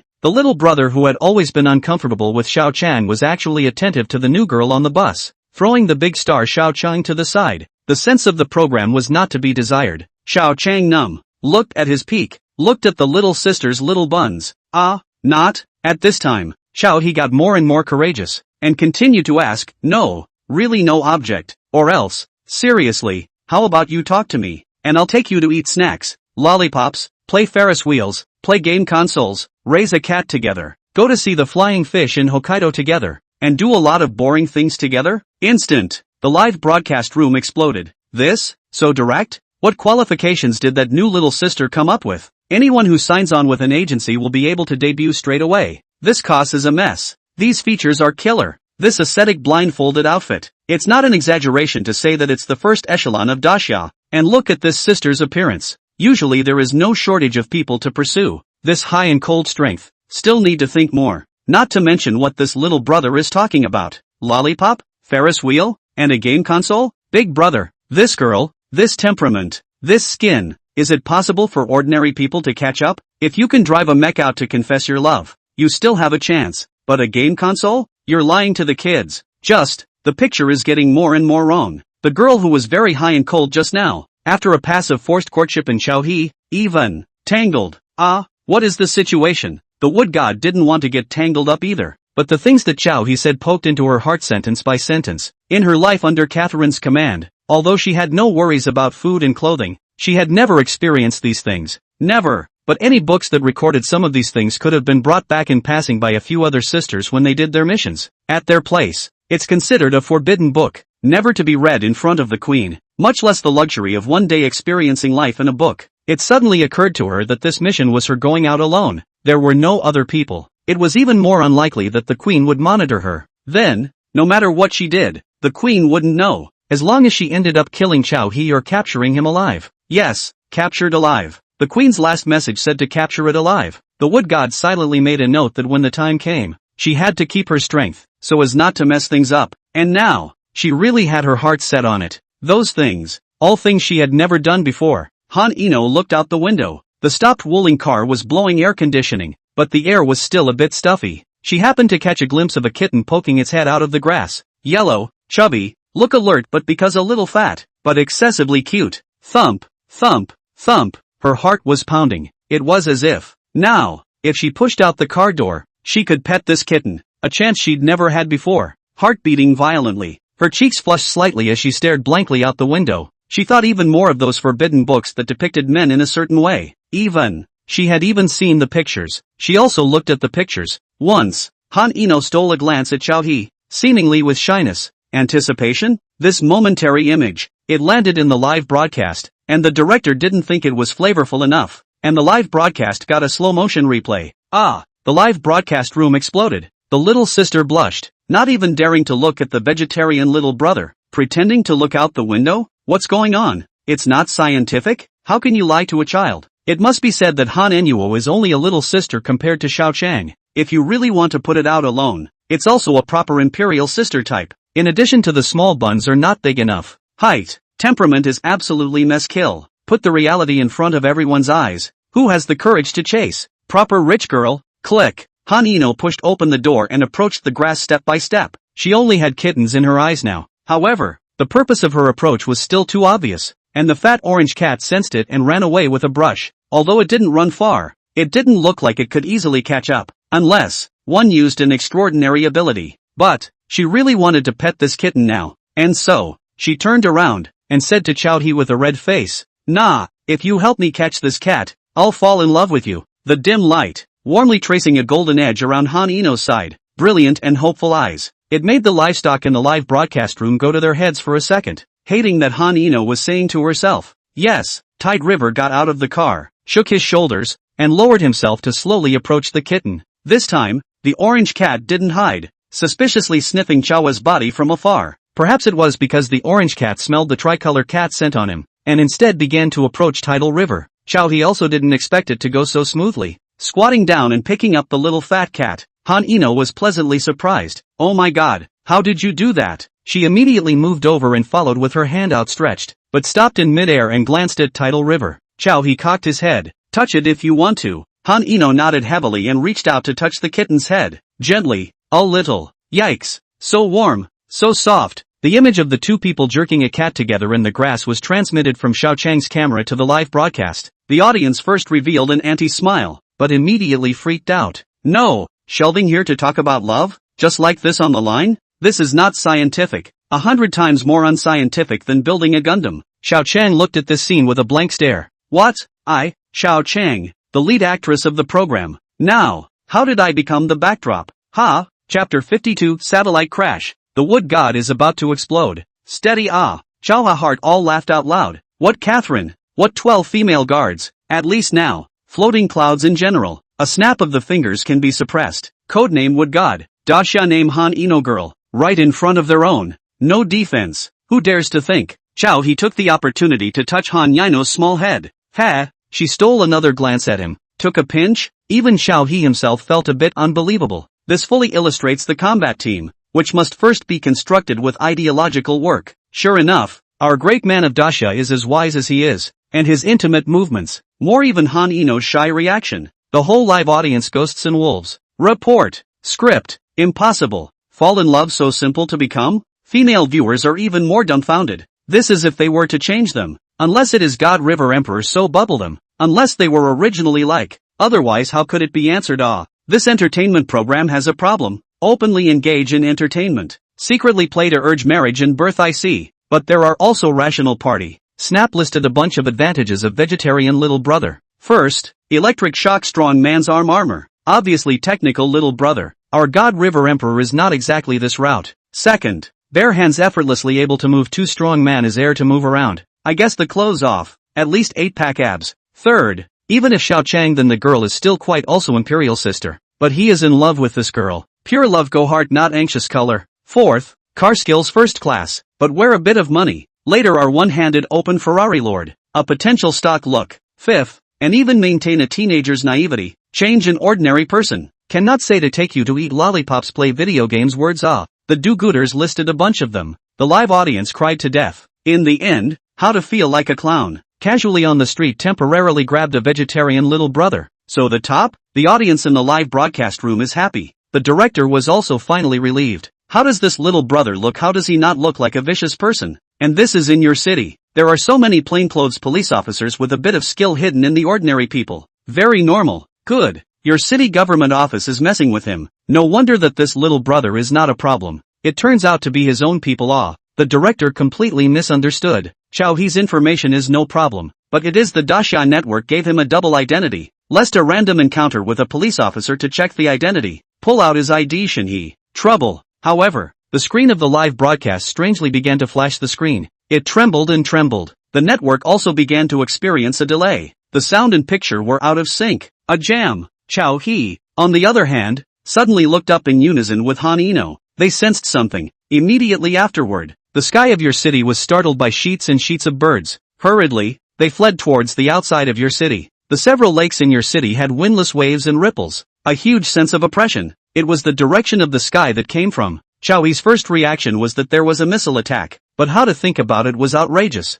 Really, if the missiles come, tomorrow the whole world must be in chaos. The dusk sky was already a bit dark. The sky, however, steeply brightened. Xiao Chang also strangely followed and looked towards the sky. Climbing up to the 5 million people online in the live broadcast room, they simultaneously saw a huge fireball falling from the sky. From small to large, it came rushing in hotly. The guide swallowed and pulled the focus of the camera farther away. Finally seeing a bit more clearly, it was a spinning, fiery, elongated red trailing flame of something shaped like a meteor. Vaguely, you could also see some sort of mechanical coloration in the image. There was a constant stream of debris peeling out and scattering in all directions. This is going to smash down? Holy, the program was recorded in your city, right? God River is in your city. Grass, missile, or, it's a satellite. It's definitely a satellite. My weather station's satellite functions are all down. Asterisk asterisk asterisk asterisk. There's another one behind it. At the same time, the only 4 satellites operating in space in Daxia were hit by accidents. The 4 satellites fell in unison. One satellite smashed into the uninhabited sea. One satellite smashed into a deep mountain. But there are still 2 satellites that are heading straight for your city.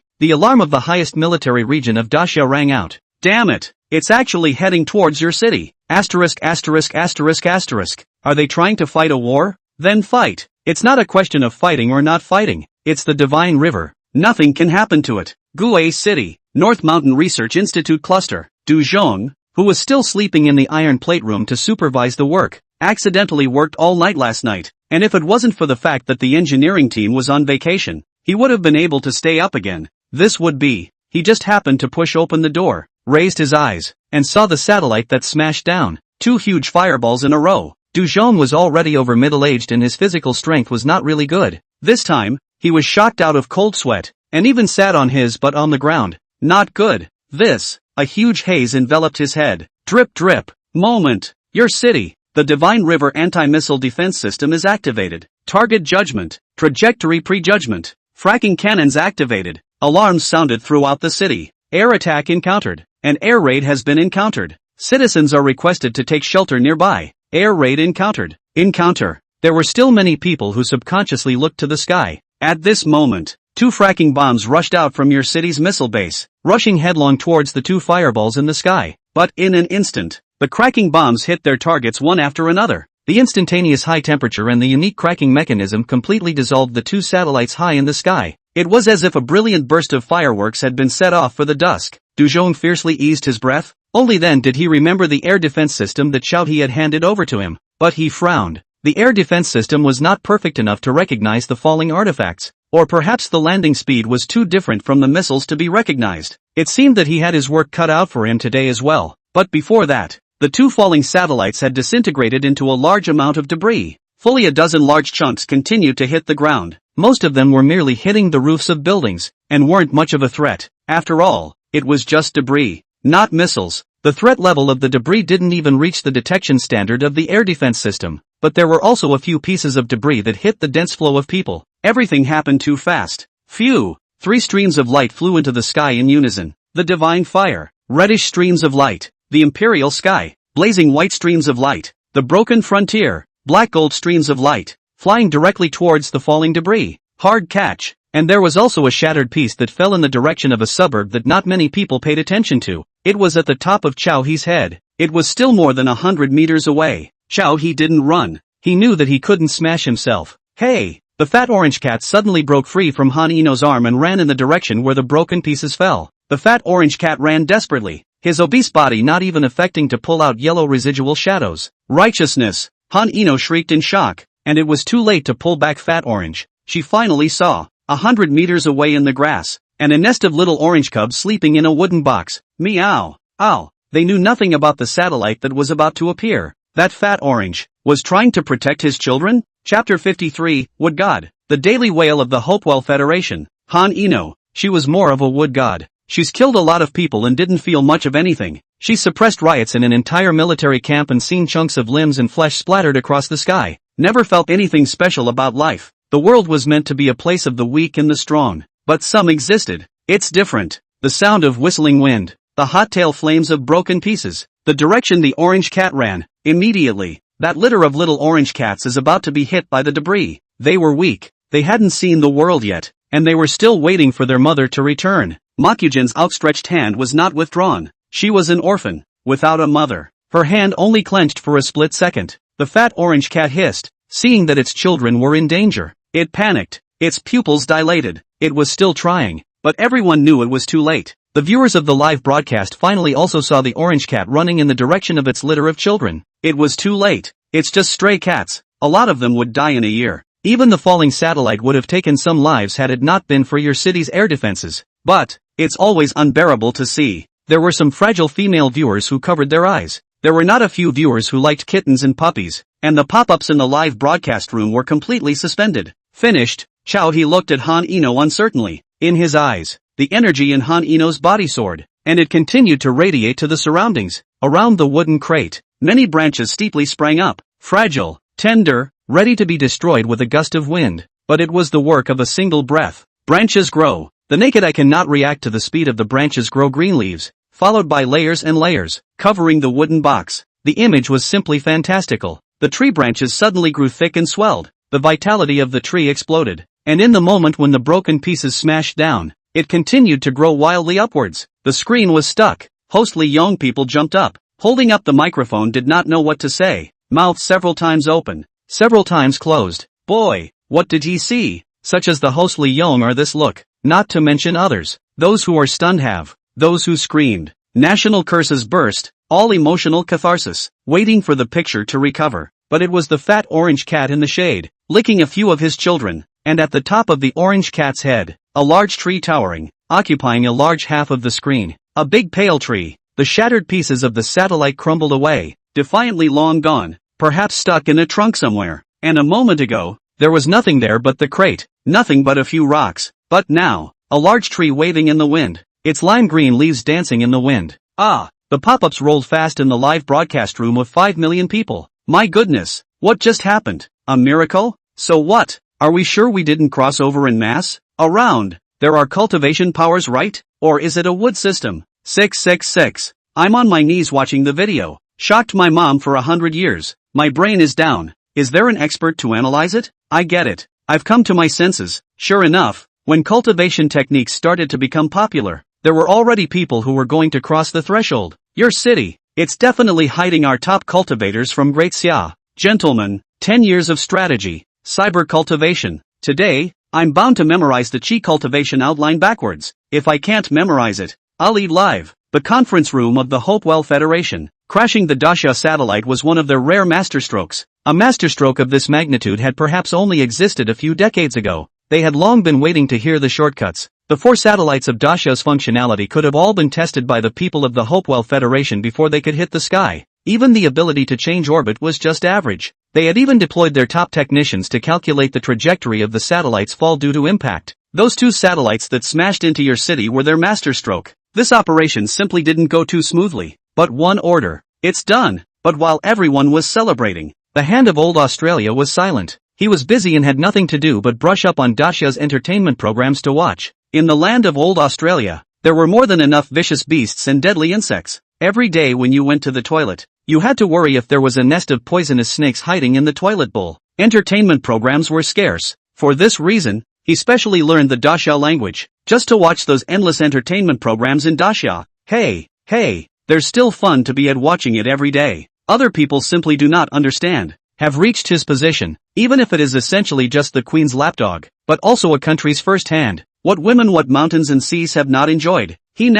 What he wants is spiritual enjoyment. This is not. Even when he was in a meeting, he touched the fish as usual, and purposely brushed to the live program of your city. Also watched the satellite fall. Still fantasizing about your city, immediately chicken fly. But when your city's air defense system was in full force, and then the 3 mechs rose up in the air to catch the flying debris hard, he just kind of didn't really want to laugh. It was a completely different picture than the big guys around him who were celebrating. But when that big tree appeared out of nowhere and held up the debris that was going to smash into the stray cat, he completely didn't want to laugh anymore. Sure enough, the Queen was right. One could not underestimate Dacia. This big tree, didn't it show that Dacia had still been hiding cultivators all along? It was the surrounding bigwigs who noticed his bitterly wrinkled face. There was a flurry of questions going on. The handful of old Australia let out a long sigh and explained the situation. The other bigwigs also quickly searched for the relevant video. And so, the old tradition of the Hopewell Federation conference room reappeared. A group of bigwigs screamed and wailed.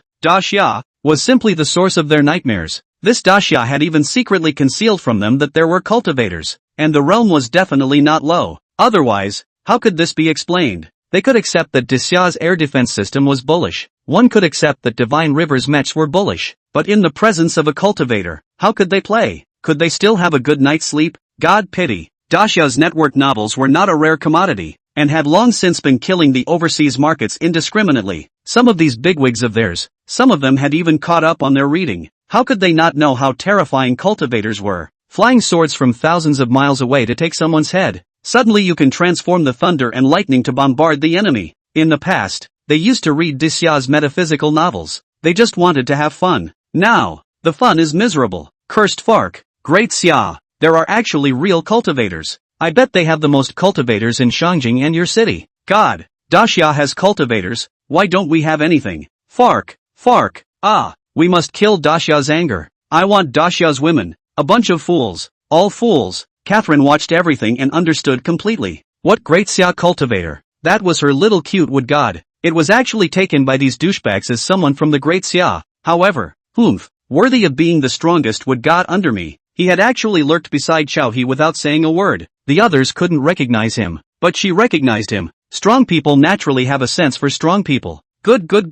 Wood god, you've done a good job. It seemed that it wouldn't take long for her to wait for Chao He to kneel down to herself in his attendant costume. As for the wood god's true identity, she naturally wasn't in the mood to talk to these fools. Chapter 54. Xiaonan's husband has finally arrived. There's no way she could be wrong. That man, that was Chao He. Even if his appearance had changed a bit, she would recognize him even if he turned into dust. What's more, her little wood god, how could he still be wasting time outside while on a mission? Catherine laughed coldly. At this moment, the crowd of bigwigs again noticed the change in the winds of public opinion in Dacia. If it was before, when they had knocked out the satellites of Grand Xia, the people of Grand Xia would have complained, would have been disillusioned, and would have been afraid. But now, changed. A hot search topped top 1. Very well, forcing us to cultivate immortality. Right. In the past, when they, the general public, faced these struggles between countries, there was nothing else they could do but watch. A sense of powerlessness, a sense of depression,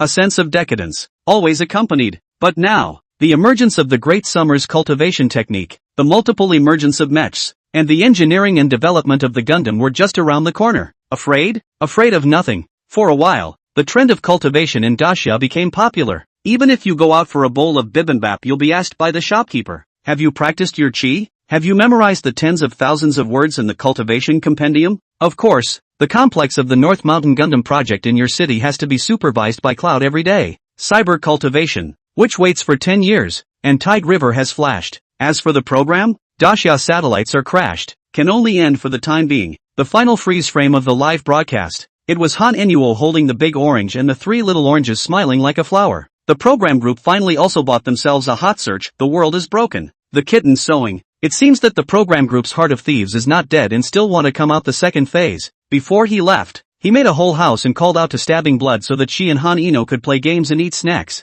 Let's go. Little no. We'll have a date tomorrow. Dating. Would God's eyes lit up when she heard those two words. She nodded heavily. As for the situation when the two sisters met again, naturally, there was no need to say more. A scuffle was unavoidable, right? Between Catherine's 12 female guards. None of the relationships were too normal. What Stabbing Blood said. He had listened to a small half a day instead. He also explained that Prickly Blood, for the time being, could not expose the fact that he was Chao He. Slow down a hand and say it again. Otherwise, if he exposed it now, maybe Han Eno would have to explode, and the consequences would be hard to predict. Chao He quickly returned to the North Mountain Research Institute. One for the Royal Sky. The Hopewell Federation had actually made a move before him, actually moving Dacia's satellites. How could he still just watch? Secondly, it was because Xiaonan had sent him a message that her husband was coming. How could he miss that? People to the orphanage door. He saw a man who had just come down from a luxury car, dressed in a black suit and wearing gold glasses. The look was stunned. Chen Jian was also confused. His wife Xiaonan had sent an address,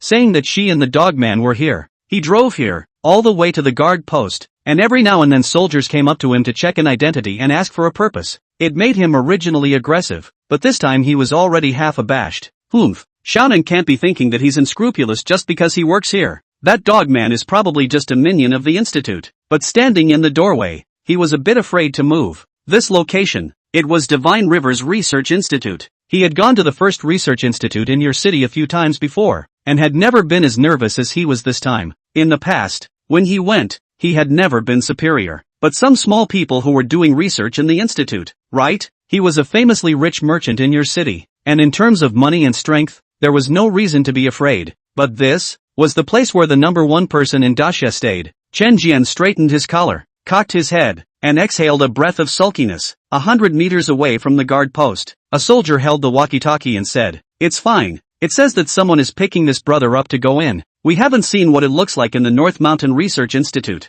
Aha! Information on the last guard post confirmed. Don't worry, checked. The whole body has no dangerous items, just that little arms and legs. I can break them. God River Emperor shall not be able to beat him into atomic particles. North Mountain Institute entrance. To enter the institute? Looking for Xiaonan? Chao He was at the back. Greeting. Chen Jian nodded, slightly arrogant and didn't speak. Just a youngster. The two entered the institute together. The facilities along the way were nothing special, except for the sense of technology was a little stronger, but it was all normal. He was mentally prepared, but when he entered the door, he soon felt the difference from other institutes. There was no one. There were only empty various workrooms, and one room even had a large cage. And, looking at it, it was not too serious. Chen Jian heart drumming, brain a little messy. How there is a serious laboratory has a cage. And, or pink color. It's like it's for girls to live in. You guys here? Off duty? He asked Chaoha. Chaoha nodded, slightly hesitant.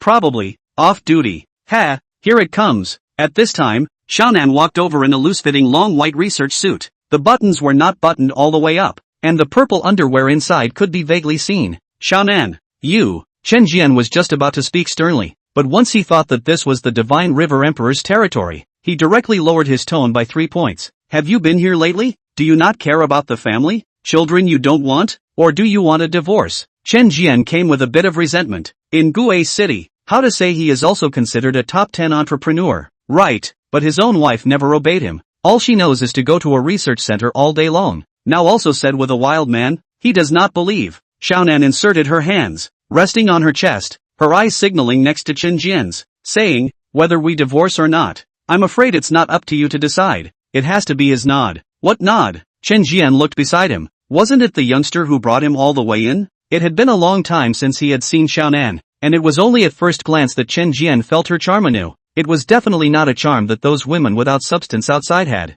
not to mention that her figure and face value were never bad. He was a bit moved, and actually wanted to take Xiaonan away right now and live a long-lost married life, and so on. Hiss. He suddenly thought of a possibility. Chen Jian looked again at the young man on the side. Younger than him. Impossible. It was impossible for the Divine River Emperor to be so young. You. Chen Jian stuttered. Chao He shrugged. What was this Dashan playing at? Well, my name is Tide River. You are Sister Zhao's husband, right? Don't listen to see her nonsense. I can't care about your matters. Chao He signaled and let the two sit on the hall. Sister Xiao works in the research institute every day. The task is still very heavy. Well, you do family members should also support it. Chao He said so. Leaders don't all have this tone. Chen Jian listened. And on the spot, his brain sweat came out. Divine River Emperor was right in front of him. If he said half a word wrong, Tidal River could make his career, and even his life, go up in smoke. Chao He had this authority. At that time, when he had rushed to Shangjing in his mecha to kill and arrest people as he pleased, the terrifying Desia's crowd of bigwigs were so frightened that they couldn't wait to leave the border. But behind that, naturally, was the matter of Desia banning leaving the country, causing countless bigwigs to panic for quite a while. And to those bigwigs, he was nothing more than a small shrimp. How could Chen Jian not be afraid? I support it. I'll support it even more in the future. Chen Jian's eyes were a little blurry, beads of sweat dripping down. Xiaonan laughed lightly. Then you won't mind if I sleep here in the future, right? Back. I'll ask my daughter to come over as well, to help out. Chao He, what do you say? Chapter 55-South. What's wrong with you? It's time to fight. Chao He didn't think much about it and replied. Fine. We have few people here anyway. It's not a big problem to make do with a few more people. He was still thinking of dismissing this Chen Jian and then rushing to work on the royal sky. But Xiaonan's next sentence said, well, then let her live with prickly blood when the time comes. My daughter is a bit skinny and needs to be disciplined. Prickly blood that? Chao He subconsciously looked in the direction of the cage. Zhen Chan followed suit and looked over. That cage, the workroom next to it was not a room that could accommodate people at all. And in that direction, there was only that cage. He didn't understand who stabbing blood was, but he could see that cage. There were ankle cuffs. There were dog chains. Even the commode was exposed. There was no cover at all. Chen Jian's face darkened. To actually want his daughter to live in this, was it going to be in front of others? That? Chen Jian's pupils quake. Chao He also slightly small earthquake. Not. Make a scene. Xiaonan, have you gone off the deep end again today? Your husband is right in front of you. Chao He casts a surprised look. Xiaonan directly ignored, but also feel not addicted, and is introduced to say, Xiao Jian, you do not know that this institute is actually a few people. Every day I am busy with back pain, hard to die, but fortunately the tide of the river every day to help me massage it. Xiaonan smiled in her heart. Every time her husband and her phone, either urging to go home or take the divorce as a blackmail. Annoying and annoying. She also what she disobeyed. In the future will not give her daughter living expenses. Is she a person who is poor in this amount of money? Do you really think that all the fellows in Daxia are living in poverty? That's enough. Chen Jian often told her what's so great about doing research. It's better to be a housewife for him and have a boy, lest the child raised is still adopted from outside. The woman has no way to inherit the family business. He also said that it would be best to make enough money in the future and immigrate to the 50 states together. The words that Chen Jian often hangs on his lips are, there is no future in Daxia clouds. And now, it's time for her to let out her anger. She wants Chen Jian to never dare to talk nonsense again. Chen Jian felt a green meadow on his head. What also massage? Can he still not know how good his wife's body is?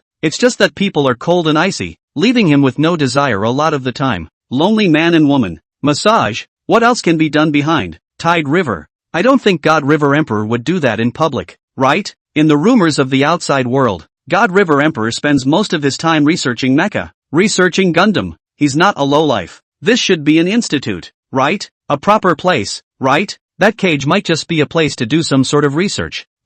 Are there any other men in this institute? How come I haven't seen a few of them? Chen Jian didn't dare to ask what Xiaonan massages were massaging. He still held a little hope in his heart. Just now, Tang Qingqiu popped his head up with a chocolate bar in his mouth, and when he saw that the three men seemed to be talking about things in a serious manner, he slipped away to somewhere else. Chen Jian saw it. It was even more strange that he didn't see a few people in this institute. Of course there's only one male in this institute. Chao He. Xiaonan replied helpfully. Chen Jian listened. Cold draw breath. ISNT. This the harem of an ancient emperor? No matter what the outside world says, Chao He in front of himself is a young man. A young man can still reject her wife? The girl who was just glimpsed is also beautiful. Stepping on cloth shoes, showing her long legs. Look at the age. Absolutely only just adult, 18 years old, not just a college student. Is this a serious institute? What can a college student do in an institute? Xiaonan. Also obviously a look of their own paced up. Chen Jian was so angry in his heart. His hands were shaking, and the blood was rushing to his head. But he didn't dare to say anything. Not even a single superfluous word dared to be said. Right now it looked like Chao he didn't have a frame at all. But everyone knew.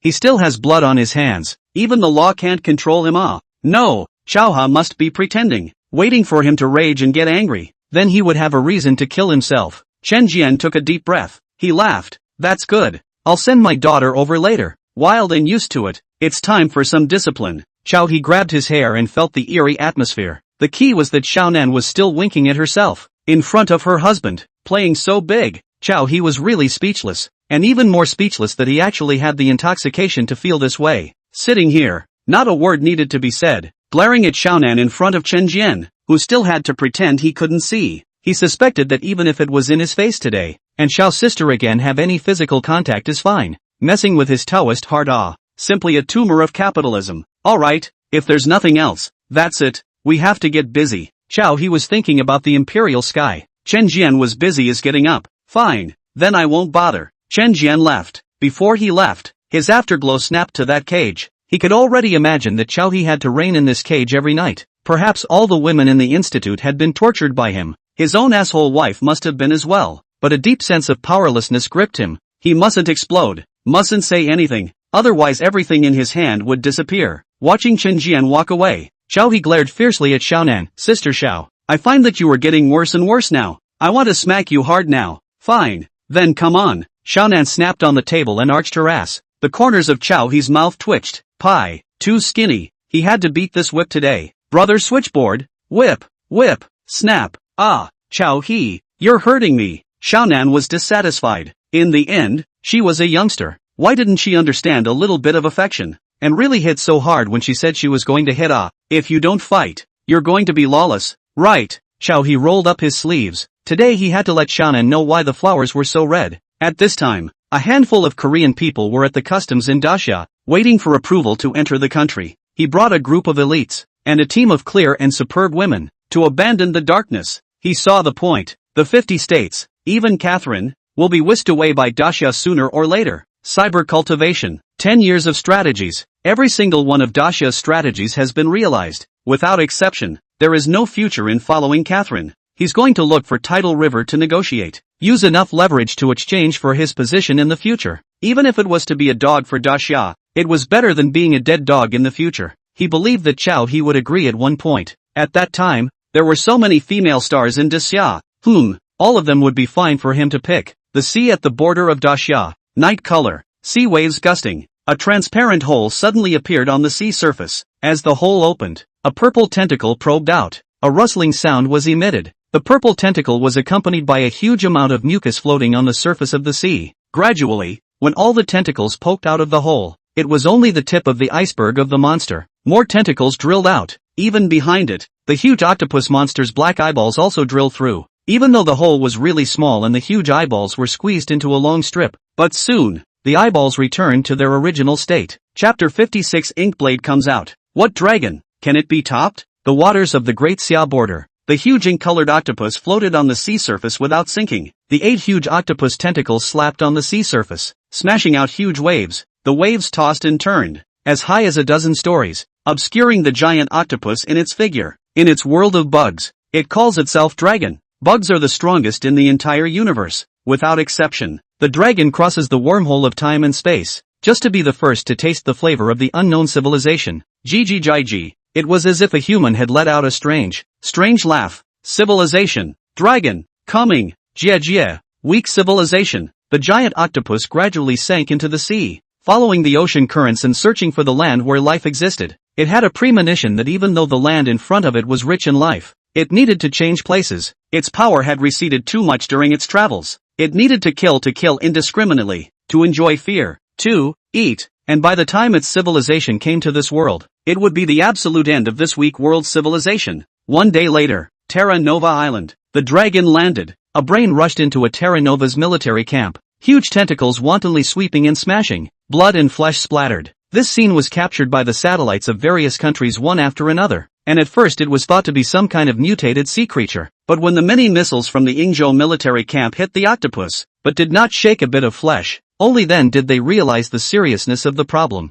What was even more frightening was that the octopus seemed to be learning human language, constantly able to spit out utterances shouted by the Terra Nova people from a mouthpiece that could fit a backhoe. Baka, Yossi, where's Sodas? And a Daxia phrase, I am a dragon. Jie. Fear began to spread through Terra Nova. Was it a Daxia biological weapon? The Daxia language, which everyone in Ingzhou already knew, for the sudden Daxia language, and for the constant fear of Daxia, made them believe that they feared it was Daxia's revenge. Daxia, retaliation at last? The Hopewell Federation meets again and again and again. 7 days, several sleepless nights, one last hammer blow. Spatters of fire hit his naked upper body as tidal river mangled the last of his armor components into the coolant. Stabbing, a large mist rose up. The entire tank of coolant gradually boiled, gurgling bubbles gushing out as the heat dissipated for a long time. Pulling the component up, the water and liquid separated, revealing the entire component. The most important core component of the body armor. The core energy block, silver white in color, its metallic hue shone brightly, and it was quite heavy in the hand. The pentagonal iron block, with its intricate patterns, shone with a shimmering light. Tidal River's right arm had veins popping out from holding the energy block. It was done. All the parts of the royal sky that needed to be remodeled were finally ready. Brother Switchboard, I'll leave the rest to you. The wall popped out a hollow passage. Chao He took a step and walked in. The end. A large assembly room. The Imperial Skies was clearly on a shelf in the center, and several huge mechanical arms kept disassembling and reassembling the Imperial Skies. The new Imperial Sky. Countdown. Discarding all the components of the thermal weapons, the mechanical power and aeronautical power were ordered to full capacity. There's still a little something missing. Right at the back of the Mikado, there is still a tank of coolant. It was still bubbling, the heat was rising, and it hadn't stopped for a full day. The Daxia net. Alarms of warning kept popping up. It wasn't that Daxia was being attacked. Rather, a 10-story tall giant octopus had appeared in Terra Nova, and Terra Nova's self-defense forces were out in full force, even launching suicidal attacks, but they did little for the giant octopus. The Hopewell Federation had long been in a state of chaos. Nuclear weapons. It had been used. The giant octopus was undamaged, and even absorbed the energy of the nuclear weapon, and its size rose by another 3 points. Catherine had no way out. She had no certainty. What made her worse was that there was no news from 3 of the 12 female guards, the ones who had gone to Daxia, stabbing blood, the wood god, the holy church, her 3 cuties. Surprisingly all without news. Her scorn for Tidal River deepened another layer. She was completely at a loss as to what was going on, and was so angry that she didn't even want to be bothered with the meeting of a bunch of idiots from the Hopewell Federation. Terra Nova, which was experiencing monsters, was supposed to be land that had been abandoned, with not many Terra Nova people living. On it, there were almost all military fortresses, created to contain Daxia, and now, an outcast in the meeting of the Hopewell Federation. These, Chao He no longer thought much about it, an unavoidable calamity. Then it was good to face it, only keep getting stronger. Ingzhou, too close to the Grand Xia. Boom! Chao He raised his head. The last component of the Imperial Sky was completed. The core energy block. Violet white incandescent light flashed before his eyes. Chao He walked under the mech. The Imperial Sky was slowly lowered by the crane, and the mech opened up, slowly wrapping Chao He. One breath. The line of sight changed and data popped up. Divine River, the Imperial Sky. Chao He raised his arms, adjusting to the weight and transmission of the new mech. Then he turned around and walked over to the coolant behind the mech. Straight away, he probed his hand and gripped the hilt of the sword inside. Ink blade. Using the material of stabbing blood's dagger as the blade, the build of the strongest alloy throughout the body, assisted by the ancient method of refining weapons and the cultivation civilization of whacking. Already the strongest cold weapon he could come up with right now. White on. A flash of black light. Ink blade in hand. The practice field. Several alloy pillars towered. These alloy pillars, even if they were bombarded with a tank group, they would only lose a bit of skin. It was the main material of several Divine River mechs, the product of absolute technological power pulling. Chao He pulled the power of the Royal Sky to full capacity, and in a flash the white aura flashed through several alloy pillars. But in a flash, Amofeng's sword blade cut through the void. The alloy pillars were chopped off as much as they could, rumbling and smashing on the floor. Almost there. That big octopus. If it dared to land on Daxia, he would be the only one to strike, and those satellites in the sky, when to take them, was just a matter of thought. This time, the North Mountain Gundam project complex had taken shape. He had already handed over the full set of Gundam technology to Daxia's researchers, and the rest of the things, just wait for time. Waiting for Daxia. He exited his mech and pushed open the door of the practice room, only to see Xiaonan pass by holding Stabbing Blood's leash. On the soles of his long legs, Prickly Blood crawled on the ground and followed closely. Han Eno was already feasting on the stone table in the hall. In the past few days, with Prickly Blood as an insider, Han Eno had easily taken it down. It didn't even need to be elaborated on. It was too low difficulty. He glanced at the time. It was lunchtime? When was the last time he ate? A slight trance made him suddenly notice Xiaonan's eyes. One eye, surprisingly, was an alien pupil. One eye, normal black pupil. The other, blood red. Sister Xiao, what's wrong with your eyes? He asked. Taking a few steps closer, Xiaonan turned her head. Cultivating. It's like this when I'm cultivating. He cocked his head. Come in with me. Re-entering the practice room. Sister Xiao, how do you practice your gongfu? Teach me. He had to admit that when he saw the foreign pupil, his Dao heart went haywire for the first time. Chapter 57, A Day of Ripples. A blood-staining, fire-engineered alien pupils, handsome for life. He was moved. Xiaonan somewhat understood Xiao's little boyish nature, and with a twinkle in his eye he said, teach you. Ah, you can, but I want higher permissions for this institute. Permissions only need to be high enough. One could enter the rooms here at will. The rooms in the North Mountain Research Institute weren't dug out one by one with a hoe by Xiao He. There were naturally small machines that automatically dug and built them. When they first came to the institute, there weren't many rooms here where they could sleep, but these days, the institute's rooms and workrooms were constantly expanding. The room where Tang Qingqiu and the girl slept was locked at night. This wasn't fun anymore. Sometimes, the nights could be boring. It would be fun to find them to play with. As for Stabbing Blood, one couldn't play every day. Xie Qinghe sometimes even snatched it from her. Oof. Xiaonan stared at Xiao He, waiting for his reply. Xiao He sighed. You women, you're more or less immodest. However, he wanted the foreign pupil. So, Xiaonan asked with a smile. She didn't go so far as to not agree to this stinky request. Xiaonan reached out her hand,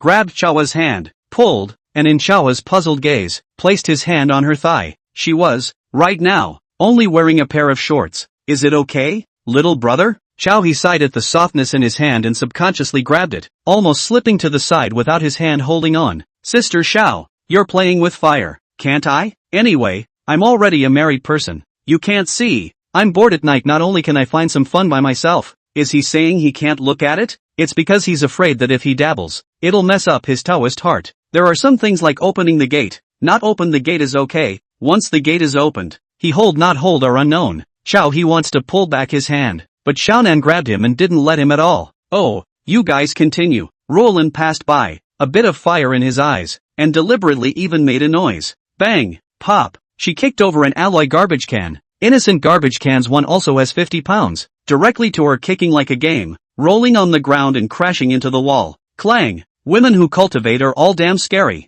Xiaonan has even learned to be bad. He was speechless. Since letting them combine work and rest, each and every one of them became more and more unorthodox. Especially Xiaonan. What's even more outrageous is that his strength isn't even as big as hers. Cultivate this kind of thing. It depends too much on talent, right? Let go of your hand. Not letting go. Or do you want me to call my husband over and see it live? You're a cow. Brother Switchboard. He temporarily gave in. For the sake of cultivation techniques, isn't it just permissions? What else could it be? It's not like he's losing a layer of flesh anyway. Only when he heard Xiao he agreed did Xiaonan release his hand in triumph. Just in this instant, she had thought about it all. At night, perhaps going to Xiao He's place would be the most fun. Xiaonan stared at Xiao He with a burning gaze. The stare made Xiao He's heart flutter. This married woman was scary. Definitely can't let Xiaonan get divorced. Otherwise the divorced Xiaonan is even more terrifying. By the way, my daughter will come over tomorrow. If you have nothing to do, you can get to know her well. I have things to do. I'm busy. Xiaonan shrugged. Okay, you watch. Phew. Roland suddenly walked over. His figure was like a ghost, pulling Xiaonan's other hand and placing it on his thigh as well. Humph. Roland rolled her eyes at Xiaonan. Half a day later, He modified his gong method according to Xiaonan's route of transportation. He was still carrying a little bit of anticipation. Perhaps Xiaonan's kind of gong transport route, which evolved naturally due to an accident, was even faster to cultivate? Sometimes one just had to gamble. One day later, Xiaonan sat cross-legged, his face shakily red and then white. The power in his body surged wildly, followed by the unbearable feeling of being crawled by ants all over his body. I knew it wasn't that simple. But, The pupil is different. What if it's not a sure thing? Chi sank into the dantian, concentrating on directing his true chi. With his talent for learning, it wasn't difficult. Chao He Yuan Chi was not weak, and it was also a legendary child's body. The circumference ran for a full 18 rounds. The true chi operation finally stabilized, but he opened his eyes and looked in the mirror. His eyes were still the same. Come on, call it a day. That big octopus. I heard that it's now drifting back to the land of Korea. Nukes have been used, but they can't stop the big octopus. Think about it. His scalp is also numb. Walking out of the practice room, Xiaohe didn't take a few steps before he saw that Stabbing Blood was red-faced and making his way in the cage, sitting on the toilet seat. When Prickly Blood saw him coming, his mouth held back and pouted. Master, Prickly Blood recently ate a lot of fire-inducing snacks, and la dada can't pull it out. Prickly Blood's little underwear came off at the bare feet, hands clasping her knees. She said very naturally and shyly. The white thighs shone brightly. Prickly Blood struggled to hold his breath, but after half a day, it wasn't in effect, and the corners of her mouth deflated with difficulty. In the past few days, she had gotten hooked on chili fries and spring rolls, and slammed down a lot of them. She now just had to look for a few sisters to beg for food, and naturally they would all buy it for her. But of course, it was all the Daxia logistics department that was busy with it. The spicy noodles naturally went without saying. Spring rolls are also made by Daxia's top chefs. The flavor should not be too good. Completely hammered all the so-called Michelin full-star chefs of the 50 states' best dishes. This is did not control, eat too much. Chow he let out an A. I'll take you to see a doctor later on, if anyone has the time. What else can he say? His life is really a bit chaotic. Leaning north. Okay, hey, going to see a vet? No, see a Chinese doctor. Bloodstained eyes were full of curiosity about a new and strange life. Catherine wanted to die and probably wouldn't believe what one of her 12 female guards, Prickly Blood, had become now. Completely immersed in the life of a pet, Stabbing Blood had already forgotten that once upon a time she was a terrifying killer. As for Wood God, she had already transformed into an internet-addicted girl, nestled in a certain room playing games every day, and except for mealtimes when she could be seen coming out to wolf down her food, she would never want to see a shadow at any other time. As for the matter of being in love with Chao He, what is a relationship? Can it be as fun as a top AAA game with hundreds of millions of dollars invested in it? Han Eno, who was addicted to Quintessence, said, the old me died, the current me, well, how about a hand of Quintessence? Anyway, Tidal River is satisfied, and the amount of combat he can pull off now is no joke. The Gundam program has also begun. The new automated production line for mecha has also gone into production. Hopewell Federation meeting. The usual endless bickering from a bunch of bigwigs. Ingzhou is already finished. If Korea is finished again, nothing will be able to contain Daxia in its eastern direction. Damn that octopus. Why don't you go to Daxia? A handful of people in old Australia let out a burst of laughter in an inopportune manner, and the new installment of Daxia's Goddess of the Night came out again. This time the vegetarian is actually a dead otaku. For the actress Xiao Chang completely cold. Otaku high cold make Xiao Chang suffocated. But let the old Australia a hand did not hold back laughter. Touching fish really happy But at this moment, the conference room was quiet. Everyone's holographic avatars looked over to Lao Ao's side. Noticing the crowd's target, old Aussie one hand hissed, immediately squared his shoulders, and said in a rush, perhaps seeking help from Daxia is the only way now. Catherine's cold gaze suddenly flung over. Chapter 58, explosively slashing the prime octopus. Humans, small, whereas the big Han, the big Han a handful of people? Lao Ao took Catherine's gaze hard and couldn't top it. Feeling his butt freeze in his seat, still trying to change the topic, all of a sudden he realized that there was someone missing from the meeting. Lao Ao was shocked. Who would dare not come to the meeting? He was now also considered a small Daxia pass, and now Catherine was simply one of those leaders of Daxia who had nothing to do but hold meetings just to enjoy the coolness that came with power. To be able to give a meeting to a handful of people from all the big countries, and no one dares to fart. That feeling, TSK. He thought he understood Catherine. Right now, one by one of their handlers, they didn't even dare to go abroad for vacation, just for fear that the meeting people would not be seen, causing Catherine to get up and kill them. No, how come Hans can't be contacted? Man, I can't get in touch either. Catherine coldly smiled. The monster has arrived on his territory. I'm afraid he ran away. This kind of waste. Nope. Everyone look at the news on Daxia. What the hell? I got hair. Dahan has merged into Daxia and become a vassal state of Daxia? The entire audience was shocked and dumbfounded as they watched a handful of people from Korea in your city, shaking hands cordially with Chao He,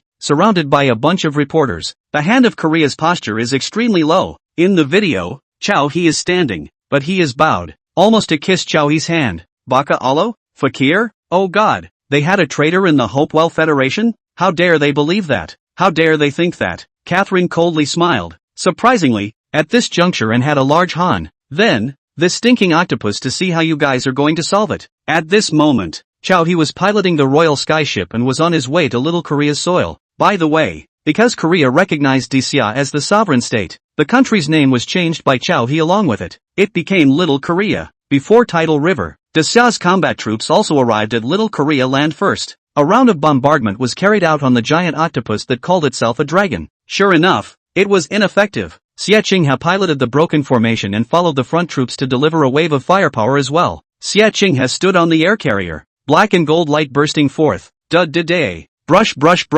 The firepower poured madly, and it only took 5 or 6 seconds to hit all the reserves on his body. Imitating a fire in the sky, the continuous line of fire chased after the giant octopus and burned. But it was only cauterizing. The entire sky was filled with a strong burning odor. The firepower on the broken formation was transgenerational, but it only tore apart one of the giant octopus's tentacles, which collapsed, and the sky was filled with blue blood, which sprinkled on the building vaguely corrosive effect. But as far as the naked eye could see, the octopus's tentacle surged with chunks of flesh in a toothsome crunching sound. It recovered in a few seconds. Giant octopus's power, beyond everyone's prediction. All kinds of armor piercing, bursting, and even the newly developed weapons over the years, shot most of them, but with little effect. Only the firepower on the broken formation ship. If there are 10 units of broken formation, it is possible to chop. Octopus Dragon is not a target. Hardtop fire hissing constantly. Huge tentacles abruptly flung into the sky, suddenly skyrocketed in length, spanning half the sky.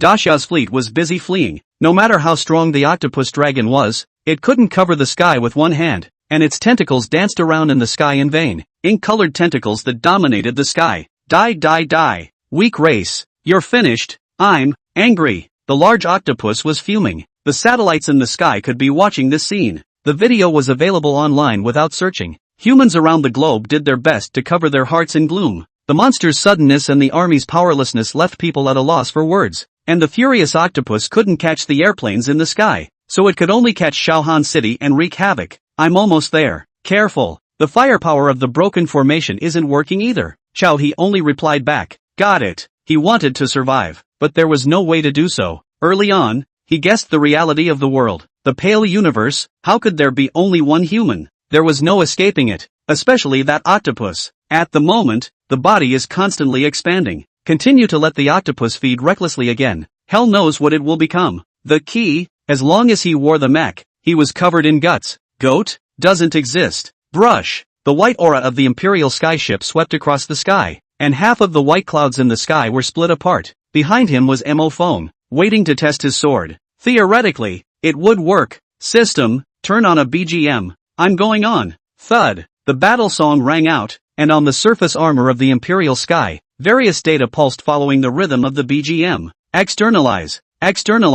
Switchboard, you just don't understand, men. Switchboard. Half of the sky. The rousing battle song ignited and exploded. Very good. He was now frighteningly strong. Inside his body, raging flow of true chi. The strongest 5 senses and 6 senses of all mankind. Rustling. The royal sky landed on the rooftop of a tall building. Gale force winds gusting. Die. Ha. Eat and get bigger and bigger. It's all mine. Dragon. Remember my name. The octopus dragon was in the distance. A house was knocked down, and from time to time, its strong and pervasive tentacles grabbed humans from the houses and fed them into its bloody mouth. Lock on to the target. Brush. The white aura brushed through a few buildings, crossing 100 meters in a flash. With the ink blade in his hand, Chow He didn't talk a bit of nonsense, doing his best, pressing down from above. One stop out of thin air. The impulse thrust behind the Imperial sky was pulled to full capacity. The blade chopped into a tentacle. The slippery and tough touch was only temporary, followed by the blade entering the flesh and blue blood spilling in front of his eyes. Grass. The Imperial sky landed on the ground. Behind it, a massive tentacle as thick as a car rumbled and smashed into the ground. The tentacle kept twisting and tumbling. Brain-machine connection rate, 93. Which stinker? The impulse thrust of the Imperial sky continued as the mech turned in an arc on the ground and chopped at another tentacle. But in the blink of an eye, another tentacle. The tentacle landed with a bang. The unmistakable glow of the sword blade, the blazing white pulse tail flame, a momentary eruption. The world was shocked, including Daxia. The satellites that had taken over the entirety of Little Korea had put this scene online in real time. There was no need to cover it up. The pervasive internet would sooner or later let everyone see this scene. Is this the strongest man in Dacia? Was this the #1 man in Dacia? Mecha. Strong to this extent? A monster that could withstand even a smashing nuclear bomb was nothing more than a large octopus waiting to be cut up and cooked in front of Chowie's cold weapons. What if it was Dacia's Gundam? Wouldn't the sky be able to be pierced through? Ah! Roar! The giant octopus wailed, its tentacles stirring frantically. But in an instant, all the surrounding buildings collapsed and destroyed. Chow-hee narrowly avoided a tentacle. The prime octopus, and he, in front of the octopus dragon, was nothing more than a tiny existence. Body size,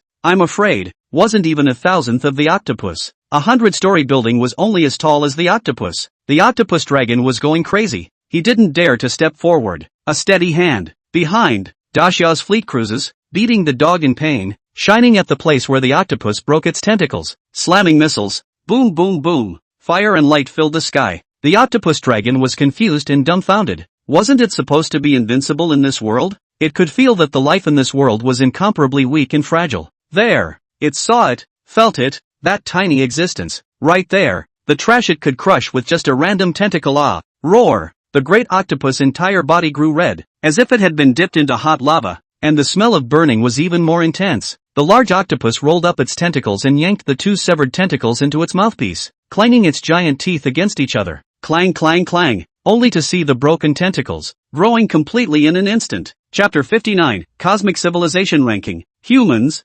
T9? Jia. Human, you're going to die. I'm going to stuff you in my mouth and poop you into a stinky turd. Jia. The octopus dragon became half as small. Just for a moment, the flesh and blood shrunk and solidified, and the strong acid in its abdominal cavity pressed as much digestive energy as it could into its heart. The insect race was the race that used its carapace ability to the extreme. Its tentacles became even more agile, brushing and flailing in the air with a choking breaking sound. Boom boom boom. The speed of the tentacles' dance broke through the sound barrier. The glass of the buildings thousands of meters away were shattered. The entire octopus body was also slowly moving towards Chawa. Is attack support needed? The Dacia military connected. No need. You guys just need to watch and don't let the nukes that come out of nowhere hit me in the head. He refused. He could feel that the octopus dragon's body was much tougher, and unusual shell attacks would only be more futile. Moreover, right in front of him, it was definitely not the octopus dragon's true movement speed. Sure enough, the small mountain-like octopus, its speed suddenly skyrocketed, clanging and mangling its way in front of Chow-hee. The terrifying tentacles were about to smash down in succession. Impulse power. Pull full. The Imperial Sky traced several white arcs on the ground and dodged sharply. Chow-hee gasped for air. At this rate, it won't work. Damn. Thought it would be tricky. Didn't think it would be this tricky. Now he didn't even dare to get close. It's still a big octopus that's cuter. Now, he was fleeing in front. The octopus is chasing after him. Chase dead tight. One could feel the tentacles smashing in, as if the void was being torn apart. Everyone, whether it was Dacia, or the Hopewell Federation, was watching this scene, tension pulling at them. If Tidal River were to lose, did it mean that all humans would have to live in the shadow of this octopus dragon in the future, and could be used as food and treated as captive livestock at any time?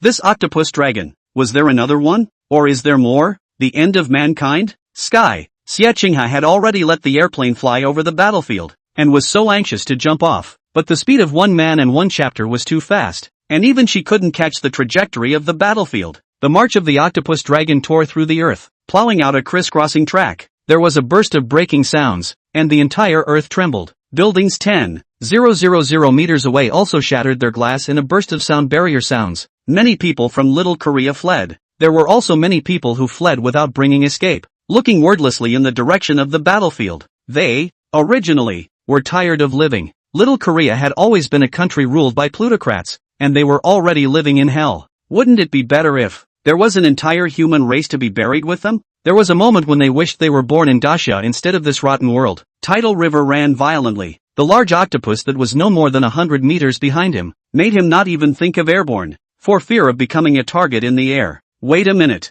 He seemed to have forgotten something. Stealth module. Activate. Suddenly, the Imperial Sky, which had been fleeing for its life, disappeared. On the ground, the blazing white light disappeared abruptly. The octopus dragon excitedly chased after it, and saw that it had whisked up the reptile that kept running on the ground. But in an instant, the reptile disappeared from its senses. There was no trace of it at all. What happened? The tentacles smashed about. Come out. Where did it go? Where did it go? Become food for Master Dragon. My mouthpiece. Hungry for more. The octopus dragon screamed. It was also at a loss. Confused. The senses of the insect race were extremely strong in the universe. It was impossible to lose sight of their target. There was once a technological civilization that tried to use stealth tactics, but in their senses, it was a ridiculous contraption. Instead, they watched as those stealthy warships burst into their attack range, and they suddenly erupted, completely burying that civilization's last hope. But, what was going on now? In the hundreds of thousands of years of history of the bug race, scattered in all corners of the universe, of all the civilizations they had experienced, crushed, and devoured, only a very small number of civilizations possessed the ability to break through their senses. Could it be? Impossible. The means of a cultivation civilization. That was a T0 level civilization. It was impossible for this weak race to possess the means of a cultivation civilization. Brush. The white aura flashed suddenly and disappeared in an instant. A tentacle broke off and smashed on the ground, and blue blood suddenly pumped out from the sky, spilling more blood than it had spilled from its injuries just now. Roar! The octopus dragon roared loudly. The pain now completely surpassed where it had been before. It had never been in this form before. Wounded. The pain spread, soaking in all its nerves. Huge sonic booms erupted in gusts and ripples from its muzzle. Its tentacles stood upright at the roots, making a move to slam into the ground. However, brush brush brush. 3 more tentacles snapped. Boom! The blazing white light of the imperial sky reappeared, and he appeared above the octopus's head, the ink blade chopping solidly into the octopus's body, pressing down a full 10 meters before stopping. Boom! The black and gold light descended from the sky and smashed straight into the octopus dragon's head. The octopus dragon's body, in a flash, became a circle larger. The huge one eye was squeezed and fattened. Boom! Endless blue blood exploded. Xiechingha maneuvered the broken formation, grabbed the opening cut by the tidal river, and slammed into the octopus dragon's body like a madman. At this moment, phew, tidal river breathed in. The surroundings had been slow. He felt Xiechingha's heartbeat inside the octopus. Thump thump thump. Brush. Suddenly, bizarrely, incomprehensibly, a burst of white light swept over him, over Xiechingha, over the big octopus, over the entire blue star, all the kingdoms, lands, and lives. Ding! Detecting civilization into preset strength, opening the universe civilization ranking. Soon, all humans, a voice appeared in their heads, gods in general, existing and reasonable, a sense of longevity from the eternal past. Tidal River was in a trance, dumbfounded, understanding. All civilizations were counted in the leaderboards, and there were regular fights between civilizations, with the losers merging into the winners and becoming the winners' sustenance. Cruel and absolute. The civilization rankings from weak to strong were T9 to T0, and the 0 rankers were the rulemakers. In order to prevent powerful civilizations from endlessly plundering the resources of weaker civilizations, the 9 T0 civilizations set the rules so that civilizations of the same level could only come into contact, kill, and annex. It was also to protect the potential civilizations. It's even more important for the potential civilizations to develop faster. The winners get stronger. The weaker civilizations will be reduced to dust or vassals of other civilizations. Those who disobey will be destroyed. At this moment, Tidal River seemed to see an endless bubble of worlds, in which countless civilizations existed, strong or weak, and one of those world bubbles was approaching their human world bubble, and in 30 days, it would collide. He just knew, in this moment, that all humans, together, perceived. He could see countless mantis people in that world bubble, standing upright, looking at the human world in droves, revealing scarlet gazes. They, chewing on pieces of meat, the chunks of meat of humanoid creatures, it seemed, were the last traces of another civilization that had once existed. T9 human civilization and T9 civilization xenomorph civilization. 30 days later, 10,000 square meters of battlefield, deciding whether the two civilizations will live or die. There's no limit to the number of people, even if they fill up the entire 10,000 square meters. 2 10,000 square meter battlefields. Collision. Killing. Asterisk. Tidal River's cold sweat was about to flow down, and there were more rules that he realized in an instant. Things weren't that simple. This was ing compulsion raising. He couldn't help but burst out when the fears he had been harboring were finally coming true. It wasn't just the fighting, some weird civilization, and he saw a civilization full of chimeras, every inch of it mating with all sorts of creatures. The thing, it looked like a chimera in the human imagination. There were even a few chimeras topping a creature and copulating, directly squeezing the creature alive. Outrageous. Prime's octopus dragon corpse lay paralyzed on the ground. he looked to the sky, which was all mostly obscured by the octopus dragon's corpse. The unending bubble of the world filled the sight. The breaker struggled to peel away the octopus dragon's body and slowly stepped out. Click. The mech opened. Xie Qinghe revealed her head, her short, silver-colored shawl hair rising with the wind. Chapter 60, Alien Pupils. Catherine, come on. Tidal River fumbled for a zon nanhai. Click. The smoke was just exhaled and was blown away by the wind. 10 years, not even 10 years. Surprisingly,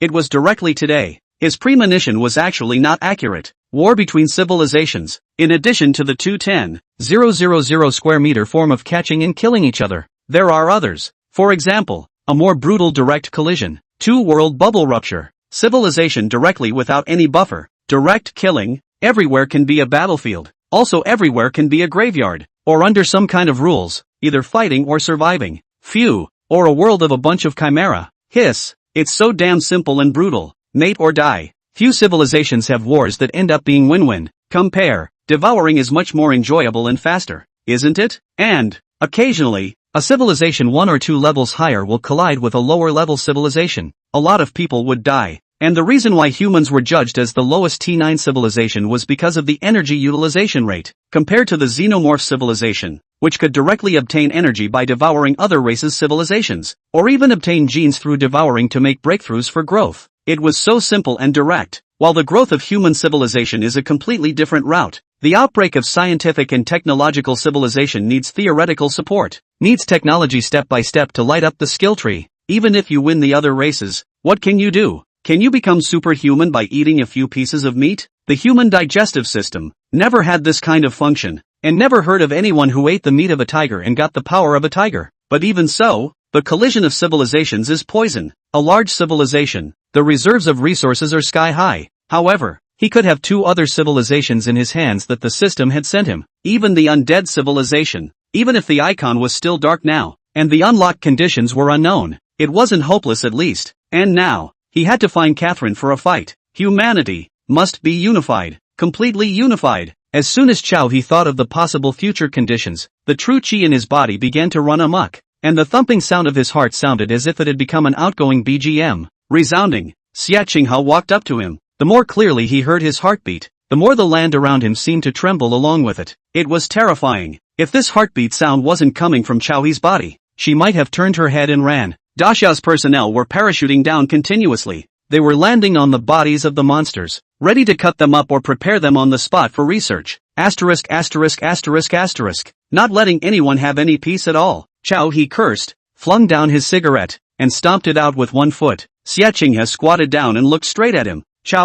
What about back there? She was in a daze. How simple the original days were. There was no need to worry much about anything at all. She knew that just with it was merely a matter of time for Xia to rise. But now, it was a big deal. What else can we do? Find Catherine, and in the future Blue Star, there can only be one unified voice. He felt out another zong nanhai. I heard that now many cigarettes in Daxia have been out of stock. If not for the zong nanhai he has been smoking, this factory may be the first batch to be remodeled. After all, there is no smoke flavor. As if smoking lonely. Bang bang bang. His mind beat hard. Phew. Thinking about it is annoying. As the smoke drifted away, the true chi in his body surged more and more, and finally, in this instant, it stirred and surged. There was also a portion of true chi that surged up to his eyes. Only the left pupil. Bared. Holy. Searing pain drilled into the nerves of his entire body at once, and the pain only lasted less than half a second. Yet it gave him a bit of a mental image. What's wrong? You?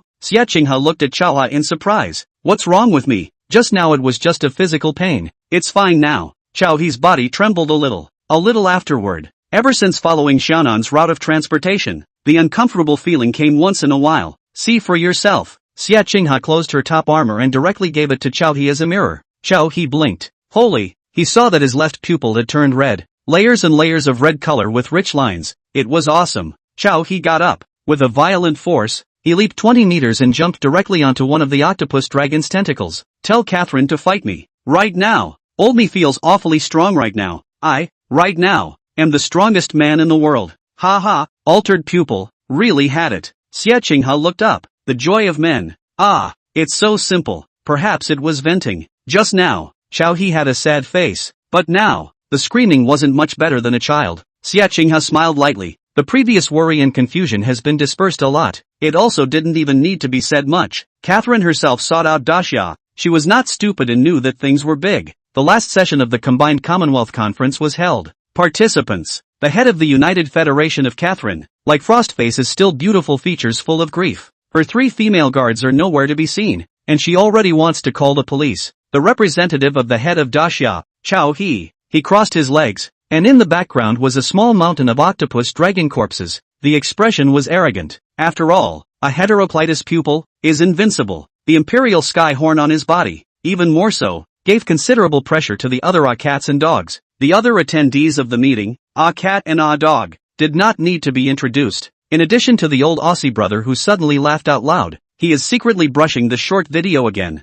Must brush. If you don't brush it, I'm afraid you won't have a chance in the future. He doesn't carry as much ill will towards Daxia as other bigwigs, and he's not stupid enough to brush the Daxia video every day, cognitively crunching to refresh. Daxia is bullish. Something Big Brother tops. He can be happy as a lapdog. Ahem. Since things are already like this, then the follow-up. Shut up. Catherine drank low. The criticized 50-state Big Brother obediently sat down. Where is my prickly blood, my wood god, and my sanctuary now? Catherine came up with a question. Tide River smashed his mouth. A little speechless, all on fire and still concerned about those little cuties. Wait, which one is the sanctuary? Don't you fling it around. What? Damn it. A man and a woman were acting as if they were arguing, as if they were gossiping. The other group of bigwigs were as quiet as ostriches. Was it fake that humans and other civilizations were going to war? Was this the calm and collected nature of the bigwigs? Sure enough, their realm hadn't reached this level. Fine. Let's fight. Whoever loses will listen to who?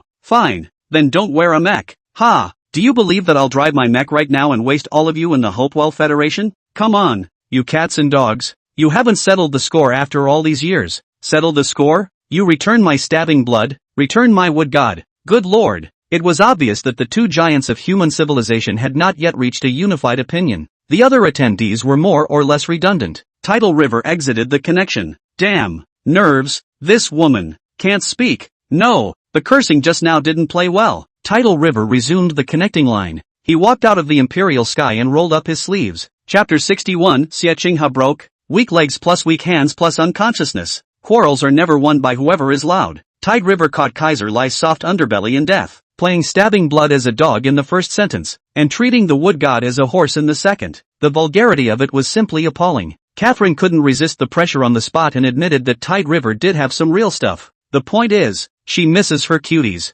Finally, forced by the common threat to humanity, the Hopewell Federation was dissolved and the Human Federation was formed, to unify resources, technology, productivity and other forces, and to reach a unified optimal solution. Naturally, the future of the Human Federation will have to wait for a battle. The 2 strongest people on the blue planet, outside the world bubble of the blue star. The leader of the alien insect civilization watched the human race's farce and couldn't help but laugh as he covered his stomach. It was one of the rules that the strongest person of each civilization could see all sorts of things about another civilization. An opponent like the Blue Star humans was too weak. It even suspected that even winning the Blue Star human civilization might not be enough to feed its own people for a few full meals. However, there seemed to be a few foods in the Blue Star human civilization that were delicious. Compared to Blue Star's T9 level, their xenomorph civilization level was infinitely close to T8. Humans would die a horrible death. The next day, rising fiercely, Chao He rubbed his eyes and saw Xie Qinghe lying on the bed, her white collarbone bare. In his nose, it was full of ambiguous flavor, because of the heat of the sprinkled sunlight, steaming the watery liquid that had been splashed on the sheets, casually scanning the battlefield of last night. It was a mess. The wetness of the sheets could be felt even now, and he felt a tasteless emptiness. What's the point of this thing? Or else press other civilizations to eat his footwash. The point is, can't remember? Chao He took a breath. The light sheet could even see the outline of her body and snow-white skin through the light. Don't get it. Ouch. Aha. Xie Qinghe spoke dreamily and rolled over to fall back asleep. Chao He slowly lifted the sheet. Wait. Being lousy? No virginity? No experience at all? Just like that? What the hell happened last night? Chao He was confused, but the raging true chi in his body was thicker than ever. Remember, it was last night when Xie Qinghe came over to say double cultivation. At that time he was practicing. He was momentarily turned off his chi, and he directly pressed Xie Qinghe on the bed with his divine soul in the wrong place. As for why he turned off his breath, because Xie Qinghe stepped in with black silk, a head of shoulder-length silver hair, very eye-catching. Hiss, It seemed like it then? Chow He. Sleeping alone at night is a bit boring. Xie Qinghe leaned on her chin and squatted beside the bed with an innocent look on her face. A while ago, the ancient cultivation book I read had a record of a dual cultivation method. I think we can try it. This was what she said. Silver hair fluttered, and a strong scent kept drilling into her nose, while the woman who was close at hand to give and take. It made Chow He's body agitated very much. Directly reaching out his hand, he twisted Xie Qinghe's neck and hard yanked him onto the bed. Where did he care what dual cultivation how to cultivate? He only felt his whole body's true chi going haywire at that time, and just wanted to vent it out. His left pupil, unusually, emitted a red light. He looked at Xie Qinghe's whole body. That red light also burned her whole body all the way. The dense aroma in the room was even more intense. The real temperature, because of Chow He's abnormal pupil, was rising in the room. Chow He didn't hold back. A slap on Xie Qinghe's face. Don't move. The hotness of the moment could still be felt on his hand. He slapped very hard. Xie Qinghe was all confused by his slap to the eyes for a long time. And next, naturally, there was no need to say more. Double cultivation. The effect was really quite good. Chow He got up, put on his clothes, and headed straight outside, to go to old Australia's territory and have a few hands with Catherine. After he left, Xie Qinghe opened her eyes. Her brows were furrowed, and she still felt the pain of the sore spot underneath her body tearing. She had last night, on purpose. With her cultivation level, she could also feel the disturbance in Chow He's body's true chi, and even the confusion in his mind. And her mission, from beginning to end, was to guard a person, which was equal to guarding Huaxia. Chow He couldn't have any accidents, so Xie Qinghe had no other choice, or, she had never rejected it in the first place. The so-called dual cultivation was just something she casually talked about. Although there was indeed such a sentence or two in the ancient books of cultivation, I'm afraid that the subtleties of it were not something that could be finished in a few words. Xie Qinghe braced herself. The sheet rolled down her body. She directly rolled over, stepped onto the floor, and picked up the already torn stockings on the floor. It turned out that this was the flavor with men. She swore that she would never try it next time. There was no light or heavy. Exciting was exciting, just too exciting. It was still interesting to find prickly blood to play with. Xie Qinghe still wanted to stand up. One foot ran out of strength and directly stepped askew. The whole person fell to the floor. She was dumbfounded. She, 20 years of Qigong cultivation. Extremely gifted person, not to mention the head of the National Security Specialization Bureau, but also within the top 3. After practicing the Gong method, the physical quality was even better. A completely invincible existence. That is, Xiaonan's Gongfu cultivation is a bit of a hangover, but and her fight, also absolutely cannot hold out for 3 strokes. One move, not to say that heaven and earth change color, but also absolutely enough to beat 10 Xiaonan. And now, her legs are soft, so soft that she couldn't do anything. In a single breath, the entire person was already on the floor, because her hands were also soft. Thinking back on last night's passage, she admitted that it was definitely not easy to serve the number 1 person in Xia, because of Chow He's body. Ugh, it was even more perverted than her. In her memory, for a minute, the up and down swooping Chow He's figure pulled out a trail of stumps. The frequency of the entire person's attacks had exceeded the level of all her known videos, an inhuman level, off the charts. Xie Qinghe swallowed hard, feeling severely dehydrated. In her mouth, there was still some strange flavor. It was a bit unpleasant, but following the saliva and swallowing it, it wasn't unpleasant. On the contrary, it kind of put people in a trance. Ugh, Chow He, you're really too crazy. Old Australia's territory, kangaroos and rabbits all over the place, rolling grasslands, and potholes underneath with a bunch of insects hiding if you feel it a little bit. Across the tidal river was Catherine. No nonsense. Start fighting. Fight until you're convinced. Tide River was piloting the royal sky. All guts. What Catherine was just a bit of powerful psychic ability, which wasn't much when placed in the dimension of the entire cosmic civilization. You will lose miserably, Catherine Sue said,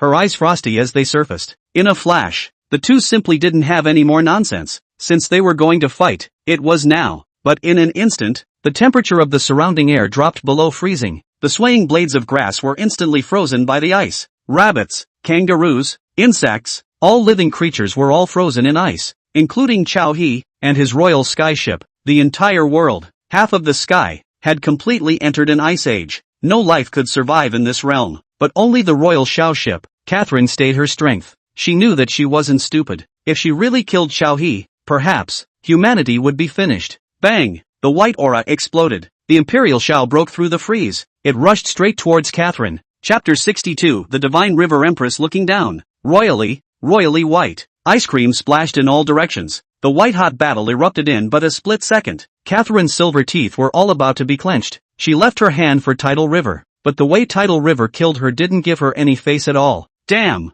hate this man so much, taking away her people and now he's against him. Do you really think I don't dare to touch you? Suddenly, the ice stranded in the sky. All attacked the Tide River, the Imperial skyship with full power. No matter how fast it is, it can't avoid such a face killing. If it was anyone else, it would have been a dead end. However, Chowhee's left pupil was constantly releasing a strange heat and battle intent. At this moment, he only relied on instinct. Instinct told him that this hand, he was sure to win. Clang clang clang, the Imperial skyship mangled into the infinite ice. Gusts of clunking sound of ice breaking, and in the blink of an eye, it rushed in front of Catherine. Above the 9 heavens, a woman watched the scene. Looking down, the huge world bubbled in her eyes, but also just a picture scroll of the desktop, flipping with her mind tens of thousands of kilometers only in a split second to take in. She was the Divine River Empress. In the endless universe, the T0 level civilization is in charge. She just gently exhaled, and it was the airwaves that swept over the mountains,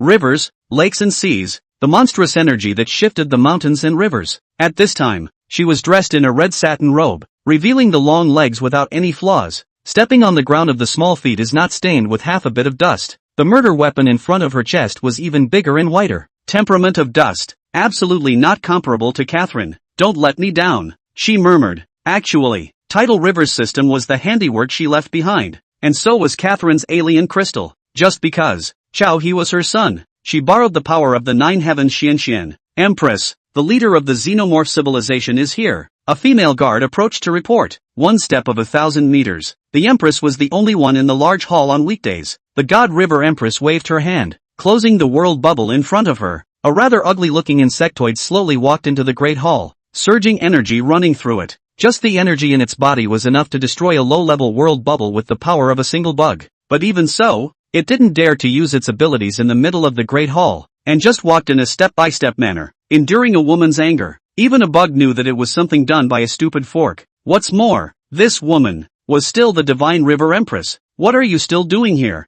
The Divine River Empress frowned, the disgust and scorn in her heart clearly displayed between her brows. I was going to ask you what you're doing. It's already been decided that the world bubble at the T9, T8, T7 level will be eaten by the little things of my xenomorph civilization. And you're actually blatantly rebelling against the decision of all of us? I don't understand, but it's a low-level civilization. The Bugman Dao came with a harsh tone. Previously, the T0 level existences of the endless universe had all settled on the distribution of all the resources. They no longer had time to wait for those pitiful little civilizations to hatch and grow. They needed the fastest time to devour all the energy they could utilize. Beyond the endless universe, there were even more terrifying existences, but the Divine River Empress was even against it. There must be something in it. Could it be that she was dissatisfied with the division of resources? But the Divine River Empress had taken half of the civilization's resources at the T3, T2 level. Its xenomorph civilization had only taken the lowest level of civilization. And this woman blew up? Why on earth? You don't need to know why. Or,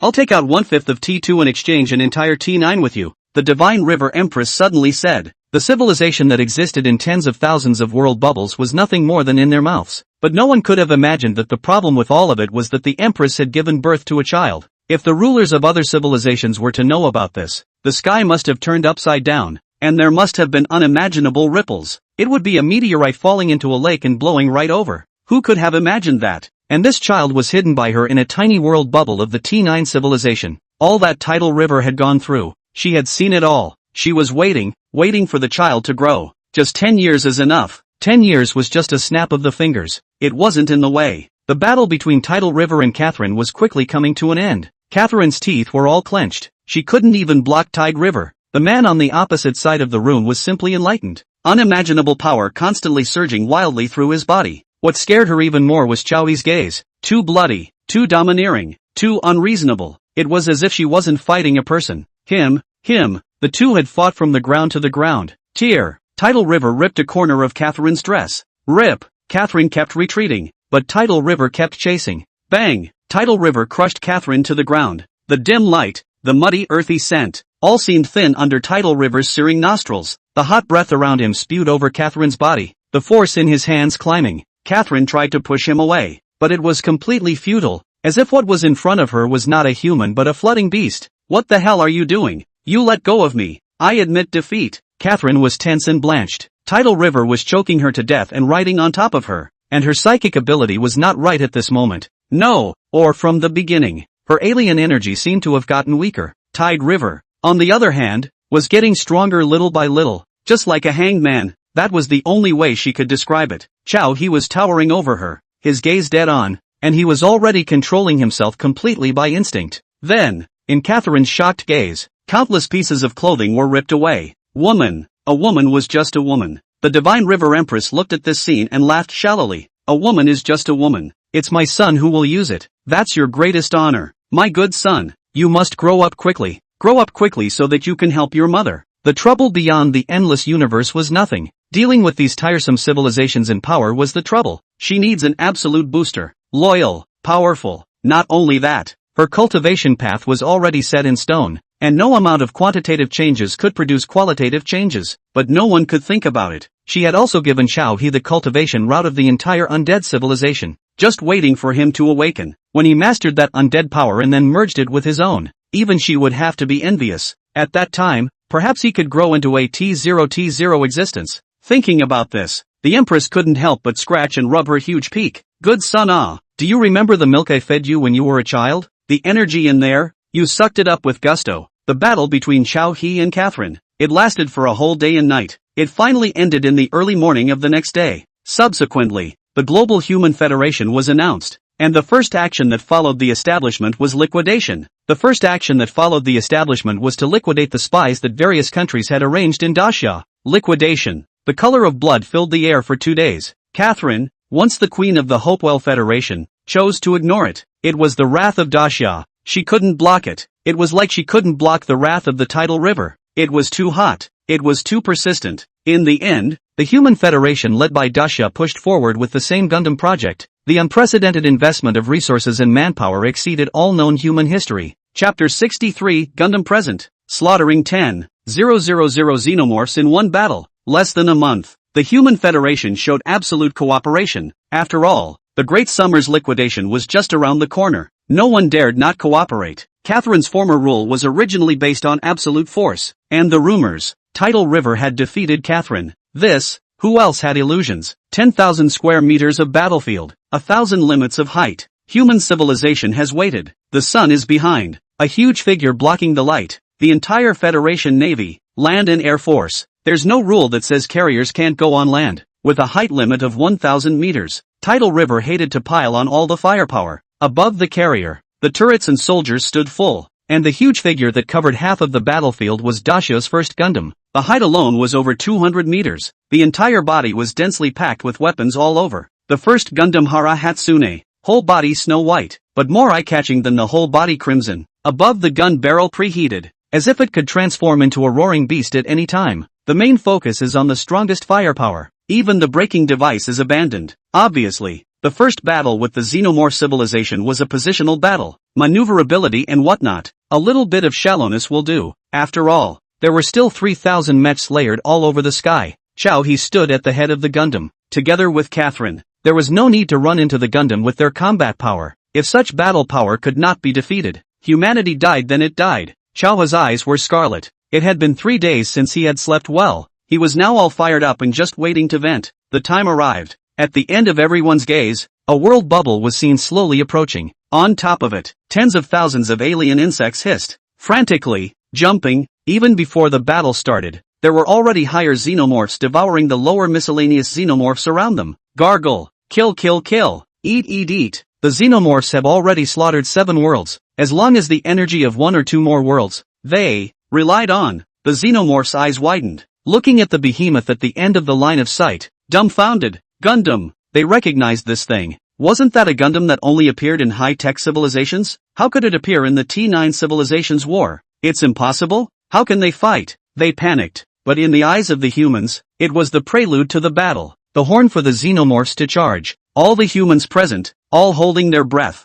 fingers pressed on the fire trigger buttons, shivering, in fear. The future of human civilization was decided. The terror of the xenomorphs was even more than they had imagined. There were all kinds, all sizes. Some of the xenomorphs were still swallowing chunks of meat in their mouthparts, and the sound of that chewing was clear and muddy. It made people tremble all over. Beyond the battlefield, there were still 100 million troops, a billion logistical troops. The infinite battlefield ruled that a constant stream of troops could always be put in, until there were no more forces representing one's own civilization on the field. Victory or defeat could be decided. Battle limit, 12 hours, 1 month's time. Also not enough human output. How much cultivation civilization's combat power? At this time, or science and technology civilization's firepower is the most direct and rough. Cultivation for all people started when the Human Federation was founded. If these xenomorphs knew that their opponents, there were still cultivators, I'm afraid that they would be able to directly battlefield mutiny. But now it was almost the same. Gundam's powerful sense of oppression just by standing there was not something these xenomorphs could withstand. Touch. The two world bubbles collided. The edges of the world bubbles were blurring, devouring, and merging. Boo! When the two world bubbles fused into one, everyone knew the battle had begun. It was only for a second. All the firepower of the Human Federation opened wildly, not holding back at all. This was the first battle of the human race. There was no intention of holding back. Fear translated more directly into the intensity of the firepower poured out. Artillery shells, lasers, rocket launchers, missiles, all of them poured into the densely packed xenomorph troops. The entire battlefield was filled with smoke and dust. The sand and soil were turned into charcoal in a flash. The firepower lasted for more than 20 seconds. The xenomorphs' battle line hadn't even advanced 100 meters before they were so overwhelmed by the Human Federation's firepower that they couldn't lift their heads. Chow he watched what was happening in front of him. He could feel the xenomorph's life force fading away. Even more than 10 seconds in, he could no longer feel the presence of the xenomorph energy. What's the situation? No, he hadn't seen clearly what the opposite side all looked like, and he hadn't even seen any attacks. To stabilize. Another 10 seconds passed before he gave the command, cease fire, cease fire. There were still a lot of people who didn't cease fire. They acted as if they couldn't hear anything and only thought about finishing pouring out all the firepower. If not for the fact that the battlefield was still too small, the nukes would have all been used by this time. Finally, the battlefield was quiet. There was only smoke in the sky. Everyone be careful. Maybe these xenomorphs can also drill the ground and also be invisible, and also have all sorts of strange abilities. A certain sergeant named Li Rue piloted the mech. He was still flying in the sky, and the barrel of the mech on his body was already burning red, still reminding everyone in the battle channel. Where was the need for him to remind? If it wasn't for Chow he shouting to stop, everyone else would have hated to plow the entire battlefield 3 times. Now, it was almost plowed 10 times as well. The smoke cleared. The opposite side of the battlefield was more than 10 meters lower than them. Those lesser lands, I'm afraid they've all been vaporized. Nothing? Where are the bugs? Dead? That's impossible. It's only just begun. Everyone panicked even more. Damn, where are they hiding? Asterisk asterisk asterisk asterisk. Everyone watch your feet. I've seen Star Wars movies. Bugs can definitely drill through floors. Battle channel voice bars were frequent, instantly recognizable as brief text. Originally the rule was that only captains and above could send messages. But now, the silent and terrifying battlefield made many people forget the rules. It was supposed to be a first echelon cobbled together by multiple countries. To have strict military discipline as Xia had, a month was still too little. It was too terrifying. The silent battlefield seemed as if a terrible storm was brewing at any moment. But in another world, bubble world, Rule's icy voice counted down the time to the billions of alien insects. If no new force stepped into the battlefield within 10 seconds, it was going to be ruled that the xenomorph civilization had failed. Step in, and fight? They saw the Gundam. That thing can't be defeated by numbers. If they stood there and bit it, they wouldn't be able to break through the Gundam's shell in 12 hours. That would require a higher-level xenomorph civilization to deal with. It was definitely not something that a low-level xenomorph civilization like them could fight against. Fear spread through the world of the xenomorph civilization. They had unexpectedly lost. Fear, too, spread through the Human Federation. These 10 seconds were too hard to endure. Ding! The human civilization was victorious. When the clear sound came, when they saw the alien bug civilization's world bubble being swallowed by their world bubble, everyone was shocked. That's the end of the fight? In this month, not many people could sleep well. And this was the result? What's going on? That's bull asterisk asterisk asterisk asterisk. Chow he felt out as on Nanhai. To be honest, he also, not very understand. Phew, smoke into the lungs, the nose, or very obvious battlefield smoke flavor. Chapter 64, he knows nothing of the power of the openers. Tidal river, more or less, figured it out. If there was no him, maybe the octopus dragon human could be solved, but the price paid was very heavy. If there was no him, it was also naturally impossible for there to be a full escalation of the Human Federation's force, especially Gundam. His teeth were still chattering now as he stood atop Gundam's head against the vibrations underneath. Even his eyeballs were like hallucinations, and now he still felt a tremor without end when he looked at Catherine's large peak. It was too much. With this kind of firepower, how could any race of life be able to withstand it? It's outrageous, completely invincible. Of course, he wouldn't be stupid. After all, the current strength of the Human Federation is T8 level, at most T8 top. If you meet a perverted cultivation civilization, or what undead civilization, all for nothing. The road is long. The worry between his brows was at least in the eyes of the Divine River Empress. He, for one, still knew nothing about the power of the openers. Cultivation civilizations and undead civilizations were already the entire endless universe, T0 existences. Even if they received a star and a half of additions, they could already be compared to a T1 T2 level. Of course, it was still too early. Even so, the current Human Federation could already sweep through T9 civilizations without any surprises. Without basking in his victory, Chao He quickly rushed back to the North Mountain Gundam complex to begin a new phase. The next battle. Still a month later, the hostile race was unknown, and the battle style was unknown, and the world bubble of the Xenomorph civilization had already been absorbed by their world bubble. The resources inside were given and taken. He had been given full ownership, and with a single thought, he could also directly turn this world bubble into dust. Such rules were too cruel, but at least for today, it was also too cool. He was able to look at the entire world bubble of the Xenomorph civilization from a god's perspective,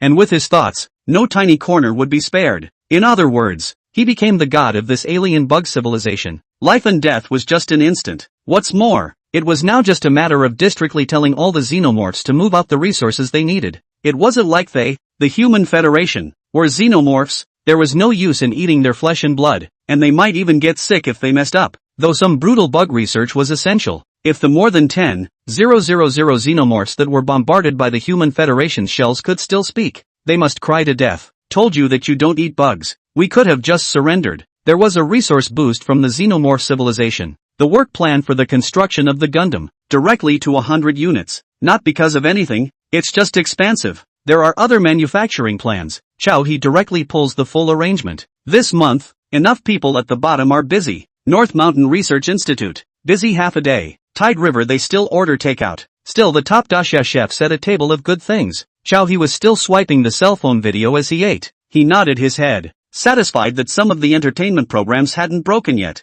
Ding! The undead civilization cultivation line opened. Chao He put down his chopsticks. System, it's finally giving again. What's wrong? Is the food not to your liking? Xiaonan asked. No, it's quite good. Of course it was quite good. Now even if he was given a bowl of white rice, he could eat interestingly. Catherine was right next to him, wolfishly grasping her chopsticks with a fierce look. She tried to use them to pick up a chicken nugget to eat, but she had clearly underestimated the difficulty of using chopsticks, tried several times and failed. One could only gasp and pick at the rice and drink the soup. So white, so big, no way. His eyes were still hallucinating a little when he looked at Catherine's chest now. The Gundam's firepower was really fierce. The whole fuselage was shaking. It's like an earthquake. Gave the whole thing a psychological shadow. Tidal River chucked a chicken nugget and threw it into the food bowl on the floor. Stabbing Blood stuck out his tongue and fished the chicken nugget into his mouth. Catherine looked at Stabbing Blood with an unkind gaze. Stabbing Blood, Queen, do you want one too? Catherine, don't want it.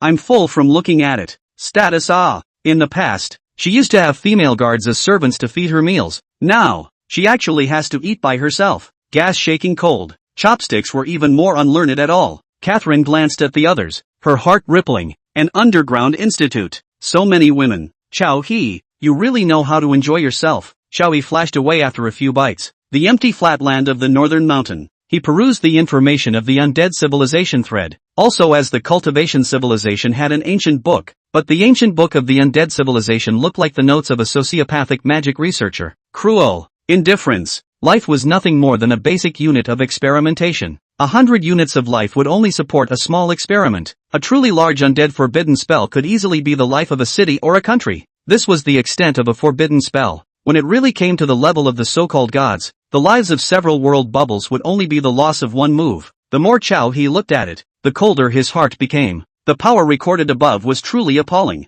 However, not interested in worrying about the sky, life, now he had more than enough. With a thought and a bit of time, 100 Xenomites of various colors appeared in front of him. The Xenomorphs bowed their heads and behaved obediently. Chao He walked up to an alien insect that looked a bit like a bull, patted its horns, and said with satisfaction, "Not bad, all of them are well fed." Then, beckoning again, Behind him, dozens of mechs flew behind him. Tidal River turned around and took a few steps away. The xenomorphs looked confused, a hint of fear festering. Clang, the continuous sound of cannon barrels being loaded. Boom boom boom, the sound of shelling exploded. In an instant, it pierced through a head of xenomorphs. Ah, hiss, the xenomorphs subconsciously still wanted to resist, but in front of the world owner, all will to resist would be obliterated. The rules set by the T0 level civilization. Very quickly, the dust settled. It was only then that Chow walked over to the pile of broken pieces of meat again, and he was still unable to imagine what the concept of the power wielded by a T0 civilization was. Being able to make rules, able to crush the will of a world bubble. In a world bubble, there were at least tens of billions of lives, but it was so light and manipulated with the will. Think about it. Really scary. Where is he now? Good thing that, first, he was a traveling party and had a system. For these, acceptance was very block. The pungent, fishy odor. The feet were already muddy, the land watered by the blood of the xenomorphs, and many flowers and plants directly withered and died. Chow followed the hand seals of the undead civilization. The power was running. Crunch, crunch. From the pool of blood, a miserable white skeleton frame crawled up. Then, a miserable white skeleton soldier stood up. Amidst the pools of blood and gore, these skeleton soldiers, since they came with them, had white bone shields and white bone sabers as weapons. Combat power. Chow blasted his fist over. Under the fierce fist wind, the white bone skeletons shattered as much as they could. With one punch, a dozen skeletons were blown away. Crunch, crunch. The other skeletons simply didn't react in any other way, clenching their teeth up and down as if they were mocking their companions for being simply weak. Chow was speechless. With a few punches, he sent back all the skeleton soldiers he had just summoned. Wait, new message. The system, which normally didn't make a sound, actually popped up a special message in his mind. Chapter 65, Squad Trials. What am I going to lose with? None of the T0 civilizers were oil-saving. The Divine River Empress had noticed. When she tried to manipulate the T9 civilizations, she detected that several of them actually had guardian boundaries behind them. This kind of thing, wasn't it direct evidence of the T0 heirs meddling? It seemed that many T0 heirs were also cultivating their own undercurrents. Only, they were destined to not be able to get what they wanted. Who could have thought that a low-level civilization had the technological lines of 3 top-level civilizations in its hands? Gundam civilization, cultivation civilization, undead civilization. Taking out any one of them was not something that an ordinary civilization could contend with. Anyway, once-a-month civilization warplay too big. Not move is to exhaust civilization and so on militaristic. The use of resources is even more brutal. And there is a lot of waste.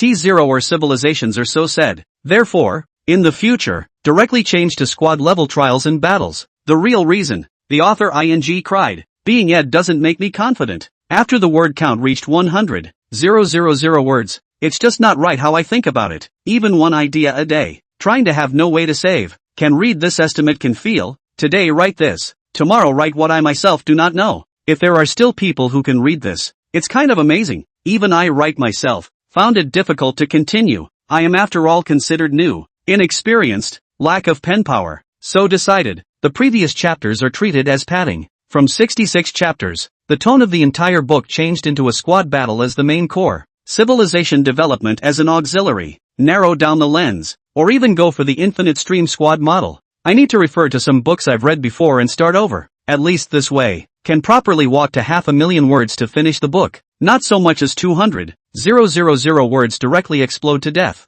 right? Changing the direction of the line so much, it's no longer for the sake of grades, it's purely to give myself an explanation. Phew, to South China Sea. Chow received the news, already enough to let him digest for a while, changed his mind. A week later, he needed to lead a squad in a duel, a squad of 7, but the rules were a bit vague. It doesn't say you can't bring a mech, it didn't say you couldn't bring a Gundam, it didn't say you couldn't use all sorts of weird abilities. That's it? It felt like he was playing this game with a hangman. Of course, this is normal. After all, different civilizations had different means. It was just that the power system on his side was the only one that seemed to be a bit much, and the rules measured just the number of lives. 7 of them. Or bugs or monsters or whatever. Any way you think about it, there's no reason to lose. Just drive the mech and mix it up. Now, there was also something from the undead civilization to study and research. That night, Chow recruited a group of Minders at the North Mountain Research Institute. With a team of 7, he himself was going to drop one. The other 6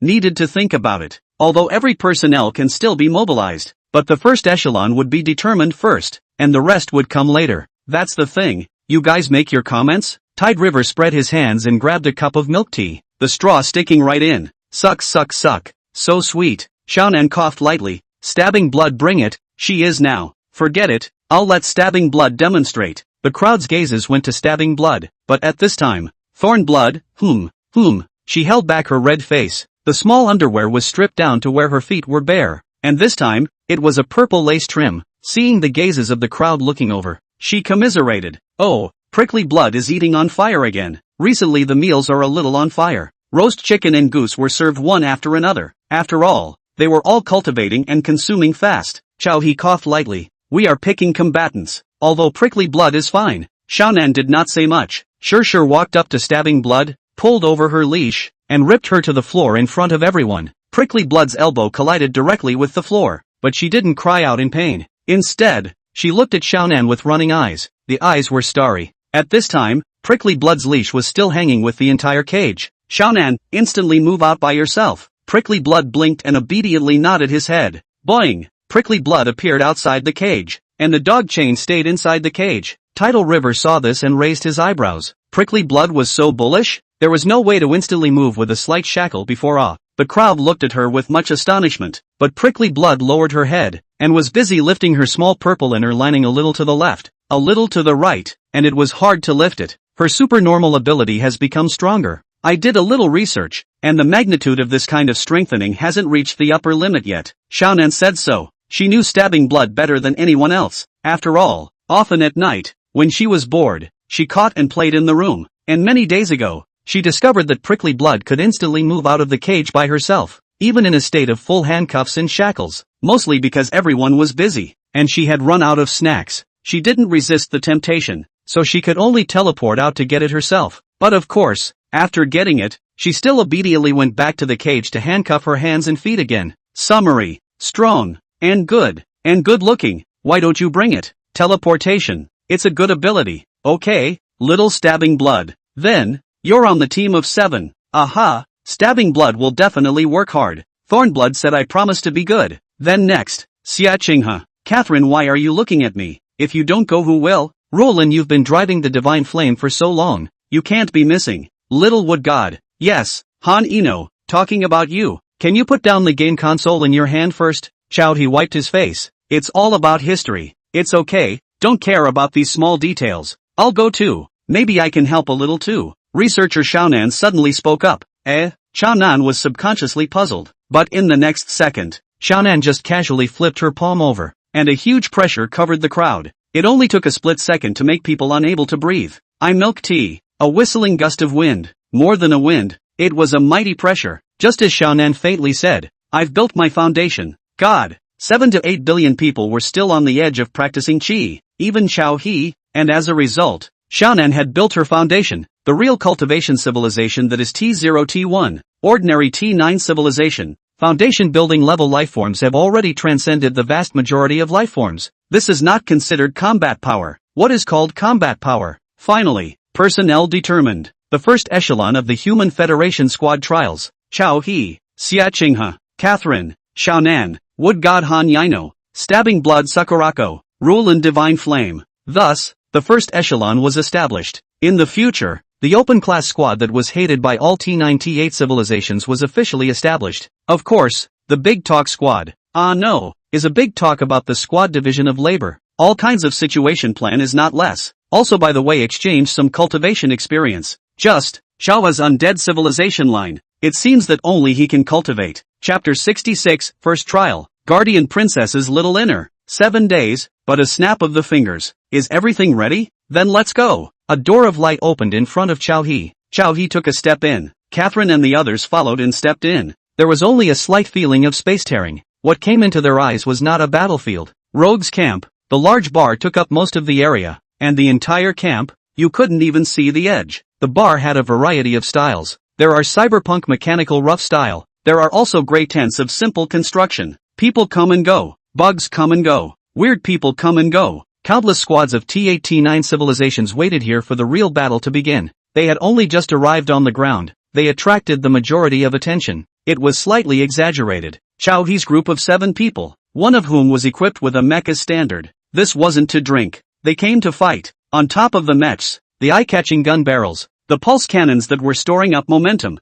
Anyone with a little bit of brain knew what the combat power would be. However, here too, there is still a saying, it still needs to be practiced. No matter how strong a level 9 civilization was, there was a limit to how strong it could be. The civilization level of each trial squad was public. Tidal River's Divine River Squad had a slightly overbearing name, but this T9 civilization, participating in Mission Zero information, was the bottom of this place. Some of his mechs in the martial arts civilization, there is just a matter of 2 more punches. In the undead civilization, even T9 can easily summon thousands of skeletons to flood. Most of the appearances of technological civilizations are like this, either a long gun or a full arsenal like this. It's not useful to look at. The energy problem alone is not easy to solve. Only in higher level technological civilizations is nuclear energy possible. An ordinary T9 can only use electricity. Outside the tavern, the entire wall was plastered with combat missions. He casually glanced at them and didn't look at them in detail. Drinking and eating meat. Each world bubble could generate world coins on its own every day, and how much depended on the strength of the world, and they had only upgraded to a level 9 civilization, so the world coins were pitifully small. But all in all, drinking was enough. He pushed open the bar from a western cowboy movie, the creaking wooden boards proving that this bar had been open for a long time. The smell of smoke filled the air. A trialist with a bullet in his head was carried out on a stretcher. Apparently, the trialists who came to this bar had more or less a western plot. He sat on a high stool and asked the bartender for a cold beer, heavy and bubbling with the aroma of malt. Outside the tavern, there were all the stalls. All sorts of products of civilization could be traded here. Among them, there were indeed some good things. For example, genetic potions that developed strength, agility, and spirit. There were also martial arts techniques from martial arts civilizations. There were guns from technological civilizations. Of course, there were also some strange things, such as the hearts of certain bugs, which the stall owner said were eaten to enhance the body. It was personally tested to be good, but looking at a worm head with 3 eyes and a wrinkled shrug, normal people were not interested. It was only the trialists of the same alien bug civilization who dared to eat it for fun, or the trialists of the magic civilization who bought it for research. Tide River Dun Dun finished a zap and ordered another zap beer with strangely flavored beef jerky. He sized it up. This camp, maybe it was the territory of some civilization in the beginning, but after the civilization died out, it was commandeered to be used as a camp. Here, it was also some kind of world bubble. Outside, Xiaonan and the girls were studying what mission to take on. Each civilization squad needs to complete missions regularly. Missions that, naturally, also have a considerable reward. It was also possible that one day, a clash of civilizations was mandatory. Of course, with certain missions, there might be direct encounters with other civilizations. Everything was unknown. Chao He, how about this mission? Go grab the dragon eggs. Don't. In the middle of nowhere, being chased by a dragon is fun out? Tide River. What about this one? Escorting treasures? Eyebrows keep jumping. Forget it, there must be some other civilization that has taken up the task of capturing the dart. What about this one? Exploring a foreign planet? Let's see again. We're exploring a foreign planet now. So many monsters looking dizzy. Tidal River poured 2 large, cold, cool beers into his stomach. It wasn't hard to think. Those existences that suppressed countless starfields just ate and drank and slept every day. That's what life is really about. One more. He pushed out a few world coins and randomly chose an ice beer. Brainworm ice beer. There was some fine white foam floating on top, and chewing it had a different flavor. It was very cute, and it came with pops. Found it. Look at this. He took the quest list handed over by Roland. The tiger's body shook. This quest was a bit interesting. The princess of the Red Dragon Duchy was targeted by outlaws who swore to rob her of her virginity, and the trialist was needed to guard her for 7 days or capture the outlaws. Mission enemy, T9 level civilization. Mission difficulty, 5 stars. Mission reward, Red Dragon Principality's intimacy. 1 random Red Dragon Principality magic book. 3,000 world coins. Rumor has it that the princess of the Red Dragon Principality has the face of a country, and may also attract the attention of a T8 level civilization. Meaning, a T8 civilization is also likely to enter this world. He clapped his hands. This is it. Our first mission. Guard the princess. The 3rd zap of cold beer was poured into his stomach. He exchanged the remaining world coins into some small snacks and distributed them to the girls. Put. A burly man next to him looked and laughed. You guys are newbies, right? The world coins you just started with were actually exchanged for some snacks like this. I really feel sad for the civilization behind you. Newcomers, for your dozens of world coins? Even if you exchange them out for some combat potions, it's better than wasting them now. The burly man put down the cold beer in his hand, and behind him, A few of his teammates were also looking at the joke with a funny expression. Even more so, they wore an expression that they couldn't wait to swallow the several people from Chowhee right now. T8 Magic Civilization, Dragon Wolf Squad, if the rules hadn't changed, I could locate your world right now and take your world and eat it. Catherine smiled coldly. However, she immediately realized that the supernatural ability could not be exerted here at all. On the contrary, the way she held her red face caused the strong man to laugh again. In fact, you guys can also apply to merge into our world, and naturally, we will protect you in the future. Instead of following such a brat, the Trialist Squad, being the representatives of the strongest battle force of every civilization, also naturally had the right to do so. Annexing worlds was just unusual in their eyes. The strong man's gaze swept Catherine's body. Possessive. Chowhee calmed down a few sisters and suddenly spoke. Play or not? Life and death fight. Does this take him for a fool? Before coming here, the system had already spelled out the information of the trial space, including the quests, including the world coins. He could even use the search function for quests as well, instead of looking through the wall full of quest lists. But, the quests were retrieved, and the girl shall not be bored with nothing to do. Besides, the quests weren't in a hurry. How do you know about the life and death fight? The burly man didn't dare to respond. He noticed from the moment Tide entered the bar, Tide didn't exchange information with the people around him at all. Even he put on an I'm a veteran look, but Chowhee completely ignored him. But when Chowhee said life and death fight, he was numb. A life and death fight would really kill people, even if he had the T8 civilization behind him. Scared? Or else you'll take this mission from me as well and be the right family? Chowhee proposed again. The strong man was even more numb. Why did a novice know everything? He looked at his teammates behind him for advice, looking slightly embarrassed. Chapter 67, Good Guys, targeted by the T1 Xenomorph civilization. The Lone Wolf Squad had to be careful. Behind every squad was the world they had been living in. The squad lost. It was also equal to the beginning of the world's defeat. For one mission after another, the resources of the entire world were tilted in their favor. They couldn't afford to lose, and they picked and chose each mission for fear of making a mistake. As for friction between squads and squads everywhere, there were hardly a few missions that required cooperation between squads. Killing was always the main theme. The hesitation of the burly man and his teammates said it all. Tidal River shrugged. With this guts you're still pretending. We're going first, if you have the guts to follow behind. A light door opened. The imperial capital of the Red Dragon Empire. The Red Dragon Empire sequentially belonged to a magical civilization. Although it was T9 level, it had become a mission site for other world squads because of the defeat of the Trial Squad. Meaning, battles would break out every other day. Half the city could die in a single fight. Facing the peak combat power of other worlds, all they could really do was pile on the lives. Luckily, they could also still spend some world coins and live on, or try to trade resources with other civilization squads. Perhaps, one day to also form a 7 that matched the strength of the Trial Squad, regaining the initiative of civilization evolution. And now, when the Tidal River few arrived at the imperial capital, they could only offer warm hospitality.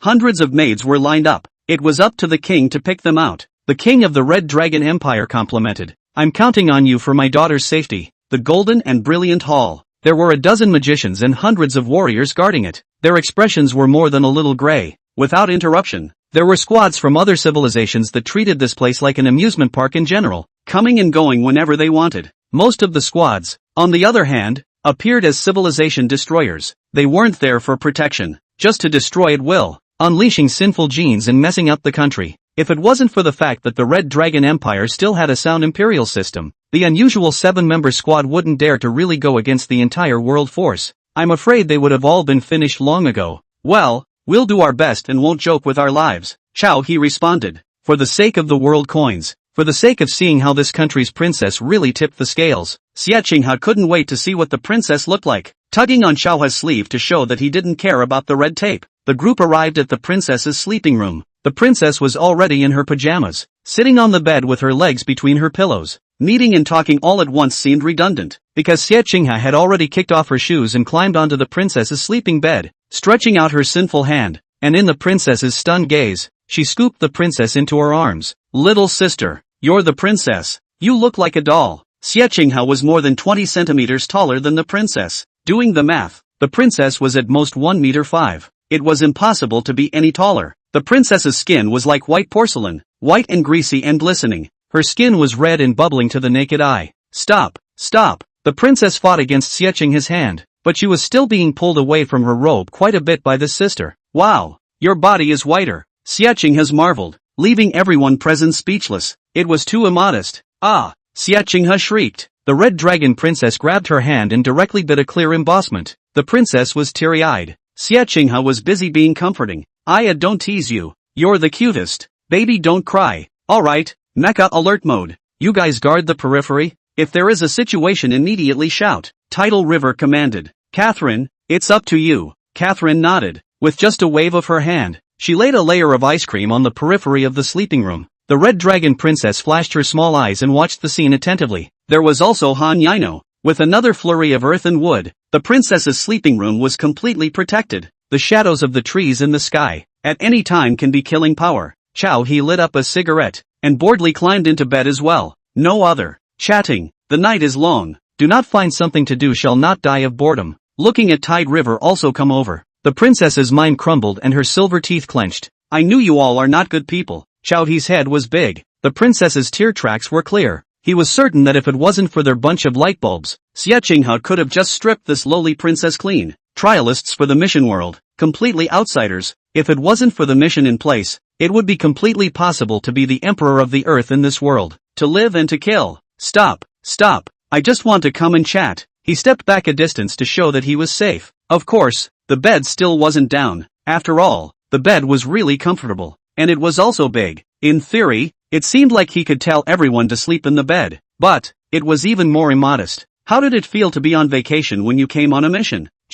It was hard for him to feel like he was doing a mission. For others it was a life and death mission. For him, it was just a mix of time. Before departing, the information disclosed by the system shook him again and again. With their squad's combat power configuration, even without computer armor, they could already crush the vast majority of T8 squads. If computer armor was used, others directly did not need to play. Completely not a civilization level of combat power. Take a look. The only normal ones in the entire squad might be Xiaonan and stabbing blood. One concentrates on cross-legged cultivation. True Chi. One concentrates on crawling on the ground and playing. A moment to flip a closet and look. A moment to drill under a bed and play. So it wasn't them who were immodest. Rather, it was him. Ding. Dang dang dang. Tidal River suddenly felt a surge of true Chi. It passively went into overload. He looked out the window. The moon was bright and the stars were sparse. Chakra saw the world several kilometers and kilometers away. Many bugs, outside the Imperial Royal City, devouring the flesh and blood of passers-by and hatching eggs.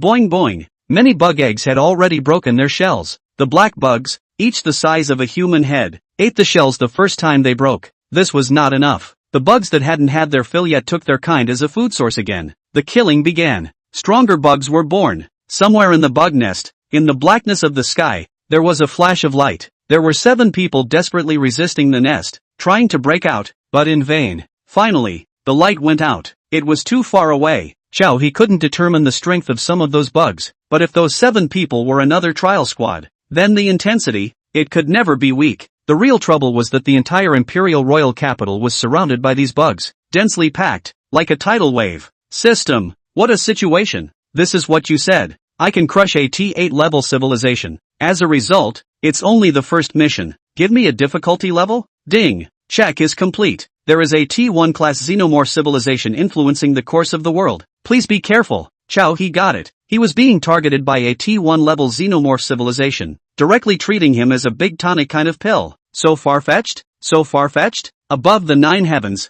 God River Empress passed the information to Chao He through the system to her only son. Chapter 68. The Big Bad or the King. The little princess's little mind. Dim light. There were no longer half a dozen guards in the huge palace. The only people there were the king of the imperial capital and the state master. The king sat on top of the throne, his eyes dark. The state master had his hands behind his back, looking out the window at the clear night. Have the trialists passed? Well, it passed. According to the celestial signs, as long as we, the Red Dragon Empire, leave this batch of trialists behind, with them, we can sufficiently advance to the pinnacle of a T8 level civilization. The king nodded slightly, a touch of ruthlessness hanging at the corner of his mouth as he suddenly spoke. It's just strange. There should be another group of trialists. How come there's no trace of them at all? No matter. The Red Dragon Empire will last for 1,000 generations. Long live my king. Underneath the imperial capital, there were already 3 batches of trialists that they had imprisoned, and the extraction of their abilities, the replication of their genes, and even the new birth of their heirs was steadily progressing. It was the prison of absolute hell.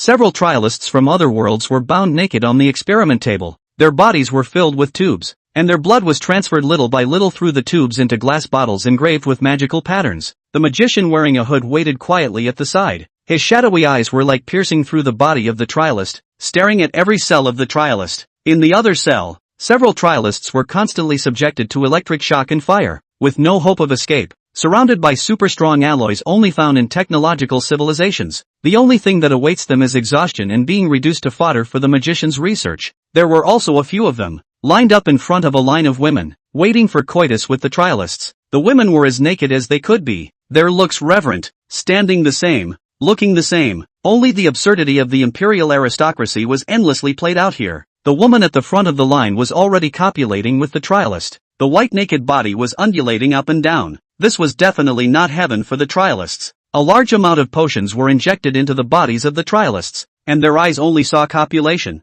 only the opposite sex, and only endless absurdity. Their figures were already withered in general, and no matter how you looked at them, they didn't look like they could still live for more than a few days. And at the end of such a cage, it was the thousands of dead soldiers that were created through the energy, genes, and offspring obtained by these trialists. Such a masterstroke. This is the reason for the almost comical mission issued by the Red Dragon Empire. 3,000 world coins only. As long as you eat a team of trialists, you will be rewarded with tens of thousands of world coins. The Red Dragon Empire stood out from the 33 empires that had suppressed the entire world. But in the end, they realized that what they had was just a drop in the ocean of the universe. Trialists?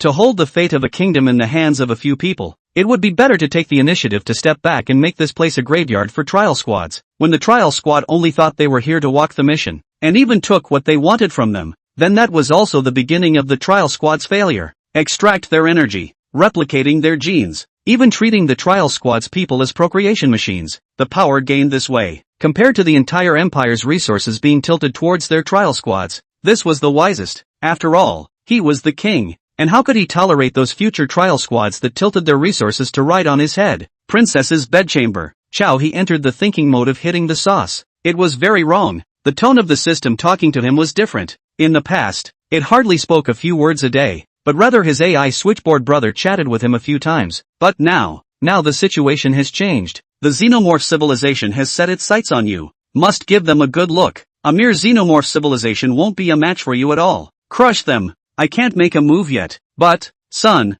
you can do it. It's up to you. These words were spoken by the system and him. Obviously, it was the tone of a human. Wait, son, the Red Dragon Imperial capital was occupied under a rolling mountain range, as high as the mountains, with buildings layered on top of each other and palaces overlooking half of the imperial capital. Very tall, very large. Just the view from his place alone was superb. The tide of xenomorphs was right in front of him in general, rustling and roiling. Endless sounds and hisses came clearly through the night sky. In response to all of this, the people of the imperial capital were not much alert. Their five senses were naturally inferior to his. But, the point is, son, no, system, when did you have the habit of recognizing suns? The tide of insects was 100,000, or 1 million. He counted on his fingers. There was still time to continue breaking up a sentence or two with the system. On the other side, on Princess Naya's bed, Xieching's movements became more and more aggressive. She had learned about it before. They trialists could completely treat these mission worlds as NPCs and rub them at will. Once a person's ambition was unleashed, it was very irrational.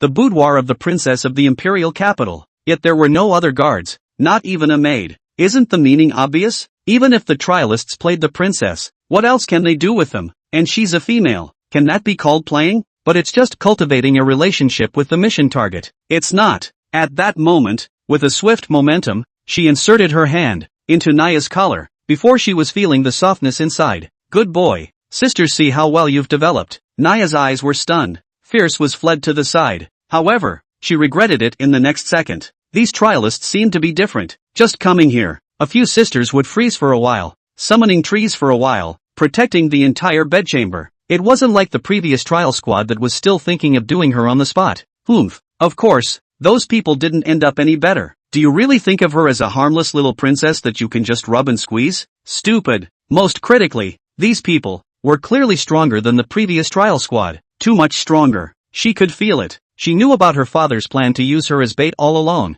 But this was not the life she wanted at all. What if these people could beat father? Then, even if she sacrificed a little, it would be nothing. right? Playing poor. She was the best at it. Princess Naya's small eyes darted around, staring out at Chao's back. Xie Qinghe was a bit confused. This princess was a bit lost in thought. She was flirting with the princess. But what was the princess doing staring at Chao He? It's messy. Something is wrong. No, there's something wrong everywhere. Xie Qinghe suddenly got down from the bed and also looked outside the bedchamber. The night sky was silent. There was nothing wrong. Dang dang dang dang. Suddenly, the imperial capital's alarm bells rang loudly, and the sound of the bells traveled from the city walls all the way to the palace. Soon, more and more guards rushed towards the city walls. It's bad. The empire is under attack by a wave of xenomorphs. The king has orders. Please join us to resist the xenomorph attack. A guard knocked on the door of the room. Tidal River suddenly pulled stabbing blood over to him. Underneath the imperial capital. I feel something is wrong. Instantly move over and take a look. He could feel that the energy reaction underneath the imperial capital was a bit exaggerated. It was stronger than the guards or magicians he had seen in the imperial capital. Stabbing blood nodded his head with a hum. He drew the dagger at his waist, and with a slight sense, he disappeared in front of Chao He. Chapter 69, The District Worm's Nest. 10,000 Bones Graveyard. Chao He only left Xie Qinghe and Han Inuo to protect the princess. He also left 3 mechs. When the time comes, the princess will be stuffed into the mechs. The others all brought along and ran to the North City Wall. The North City Wall is the largest wall in the imperial capital, 20 meters wide and as long as endless, stretching to the foot of the mountain. The main force of the insect tide was at the North City Wall. Clang! Clang! Tens of thousands of soldiers desperately rained arrows from their hands onto the tide of insects, with very weak results. It could not stop the raging tide of insects. There were already foreign bugs climbing up the city walls and fighting with the imperial capital's soldiers. The strong flesh of the bugs was completely revealed at this moment. Teeth, limbs with scythes, even the blood splattered by the slashes could make the soldiers scream.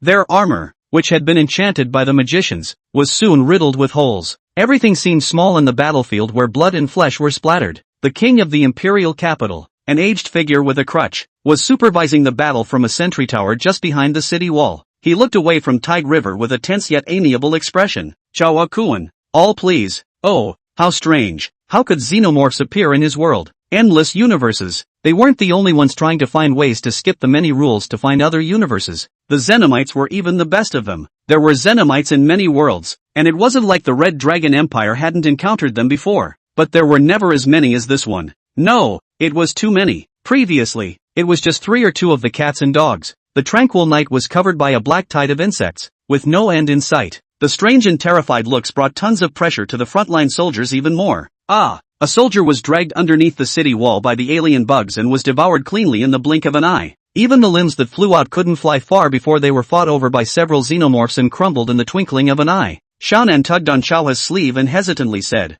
that is to say, theoretically, could we run with the princess and mix it up for 7 days? And it would be considered a mission accomplished. She used to be slightly dense-phobic. Seeing such a scene, the stench of the alien bug carcasses was still splashing in the sky. Combat? She was never a combat talent.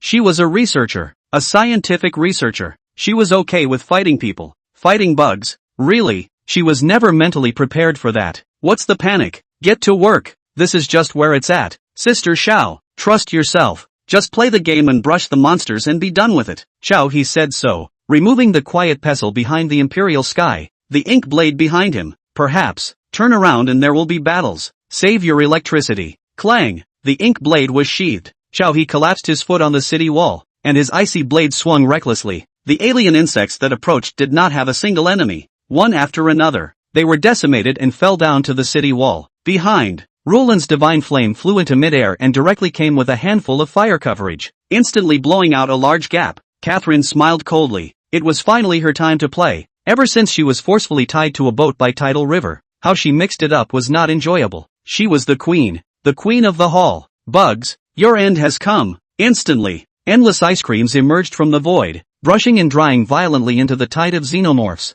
The flavor of the xenomorph's blood became even stronger. It was so thick that this area stank just from breathing. And these ice creams that stretched for over 1,000 meters caused more horrific slice kills than the firepower of the divine flame. The soldiers perked up. The legendary trialists, using abilities they couldn't comprehend, actually wielded them at will without needing to recite a spell. God grant me light. God grant me wind. God grant me thunder. God grant me fire. The Red Dragon Empire's mage core finally struck. Hurricanes, fireballs, lightning and divine light filled the sky, laying the floor in an extremely rhythmic manner. And even more so, not a single bit of firepower was wasted, hitting evenly outside the city walls. Plowing the ground is generally smooth. The tide of insects in front of them was reduced by most. Several other city walls are also in the magician's magic array, and even the forbidden spell's lighting effect. Tidal River collected the ink blades. You guys come on. I'm chopping one by one. I look like I'm dull. The old king looked at everything, very satisfied. No wonder in the State Master's heavenly vision. This batch of trialists became the key hand for the Red Dragon Empire to rank among the T8 class civilizations. Very good. Such powerful trialists are more flavorful when tasted. The old king couldn't hide the evil in his expression. He was separated from him by 100 meters and could see it for real. At a glance, it was the stuff of an old fox.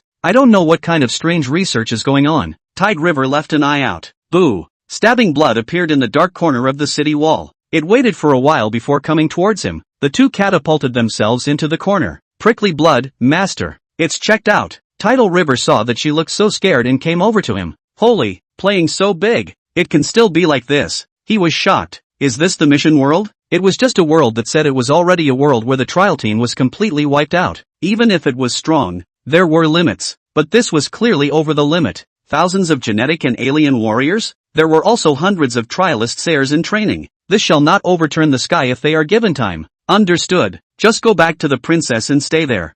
He finally commanded. Look at it this way. After this xenomorph is resolved, gotta settle the king as well. Tidal River squinted his eyes and felt the energy in the king's body, hiding it so well that if he didn't deliberately feel it now, it would really be taken as a windy old man. 2 ways to instantly kill the king. Difficulty. If you pounce, you will have to face the power of the entire imperial army. It's really possible to pounce. So, take your time. Just play with your mind's eye. He restood on the city wall, closed his eyes. The energy of his body surged, vigorously rising, feeling the endless alien insect life raging and fading on the city walls. He waited. 10,000 bones graveyard. Suddenly, he spoke. A burst of energy even more powerful than the Red Dragon Empire's mage core erupted. The undead civilization was powerful in that it didn't need to go through hard training like a magician, and those who cast undead spells could completely draw on the endless power of death in front of them. Boom boom. The ground surged. Countless skeletons crawled out and burrowed. The scene was extremely depressing and terrifying. The soldiers panicked. The wave of xenomorphs had already exhausted them. Now, how did undead white skeletons appear again? Tens of thousands of skeletons appeared beyond the northern city wall, but immediately strangled with the xenomorphs.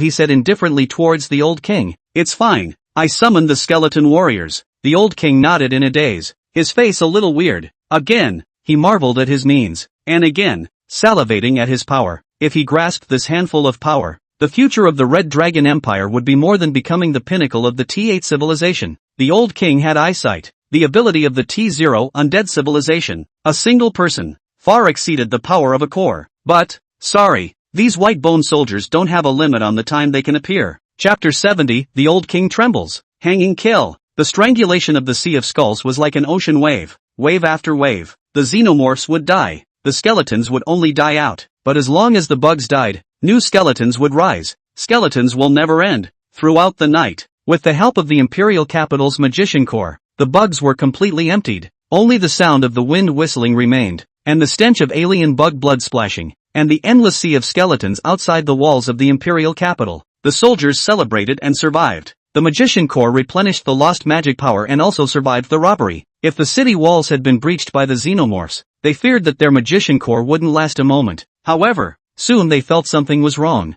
Those skeletons, they were still there, all the time. The old king explained the aftermath and also noticed the sea of skeletons that hadn't disappeared yet. His face collapsed. Chawakuan, can these skeletons be lifted? Who wouldn't be afraid to look at a sea of skeletons like this? It was creepy. As long as the sea of skeletons turned their heads back to fight the Imperial Capital, they might just directly breach the Imperial Capital. He spread his hands. It can't be helped. It'll take a few more days before it automatically lifts, right? The old king nodded flabbergastedly. Okay, a few days is a few days. So these few days, the older the king was, the more difficult it was for him. He was more and more comfortable. After all, the old king was worried that he was going to attack the Imperial Capital once he had a brainwave. The soldiers of the Imperial Capital knew about the terror of the Skull Sea. The people of the Imperial Capital knew even more. No one dares to leave the city now, even if the Skull Sea has left a path for people to enter and exit. But which bold person dares to walk under tens of thousands of white bones as if nothing has happened?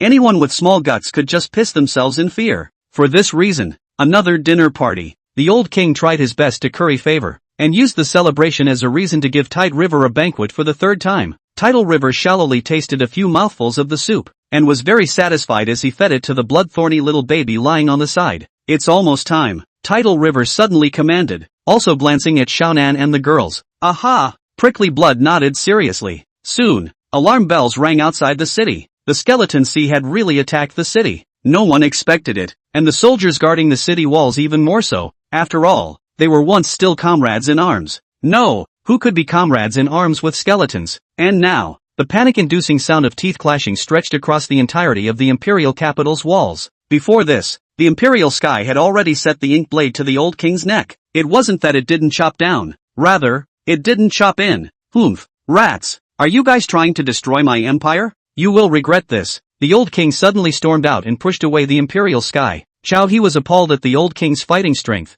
and knew even more that he absolutely couldn't delay any longer. Underneath the imperial capital, there was still the old king's hidden battle power hidden. Bared, stabbing blood flashed as the dagger wiped at the old king's neck. Clang, the sound of gold and iron clashing. Thornblood turned away in an instant. The old king was furious, and he swiftly fluttered his fancy dress, revealing the gold and iron armor inside. The aura was boisterous. Catherine coldly smiled, reached out her hand and grabbed it out of thin air. Ice cream stirred chaotically. Other people have a move out of the move. Messy kill a pass. Half of the palace fell, the walls collapsed, and the god of wood manifested a large tree. Endless branches stretching, guarding the underground passage to the ground. The more the old king fought, the more angry he became. His killer weapon was blocked. The magician core was feared to be stuck at the city wall as well. He exhausted himself to keep getting stronger. Unexpectedly, he was actually targeted by a team of trialists? What exactly went wrong? The old king had little time to think about this seemingly nor profound question. His anger had spiked. It is you who seek death.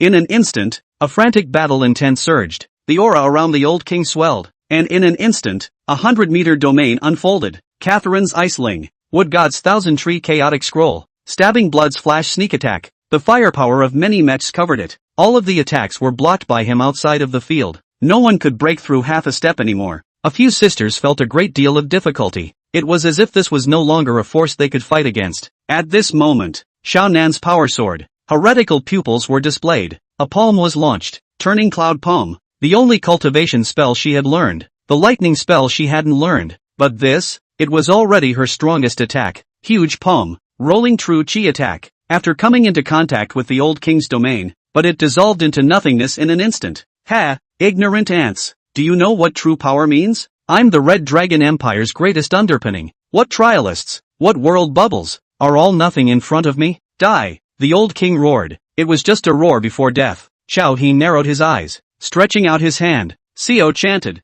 Death's grip. The imperial capital, outside the imperial capital, the power of the undead within 10,000 meters converged towards him. An enormous greenish-black hand poked out of the void, above the old king's head, and crushed down with a loud bang. The old king looked horrified, unable to imagine a force breaking through his domain. He hadn't even had time to report the name of his domain. Me. Ah. The old king held onto the death grip for dear life, his blood spurting wildly. It only felt like it was the entire empire above his head, and he was fighting against the power of millions of people. The death grip T0 level undead civilization's small forbidden move. Not only did it call upon the surging undead power that was everywhere around him, more than that, it required sacrificing a portion of the caster's life. Xiaohe's pupils were as discolored as they could be. One eye even shed tears of blood. It was just a little accident. Poof. Xiaohe sprayed out a mouthful of blood. Poof. Several mouthfuls in a row. It even felt like a tenth of the blood in his body was disappearing. If it wasn't for the fact that his body was not what it used to be long ago, it was possible that this one big move would have killed him. But since he chose to tough out the old king, he had already anticipated that it wouldn't be that easy. But compared to running away, undoubtedly, taking out the old king was the way to maximize the benefits. It's not just a little bit of world currency reward. It was more of an opportunity to master the entire Red Dragon Empire, the resources of an entire kingdom. How terrifying and mouth-watering it was. Besides, it wasn't like he didn't have a backhand.